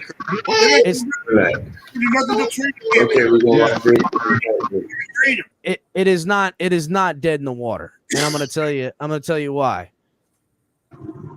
As far as the trade goes, I don't think the Dolphins. It's not dead in the water; it's baked in the sun. As far as the trade goes, that was dead in the water after the draft when they got a rookie. That's it. Dolphins, the Minnesota, as far as trading him to the Miami Dolphins, have lost all trade. They were in heavy trade talks, as everybody knows. So if it would have happened, it would have happened before the draft, and that's what I said. If they would have gone out of the draft and didn't get a rookie running back, then yeah, maybe. But picking a rookie running back in the 3rd round tells me they're not going to trade for Cook. But Minnesota doesn't gain any more money if they release him on the 1st or they release him on the 5th. So what they're trying to do is prolong to see if any team is going to step up and say, they'll carry dead money, bro. They're going to carry dead money next year because it's a multi-year contract. What I'm saying to me, I don't know. To me, I never thought it was. If he's a Minnesota's running it back, you might as well get it in your head. They're running it back. Minnesota's running it back. Let them land. Go ahead, Big Nick. Let them land. What you said, Big Nick? If he's a veteran June 1st cut, then whatever then it's over with. They get that savings. But see, the problem is he only has $2 million guaranteed. Right. So he has $2 million guaranteed. Any team that trade for him, they're gonna have to rework that contract because he's not gonna play on that $2 million guarantee. So what Minnesota's trying to do is hold on, because if they release him on the 5th, they're still gonna get the same savings if they release him on the 1st. So what they're trying to do is see if any team is going to step up and say, "Hey, man, I got a 6th round, I got a 5th round for you. I take the salary." I agree, Big Nick. Basically, I agree with Big Nick. I think they're playing chicken with the rest of the league. They're like, "Oh, you guys want him? Come trade for him." But everyone's going to be like, "No, we're just going to wait till you release him." That's basically what's. Well, but remember, and this is where I was going to land. They just got to play the waiting game. Yeah. And it's not like he doesn't have a no trade clause. Somebody's running back goes down. They're trying to win the Super Bowl. They're keeping them. Some contenders running back goes down, and they're willing to give up a 4th round pick to get him because they need him. They can't wait that long. They can't wait that long, Cap. Why does running it back don't even change? Because at a certain point, this contract. Hey, on a certain point, that money is not available anymore it doesn't make sense. They can wait for the last cut, and they still get the same. Yeah. It's a salary dump. Big Nick, the poker analogy is perfect because Minnesota's on the button with a pair of 10s, and they can sit there and wait, but there's still the action's eventually going to come to them. You know what I mean? Yeah, they only got days. They don't have weeks. What's not sitting got days. What's not sitting here and act like why, Big Nick? Hold on. Why, Big Nick, do they only have days? Was instrumental in their playoff run and then winning the division title. Nobody's saying that about Cook, dog. We're talking about Minnesota and Cook. We want them. Go ahead, Big Nick. Why is it coming down to days? The reason is because at a certain part of time, at a certain part of the calendar of the new league calendar, contracts become guaranteed. No, they don't. Only how much? You can't have a June 1st look. You can't save like if Miami would have chose to cut Byron Jones August 1st, they would not have saved $13 million. Right, but it's a June 1st cut, so they have it till the final cut. Well, no, that's not no. Yes. No. Once you're designated as a June 1st cut, you have a limited amount of time. You have it until you put them on the final roster. You have. They have all that time to try and trade. Yeah. Ron is right, Nick. There's not another impending date until football starts, and even then, they have till the trade deadline to recoup the rest of the money that he's owed throughout the season. Well, by that time, Minnesota will be well in the first place, making another Super Bowl run. Minnesota making another Super Bowl run. What the fuck are you talking about, Crypto? They haven't made a Super Bowl run in forever. They did last year. What are you talking about? They did Minnesota. They weren't in the Super Bowl. I know. Capitan, they were undefeated. They were undefeated in the regular season. Don't forget that. They had a great record. For him, has to pay him his let's not act like that. He wasn't instrumental in that run. They had a great record. Don't do that, Capitan. Yeah, but let's remember Kirk Cousins has been on a run his entire career. Yeah, bro. what the fuck are we talking about here? Contract. We're talking about what the owner's thinking, not what we thinking. What the owners, the Vikings owners are thinking. That's the argument, not what we think. That the Vikings fans thought they were on a run. They think they're going to the Super Bowl. They actually were. Especially now, weekend conference. Aaron Rodgers left that conference. They feeling even more emboldened. But they weren't on a run with Teddy Bridgewater. They trade for his current. Right. they dumped a ton of defenders. He's not agreeing to renegotiate with for Miami. They picked up a great defensive coordinator. Man, that window has passed on Minnesota. That is now the Detroit Lions division. No, it's not. I agree with you, Big Nick. Hey, I agree with Big Nick. Big Nick, you got me on that one. You got me and Ali at least on that one. Maybe even Capitan. Yeah, maybe I was gonna say maybe even Capitan. Yeah. I'm 100% on. I was on the Lions train a year too fucking early, dog. Yeah, a year ago it was.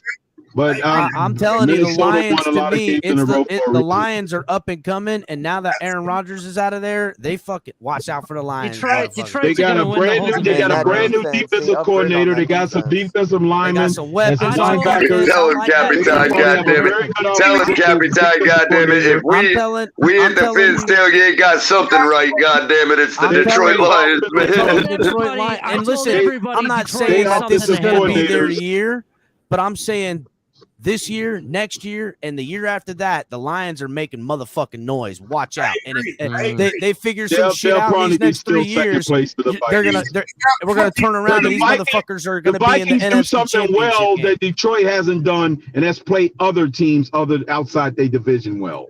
Bro, the Lions had the 4th ranked offense last year, Crypto. Yes. Yeah, so they had the last ranked defense. That O-line, Crypto, listen. Yeah, but look who's on their defense now, bro. I'm telling you, their defense is young, and they've got some guys. No, listen, Crypto, you want me to tell you what's going to happen right now? The Lions are going to play fucking great, and they're going to get in the playoffs. And we're gonna find out if Dan Campbell. We're gonna find out if Dan Campbell. We're gonna find out if Dan Campbell is a real coach or not, and he's either gonna get exposed in the playoffs and lose his fucking job, and they're gonna bring in some offensive guru, some defensive guru, and he's gonna come take his job, and then the Lions are gonna be nothing to be fucking with. Or I think that's already done. Maybe though, but they're letting Campbell get his shot. Do is retake Seattle's place in the playoff. I think that's already done, Capitan, and I think that's the real play is for Harbaugh. I think Harbaugh goes to freaking Detroit, man. Is reading my motherfucking mind right now, dog. Yeah. You are 100 on that. I heard from Detroit. You're right about Detroit making a run. But the only thing they do is take Seattle's place in the playoffs. That's all they do. I heard from Detroit. Detroit has a top 3. I've heard from Detroit has a top 3, and I will argue. I've heard from Detroit's OTAs that Jahmyr Gibbs is the real deal, bro. I hear he's blowing it up over there right now. They got top 3 talent in the NFC. They got top 10 talent in the NFL. 100%, Big Nick. But here's the big question mark. Last year, but they was woefully freaking. Here's the big question mark. The team has talent on defense. Team has talent on offense. They've already proven what they can do on offense. The NFC is weak. Last year was their defense, and their defense. The NFC is weak, as everybody knows. Yeah. This is the time for them to take it. If they can't get to the second round of the playoffs, if they can't win their division, if they can't win their division and get to the second round of the playoffs, Dan Campbell is gone. They are going to be Detroit, Chicago, Minnesota, Green Bay. This is a proven year with Dan Campbell. It's going to be Minnesota, Detroit, Green Bay, Chicago. No deal. Until proven otherwise. Lions haven't had this much. Once again, y'all going down this road again. Once again, I'm warning you right now. You're going down this road again like y'all was writing off the Chiefs and saying all this nonsense about the Chiefs. Green Bay comes last in the division. Y'all saying the Chiefs is not making the playoffs. They're going to say that Mahomes is going to be trash without Tyreek Hill. Who the fuck is saying that? Dead wrong. Who's saying that? You guys were dead wrong. Everybody was saying that when Tyreek Hill came here. Everybody a bunch of fucking sycophant idiots. It certainly wasn't anybody you see here now. Saying the freaking Tyreek Hill coming to us, that was the end of the Chiefs. That was it for them. Now you're putting words in people's mouth. You stop that shit right now. You can't use that for everything, bro. You can't. Hold on. You can't use that for everything, Crypto. That's like saying, hey, I said it was going to rain today, and you'd be like, no, well, remember, you also said Tyreek Hill was going to affect Patrick Mahomes. I didn't say where it's going to rain. It did rain. I know what he's referencing. Can you guys hear me? Yeah, we can hear you, Ali. You're just not. You got to have the same outcome. Yo, crypto. You need to reference it better. What we said. It's going to be the same outcome. Wait. Crypto. Hold on. I know the only one that said the Jacksonville Jaguars was going to make the playoffs. The only one in the fan base. Hold on, the only one that said that we was going to lose. You're going to reference something we said. Let's actually talk facts of what I said, because I know you're referencing something I said. What I said, Tyreek here and not being on the Chiefs, that Patrick Mahomes would have a slight regression, not a huge one, but a slight regression. Okay, that's fine. But that doesn't mean, hold on. Crypto, hold on. But that doesn't mean that it's the end all be all of the Chiefs. That doesn't mean that. It was just I sat up there and watched Stephen D argue about how the Raiders was going to be the top of that division. Okay, well, that's on Stephen D's channel. I can't speak for that. Bro. Everybody was, and a lot of people was takes agreeing other with him. people's arguments and say that's a lot of people you're arguing with the people in the room, not Stephen D. Hey, listen, everybody, and there was a lot of people agreeing with them too. Let me speak. And there was a lot of people agreeing with them too. Kansas City Chiefs. It's on his they also watch his show. Okay, Crypto, your point right. Go on for 10 minutes, man. It was no, I'm not letting you get away with that. Y'all getting away with that. Hey, all I'm saying is, Crypto, I was one that did say, hey, I'm with Ali. I said we should see a slight regression from. Okay, Crypto, hold on. Crypto, you gotta let somebody else talk, bro. Okay. Hold on.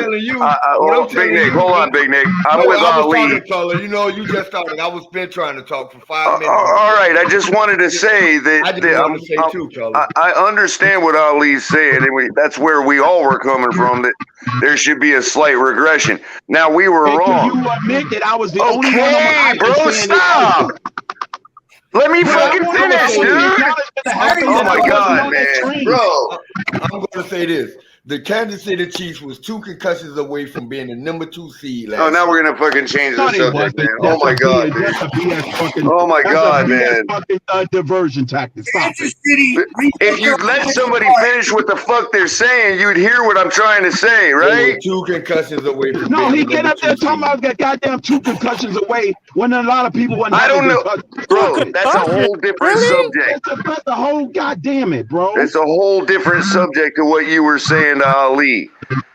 All right. And Ali said that what we had said was we should see a slight regression from Patrick Mahomes. Now, we were wrong about that. What you can't then do is anytime we say anything, hey, it's going to rain tomorrow, and you say, no, it's not. And then I say, oh, well, remember, you were wrong about Patrick Mahomes regressing. We were talking about the Detroit Lions. No, wait, stop. We were talking about the Minnesota Vikings.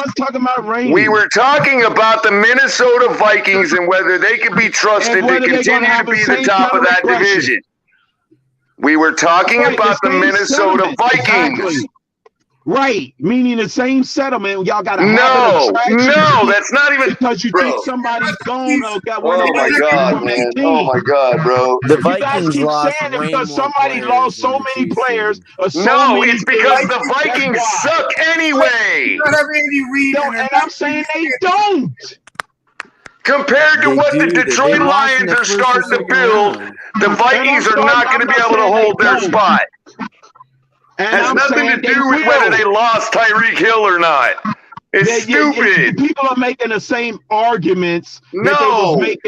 Using the same. Has nothing to do with losing a player, bro. It's a totally different. Has nothing to do with each other. They lost so much.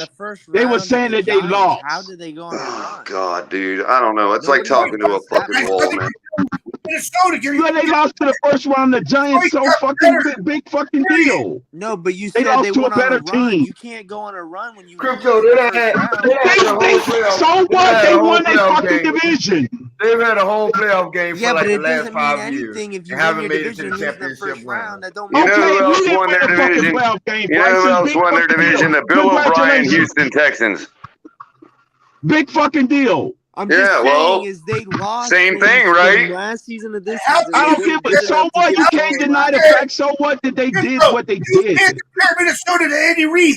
Andy Reid's Well, the that's a best part of in the that's a context that's No, important to it took you discuss. guys a whole year to fucking figure that out. No, when I it kind of didn't. tell you from the goddamn beginning. No, it didn't. It took 3 games.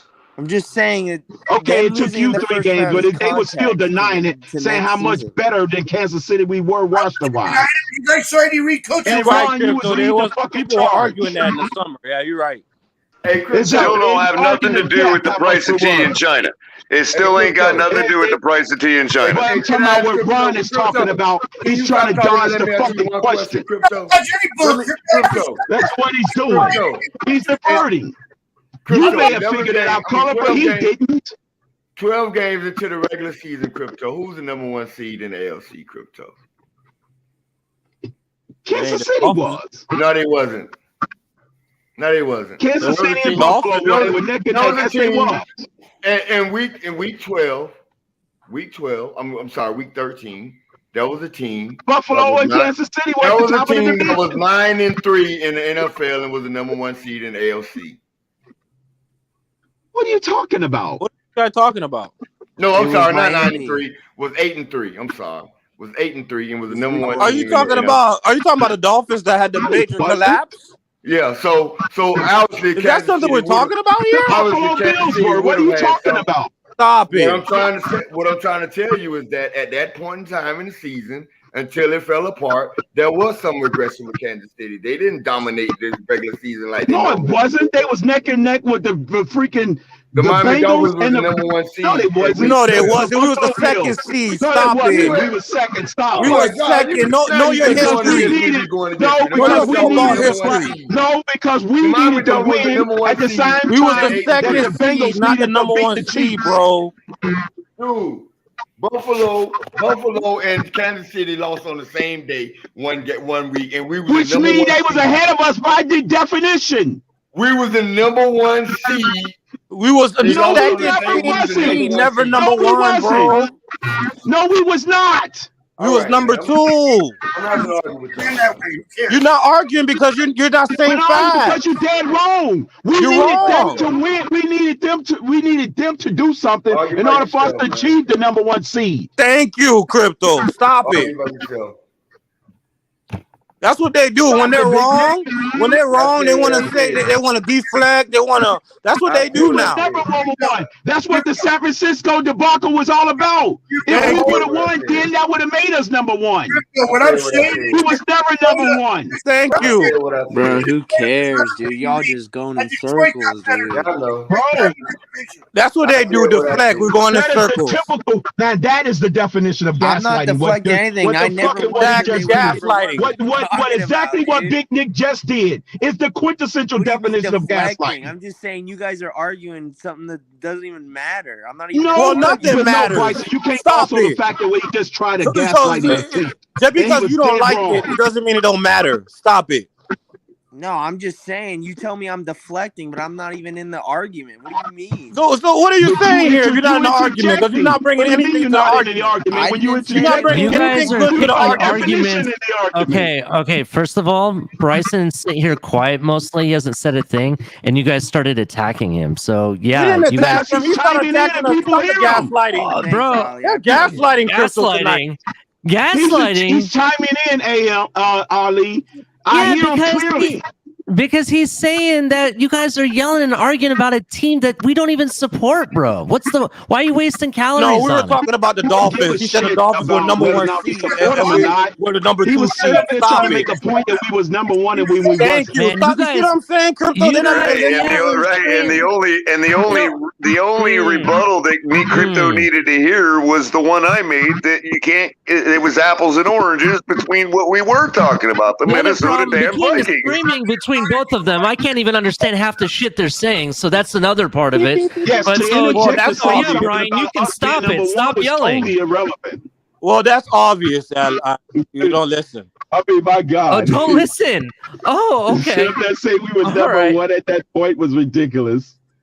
Exactly. That was asinine, Crypto. Oh wow. Yep. Hey, Brian Terry, have you ever looked up the word asinine, bro? Then he started interjecting about concussions. Just That curious. really was Yeah, a he said 2 500 concussions, Crypto. He said 2 concussions. That's hilarious. I mean, nobody even How brought anything pathetic. about concussed. Hey, look here. Hey, look. Check this Okay, out. Mike Tomczak had a concussion one time in Hey, 1989. listen. Come on. Hey, listen. Hey, listen. What does that have to do with the price of being German? Well, he said we didn't have a Hey, look. concussion, we'll be number 1 seed, but he said it Listen. was a number 1 seed. How that make sense? Listen, what I'm saying is, and I don't give a damn if you like it or not. I'm not finna be EM balling in color with you cats. I don't know you cats.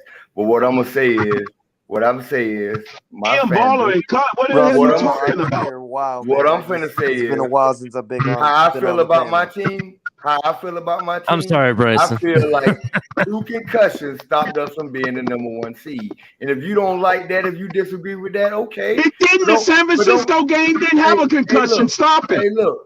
I don't give a damn. Okay, let him finish. He was about to give you that grace. Crypto, I don't care how you stack it. I don't care how you What do you mean you don't care how I stack it? Crypto. Big Nick was about to give you that grace. Just let him finish. I believe the Miami Dolphins was a 14-3 team last year, outside of 2 concussions. If you don't believe that, that's fine. But I do, and there's nothing you can do to change that. Well, no one's trying to change it. Okay, Don't try to make that a reality. You see, Crypto? You see, Crypto, you see how he's changing it? Because the argument was the number 1 seed fact, and we said it was not a fact. We correct you. It was not number 1 seed. It was a number 2 seed. And I have to give Big Nick credit. He don't attack me personally because I disagree with his last statement. You see what I'm saying? He said something about attacking someone personally. No, I'm just saying, Crypto, for the record. I'm just saying it for the record. Big Nick don't attack people for disagreeing with him. Bro, we're talking about the number 1 seed. You said a personal attacks. He might gaslight people. He might gaslight people, but he don't like personally attack you. You know. Listen, at 8-3, Miami Dolphins was the number 1 seed. Oh my God! There you go again. I don't care what you say. Pushing that false narrative. I don't care what you say. All right, but it's close enough anyway. The virtue of what he's saying is the truth. It's not close enough. Stop it, bro. It was clear you the first or not. It was neck and neck, man. San Francisco, bro. It was neck and neck at the time. I don't remember exactly what the scenario was, man. Both of us bro, we needed to beat San Francisco in order to be in first place. Exactly. Yes. Okay, fine. But that's being in control. That's being in control of your situation. So fine, I'll give you that. And Crypto, you know, we also. I'm not finna sit up here and let him say that we were first when we wasn't. Exactly. Let him get away with that shit. No. So what I mean, like, what you gonna do? Like, you gonna beat me up or something? And then Crypto, you got it, guys. Look. You take it how you want. I mean, why you so emotional about it? Huh? See, look. Now he's trying to attack you. Gaslighting, bro. He's trying to attack you, Crypto. What's it to you? He's trying to manipulate you because he's wrong. I tried. Why don't you admit you're wrong? Why don't you stop being? Why don't you admit you're wrong? Because I don't have to. Because all of us operating on memory. Pull it up. Yeah, your memory is poor. That's why we're trying to remind you of the good memory that we have. That we were not the number 1 seed. After the Bengals beat the Chiefs, which means the Chiefs was already in first place, which meaning we would have had the tiebreaker if we'd have beat San Francisco. So by definition, the Chiefs was number 1. So stop the cap. And what if I don't? So what? That means you're just delusional and continue to gaslight people all you want. If somebody's gonna let you fly with the nonsense, then they'll let you fly and let that fly. So I'm not the one, bro. So what's it to you? What you get for that? Garcia. I don't give a shit. Then why you act like you do? You get misinformation, correct information. You're trying to manipulate people, bro. Yeah, he's trying to use manipulation. You sit up there and make you don't want to come out. You don't want to come out there and say, "Oh, I don't like people presenting something as fact." You're clearly trying to present a falsehood as a fact. Exactly. You sit up there and said that on Stephen D's channel, how everything is fake on the internet, how everything is not real on the internet, how everything is all fake and stuff, and you out here false. falsifying fake information. Call him out, Crypto. Like you yelling. Bro, like stop you, the nonsense. I'm like just you calling yelling out at your me. I'm just Like the calling way out you your yelling at me hypocrisy. right now, the way you I'm coming just at me, calling that out your shit's fake, bro. hypocrisy. A hit That's dog what you are That doing. shit's fake. That's fake, bro. That's exactly The way you what you're coming at doing. me, but the way you Or you coming at me, that participate, shit is or fake. you coming at you participating in a fake exercise then. Right, Then you okay. just as fake. Right, okay. And so what? It's Okay, wrong. congratulations. It's Okay, wrong, Big Nick. You congratulations. miseducated. Hold on. Let me get on your cheerleader over here, who obviously know of me, but I don't know who the hell this is. So, you know what I'm saying? Big I don't Nick, know who the finish hell up, this finish is. up your point real quick, Listen, Big Nick, and then hold on. If I'm gonna I'm need a wrong second. about what I said, that $1 gets you a cup of coffee at McDonald's. Who give a fuck? But the It better be sentiment is McDonald's.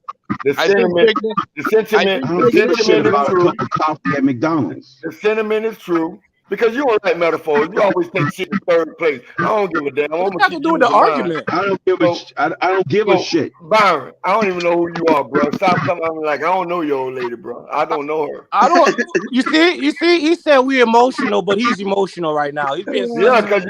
He because think I can't everybody even talk. coming I at can't him, even talk to and a we're dude. arguing. I can't even communicate with a dude that I've been communicating the last 6 months because you keep co-signing and let me jump on you. I'll fight you head up. Hold up, Bro, we talking. Stop it. All right, hold up. Listen, everybody, just real quick. I'm I'll gonna put go everybody ahead in the with back. you, bro. Just a momentarily, guys. I'm See ya. sorry. Hold on. I'm sorry. I'm sorry. Hey, look, Ron made it. No, Ron made the cut. Nope, Ron, sorry, you didn't do it. Color. So I had to drop in the back real quick. I had EM call me. And beforehand, I want if two people can drop off stream. He wants to bring up Color, reason with him, and they want to discuss the day in which essentially got EM to have this grudge against you. Okay. To what end? Well, that's what I discussed with him. I said, to what end? I said, look, where the wound is being ripped open time and time again, and we're reliving the day in which you and EM fought on this phone call. That reason's going to come up, and EM's going to come up, and you're going to be here if permitting, if you will. We're going to try to have a productive conversation. I know. Listen, but my point is, he acted like I even denied the phone call. Reason and I were having a conversation, and we were coming to an agreement, and he didn't want to do anything but shit on the freaking on the conversation by saying I couldn't be trusted. Okay, now listen, Color. I'm not denying that could have actually happened. I wasn't there, obviously, and reason is going to come up, and I'm not saying that what reason perceived and or what EM perceived as it to be exactly how this happened and went down. And I'm not going to deny that what your perception isn't exactly what happened and how it went down. Because here's the reality. Okay, but before you bring anybody wherever, okay, I want it to be known that when Reason and I ended the conversation, I told him when he wanted to speak to me one-on-one without the third person yelling at me in the background, he could do that. So if that should tell you how the conversation went. I mean, let's be real here. I'm just tired of being a child about the shit, man. This is stupid, 100% man. Color. I know you are, and that's why EM just got off the phone, said he spoke to Reason, said him and Reason are going to come up and fucking validate a conversation I don't deny happened. I just don't get it, but whatever. I got it. But again, as in an intelligent conversation between the two of us, and hopefully between the four of us here momentarily, I think we can understand an amicable end. Now, at some point, I'm sure there's going to be some name calling, and at some point, I'm sure there's going to be a little bit of yelling. But let's try our best to facilitate this in a manner that doesn't need to be that way. Okay? Because look, I'm going to say everybody was wrong in some way, and nobody is wrong in how they felt. And what I want from this conversation is to find the way beyond it. Okay? So EM's up here now. We're still waiting on Reason, but EM, what's going on? Hang on, y'all sound. Let me back out, and I'm gonna come back in. This audio is sounding funky to me right now. Hang on, give me 1 sec. Sounds good.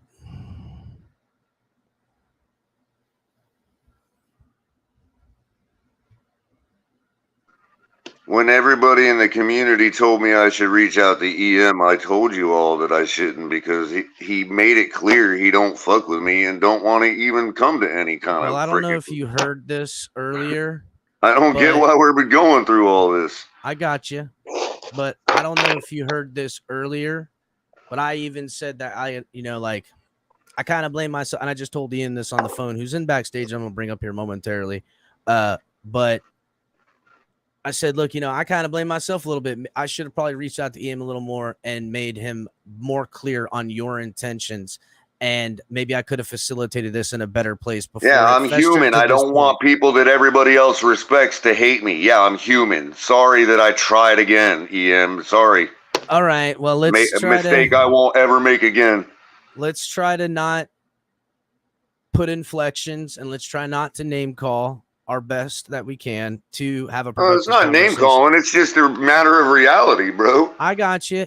But again, Color, as I stated earlier, it is your perceptive reality, and I don't need to know. And we're gonna find out more details to really the wound keeps getting reopened. That's a fact. It keeps happening. All right. It does. I'll let it ride. I'll let it ride. EM, hello. Hey, man. Hey, salute to you, my friend.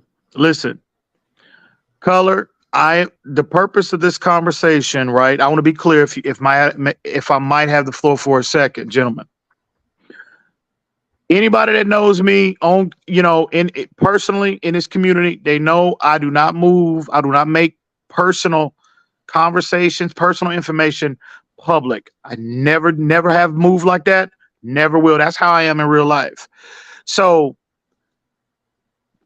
Color took it upon himself several times on this platform to make public a personal conversation that he and I had months ago, right? Mm-hmm. Obviously, it's still an issue with Color. That's fine. I don't have an issue with that.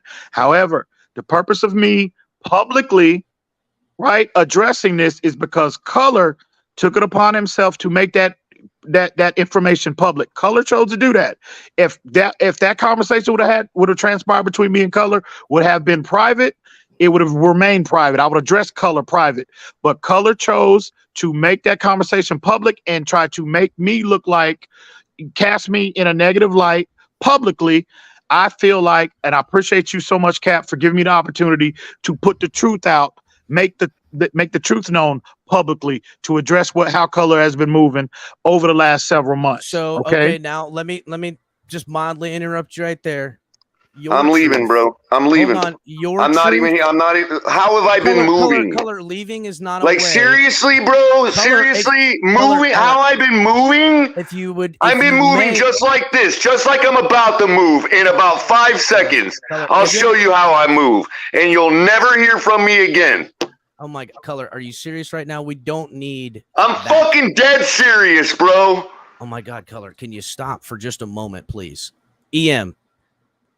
If I may, what's up, Cap? What's good, earlier, Cap? Your perceptive truth and the way you perceive Color to move, because I would say in a large sample size, I don't think Color moves in a way that a lot of people would see in your perspective and agree with, because I don't, and there's plenty I know that don't. And Cap, so, that is Cap. That is perfectly fine. I understand that. I can only speak for my interactions with Color. I'm not saying how he deals with other people. I'm telling you how that's kind of the issue. Color's conduct on how my dealings with Color, how he's moved with me. Right. Okay. That's all I'm addressing. I'm not trying to bring anybody else into this. So again, I kind of covered this in a nutshell, and I'm not going to go back and, rehash the entire story. But in a nutshell, this is, I kind of, highlighted as to what the initial cause was between me and Color, what sparked a lot of this. Right. Again, I felt like he was addressing reason when he didn't have to in a Twitter space in a negative light, saying things. There was multiple people in that Twitter space that can validate everything I'm saying. Matter of fact, Lewis was present to overhear the conversation. So he was talking about reason in a negative light, surrounding that Iceman and Irving issue, right? So that's fine. I let it be. Again, Reason is a grown man. I'm not here to defend other grown men. If Reason was there, he could have handled that situation, but he wasn't. So I left it alone, right? So a couple days later, right? Because the communication that I have tried to remain consistent between myself, Finside NFL, as well as the Fins Tailgate. Y'all all know my approach to all of y'all. It's well documented, the issues between the two platforms. I've always tried to make peace between the two platforms. Have I not, Cap? I mean, listen, I would say in you How and I about no? individual. How about no? In you and I's individual conversations, yes, I would say what's happening with you and Color, that's not a good peace make, but everyone shares their well, I'm talking about the platforms. I want to say thank you, Reason, for coming up. I'm hoping that. Well, I'm gonna be honest with you, bro. I'm gonna keep it a buck. You can give him credit because I almost dragged Ali right through the mud. Like, why am I seeing my exact background being copied and reused? So yeah, and EM was the one who told me to hold off. So yeah, EM does try to keep the peace between the platforms, even when people don't know about it. Because I'm gonna be real with you, that was corny as shit, and it's corny, bro. That's corny. So, but I ain't here to address that. I'm here to address. I want to speak my piece about Color and EM because I was on the phone, and what happened is simple. Okay, the three of us were talking. It was very cordial. I don't remember exactly what sent it down an argumentative path. This was months ago. But I can remember certain things that were said. Like, I do remember Cutler was the first one who started swearing and getting aggressive. And I do remember Cutler said something to the extent of, like, I'll fuck you up. And then EM replied with, die, old man. So I do remember EM saying that too. So I do remember the both sides. And I sat there and I listened for 10 minutes and they went back and forth. And bro, it was one of the craziest things I've heard. Like, these guys were fucking slanging it. First of all, I gotta stop you a second because this idea that I told EM I was gonna fuck him up, and then he told you I can't fuck up a fly, bro. Yeah, but then that's when he told you that's when he told you to die. That's when he said, die, old man. So that's why I know you said that, and that's why I remember that being said, because I do remember EM's response, and that's when that shit got heavy, and you guys were just dropping F-bombs and just fucking. It was off the. It was one of the most off the rail conversations. In Reason, real quick, not to cut you off, Reason, real quick. Could you elaborate a little more as to why I dressed Color the way that I did? Because I was very clear, right? What did I say? Like I just told Cap, it was cordial, and I do not remember what set it off. But I actually do. He told you not to believe me that I was a two-faced fuck and I couldn't be trusted. Oh yeah, you guys are talking about the space stuff, right? Exactly. Okay. So space stuff. If I may, Color's right. No, Color's right in that because I do remember that. So he rehashed that. Color's right. Yeah. So if I may, so again, and EM kind of said this about this space. Color knew EM was in the space, right? Color. I mean, you guys were up there together. Is that what we're? I don't even fucking remember. Yeah, it was because like you said earlier, Capitan, it was common knowledge. It was a lot of people. It was a lot of people in the Twitter space. Because it dissolves into a time where there was a lot of fighting going on. Reason we can be honest. Yeah, everybody was kind of unnecessarily. Bro, like I want to tell you, Cap, bro. What I said about that's towards Ali. That ain't towards you. Like when I make a comment, that's why I'm direct with people. I don't blanket when I'm talking about this stuff. People know how I feel about people. Me and you don't have an issue anymore. Everything's good. Listen, the Color thing was awkward as fuck because at the end of the conversation, Color got off the phone and said, bro, if you want to talk, Reason, hit me up. Bro, EM's my best friend in this community. What the fuck am I supposed to say, bro? I'm sitting here listening to these guys. No. And again, it was because, look, Reason. It was. I'm not against you, Color. Let me explain to you. Let me explain to you why I said. But let me explain to you why I said that. Okay, because it was clear to me that you and I were not going to be able to have a conversation between you and me without that third-party influence or voice. It doesn't. I wasn't trying to disparage y'all's friendship or make you choose or anything like that. I'm just saying that. Think about it, bro. I listened to you guys for 10 minutes. go at each other's throat. Like if you guys were in the Right. same So room, how are someone you would've and been I on the supposed floor. to have a productive Oh, I conversation agree in that environment? 110%. But imagine if me and Cap were going at it, and then at the end of it, I said, "Yo, Color, hit me up." You'd be like, Well, "Well, that's because the fucking intention awkward," of you the know? phone call, but I because agree, thought, but it's because awkward, I thought bro, the intention of the phone call was for you and I to work things out. Oh, At yeah, least come to an amicable agreement And, to leave and each who the other fuck alone. brokered that? And who the fuck who is again? That's Who was the why I was individual? confused, DM. No, color. The reason why I addressed you in the way that I did because anybody Cap. We just talked about this. I cannot got stand you. two-faced individuals, and you had just I got 2 you, days but prior. hold on. But I would say this, and reason, as you said, it was a pretty productive conversation, and you felt like it was going Initially. Now I got you. Yeah, initially, sure. and I understand to Reason's point, Color, where he says when you said, "Yeah, hit me up later." You know, this is his first interaction. There's been some friction, but just let me land. Let me land, please. Let me land. That there's some friction at this point, so I got to understand from Reason's perspective that like I don't know what the fuck's going on you know what I'm saying? I understand that too. Color, I totally please. understand Color, how please. that came off, Color. but it's also from the context of what the purpose of the phone call was. I got you. That's let me get to my point, please. Please. Cap. Hold on. Okay, go ahead. Please.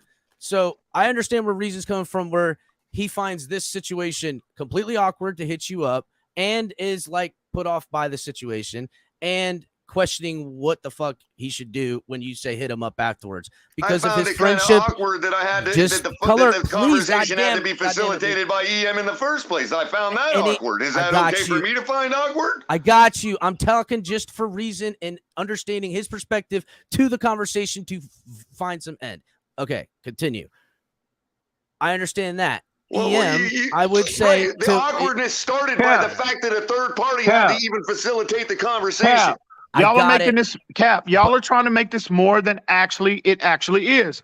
The only reason why I addressed Color, because again, I want to reiterate. I'm a two-faced fuck. We know what it's really about. I want to reiterate. That's what I was trying to get at. Cap. I want to reiterate. It's only the way Color was interacting with Reason on the phone, right? I felt like that was very, very, very two-faced of him. But considering just 2 days prior, he was just talking shit about Reason. But EM, that's the only. We've already hold on. Stop with the whoever fuck you and EM. I'm gonna address it.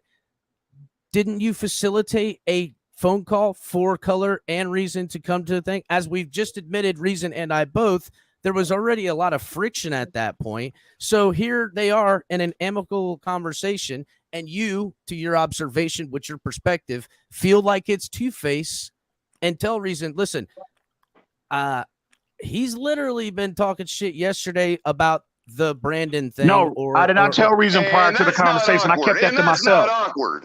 Okay, I but I didn't even get a chance to react. I found out in that moment. And I never told Reason. I never told nobody. I had a conversation with Lewis, a private conversation with Lewis, but I never told Reason that Color 2 days prior to that was in there talking shit about. I'm so done with this shit. I never did. Okay, all right, but hold on, but okay. So all right. So Reason finding we'll stop bringing it up, Color. You made it public. Stop bringing it up. Well, why don't you admit to what the fuck you did on the second phone call that Capitan witnessed when you threatened my life? I threatened you on that conversation with Reason. I told y'all when you threatened me first. But listen, that's the wound being reopened because the reality is that I feel like Color and Reason were having an amicable conversation. EM, you perceived it as two-faced and made those feelings aware, and there's where it splintered. I would say this: Reason at that time, what he was referring to, that Color was saying, was stuff that it was very loud in the community. Now, I'm sorry that it didn't make it back to you. Probably would have brought it to you myself if we weren't already in our own friction. But I think, and I'm making a little bit of perceptive observation here and putting myself in Color's shoes.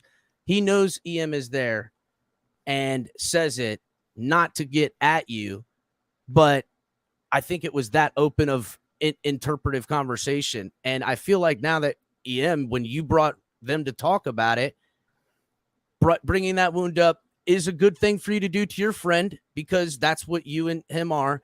But I'm just saying that I think all this old stuff re-entering this wound. What are we talking about? Like, I don't think Cap. Again, but that's how Cap. you guys get into this type of fight and conversation. Right. I think there has to be an understanding that Color, you felt slighted because EM kind of threw under the bus. Maybe EM feeling like it was a friend thing for him to do because of his close relationship with Reason, but Color also feeling slighted because here he is feeling like this hatchet's being buried between him and Reason, and you kind of did something to him. So both feel wronged in this situation. So wait. First off, the purpose of the conversation at that time, right? It was not to broker a peace treaty. What was it to broker then? Why was the phone call happening? I don't even see that's not that. Hang on. Like I said, I'm done with this childish It was after. bullshit, dude. It was after. Wasn't it after the? I've lost interest. Hold on. Let Reason respond because I want to know. I think it was right. I think it was right after we caught Batman and his little plotting texts, wasn't it? Oh yeah, that's actually that's exactly right. That's exactly right. Yeah. Cause see that time, this particular instance. That wasn't the first time we all had a conference call. Yeah, we've been on a call before. That wasn't the first time. You might find it interesting that when everybody decided that they weren't gonna go after Batman anymore, they forgot to tell me, right? And then CT wants to go around and bash me on MCJB's channel too, which is why the very people we're talking about that I defended think I move a certain way too, to quote EM. Listen, I'm not here. Listen, how he feels about me. I mean, Cap. Listen, I told you when we're on the phone. I'm not here to discuss anybody else. What I'm here to address is Color's narrative that he is spinning. That I initially threatened him. I have him out here crying on the phone. I don't care what Reason says and how he remembered it, bro. Again, Cap, I told you this, Cap. Reason made it clear that he doesn't remember how the conversation dissolved. That was what he said. No. Reason just said Color was the aggressor. Color was. He just said that. That's not what Reason said. No, that is Reason, can you clear that up? Reason, can you clear that up? Yes. If you remember back to what I said, Color reminded me of what set it off. It was when EM brought up that point about the Two-Face thing. But even before that, I had said I didn't remember what set it off. But I remember when it set off, Color started dropping F-bombs. That's when he said he'd fuck him up. And then that's when EM said, I can admit to getting aggressive. And then EM said, and I quote, "Die, old man." And then it was 10 minutes of you could make out every second word because they wanted to kill each other. If they were in the same room, someone would have died. If they were in the same room, someone would have been hurt if they were in the same room. I don't know. The narrative that EM was the aggressor and an EM initiated the initial threats are wrong. That is a flat out lie. I did not do that. And that is what I wanted to address up here, Cap. I told you on the phone. That's the only reason why we're up here tonight, because Color has routine. I don't think he who threatens first is the wronger of the two. I think you guys both need to. I got aggressive. I did not threaten him. Listen, I will fuck you up. That's not a threat, Color. Judging by what Reason said, there was so much said. Bro, are you fucking to nail serious? down who threatened. Anybody that's met me at the stadium and ask him if I would ever say that to somebody. I'm just here to clear the air, and even I was thrown back by because I know how big of a man EM is, and I was like, bro, I couldn't. Bro, I was like, I don't care, man. Ask anybody that's actually met me at the stadium. Ask them if they ever foresee me saying something like that. I'll never forget it, bro, because it was the first time I ever heard him tell someone to die, bro. That's why. Whatever, man. Then whatever. I deny it. Again, Cap. Cap. I am only here to address this narrative that Color has been trying to spin, that I just initially out here threatened him, right? Threatening his life. No, he was the aggressor. He initiated that. Now again, I can't help it. I can't help it if Color is frail, right? Color again. Color, that's unnecessary. EM. Okay, you're right. My bad. I apologize. Hold on a second. I apologize. Capitan heard what happened on the second phone call, and I don't think any kind of aggressiveness that I showed deserved what you said to me on that second phone call. So again, listen, I don't want it. Listen. I think we can all agree both are in the wrong at any varying point. He who is first, it doesn't matter at this point. I mean, when I hear both of you say, I'm done, It's and the You language literally you said that you were going to meet me. I know, You said Reason. that Like, you what were are we gonna- talking about? You said that you were going to be at camp with TD. Okay, you actually invoked TD's name. You said you were going to be at camp with TD. Okay, that to was the meet me second there. phone call. That was when you guys got off the phone with me and he called you back. He said Exactly. that. Exactly. Yeah. Cap, See, I remember that Guess too. what? Guess what? When Hang I on, went hang on to real camp, quick. guess Cap. what? When I went to camp, I shook TD's hands and said hello to his children, and there wasn't no EM to be found. TD ain't got nothing to do with this. I told you, again at that time, me, TD, and myself, we were making plans to go to training camp together at that time. And only reason why I even brought up TD was the fact that I was coming there. What I told you was this: I will be in training camp to meet up. This is what I told you at that time, to meet up with the homie TD, and I will address you personally when I see you. That's exactly what I told you. Yeah, right, sure. And that's So, not all supposed right, to chill but anyway, me from Cap, going to Cap, camp, real quick, right? Cap, And that's real not quick, supposed to chill me from going to camp, Cap, right? Cap, real So, quick, hold Cap, on, real before quick. You go, EM, You and keep. I want you to land, but like that's kind of where this initial phone call that we were talking about has dissolved. Where even if you meant it in a non-threatening manner, Color has perceived it in a non-threatening manner. Just like when you said what you said on the phone call, Color perceived that as a personal attack and has ended this way. Again, you guys are setting each other off, and to Reason's point, this happened a while ago. Like I think every time we rip open this old scar, Cap, no, it's Cap, a new stop, wound. bro. Cap, all due respect, please stop, bro. Nobody's ripping this wound up but this motherfucker. Nobody's bringing this up but him. Address your boy. Please address your boy. Like we just talked on the phone. Like we just had a conversation on the phone, Cap. Address your boy. Well, no, just wait a second. He's the only one that's bringing this up. Again, EM. Can I just, let me say this, Chris, bro. Yeah, go ahead. There were things that were said from both sides of that conversation that even if it was one of those things where you knew even if they made up, it was gonna. So things were like, bro, lines were crossed on both sides when they went off, and I sat there and listened to them for 10 minutes. Like, it's one of those things where if they ain't gonna bury it, I don't think they're ever gonna bury it. And listen, I want to be very clear here. I want to be completely transparent. We all got to figure a way to dance around this in spaces and on panels. I Bro, don't know. I don't listen.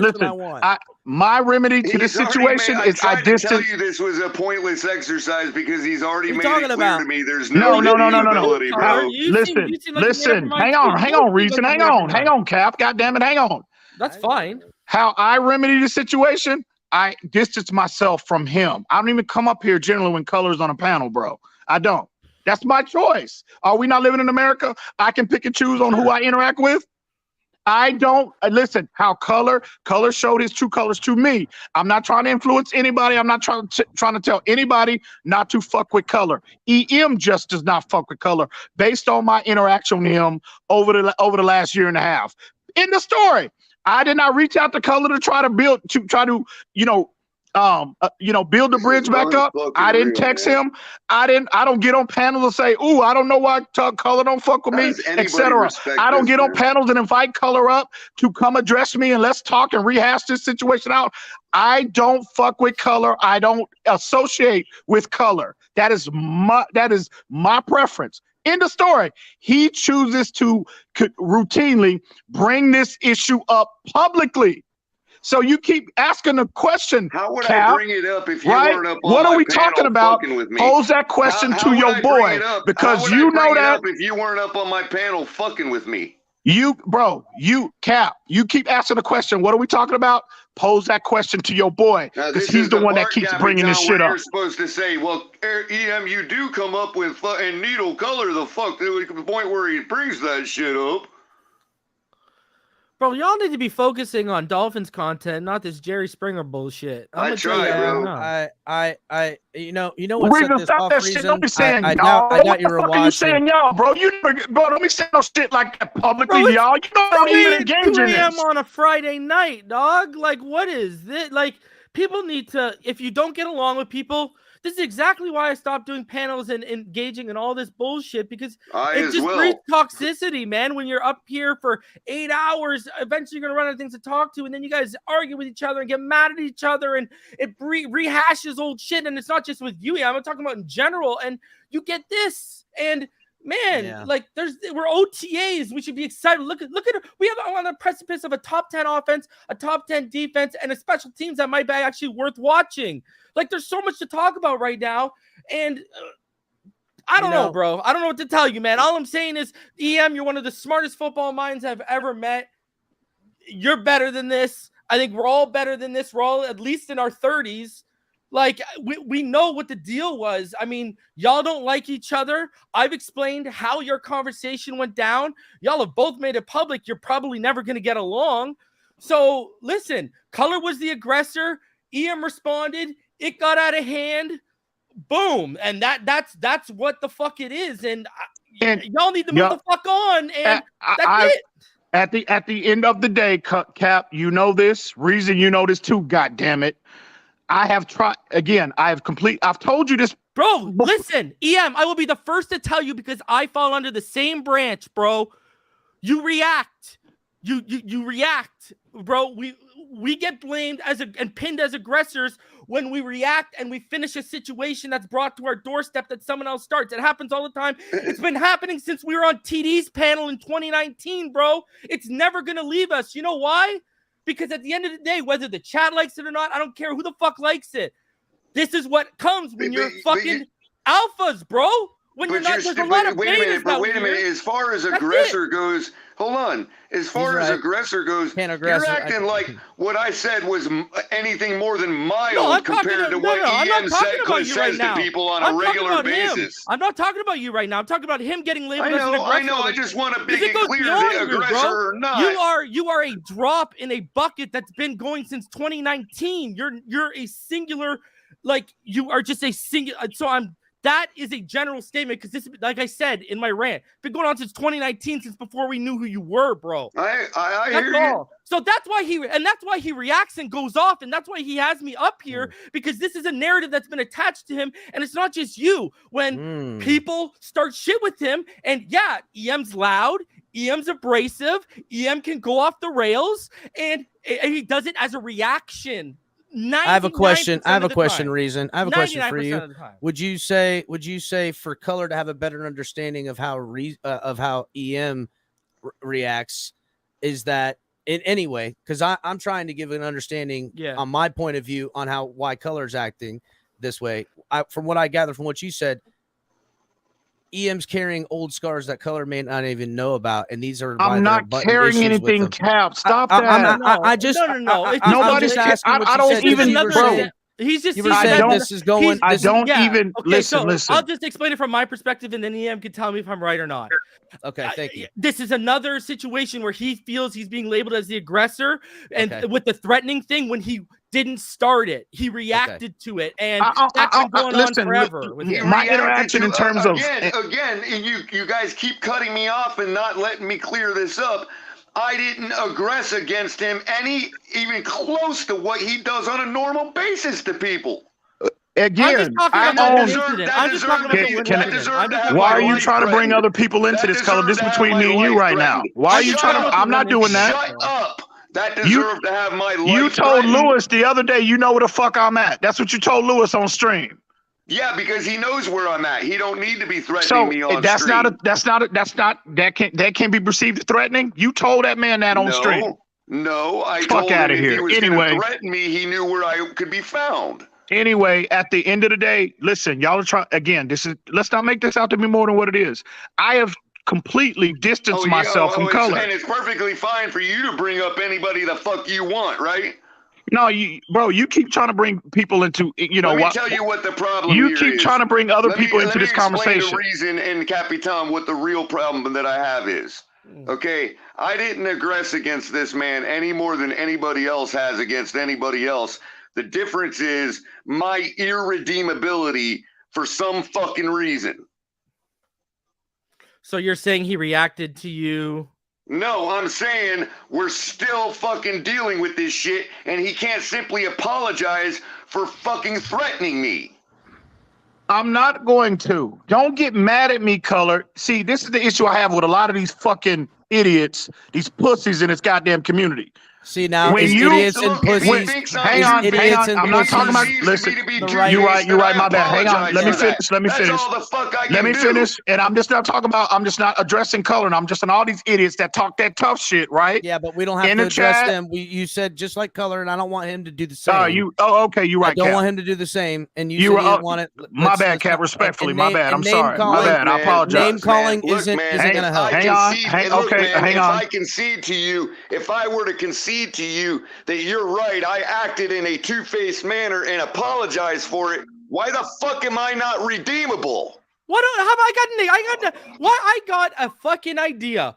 Why don't Color just apologize for being aggressive and EM apologize for threatening him? Boom. Oh my God! Thank you, Reason. Reason fast track. Advice I got from my team, and I exercise that advice. And EM, tell him what reaction I got. If you don't like each other after the apology, at least you guys can say. Fucking ridiculous. But hey, bro, like, listen, bro, I don't like. Listen. All right, well, I'll tell you what, Color. Since it's so important for you to be. That regard because I already did. No. Hang on. I got thrown in my face. Did you ever think me and Pete would apologize? Color, I didn't respond to you. I didn't address you either way. I just let it be. I didn't respond. How was that thrown in your face? I did not even respond to you. Because a couple nights later, you turned around and told everybody publicly that I was a bitch for trying to fucking bitch up to you with a text message. Did you not rehash and bring up the conversation about me threatening you? Did you not do that first? Did you not initiate that? After you brought that up, yeah. You initiated that, right? You initiated first. I don't know. No, you did. You did, by the way. You did. I remember as well as you do. My only issue is this, Cap. Reason, Color. Give me a minute. Hang on. Is that when, as a grown man, right, where I'm from, if you put yourself in a situation, you become aggressive, you talk all that tough shit, right? And you address another grown man that way. Again, I'm not letting that narrative fucking stand, bro. That's not Can I finish? Can I please finish? I don't care your age group. I don't care your color. I don't care your size. When you take it upon yourself to speak to another grown man in an aggressive way, in an aggressive manner like Color did, but bro. To Reason's point, EM, hold on. It is. Listen, people die every day for that type of talk, bro. EM, all I'm saying. To Reason's point, he's agreeing, and to Color, to Reason's point, to you as well. I think Reason and I both agree on this, that we see both of you feel slighted and feel wronged. No one is telling you how you feel or how you perceived it. You're in the wrong. But we're both telling you guys you have wronged each other and hurting each other's feelings. I haven't wronged anybody, bro. All I did was address what was brought to my doorstep. I didn't wrong anybody. I don't. And that's where you end with it. And that's exactly what Color is going to say in different words. The two of you are both going to say, I'm not in the wrong. And you're never going to get over. That's just ridiculous. You're both wrong. Reason it doesn't matter who went first. You both are wrong. Cap, exactly, Cap, which is why. Cap, which is why I have completely distanced myself and I refuse to address Color. Distancing yourself is. Like, seriously, bro? It's we're all in kinda, the same community, are we not? No. Yeah, it's kind of. Yeah, we in the community, but it's plenty of motherfuckers I don't associate with in this community. Every fucking one of you, bro. There is. Now, listen, there's plenty of people that block people on Twitter. A Reason, you know what I'm talking about. There's whole swaths of people that'll block you. You know what I'm saying? And they have like communities of people that block you, that hate you together. It's very abundant, and they'll make themselves clear a lot too. Anyhow. You wonder that's why okay, so but I think YouTubers Reason and I would say that we respect. I don't understand why is there an issue, Cap? Why is there an issue? No. I'm sure you got neighbors you don't fuck with, Cap. I'm not involved in this YouTuber animosity because I stick to my own thing. I don't go in your spaces. I don't come on the panel. No, because you got people that don't fuck with others that got a fucking people and shit. Cap, I'm sure you got neighbors just like all of us, right? You got neighbors, right? That you just don't fuck with. Y'all live in the same community, but do you fuck with them? Do you associate with them? Neighbor across the street, I don't know his name and I don't know him, and we don't fuck with each other at all. Exactly, I don't dislike him, but you know what? That's my approach to Color. The weirdo. Listen, true story. The weirdo lady that lives behind him that walks her cat on a leash through his yard. I went and told him about. And then we ain't going and having dinner or anything later. I was neighborly to him. I think the two of you can be more neighborly to each other when we're having these panels amongst each other in community. You're going to, yes, avoid each other at all costs. But when the two of you are together, keep it football. And that's what Reason said. Keep it football, dog. And I think we're all going to be all right. I will never be in a close proximity with Color. Even when I opt to come to games or whatnot, I will deliberately avoid him. I won't even address him. I won't even come up and shake his hand, bro. I will just turn around and walk and go the other way. And you know what I can say to that? Go fuck yourself. What else am I supposed to say to that? Bro, see what I mean? See what I'm because I mean, EM, you just insulted him by saying this. Yeah, go fuck How yourself. is that insulting? How is that insulting? Saying I'm not going. I'm gonna turn around and go the other way. How is that insulting? I got you, but like, all right, you're talking about a scenario in the game. Y'all can do whatever you want in that situation. We're just talking about like in this panel and on other panels and on Twitter, and where everybody kind of mingles around. The reason I see your point on why you choose to do things the way you do. But I'm just saying, like, I think, bro, and to EM's point, there's tons of people in this community that if I saw and they tried to give up me a dap when I walked up to them, I'd look at them in the eyes, laugh, 100%. keep walking, bro. I mean, 100%. So why is it a problem? Why is it an issue, Cap? Why don't you agree with me on because that's my approach to Color? I'm not saying Color. that. My approach to you, Color, would be like, don't take that personally. Just turn around and say to him, you know what, bro?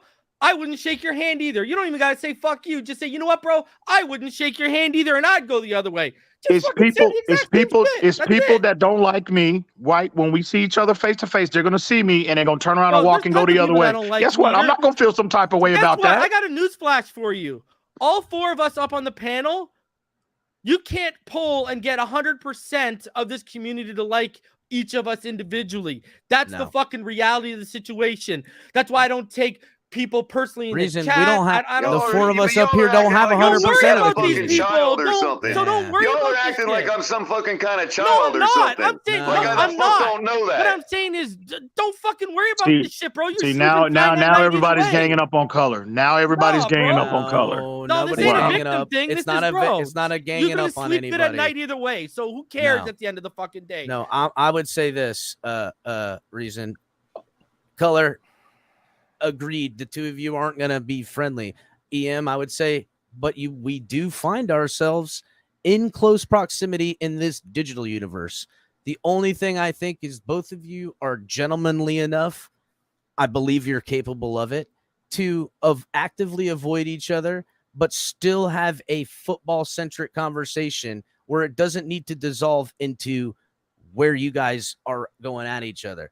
I think that's. I don't think it's necessary. You know what, I don't think it's necessary. I don't think it's necessary for the two guys as intelligent as both of you guys are. I don't think it's necessary. All I wanted was two issues addressed. I wanted the narrative that I was out here initiating, physical contact with Color, bullying him, etc. I wanted that narrative debunked. Y'all went for right. I wanted that narrative debunked, and I just want to reiterate my remedy to my interaction, my situation with Color is, bro, I'm just not going to engage with him at all. There is no issue with that. None. Why is that such an issue? It's not an issue. I was advised by friends to fucking reach out to you, you stupid fuck. See what I mean? So that's not threatening right there, Cap. That ain't threatening. Now, how many times am I supposed to say it? Now, if we was, if we was on the street, right now, he would be upside down. The top of his head, he would be upside down in the goddamn concrete right now. See, now you're right a now. stupid fuck. Break his fucking neck. Fucking break your neck. But that's all right. But you talk that tough shit when you 5,000 miles away. But don't worry, Color. Don't you worry, my friend. Don't you worry. Physical confrontation. There will be a time, my friend. There's gonna be a time. Who's the one being hurt by it? That Reason, this is not. Look at these. No progress being made. No, is this what you heard on that phone call, bro? No, it was worse. It was like literally, I couldn't even speak. I didn't say a word for 10 minutes. It was just them back and forth, and you could literally not make out. And all I want to know is this. All I want to know is this, Cap. If you are who you say you are, how tough you sounded on that phone, Color, when I called you back. I said, Color, if it's really like that, bro, because it ain't nothing for me to hop on a plane, bro. You're a lying fucking motherfucker, dude. And it ain't nothing for me to hop on a plane and go anywhere in the world, goddammit. So what I told you was this. I said, Color, if it's really like that now, and again, I not in those words because you know how I was bringing it, right? And I meant every goddamn word. I said, bro, if it's really like that, you got all of that anger pent up and issues pent up against EM. Let's arrange that meet and greet. And he cried like a bitch on the phone. Oh, He literally cried like a bitch on the phone. EM, is this the way to handle it though? What you're doing now? No, you said no. But I'm just saying, like, what I Color want has Color to reached stop out doing to what not have that Cap, conversation. what I want so Color when to you stop say doing, that, you Cap, want him to Cap. stop saying what he said, but you just said what you said. Cap, Don't you see how what I you want saying Color to that stop is doing, going to get what I- Color to do Hold what on, he can I does? just say something, EM? Can I say something, EM? Hold on. You see how they're both escalating it, though? He's in EM's nicest, politest way. He's trying to tell Color he won't fuck with him. Color taking it personally, flies off the handle. Then EM's coming back and threatening him and like talking about meeting up. You're both. It's a slippery you slope. both keep fucking Cap, flying off the reason handle. what each other. the point that I'm trying to get Color to realize is this. Ping pong table. How about The I say point it that I'm trying, nicely? this is How the about I point say that it I'm trying to nice get and him. calm and cool and collected? No, How about I say it one more time, nice and drop the calm and F-bomb, collected? bro. And don't drop I the was F-bomb. advised by many of my friends, okay, to reach out to him. I didn't give a fuck to reach out to him again. I wanted him to leave Stop each other listening to alone. people other than okay? EM. Hold on, EM. I haven't heard him. That's a lame ass fucking excuse, by the Oh way. my God, bro. You wonder So, why I yell. The point that I'm trying to get Cap and You Reason wonder is to why I get yell. Hold on, Cap. Reason wanted to hear Color's I story. just want Go to ahead, hear Color. the rest of that story. So who like I'm guessing Cap and the guys at Finn's Tailgate. Everybody, Okay. Reason, that I respect, that we all respect. So you hit him up. Everybody. And, okay, so what happened? So you hit him up. And what happened? I got no response. Like you texted And then him? a couple nights later, okay, that got thrown in my face as if I was bitching up by fucking reaching out to him. Did you not initiate that conversation, Color? Did you not get mad? Did you not the night before? Actually, we got into it. Were you not needling the fuck out of me like you do every Hang fucking on, time Color. you're around me? Color, were you not the night before saying, I don't know what the problem EM has with me, man. Come on up here and we can address it. I didn't even respond to you. Because everybody was telling me that you don't have a problem with me, yet you didn't respond. I don't, bro. I don't. Trust me, if I had an issue with you, you know what? I'm gonna do what I normally have done my whole life and just rely on myself. My mistake, EM. I'm sorry for even doing that, bro. Trust me on this, bro. And this ain't no YouTube shit. This is real world shit. I apologize for making that mistake, bro. It'll never happen again. I want to be clear. If I had an issue with you, Color, you would have been felt me by now. It'll never happen again. And I ain't talking about no YouTube shit. I'm talking about real world shit. Alone. All right. So I don't mess with you, Color. I don't interact with you. I don't fuck with you, Color. I don't want you reaching out to me trying to redeem you. You guys will avoid each other. I want to let you know right now you are unredeemable. You are in my book. You're unredeemable. I just don't want to associate with Color. In the story. Okay. So Cap, right. let's cap this up because I'm about to move on. Cap, I just wanted the narrative that EM is out here bullying Color, making him cry on the phone for nothing. No, he was the aggressor. He initiated that type of energy. He brought that type of energy. Don't get mad. Don't get me. You can't get mad as a grown man when you are initiating and you are bringing that type of energy. Don't get mad when a motherfucker is just bringing more than you, and now you sit up here crying victim. I don't want to hear that. Well, no. That's how he's gonna get in your guys' interactions. That's it, bro. You're going to get extra loud and say, we're going to go there. And Color's going to go, now you're taking it to a place that's too far. You say he's a victim. You say you triggered me to receive this aggravation and this type of rage from me. And both are wrong and both are right because you're seeing it and you're perceptive and it's your feelings we're talking about. And nobody's wrong to feel what they feel. In that way. That's the end of the discussion when it comes to that. That's all I got. So, I mean, Reason, am I wrong? Cap, we got two guys that are just not going to get along. Yeah, I don't think they're going to get along. End of story. Nothing more, nothing less. And I will say, listen. I said it when Keller's up here, so I'm not saying anything new. EM was politely telling him, I'm not messing with you. I mean, there's one thing to say, I don't, like calling him names. That was his politely way of saying, listen, I'm just going to avoid you. I'm going to stay with you. And then Color would go off. And then that would lead to, again, EM now reacting with, let's meet up and fight. Like, it's just clearly a circle that it's never going to be. It's you know, never going to be. you weren't never here gonna be good. earlier, but like again, you weren't here around, obviously, but like I think this again got opened up because EM was arguing. We were arguing football. It was a good football conversation up to that point.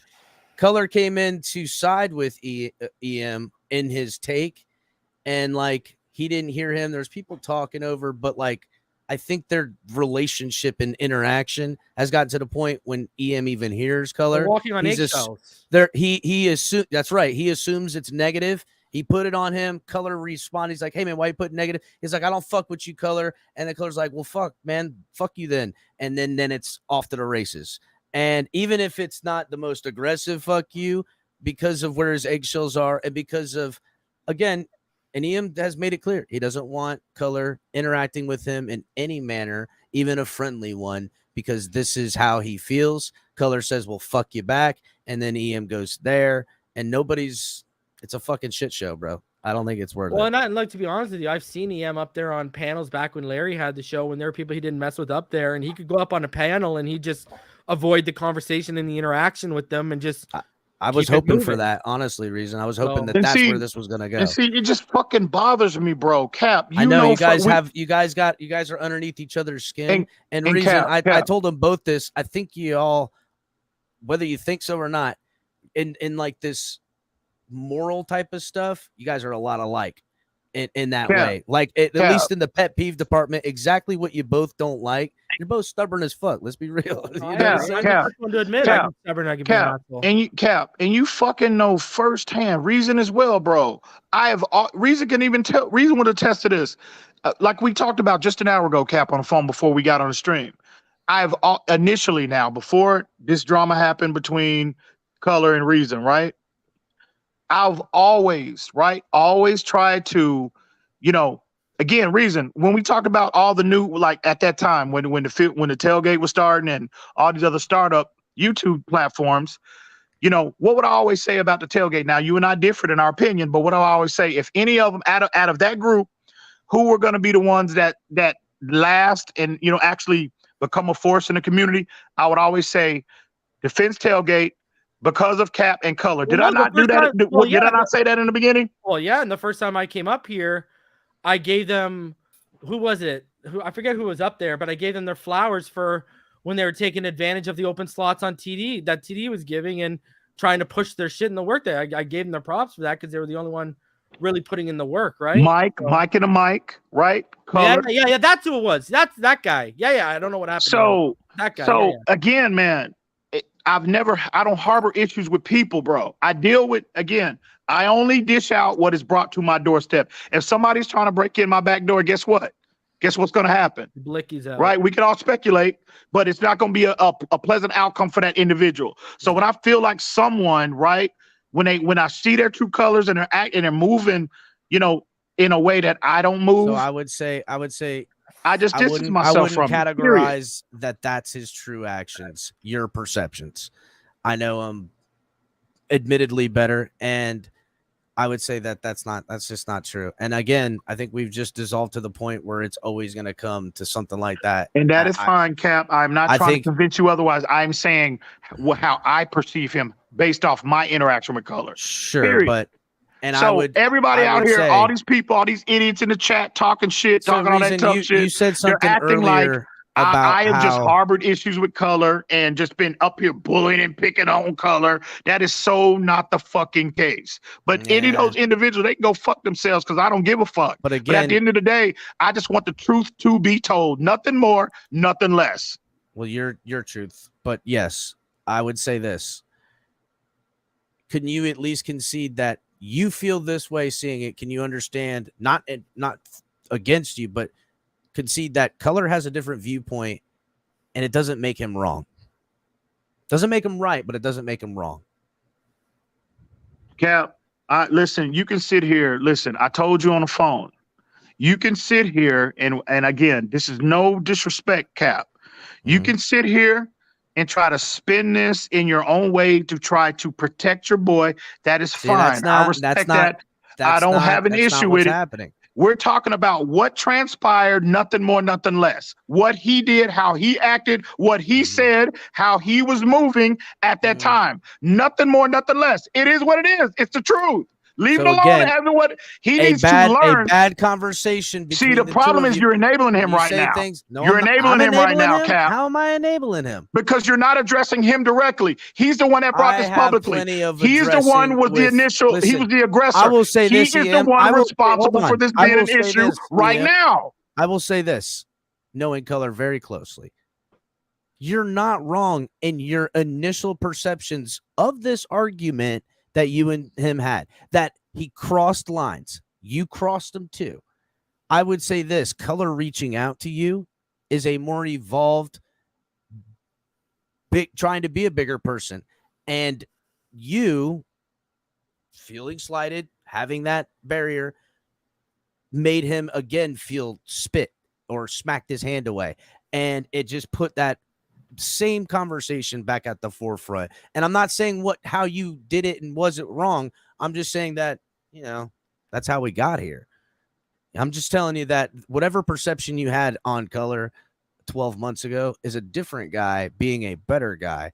And you're only finding the worst part in him I'm saying I believe that I think you can evolve in this way as well. Okay, well that's fine. And a little bit of that. I think you guys are both I hope for his sake, communication. I hope for his sake, as a man, I hope that is the case. I am just telling you, I'm not going to be around to observe that because I choose not to. And we can move on from it. It's all good, bro. I think you're that's fine. I'm saying I don't think the two of you in any form of interaction, because it is going to be unavoidable, need to take it to this point where Reason and I are trying to get a little bit of sense to it. You understand? I think you guys are better people. My only point is, and no disrespect to you, Cap, I understand what you're trying to do. My point is, it's not needed. It's not, I'm done. It's like, there's no need for that. We can just move on. That's my point. I understand what you're doing. But that's not going to move on. I'm not saying let's not move on. I'm just saying that when there's 10 people up here or there's 40 in a Twitter space or whatever's going on, we don't have to go there. You guys don't need to address each other. Don't need to any of that stuff. But it doesn't mean you're up on a panel, so Color's not going to be there, or Color's up on a panel and you're not going to be there. I just think you guys are bigger people than that to be. I mean, let's just not talk about this entire argument and how you got to feeling this way and him getting to feel that way. And you guys are just two dudes that don't vibe. But you can actually carry on an opposing conversation in football takes without going to, we got history, put your dukes up. I can engage with anybody. I can engage, right? I can, engage and dialogue with anybody in a peaceful, right, educational, insightful way, period. I think I've proven that, since I've been on YouTube or whatnot. But it's just, again, man, it just boils down to, it's just what, people pick and choose who they interact with. I choose to surround myself with like-minded individuals, people that I fuck with on YouTube and in the real world. And I just don't think Color and we're just not like-minded individuals. We can agree on that and move on, separate. And again, I've already done that. I already started that process of completely distancing myself from him and people like him. Right. And that don't make Color a bad guy. It's just somebody I choose not to interact with. Nothing more, nothing less. So we can move on.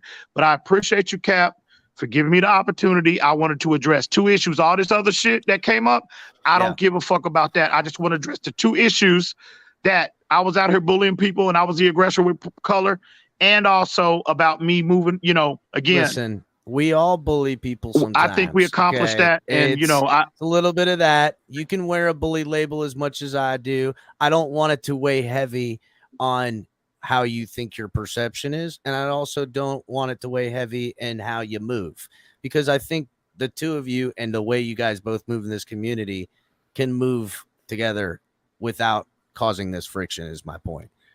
All right, guys, I'm getting back to my Ted Lasso. Reason, I appreciate you coming by. Peace out, boys. It's too bad we didn't get it resolved, but I'll see you next time. It's all good. Yo, take it easy, Chris. Later. EM, we'll talk, buddy. Take it easy, bro. Salute, Cap, man. I appreciate you, bro. Listen, no problem. Cap, you and Lewis in particular, you know how I feel about y'all as individuals, bro. I'm gonna always, no matter what, I'm gonna fuck with y'all to the casket drop. Y'all know that, right? So at the end of the day, in any way, shape, or form, my interaction with Color was disrespectful to your platform. I sincerely am sorry. That was not my intention to come up here tonight and address this issue, right? But it is what it is. It unfolded how it did. So I'm hoping that this addressing of issue, and one way or another, you both have agreed to avoid each other. That this will be the last addressing of this issue. And that's the remedy I was looking for. I just wanted to accomplish that, bro. It's just come to an understanding between myself and Color. It is what it is. Right. Well, then this is the understanding. I'm going to say act accordingly. Sorry, you know what I mean? That it didn't go in a different manner. And I think the reason that it got to this point is because Color was trying to end it in another manner. But that's okay. I don't, for whatever reason, your personal boundaries of lines are crossed and there's no redeeming. And as Color, I heard him say, he goes, I'm irredeemable in your eyes. And I hope that this stops the conversation for this type of argument, because whether either one of you agree or not, 12, 14 months from now, I think y'all will be better friends than either one of you realize, because you guys are too much fucking stubborn and alike. I'm not going to facilitate, and y'all can avoid each other till you die. But I'm just saying, watch out, dog. This community is too big and too small. I feel that. But Cap, real quick, I see a fucking idiot in the comment, this dumbass AB. Listen, I never said once, I wanted you to clarify this, right? I never even would try to attempt, right, to assume that you have the same, relationship with me that you do with Color. I know that's your boy, but what they don't know, what these dumbasses don't know is, but what these dumbasses like fucking AB and others don't know, we have a personal relationship. Do we not, Cap? Do we not talk not just about football, but about family? Shit like that, right? We've talked plenty of times some bullshit. There's real shit. Do we not do that, Cap? There's been some late conversations with some weird conversations and shit ain't got nothing to do with football. See these fucking idiots. See how these dumbass internet fucking idiots, bro. Look at them. Have a friendship. I'm waiting for EM to send a ticket for a barbecue I was supposed to go to, and Cap. And it is coming, my friend. It is coming. It might be sooner than you think. My requirement to you is to be ready when you're summoned, my friend. It's a shame that Color is not invited to your barbecue, because I'm just saying you'd probably the beers with Color and the barbecue I think y'all different. Maybe do a little fishing. That ain't gonna be a good thing. That won't be a thing. That won't be a good thing. We'll do some fishing. I'll tell you what, if both of y'all are fighting while I'm trying to fish, everybody's in goddamn trouble. No. That ain't. Y'all don't be fucking fighting while I'm fishing. Keep it the fuck down. Hey, Cap, if you recall, I'm not the one that's gonna have the gloves on, bro. Really? Nobody got fucking gloves on. You should have fishing poles in your damn hand. What's going on? No. But no, on some real shit, Cap. That's coming sooner than you think. So I would say this. Just be ready, bro. Just be ready. Let's not do this anymore. You know what I'm saying? I mean, you had to drag Reason away from his family late as fucking night. Let's not do this no more. It's crazy. But you know something, really though, Cap, I just really wanted to. Color can feel how he feels, and again, I'm not trying to bring that up, but Color can feel how he feels. My thing is this. I don't care if people come at me, bro. All I ask that you tell the truth. When you out here spewing nonsense and trying to just make up shit, again, I just want the truth to be told and let the chips fall where they may. So I just got tired of it, bro. Color, and again, I'm not trying to bring it up. I just got tired of Color bringing this shit up. It's like every other month, because I ain't on the internet like that anymore. I ain't on Twitter like that. Bro, I roll through once every blue moon. And when I'm up here with Color, it seems like every other month, Color it's like this explosion happens, and he keeps bringing up this narrative that I bullied him, and I'm, you threatened my life. Yeah, I did do that. I own that, but he is the one that initiated that, and I just got tired of it, bro. I got you. As you feel like the initiation of how it gets to these explosion fights that you're talking about, I would say that and I kind of said it earlier, color has an atomic bomb, but you're doing 1,000 cuts. Now, you may not know that you're doing them at times. And for instance, is him reaching out, trying to hash this out is a cut. You understand? And You know what? you understand that as a though, man. Cap. You understand. You know I'm what, not saying. Cap? I'm not saying. You know I'm not what? You're saying right. you have to Right. facilitate. And you know what some I'm Cap. saying? You know some Cap on He's a some real grown man, shit. and that you know what I'm saying. Cap, you know what? On some real shit.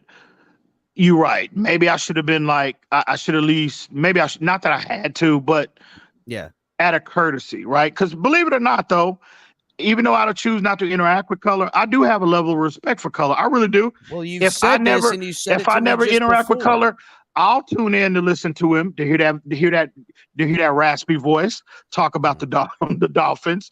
You know He's what I an mean? entertaining I guy got a when level he's of doing respect for that color. shit. It's just that we're just not aligned. We just don't see eye to eye. Period. But you guys just ain't vibing. But you know dog, that's something? all. Maybe I should have reached out. Maybe I should have responded to him when he was like, "EM, look, bro, whatever he said in the text message. Maybe I should have said, you know what, color. It's just best that we just put distance between us, and we can just move on. Maybe. But that's just me. You know something though? That's not relative to color. I'm like that in real life. When I feel like there's issues between me and people in real life, I just I just don't talk to you anymore. You know what I mean? You know yourself. And again, you know yourself, and that's what you need to do for whatever defense mechanism that you need to have. Whatever, you're just too busy in life. Whatever might be past 100%. things. Whatever. We don't need to delve into the details of how you became with the convictions you have. 100%. I'm just saying that knowing you as well as I do, knowing color as well as I do, I wanted you to see that even though you made the first insinuation to make him upset. He made the first whatever. It doesn't matter first. I'm just saying, like, to me, I respect both of you enough to know that you both are man enough to not act this way towards each other in any capacity outside of football, where it has to go into personal. Him with bringing it up, and you with bringing, needling him to his personal things. However we get there. So again, I don't think, honestly, to me, it'll be a limited viewing of interaction, but I don't see if there was a panel Monday and the two of you were on it, I really don't foresee it coming out into this drag out fight again. I think you guys are going to both have understanding when this is done. I think this was a healthy conversation. When it's all said and done, whether you feel a certain way right now or color does, I think once this simmers, I think this is I think we have a little bit of better understanding in some ways. So I would agree. It's yeah, man. Listen, this ain't gonna happen again, at least on my part. I'm gonna make a conscious effort to not go from 0 to 60 with color. You know what I mean? If we are in on a panel or wherever we are, it could be on Twitter because we cross paths on other platforms all the time. Yeah. And I'll make it a conscious effort to not engage. And again, I still will be able to talk. I'll talk football with anybody, bro. Yeah. But if that is the case, I'll make a conscious effort not to address color disrespectfully or anything like that. And as long as that's reciprocated, there won't be any issues. So I'll tell you something I told Color when I convinced him to reach out to you to try to bury this hatchet. I told him that I'll tell you to do. And you do listen to him. But when you two are both engaged in the same conversation, whether it's a counterpart or agreeing with each other, I want you to listen more. That's the only thing I asked him to do. And I think he started getting because he, again, has a lot of respect for you, but both of you guys are both big on respect. And now that there's disrespect happening, you both have the same being respected and how you handle to disrespect when you feel disrespected. Those lines are equally as important for the two of you. Me, I only got 2 speeds. I'm fucking chill as fuck. And then it's not, but you guys have a little bit more intelligent conversation on it. So there's a dialogue going back and forth that's perceived to take it to a physical form. And I don't think it's necessary. I think you guys could even fight and it not be like that. But again, I think it's best to handle it the way you are and then listen a little more into the engagement and then listen to yourself and how you engage with them a little more and see where, you know what I'm saying? So I get it, bro. It's duly noted, Cap. Hey, all right. I know I know your I'm gonna, position, well, bro. unless you want to stay up, I'm gonna bring a couple people up for the next 10 minutes or so. Yeah, go ahead. I'm chilling. All right, I got Ron, chilling. Ali, Greg, Crypto. I seen Corey kept bumping in the back, trying to get up here. You can get up here, Corey, but I just wanted to keep it just me, Color, EM, and Reason for the conversation. So, but yeah, I didn't mean to ignore you, Corey. I just wanted, there was one conversation happening. It's nobody else really needed to be in it. Now we can actually talk some football or whatever. What up, boys? Shit was a shit show, huh? So I think it was very entertaining. That's Yeah. I'm not doing nothing right now, Color, but being black and eating watermelon. It was very entertaining. I thought it was productive. I mean, I think you guys both have understanding now.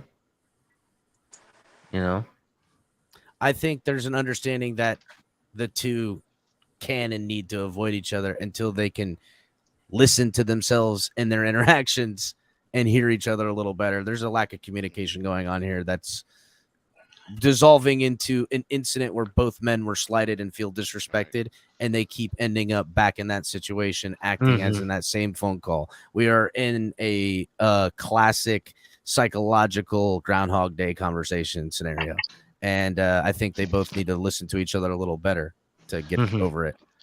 What's up, everybody? What's up, Michael K? I see you sliding here. EM Baller, the other EM.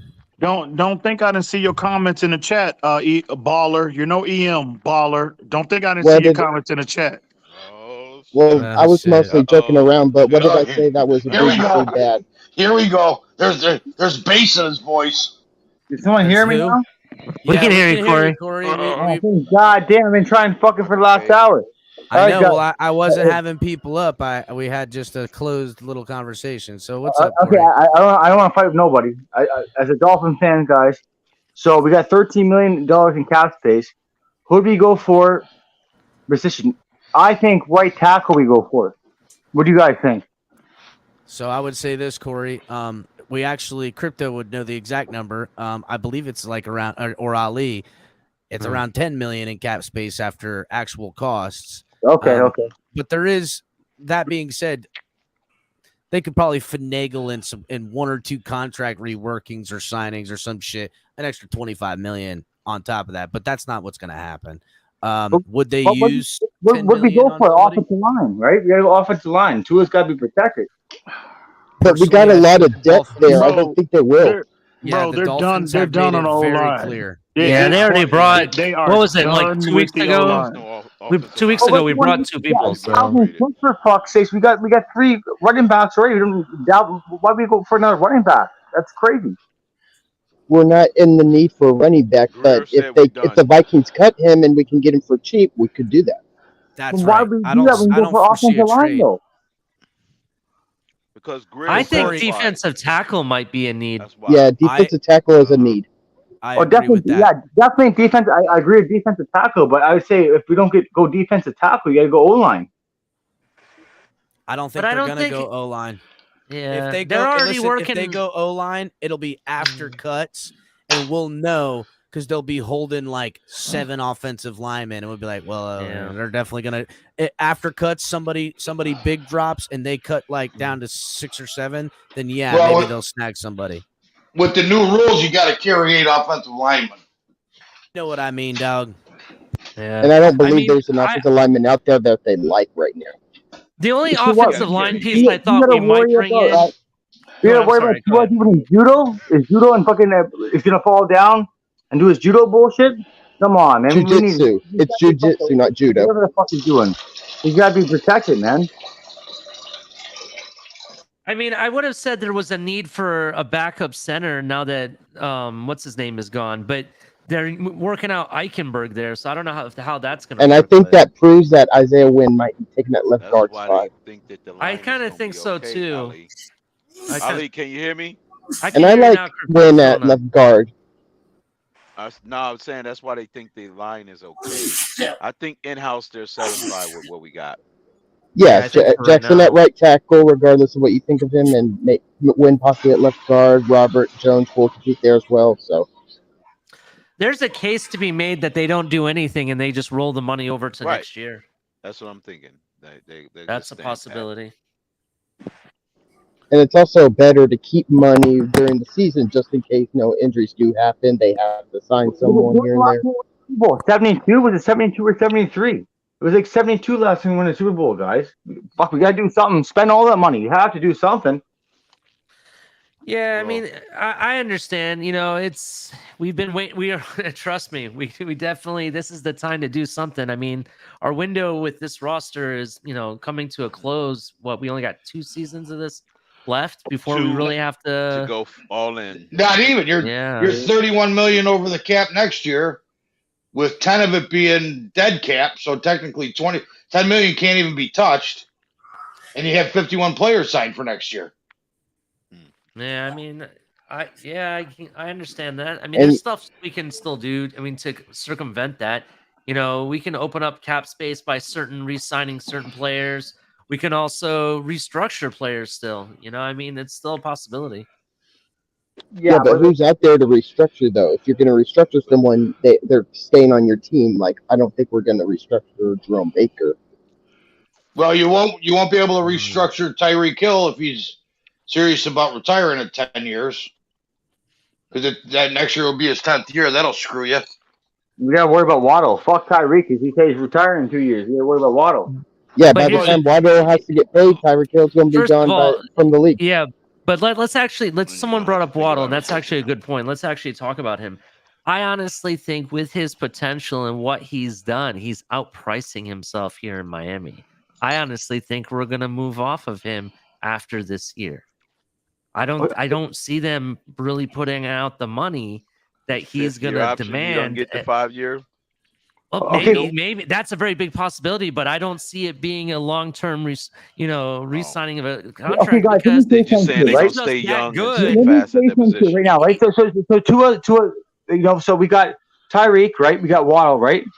We got a Mostert, and then we got this new guy, right? We got Track. So we got 4 of those guys on. And Tua, if he can't get the ball away, those 4 guys, the speed we have, it's ridiculous. We probably got the most fastest team in NFL history. Not probably the fastest. You tell me who's faster than the Dolphins right now. Yeah, I definitely hear you. It is one of the fastest, to be honest, if not the fastest. What I was just trying to get at is that I think Waddle is pricing himself out of Miami, and it's going to cost way too much to re-sign him. So I kind of see Miami moving off, not like how they moved off of Jarvis Landry and they tagged him and then traded him. I honestly think they trade him before they tag him so they can get the most back for him. To be honest, that's just my opinion. That. I think they're going to give him the 5th-year option. It's going to be some time before that even happens. And then by the time they'll have so much money that Waddle will be too valuable just to get rid of. But look at it this way: Are we really going to have that? But here's the thing, though: are we really going to have that money? Though we still have to pay Waddle. Hold on. We still have to pay Waddle. We still have to pay Javon Holland. We still have to pay Jalen Phillips. Let's not forget about that. You still have to pay Zach. Decide if you're keeping Zach Seiler or Christian Wilkins. Which one are you going to keep, or both? There's a lot of questions to be had here. Robin Hunt is going to have to get paid. You know what I mean? You got all these guys to pay. At some point, we're going to have to cut a part of our team off, or at least reduce the money we're investing in it. You know what I mean? I get it. I want to have all the players and everything. But the reality is, and this is the reality for every team, that only can last so long. But a lot of those big contracts will be gone by then, and I trust Chris Greer and Brandon Shore's ability to structure contracts where you can make it fit. Now, obviously, we're not going to keep every single player, but we'll prioritize. About Tua, right? They say he doesn't have the long arm, right? The guy can throw 50 yards, right? Mm-hmm. Drew Brees didn't have the biggest arm, and he didn't need the biggest arm. He didn't need the huge arm to throw that. He's accurate, kind of. We give him one more year. If he injury prone, he gets hurt again, kind of. Then we might have to move on, right? But they got. I don't know. I think he can do some work this year. Definitely. Yeah, I mean, I Yes, he definitely has to think that. stay healthy. Yeah, he has to finish the season. For me, he Well, has to he finish the put season. 20 pounds on. Looks like he put 15, 20 pounds on. He looks a lot bigger. I mean, he does Yeah. look bigger. One thing I will say though, just be careful with that photo that's going around. He's wearing a hoodie, so it does kind of make him look a little bit bigger. So, but I mean, I Yeah, will but his say neck does look bigger. I'll I've admit. never paid it does, attention that part to I it, do I'll say agree. that. Yeah, that part of the body does too. But I don't know. I'm just trying to make sure People, we're keeping it real. You know what I mean? I don't want to. I don't want to like put out false narratives out there because someone pointed that out to me, and that was a good perspective that I didn't see before. Oh, that's fair, and we all have our different opinions on it, but it will be a while before we have to address some of those players. Look, so the reality for me is Tua has shown me he can throw the deep ball. He's accurate. He's shown me everything I wanted to see that we didn't see in previous years. The only thing that is left to check, he needs to stay healthy and finish the season. You know what I Yeah, mean? that's my really only- when it comes down Deep to it. ball 70, 80 yards like Josh Allen. He can throw it 50 yards. Yeah, you know what I mean? yeah, but we don't need a quarterback that can throw 100 yards. I'll So say Marcus this, Russell had a cannon arm, but look how he turned out. Like, we don't need that. We just need a quarterback to run this system efficiently. Exactly. I hear you, bro.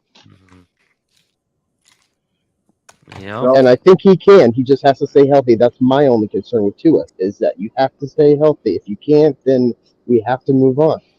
Like, guys, I was born 1990. This is probably the best team I've seen since 2000. Or like fucking when Marino was around. As a baby, I barely even. That was probably the best team they had. This is probably the best shot we got. Yeah, It is. It is. I in my opinion, this is pretty much the most talented team we've had. I When would we're say talking about 95% of straight Marino's talent. 17 years, we had a shot. Well, we can't compare him to Dolphins.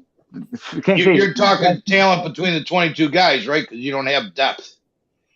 I'm talking about. Well, Michael K. I'm That's talking what I about always talent stress. altogether I'll say, compared to the teams I've actually seen play. That's what. Yeah, I'm when you look at the entire roster as a whole. 53-man roster. Yeah. And that's the problem. If you don't have depth, you don't have anything. Because all the injuries last year, they focused on depth this year. I think we got more depth than we've ever had. Yeah, we're going to add depth at a couple more positions, but that's it. And what was our defense ranked this year? Was it because eventually 20th? those four stringers are going to be playing and keep 20th or 18th or something, guys? What was our defense ranked last year? Well, near the end of the season, it got up to like 15th, 16th or 15th. High 20s. It was in the 20s. Come on. So we get a top defense. That scoring defense, come on. defense against the run or pass. We were like Let top me- 10 and run defense. Let me bring talking this perspective to you guys, and do understand I'm trying to look at the defense objectively. I know there's certain players we love on this team that's on the defense and that we want to keep on this team no matter what, excluding Michael K. We know he's a Bills fan. That's okay. I'm still objective. I'm still objective. I want you to be objective. Exactly. So I was having a conversation on Top of the Tailgate and Shake's show previously about our defense and Vic Fangio and how I thought this season was about addressing the secondary. Look, we brought in Jalen Ramsey. We got Cam Smith. We re-signed Nick Needham and stuff. And, we some of our injured players are coming back and everything, right? Rock and roll. And we brought in a safety, Deshaun Elliott. I almost forgot. Thank you. So we have all. Tennessee? What's his name from Tennessee? That's a linebacker, though. We're talking about David Long, but he's talking about secondary. A great linebacker. Yeah. He's got That's true. But let me just talk about the secondary first. So hold on, Ron. Hold on. Let me just land real quick. So we addressed this position. Now I think next year for 2024, I think the second phase that Vic Fangio is going to bring is retooling that defensive line, specifically the defensive tackle position. Do you think maybe they're looking to go smaller and faster, similar to what the Colts run as a defensive line? That's all going to depend on what happens this year. Well, obviously, but I mean, the reason I bring this up is because what is really holding up, Christian Wilkins' deal? What is holding up a $20 Zach million? Seiler deal? $20 Yeah, million. but I think that Jones, we're cutting Jones, guys. We got that 10 million. They're going to get somebody else. We're going to. I don't know if it's going to be defense or offensive line. They're going to get someone else. I think. Here's the problem: you're not going to get anybody good this time of the year. Anybody that's worth anything is already swooped up. No, there's some good defensive tackles out there. $10 million. We got $10 million cap. Akeem Nicks or what's his name? Akeem Hicks is out there. Akeem Hicks, Shelby Harris, both played with Fangio. They're good, but you know what? They're not. They're good, but they're not. What's the word I'm looking for? Elite. They're not game. They're not game. Now I don't use that word because that word gets thrown But we don't around need way too much. But we don't need a game changer at defensive tackle. We need a very good depth player behind Wilkins and Seelitz. That I agree with. I do agree with that. And even Raekwon Davis. I think all in this year. Fuck next. We have to go all in. It's been fucking since 72. We got to all in and do everything this year. I feel like we have been going all in. With injury, and this is the best roster we've seen in years. You got to go for it now. I do agree. We have been all in. I mean, our GM very much said "F the picks" and started juicing left and right. So, I mean, to be honest, the reason I think Dalvin Cook is a good idea, and this is just my own opinion, is if you're not going to address the offensive line, at least get someone that's used to running behind a subpar offensive line effectively. He's had 4 straight 1,000-yard seasons with multiple touchdowns, and the one season that he actually played under a good offensive line was last season. Beyond that, they've rated the same ranking we've been. With a bad shoulder. And listen to with a bad shoulder. Go ahead. Yes, go ahead. This offensive line is not going to be as bad as you think if they do what it looks like they're doing. They put this Wynn guy at left guard, Williams at center, Armstead at left tackle, at right guard, and you got Austin Jackson at right tackle. If you have a weak spot, it's only one spot on the right tackle. You can and I think that's easy. Yeah, you can definitely hide that with a tight end or other. Jackson's done. He's good too. I don't trust that right tackle position, man. Everybody forgets about Al Ingold coming. He's going to help Chip on the right side too. You know, if he's and that's why we got blocking tight ends like Sawbird and Smite to help out from time to time. And obviously, and if you only have one weakness, you can cover that weakness. If you have 2 on opposite sides of the line, that's the problem. And it's not about having a weakness here and there. It's about having 5 guys that play well together. If we can have these 5 guys play well together, then we'll be fine. Imagine how we can run the ball on the left side if we have Armstead, Wynn, Williams, covering the left side and the center, and then you get Robert Hunt next to Williams. We can run the ball right down everybody's throats. You don't think that they're going to know that you don't think you put that personnel out there, they're not going to know it's a run? No, that's their standard offensive line. What was it with the tight end? The speed we have is crazy. If we just get Tua some time in that pocket, we're going to be dangerous, boys. And dangerous. And he didn't check down much last year, Tua did. But if he has a chain, he'd be more than happy to check down to that kid who's going to take the ball 30 yards every time he gets it. I don't really what think I'm hearing. go ahead. Go ahead. I'm sorry. No, it's okay. You go first. I'll wait till you're done. Go ahead. Well, what I was going to say is that, like I said, I'm fine with getting Cook if we can for cheap. But it's also getting someone like Cook is not going to hurt A-Chain's production at all. A-Chain is going to be moved everywhere. He's not just a running back. Now, it would only affect Mostert, but Mostert's still going to get his. Wilson, I think. Yeah, so A-Chain's going to have an impact this season. Yeah, definitely. He's gonna play. He's gonna play wide receiver, running back. He's gonna do it all. He'll pick all the way, and he special teams. He already has ideas where he's gonna play that kid. All I'm gonna say, guys, is that right tackle position scares me. That's all I'm gonna say. It scares me. That's fair. That's fair. But we got to see how it plays out in training camp. Yeah, I do agree with the assessment that we just need to find the right 5 guys to go with, because if you look at last season, I want to say it was last season, every game we played, I think our offensive line was slightly different. Absolutely. Either a different right tackle or a different left guard. I don't think we stayed the same guys more than maybe 2 games in a row. But after that, it was like we switched it up Yeah, again. it also didn't hurt that Austin Jackson got injured early, so we had to move guys places. We had Greg Little, Brandon Shell, Lester Cotton, all played last year. If they all played, that's a problem. That means we had plenty of injuries. You know, I'm very impressed with. I'm sorry, I don't mean to interrupt you, Ron, but I'm very impressed with Austin Jackson coming in great condition, as well as on the defensive side. What was it? Roquan Davis looks shredded. He looks crazy. Hey, you like, know what? better shape than what he's been. Bro. It's a contract year. Yeah, that's true. That's definitely true for both of them. Yeah, I had no concern with Davis getting in shape. He just has to have a motor. Everybody forgets Robert Hunt is on a contract year too. This is true. You know, you're gonna pay Robert Hunt. I mean, has he played? Guys, what about Shell? We didn't re-sign Shell. We didn't re-sign him, I don't think. Shell went Why to the hell Buffalo did we not re-sign him? He fucking played pretty good for us. because he's a right tackle only. He's to Buffalo. He's a right tackle only. He has no versatility, so we basically signed Wynn and Cedric O to replace Shell. Well, technically Cedric O to play Shell because Cedric O can play left and right tackle. Shell can only play right tackle. All I'm gonna say, the AFC East is in trouble. The Jets ain't doing nothing with our corners, and Josh Allen is not the starting quarterback everybody thinks of. The Dolphins, I think we have the best chance to win that AFC East this year. Right, and we signed Wynn for Armstead's backup when Armstead gets hurt. He's going to play left tackle. Yeah, I agree. If Wynn is the starting left guard and Armstead gets hurt, he's going to slide into left tackle, and then either Robert Jones or Eichenberg. On the left side. When they put him on the right side is when he floundered. Yeah, I agree. That's why I kept saying keep Wynn at left side.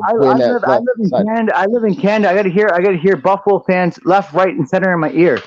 Yeah, you can't do nothing. Buffalo hasn't even won a championship. Just shut the fuck up and win a championship and then come back. Listen to this, Colin. You haven't won a playoff season in 23 years. I must have trained you very well. Thank you, my friend. I appreciate that vote of confidence. I'm Canadian, bro. I hear these Buffalo Bills fans in my ear. Shut the fuck up. When you win a championship, yeah, you're right. And Canadians come here and they leave their skid marked underwear in our mall parking lots. Dude, if Tua plays in that playoff game, we win that game easy.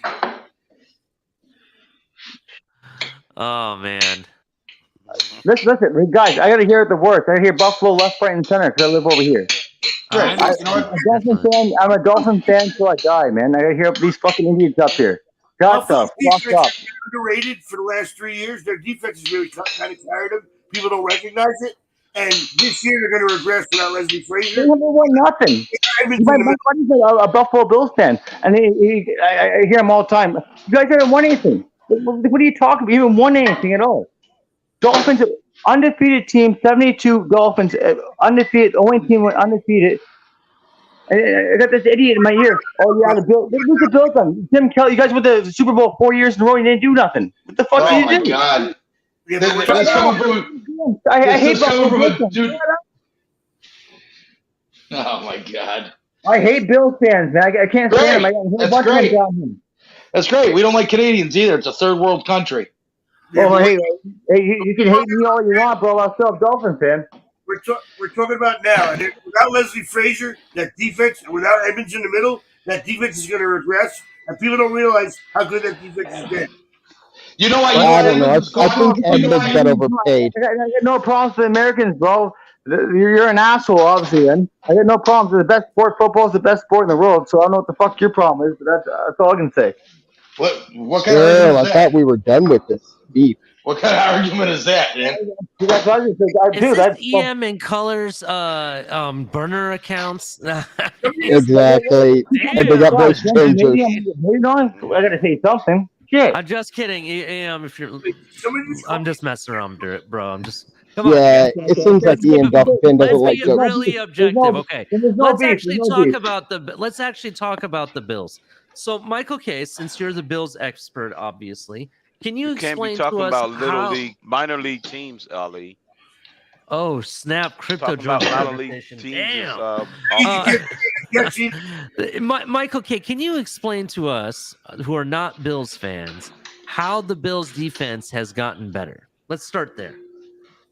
They have. How? They haven't gotten better, but they haven't gotten worse either. Okay, so you're saying they're staying the same, that they'll put out the same exact what they did last season. Is that correct? Pretty much. The only thing we lost was Edmonds. Okay. And he wasn't a big loss. And Frazier. Okay. So let me ask this, Michael K. Did you do anything to address the position in the draft? Yeah, we got Dorian Williams. Dorian Williams, who's technically is an outside linebacker, but they're gonna move him. They're gonna move him to middle. What are you guys doing with Milano? Is he staying He's where he's at, or? Yeah, he ain't going nowhere. Well, He's not going nowhere. I'm talking about like position wise. He's staying his natural position, or? Okay. Yeah, he's the outside linebacker. Okay. In a nickel defense, you have a middle or inside linebacker, and you have an outside linebacker, and then you have a nickel back.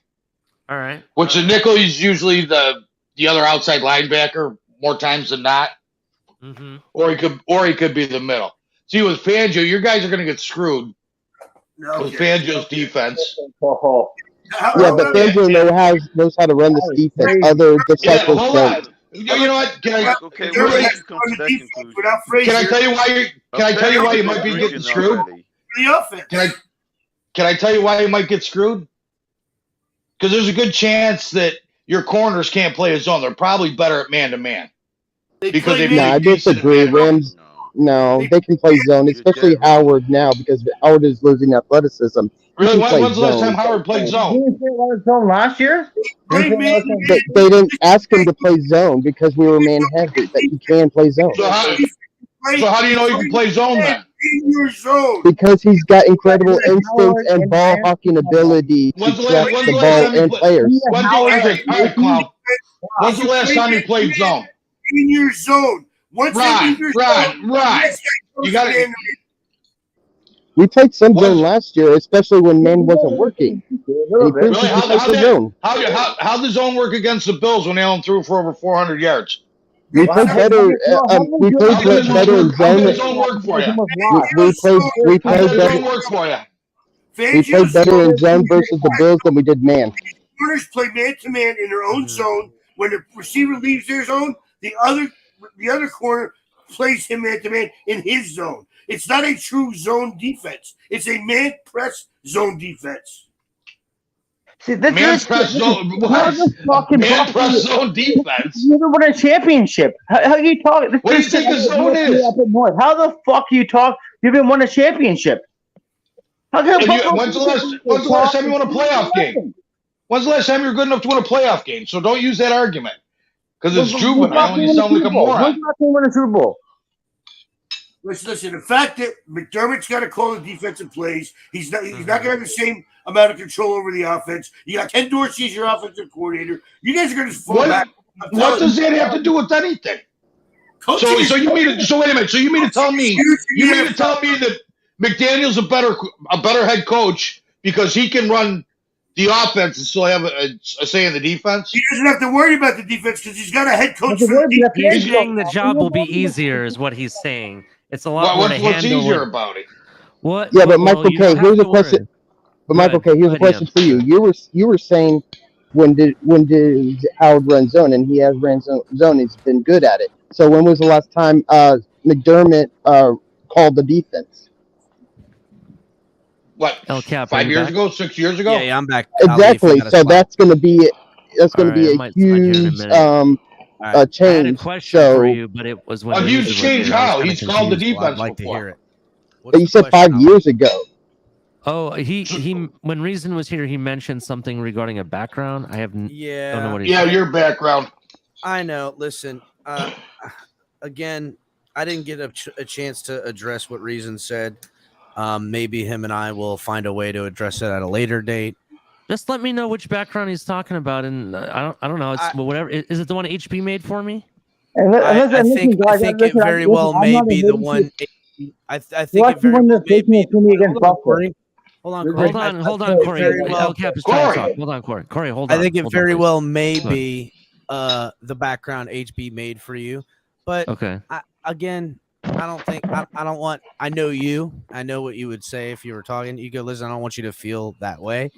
and it's not a big deal to you, I don't want him to feel like he's been ripped off in some way or anything like that. But I don't really like have any. If he has an issue, I've already the last 2 shows I haven't used it. So yeah, and you know I what don't mean? even. I don't even. Again, here's the deal. Reason probably was brought that, and it was delivered to him in that manner, and it He wasn't. He said EM brought it to him. Huh? He said EM told him about it. Is that what he said? I don't remember that. Yeah, I couldn't understand. I couldn't understand what he said. Yeah, exactly, I didn't necessarily hear that point. Maybe I'll go back and see. But I know Ali. It's not like he gives a shit about some bullshit like that. You know what I'm saying? And from the conversation, copyrighted. No, nothing's copyrighted, and no shade on Reason, who's done plenty with his background. It is becoming a more of a standard type of background in that thing. Not to degrade what he's done or anything like that, but I'm just saying that it is becoming a lot more commonplace with a green screen to have something similar to that, and there's only so many different things you can have in its simplistic form, unless you're going to have the back screen venue different, which Ali, you do use a lot of the one with the media room and all the lights and shit in the back and stuff. So, but whatever, it's cool. Again, just tell me whatever you want me to do, man. I don't really care at No, this point. Buffalo does still scare me. The Jets don't scare me. Buffalo does still scare me a little. We are We'll talk later, El-Cap. We'll talk later. No worries. Again, I think. Hold on, Ron. Again, I think there was grievances being aired out, and I would imagine that if Reason was here now, he would say, "Look, I'm just trying to air out a little bit of a grievance. We're here trying to find resolutions. I got a little something on my chest I want to get off. Let's get on to this grievance. Maybe we'll address that later." That's football talk. That's football talk, boys. That's football talk. People are not going to agree with all this, but that's football talk. You got something on your chest, wax it off. Wax on, wax off. So just to keep you up, El-Cap, we're talking about what we could do with our cap money. I said there's a big policy we might not do anything and let it roll over. We've asked Michael K, what has their defense done to get better? He's saying absolutely nothing. They've stayed the same. Yeah, so that means if they stayed the same, in Michael my opinion, K is, and I don't mean to cut you off, Ali. Excuse me. Yeah, Michael no K. worries. Losing Edmonds, which I know a lot of Bills fans were off of, but he still got paid good money to go to Chicago. Yeah, we were paying him $18 million a year. Really, you guys lost that. Do you think changing Leslie Frazier, the loss of him, is that going to be the difference? Because we do know the blunders in the playoffs with Leslie Frazier, but it was still, you know what? It was still McDermott's defense. That's number one. And I also think McDermott is going to be a little bit more. He's going to take more chances. He's going to be more aggressive, take more chances than Frazier did. That's going to be. We won't blitz anymore. It'll be amazing to see who blitzes less, the Bills or the Dolphins. Well, but I would ask you this. Against our receivers, man. I'm gonna love that. Yeah, that's what Ron making my point for me. Thank you, Ron. That risk it biscuit type of thing might not do well. There's Josh Allen already is having to bail out the team a lot and throw the team on his back. A more balanced defense that you guys have found, outside of the playoffs these last 2 years, has allowed them to be a little bit more balanced of a football team. And I think you're heading for a potential injury to your quarterback if you're going to ask him to go back to running and bailing you out late in games and doing that. It's not like you can't say, hey, do it in the season in a big game, a must-win type of game situation to say win the East or something. But now you're going to ask him to do it a couple times on the season. You guys find yourself beneath 500, he's going to have to really push himself to make up for whatever risky calls are being made to a defense that hasn't upgraded at all. Hey guys, who's the Buffalo fan? Is it Ron? Michael K. with the upside down Rabid Dolphin. Who's the Bills fan here? Ron? No. Who's the Bills fan here? Michael K. Hey, Have you listened to anything he said? if the Dolphins don't win in the division, which I think we will, as long as the Jets, I can say as a Dolphin fan, I hate New England. I hate the Jets more than the Bills. So we're not hating on. I'm not hating on that much, but I hate the Jets. Well, I hate the Patriots. We fucking suffer from the Patriots big time. But yeah, and the Patriots are suffering, which I love. Well, they win anytime soon. Jets more than anybody else in our division, man. I don't Jets know. are Man. It's overrated. weird. Like the Jets. When I became a big Dolphins fan, it was the Jets I learned to hate. But like as I got older and remember the fond days, it was us when I was super young hating the Bills. Thurman Thomas. It was Thurman, it was always the Bills. Thurman Thomas. It was Cornelius Bennett. Kelly and the whole situation. I hated him but you know what it was, Michael K? It wasn't so much the team in the big games and the things they had Monday night, Sunday night football, a lot of Monday night football between those two teams. Mm-hmm. It was the fucking fans that were in Miami Stadium when I would go there. They were some real fucking dirtballs, bro. They were the lowest of the low. They were the lowest of the low, bro. Check this out. It was like everybody was out on bail and everybody is from the trailer park. There wasn't about 10 teeth between 20 of them. That's why they call themselves Bills Mafia. Yeah, it was nasty, bro. It was, and believe it or not, they still had money to travel to Florida. That's the bullshit part of it. Okay, guys, check this out. So my dad went down, right, and he went to a Miami Dolphins game and down in the Bills, right, in the Marino days, and we beat them by, I don't know, it was like by fucking 20 points, and the Bills fans were spitting at them. Oh, yes. Listen, Corey, I've already told plenty of stories. Bills fans would throw their beer. They would spit. They would throw rocks. They were always picking a fight after a loss on the way to the stadium. It was always some shit. They were just, the women would fucking flash their nasty moose knuckles, some fat bitch. I'm serious, bro. They were some fucking nasty bit. It was like being at a fucking shitty biker bar. They had better beards. They had better beards than we did. Yeah. Hey, I've seen it. It's not. I'm gonna go down. So the Bills used to have down in Toronto. That's where I'm from, is Toronto, right? So the Bills are playing twice in Toronto. They're not doing it anymore. But they had a Toronto and a Miami game kind of. I was going to wear my fucking jersey down there. But I'm saying if I went down the Bills game down there, I'd wear my fucking Dolphins jersey. I don't give a shit. They ain't going to do nothing. They're all, first of all. They don't do nothing.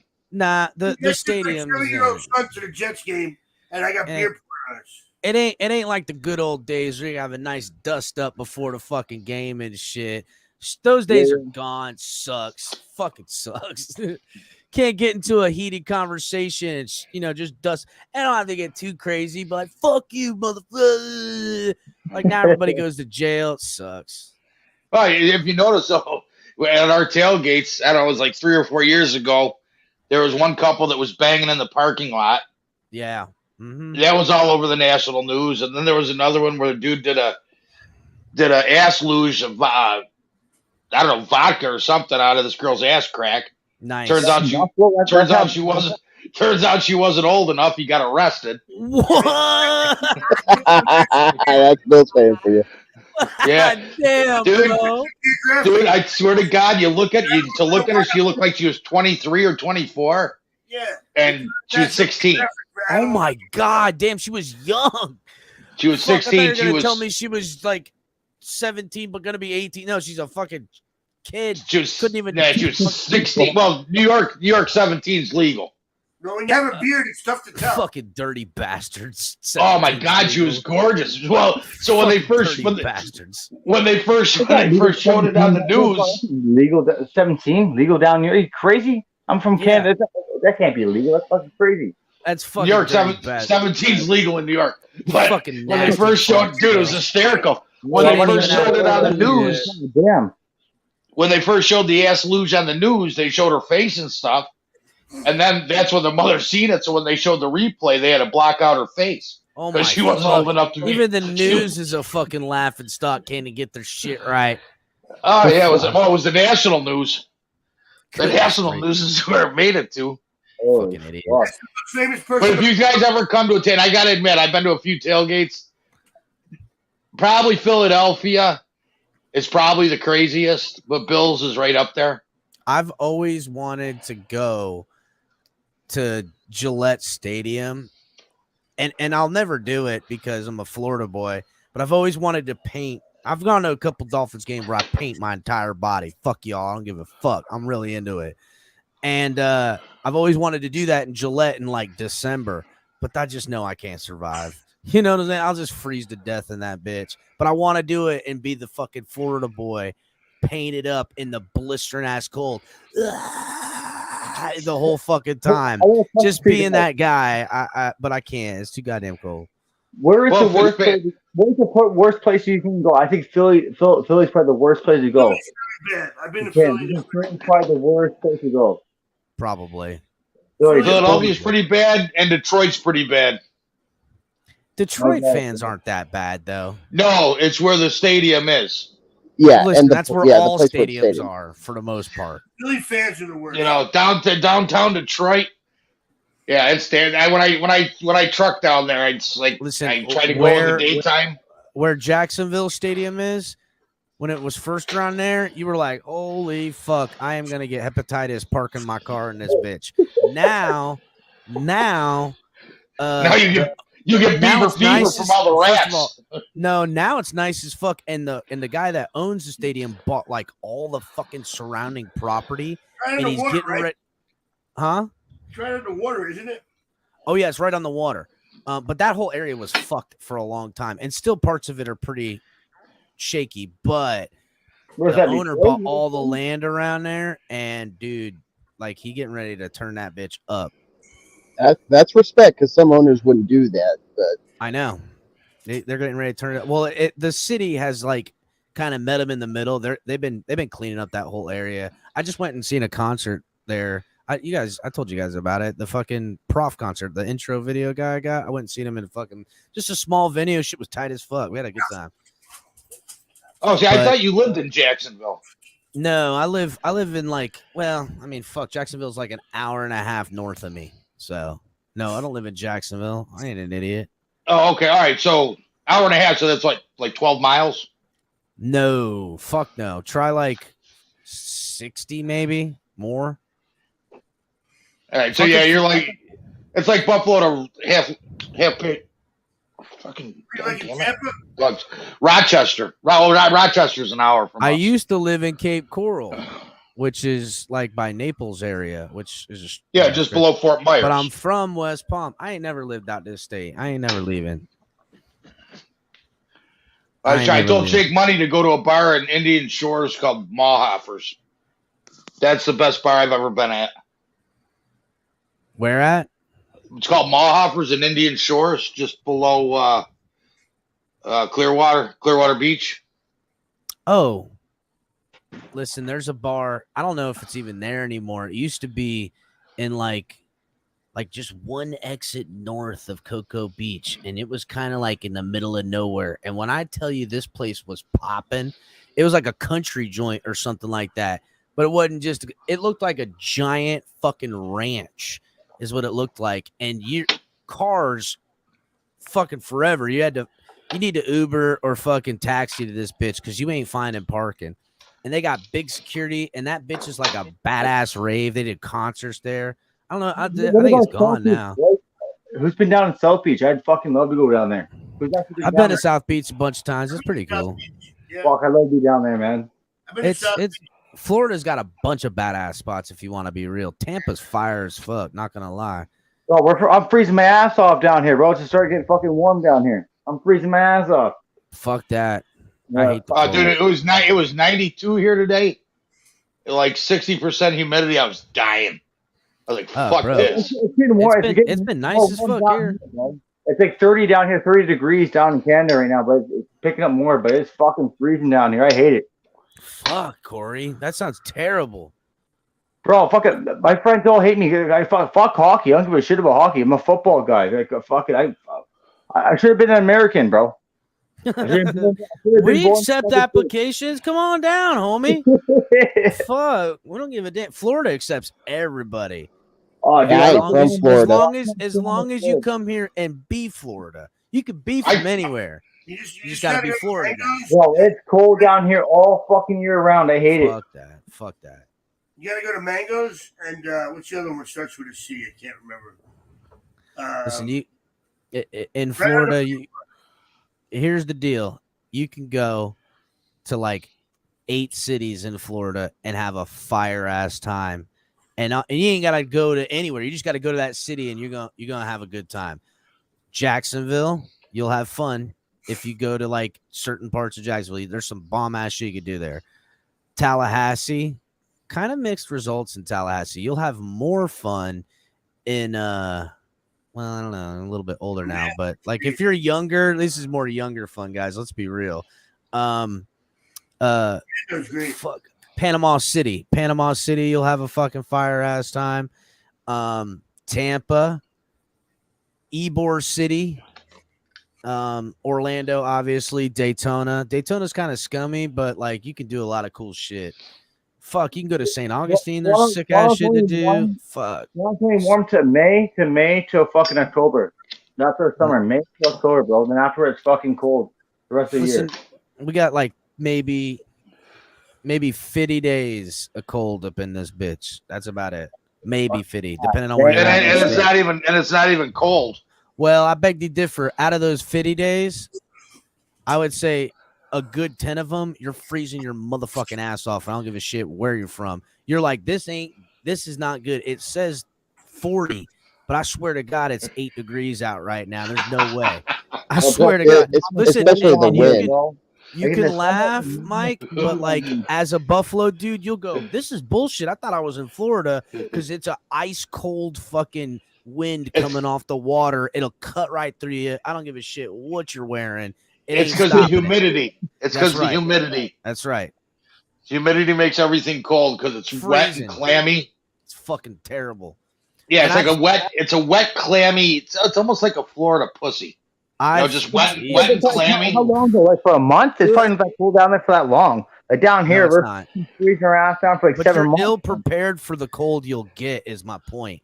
Like, here's the deal. For the fucking cold. But you can't wear that. You can't put on a motherfucking coat like that because then you sweat your ass off and now you're even colder. Like it don't work like that. It's a weird dichotomy that you have to. You can only wear a hoodie. You know what I'm saying?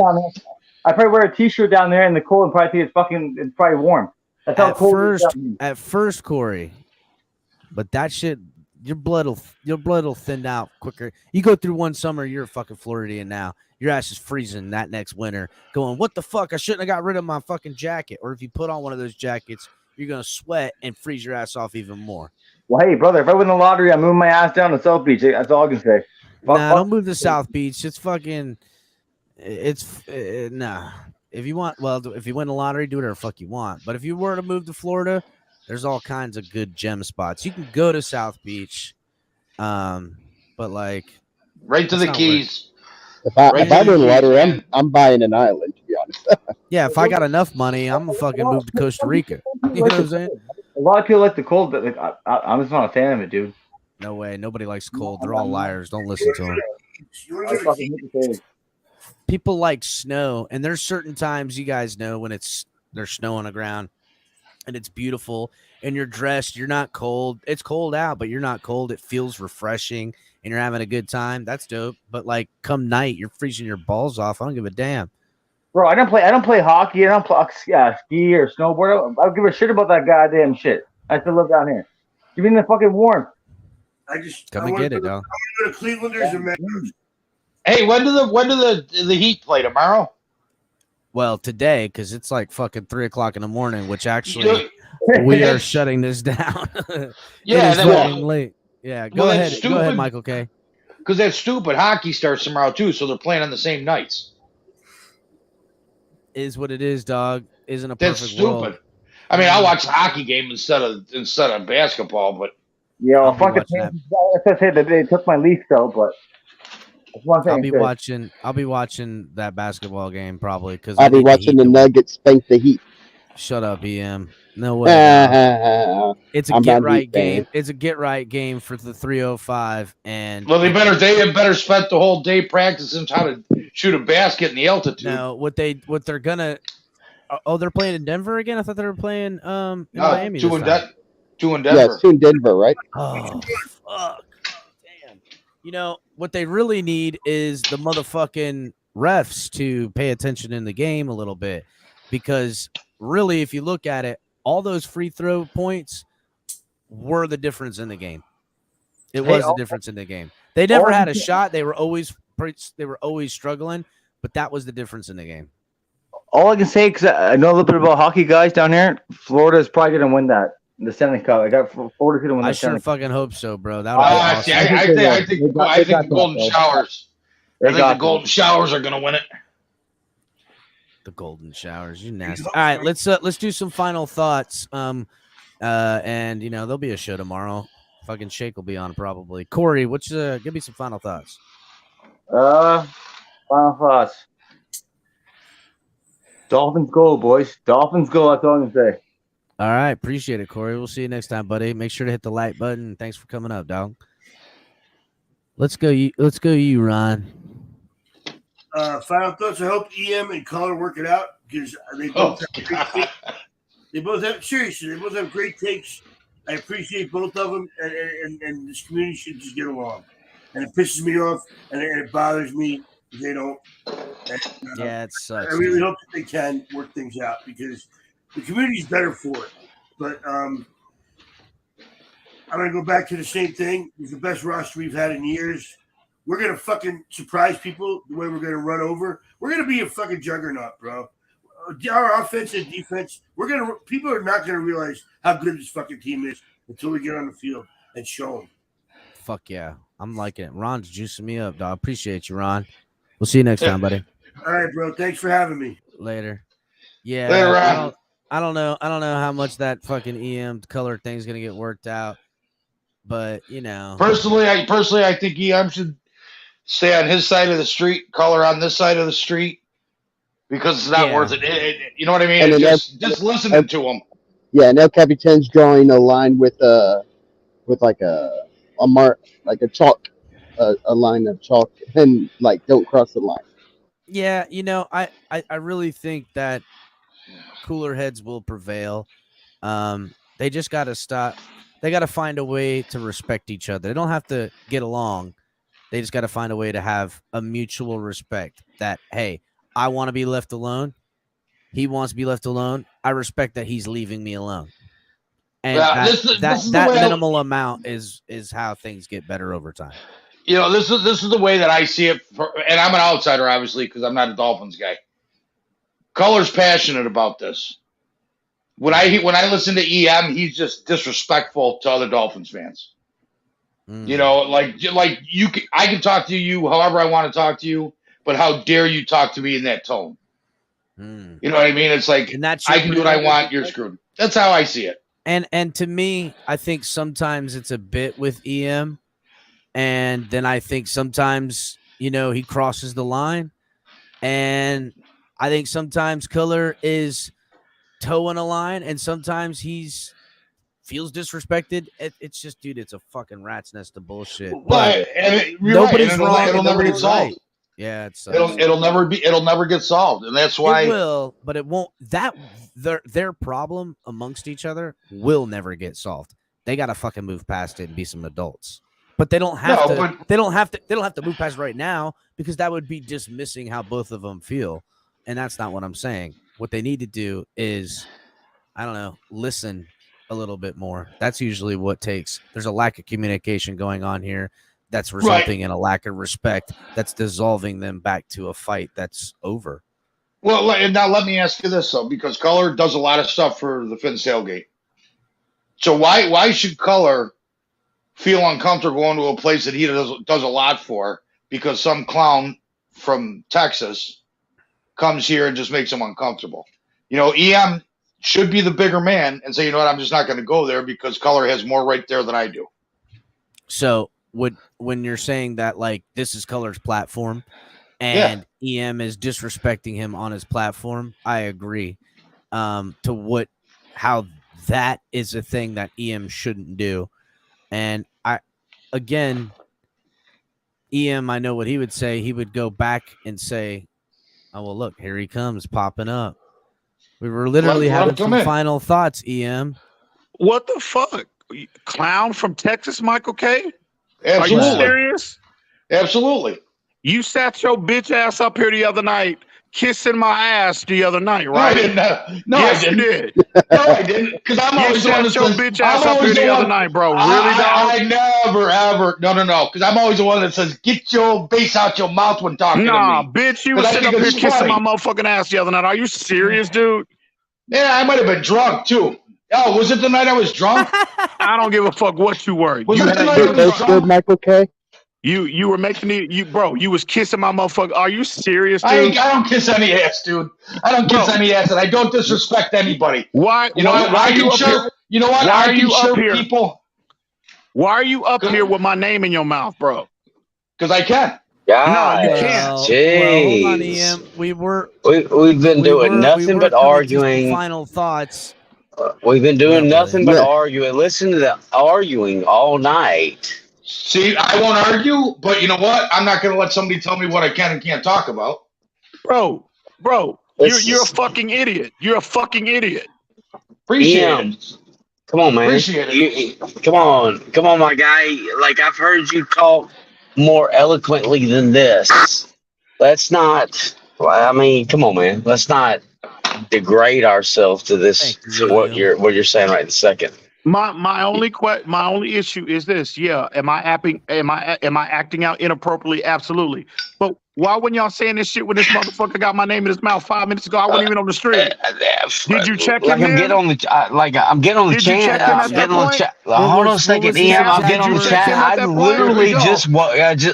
I literally got up here to say, hey, this is not the right way that we're supposed to be handling this, especially inside the community. It'd be different if it was outside the community. If this guy was a Buffalo fan, yeah, this is fucking, let him have at it.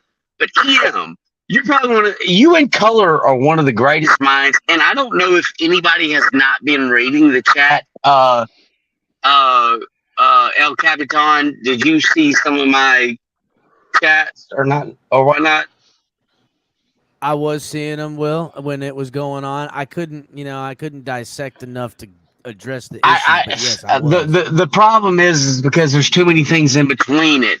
Is that we're having an argument amongst ourselves that makes no sense. We're arguing to be right on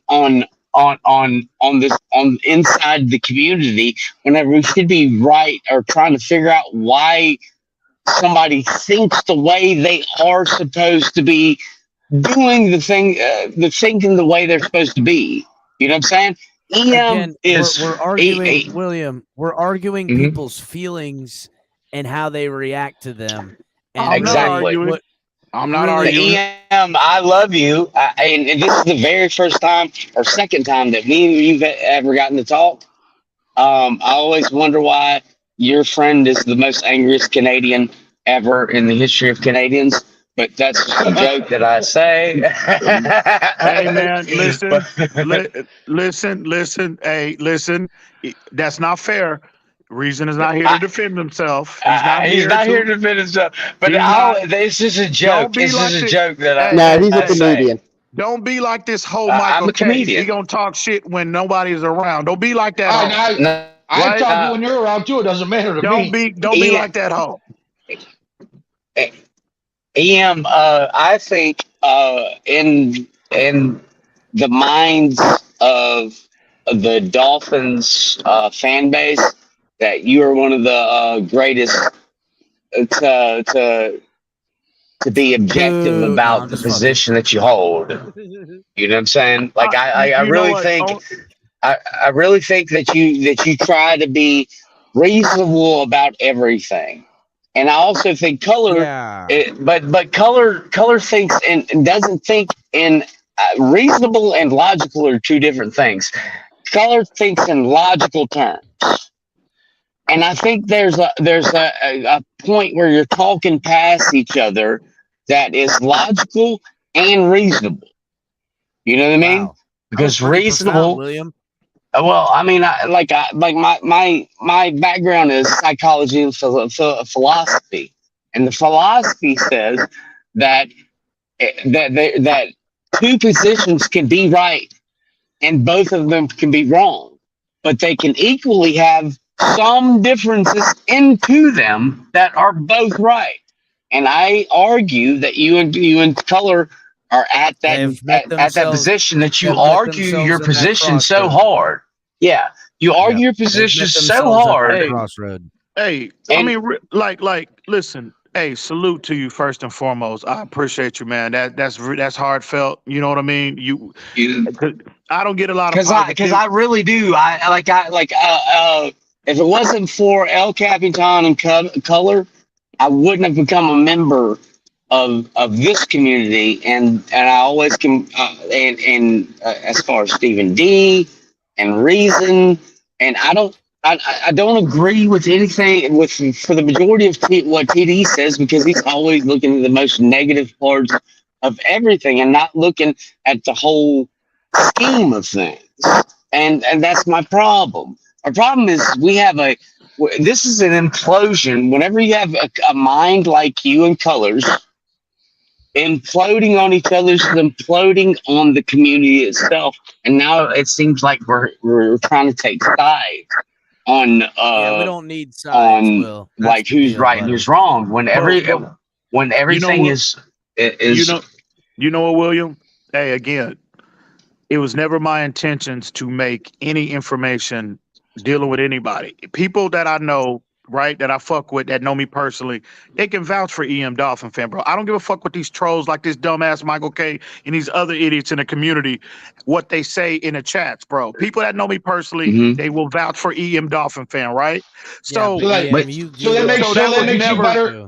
That was never my intentions to reveal to publicly anything about that conversation I had with Color. Anything, right? I only did that, A, because Color made it public, and B, he tried to paint me out as the aggressor, like I'm out here, like I bullied him, etc. William, that was the already only said, reason why. Yeah, but that's what I said. Reason why you, EM, again, and that's what Will was saying. But I will say this: you are confrontational. I mean, you did just you did just call Michael K a hoe. But which you didn't hear me yelling. You didn't hear me yelling. Cal. This is you sat here, right? You sat and you heard this idiot reference. He called me a clown. Did you not hear him say that? I remember him saying something, but if you recall, so my question to you is, my friend, why didn't you, just like you're bringing me addressing him the way that I did? Why didn't you apply that same pressure to him?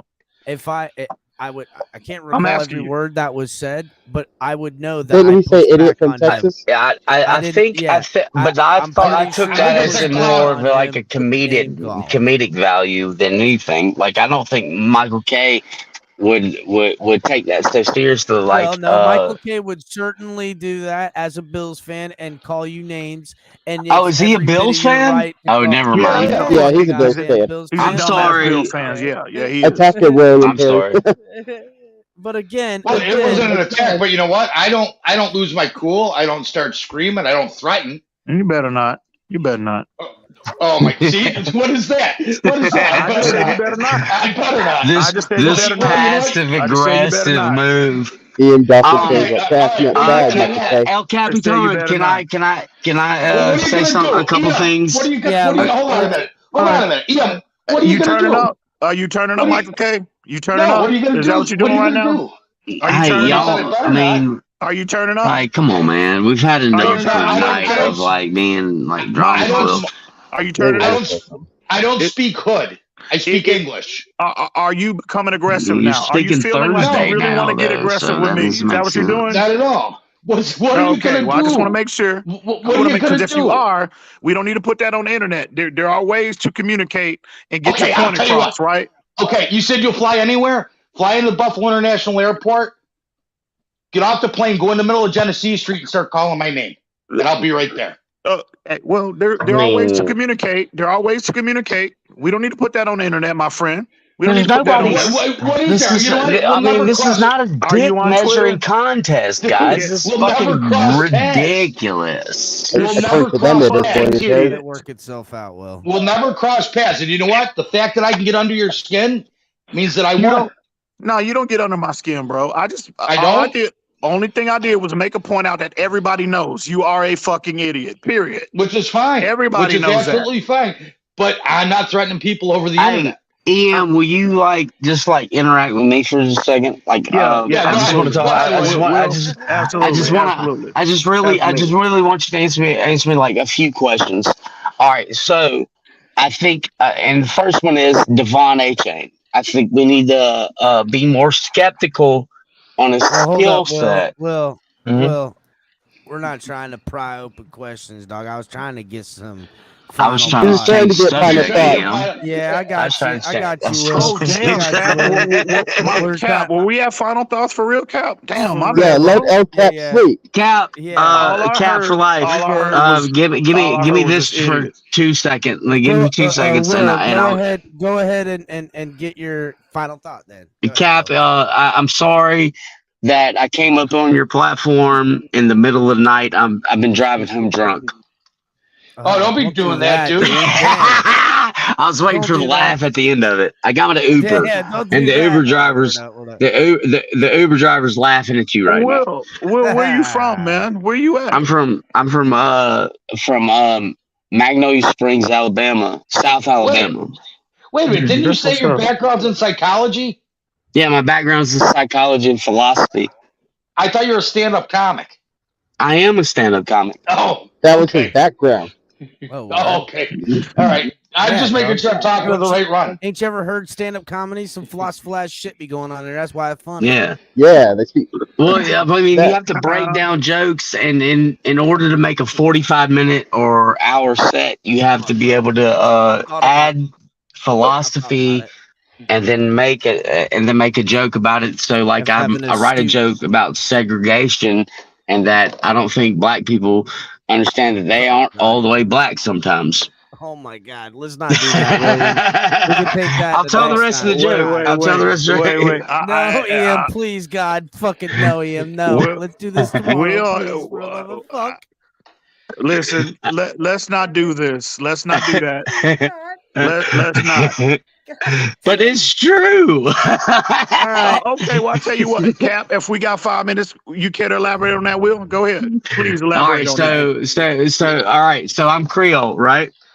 And Creoles are known not just in these sections of the world, but they're also known in India and other places. And these Creoles are known as the exact same way as the Creoles that are from here.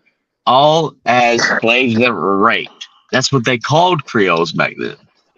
But what is define Creole for me? Define because you can't. Louisiana, they're French. Well, El Capitan is given a watered down version of what Creoles are, because there's Alabama Creoles. There's a Spanish descent, and then but it's always Spanish black, French black.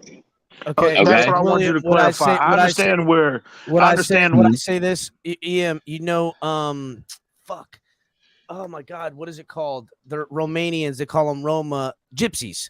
Creoles. Yeah, gypsies. Same thing. It's the same thing. Same thing. Yeah, yeah. I know. I'm aware of where they are based in the United States, but I always wanted, I've heard that term Creole over the years, right?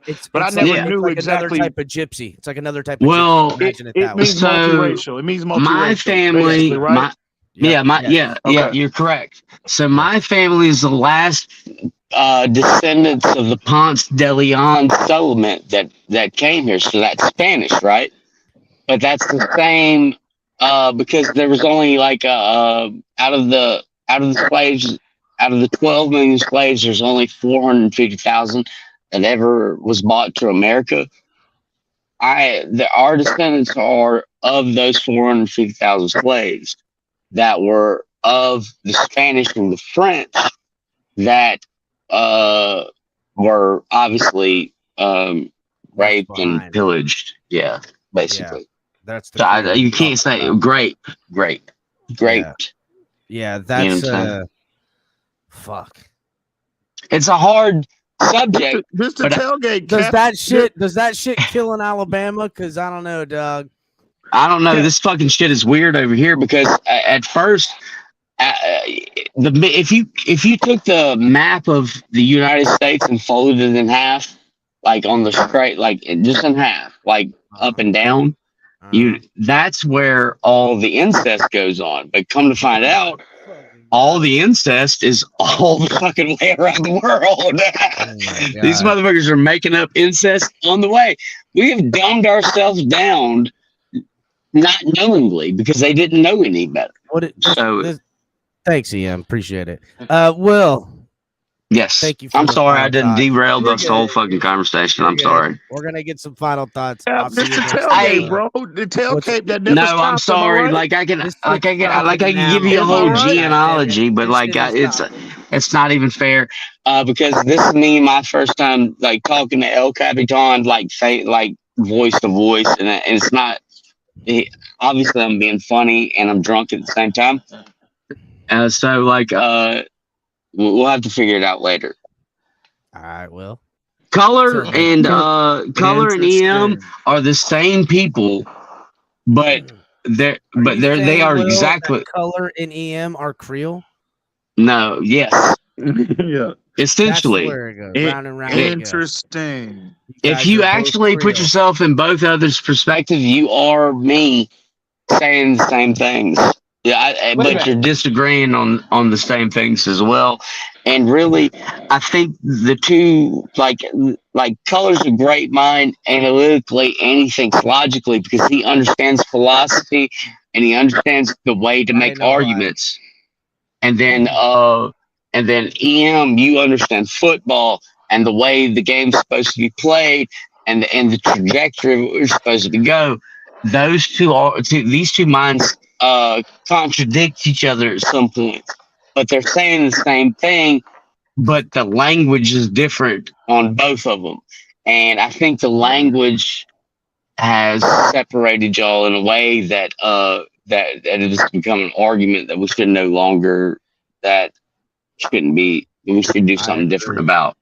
See, I don't think it's the language. I think it's the personalities. No, possibly. I think it's just I think it's the words. Reason touched on it. He said two alphas, two strong personalities are butting heads right here, and he said that earlier. I think it's two, and I agree with that. I think it's a personality mixed with a language barrier, that one person is talking football and one person is talking philosophy, and that doesn't mix at all. Because the definitions of philosophy are far different than definitions of football, because football takes from philosophy, and philosophy is what makes the definitions. Yeah. All right. Well, I don't know how to say it better than that. Like, no, you made a lot of sense. I think you're right with what you said. Yeah, you know, I think his closing statement was pretty understood, that there is a language misconception happening here. I think it really is, and I think y'all are both great people, and that we can get past this and use these two great minds in this community to kind of move forward. And let's get past the anger part of it and just understand where we both understand each other, and then use our strengths as bringing the community together. El Capitan, thank you for having me on, and I'm sorry I bombard you while I've been drinking out here in these streets. But like I think it has a philosophical position that I'm not incorrect, but I don't think that I'm wrong.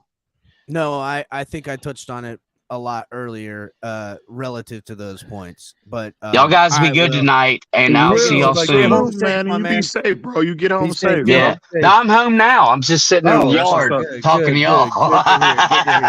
Don't wake up the neighborhood. Yes, y'all.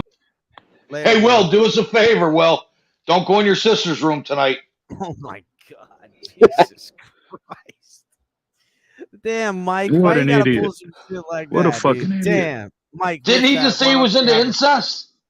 No, Didn't he say it was? No, he said it's around the world, pretty much. What a Not fucking fucking idiot! around. What a fucking idiot! All right. Michael See, now K, give that's me a comedy. fucking That's final. comedy. Give me a fucking Michael fucking K. God damn it. Holy fuck. I don't think he heard. He might have heard it though. You know what, EM? If you want to talk privately, we'll do it. But I'm not No, going to we give ain't you my. talking. No, it's on Oh, site. see, no. No, Oh, fuck really? all that. You're the It's one that on brought It's site. on site. It's on site, Michael Oh, K. So oh my God, really? yeah. There's other ways around. Well, then fly into Buffalo. You're a two-faced fuck. I don't deal with two-faced individuals, as we all know after fly tonight, into Buffalo. right? Fly into Buffalo. You're a two-faced, right? You're a two-faced fuck. I don't associate with those type of people in my life, bro. Oh, but yet you want to start with color because he's a two-faced fuck too, correct? Didn't you? Me and Just color see are what I the same said? person. Did You you said that about learn color anything too. tonight? Did you learn it? You obviously you didn't learn Yeah, anything tonight. I learned that you're ignorant. I learned that you think that you're better than people. Okay. No, seriously, I've learned that you think you're better than people, and nobody can talk to you the way that you talk to people because otherwise they disrespect you. How on earth would you get what you took from everything that transpired tonight, from the conversation? You took that I think I'm better than somebody only because I just choose not to deal with somebody I don't think is a like-minded individual like myself. How the fuck is that? Do I think I'm better than anybody? You choose to threaten. You No, choose to think that you're superior. You think you're the superior person in any argument or any disagreement Well, or any. I am smarter than you. That's a fact. You know, I do believe that. I do. I think that's part Hey, of let me ask you this: Did you finally pay off that? Did you finally pay off that liquor bet? How long did that take? What liquor bet? Didn't you just buy somebody a bottle? A liquor bet. Was that you or was that CB83? No, that wasn't me, my friend. CB83 That wasn't me. never made a bet or paid any of his bets. He's a fucking crawfish. Fucking. So what's your point? Well, somebody said there was. What's the point for bringing that up? Then I might have made a mistake. But you always making mistakes. Okay, see, you that's are the a difference. mistake. I can admit it. CEM, I can admit when I make a mistake. You, on the other hand, just argue your way around it because you don't want to admit when you're wrong. How am I wrong? Fuck. Because you just don't know how to talk to people. Was I wrong about me being smarter than you? I think if you polled a community, it would tell. I think people it would reflect very favorably for me. Why are you? Was I wrong about that? Was I wrong about you being a fucking idiot? No, I don't think so. Are you having a hard time finding the words? You got no, not at all. Not at all. Are you sure, bro? Really? Yeah. Anyway, Cap, I'm sorry. I didn't know you were in the middle of final thoughts, bro. I just heard this idiot, call me. This is the name calling again. Whatever this. See again, you playing a victim. You like. Well, I'm not gonna call you names, but you're like. How am I playing a victim? You're playing the victim, bro. You start. No, I'm just calling. I'm just calling you out. There was no reason for you, first off, to even be speaking on a conversation between two other grown men, right? You didn't have to, bro. There was no reason for you to do that. And on top of that, you're going to refer to me as a clown, some clown in Texas? Really? So now I'm up here addressing you the way you addressed me when I was up on a panel. So now I'm the aggressor, right? I'm the aggressor. No, I said you're a clown. I said you're a clown and don't say I'm a hoe. Exactly. So you're doing the same shit. I never told people when you talk to me, get the bass out your mouth. Well, like you don't appreciate how people talk to you, but yet you can talk to people however you want. No, I'm just returning. That's a double standard. Is that a double standard? Returning to you as well as others what you brought to me. If you had never mumbled what you said to Cap, I would not even be here right now. You're right, but I'll defend color because I believe color's right. I don't give a fuck who you defend, bro. He was wrong, and you're wrong as well. You're two fucking idiots. And you're wrong. You are two idiots. And you're wrong. Anyway, Cap, my bad, bro. You know what? Hey, yeah. Anyway, Cap, I'm out. I may be wrong. I did not know you were in the middle of final thoughts, bro. My sure bad. You did. I just heard him. Sure you did. Sure you did. I did not know that. I just heard him, and I felt the need to come up here and address him. You know what I mean? Sure you did because he said it because Ron was the first one to go, I'm sorry, Corey was the first one to go. Then Ron, and then I started saying something when William was talking, and you came up. So there was two people in front of that said literally, I picked up the phone, and again, I was I literally grabbed my phone and got on YouTube, and I was like, "Damn, Cap is still live." Oh, okay. Clicked on it, and literally so right when I happens. clicked on the goddamn stream, I heard you. Oh, some clown in Texas. Literally, that's what happened. Was it clown or idiot? Whatever you said. Which one was it? You know what you said. I do, but do you? I don't give a fuck. Because earlier it was idiot. Now it's clown. I don't want to talk to you. I don't want to talk to you, Mike. In closing, I don't want to talk to you, bro. I don't want to talk to you. I don't want to associate with idiots like you. No, so there's no need for us to communicate. Crazy? I don't think there's gonna be fuck it. I got nothing. Anyway, Cap. That's the Cap. Always respect, bro. Always respect. I'll see you, buddy. Always You respect. have a good night, I'm Ian. going to come to your platform and start a huge argument, but I respect you, Cap. See, Cap, why do you entertain that? See, look at him trying to start shit between me and you, bro. Why do you entertain these idiots, bro? Let him go. Like Michael. All right, I'll go first. No, I mean, why do you entertain these idiots? First off, he ain't even a fan of this community. You know how I feel about that. But he's dumb as fuck on top of that. Why do you entertain these idiots? I'm not gonna lie. I like Michael K. He's pretty funny. And let me ask you this: Are you that ignorant? Are you that ignorant that you can't allow another fan to be on? Are you that ignorant that you don't want another fan to be in your platform? And you're talking about Cap. Let me bring this point up. He said, "I'm disrespecting your platform." This man took a piss while he was live, pissing on while he was live, bro. While cammed up, everybody gets on your platform. Is that not disrespectful? Is that not some backwoods country bunking, right? Inbred makes mistakes, type shit. Is that not what that is? That's not disrespect, Cap? What offends me to the point, I'm very up clear. Michael K knows that that's not accepted. There's other things that aren't accepted. I'm a forgiving person till I'm not, and then there's no forgiveness. But it takes a long time for me to get to that point. All right, well, that's fine. But this man is up here saying that I disrespect your platform. I mean, bro, that is some inbred country bunking, trailer park trash type shit, bro. Pissing on a live stream while you cammed up. Are you serious? And you got the nerve to sit up here and call somebody ignorant? Bro, you are the epitome of fucking ignorant. It's not my fault that I have good equipment that picks it up. I'm sorry. I got to pee. Big deal. But let me ask you this: How much money have you donated? How much money have you donated to the Finn's Tailgate? How much money have you? Why not? I haven't. Why not? Why should I? Why? Because they're doing us a service, aren't they? Well, I think it's pretty ignorant that you know what? Not saying that gives me the right to piss on a platform, but you know what? When you donate $5 here, $10 here, you become a member and you donate your $2 a month. Okay. Why do you do that? Why do you be a stand-up guy? You know what though? I take that back. Are you that broke that you can't afford $2? I take that back. I have because see, I don't like to make that information public. When Captain first started, when I have donated several times to their platform, as well as others, right? I don't do it every night, but is that a requirement, Cap, that you got to donate every night to be on the panel? No, I didn't know that. I wasn't aware of that. No, it's not, but it's a nice gesture. So I've contributed. So I've definitely contributed. I've never seen your name. I've never seen your name come across the super chat. That's fine. You don't have to see my name. I would rather you not. I'd rather anybody not see my name. Me contributing anyway to anybody's platform. So when you can say you did, and the only one who knows you're lying is El Capitan. No, I don't like making that shit public, bro. For what? So, I'm a member. I donated, bro. Really? I appreciate all the members and their donations. Well, that's fine. But listen, if I want to contribute to Caps, this is how I have, because see, I don't do that super chat stuff anymore.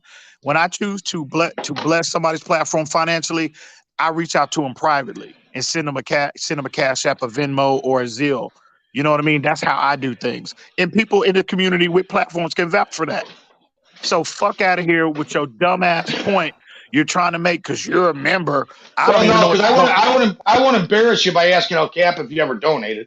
I wouldn't put Cap on the spot. Cap, you don't recall in the beginning when y'all first started, bro? It was like it was. See, he's gonna put you on the spot. In my defense, I don't recall yesterday. So just it was cool. I'm not really on top of all that shit, to be honest with you guys. I am not the most organized guy, in case y'all can't tell. So the fact that makes you, because you donate and you're a channel member, does that make you better than people? Is that what you're saying? No, but What's you the automatically point? think What's you're the point better. of you bringing that up? I'm just saying I donate. What's the point of You you know what? bringing that up? I'll let other people decide if I'm better than you or not. What? Well, you'll be waiting a long time. But what does that have to do with you being a fucking idiot? Well, what does it have to do with you being a internet thug? We'll say an internet thug. What does that have to do with being a fucking idiot? You were studying earlier. What does that have to do with being an internet thug? Saying you're gonna beat up Color, you're gonna hurt Color, you're threatening his life. No, he threatened me first, bro. Did you learn anything from that conversation?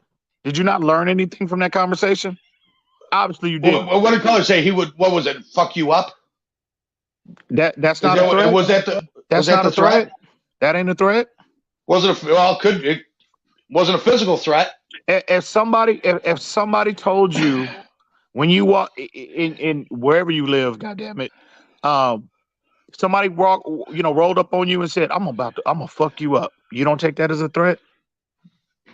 A physical threat if they're in front of me? It don't matter. It don't matter. Yeah, that's not threatening. I may. But how do you know that Color didn't? How do you know that he didn't mean that he was going to just make you sound like an idiot every time you open your mouth and fuck you up like that? Bro. Anyway, Cap, my bad, bro. I apologize for even engaging this idiot. But anyway, Cap, always respect, bro, to the platform. Salute to you. I'll see you next time. Baller. We'll have a conversation at a later date. So now is not the time. But I'm gonna visit you real I would soon, love to have friend. a friendly conversation with you. No problem. All right. Salute, Cap. You be good, Dolphin Later, fan. yeah. Dolphin fan, he called him. He didn't call him EM. Yeah, because I'm the real EM, so I called him Dolphin fan, and he calls me EMs. I mean, or baller sometimes. You know, there's always this thing of threat, and I'm gonna let Michael K after this dialogue have his final thought. There's always these perceptions of threats, and some people feel physically, emotionally threatened, bodily harm. Some people even talk about, taking things to a life-threatening situation. Myself personally, I don't really get threatened. You can't really threat me because I can handle my stuff, so I don't need to respond in a threatening manner. I understand getting and defending yourself. I try myself not to threat. I could say, look, dog, you crossing a thin line, and you're not going to want to do that, and you certainly wouldn't act like that face to face. So I understand those conversations. I just don't think, the meeting up, the this, the that. If people are going to meet up and rumble, I'm going to be there. I'm going to fuck everybody up. How about that? So here's the real threat now is me.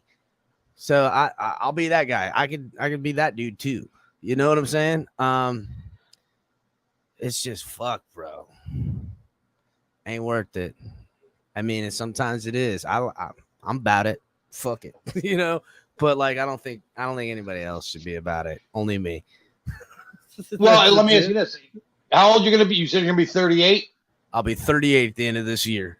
All right. When is the time? I don't know how I can't use his name. I don't know how old the other guy is. But at what point I want to say EM Dolphin and Color are very close in age. So in their 40s. Color's 46 or something? Yeah, and I don't know exactly how old, but they're very close in age, yes. At what point, now I'm older than that, at what point do you quit the schoolyard bullshit and act like men? Instead of I'll meet you here or I'll fly there or wait till I see you. Again, I don't think it's a men fight too, dog. Yeah, but you know what? Not as much as when we were in high school. Not as much when we were 23, 24, getting drunk at a bar. Sure, dog. I ain't been in a fight in, I don't know, 4 years, maybe. And the only, I don't know. Right. Is a fight just laying into somebody because they had it coming a little bit because they don't cross the fool in a real world situation, or is a fight like we're yelling back and forth and now it comes to fisticuffs and shit? Like I don't know. It's weird. I was in one probably 6 months ago, 7 months ago. I remember you telling me about it. And I got my ass kicked, but the dude was a monster. Yeah, he told me. And He told I got me my ass you're kicked. like you go, goddamn dude, I'm getting too old for this. I shouldn't have done that. That's what you said. Absolutely. I got my good shots in. But that stemmed from something family wise. It had to do with my family. Otherwise I wouldn't have fought. But it was it was like 2 or 3 years coming. Well, then, see, that's a little different. But my point being was, and this is my final thought, if this is Color's safe place, and that being the Finn's tailgate, then that should be off limits, and Color should be able to come here, do his thing because he's done a lot for this channel, and not have to worry about some guy. I don't want to use any adjectives. I don't want to upset the masses. Some guy coming here and upsetting Color, and Color being put on the defensive where some place that he has every right to be, and not somebody that's not. This is Color's home. Yeah, this is Color's home, and right. EM is a welcome guest by the residents, but this is Color's house.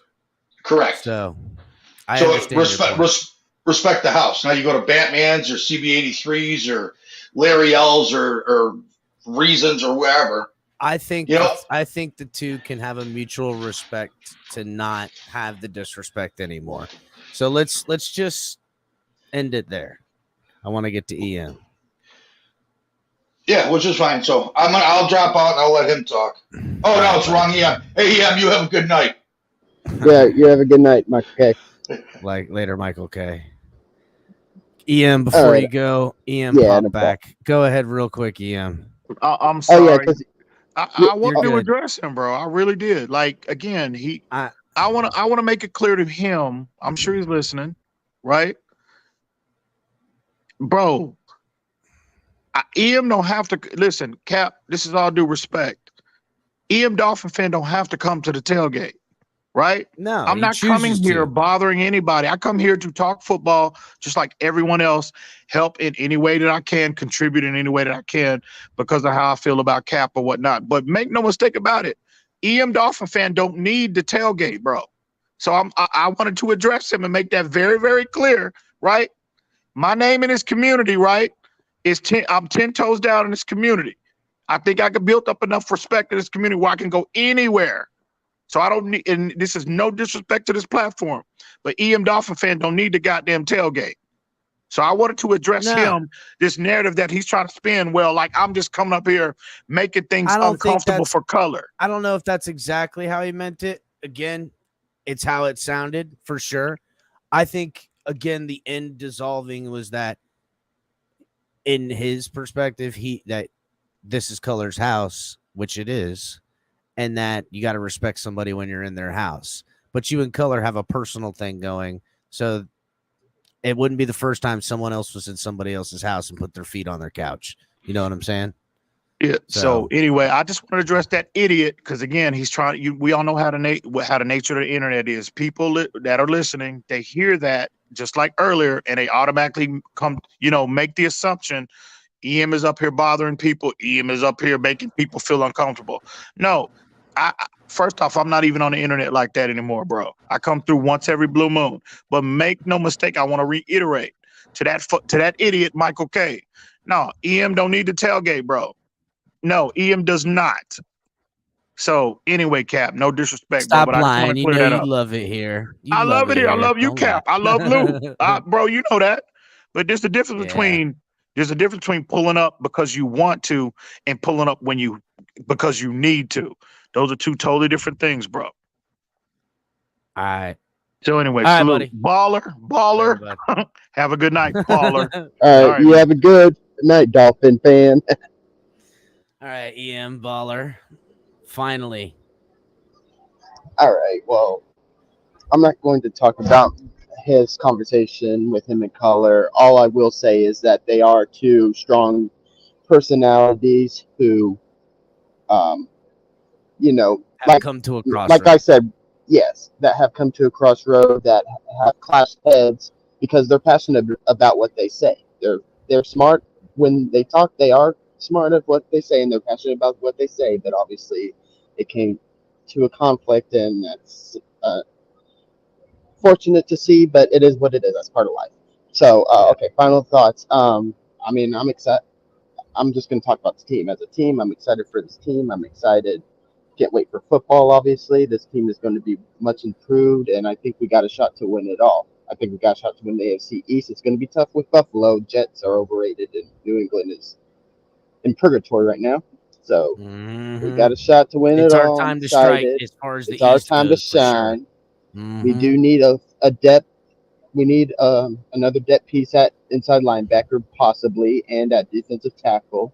If we get that addressed, we'll be fine, regardless if we get Dalvin Cook or not. We'll be fine. We just need depth at a couple of positions. That's all. All right. Y'all have a good night, and respect for having a 10-hour show. I appreciate it, EM. I'll see you later, buddy. Well, as El Capitan's final thoughts, shout out to Shake holding it down. Color, Ali, Lou, the whole gang got their piece. I took her home. Ali held it down there for a bit. Sucks that this infighting, well, I don't know if I call it infighting, but the disagreement between Color and EM hasn't found some form of resolution. I appreciate Reason coming by, trying to shed some light and have a little clarity. I think we kind of, in that four-way conversation at some point, we had hoped that the two of them would get over and maybe move past and let bygones be bygones, but can't make people feel a certain way. Maybe it just needs more time. I'll say that if you're looking for a fight, I'm your huckleberry. And if you want to fight, crawl up my butt and fight for air. How about that? I'll see you guys next time. Fins up and hit the like button on your way out, guys. Skater.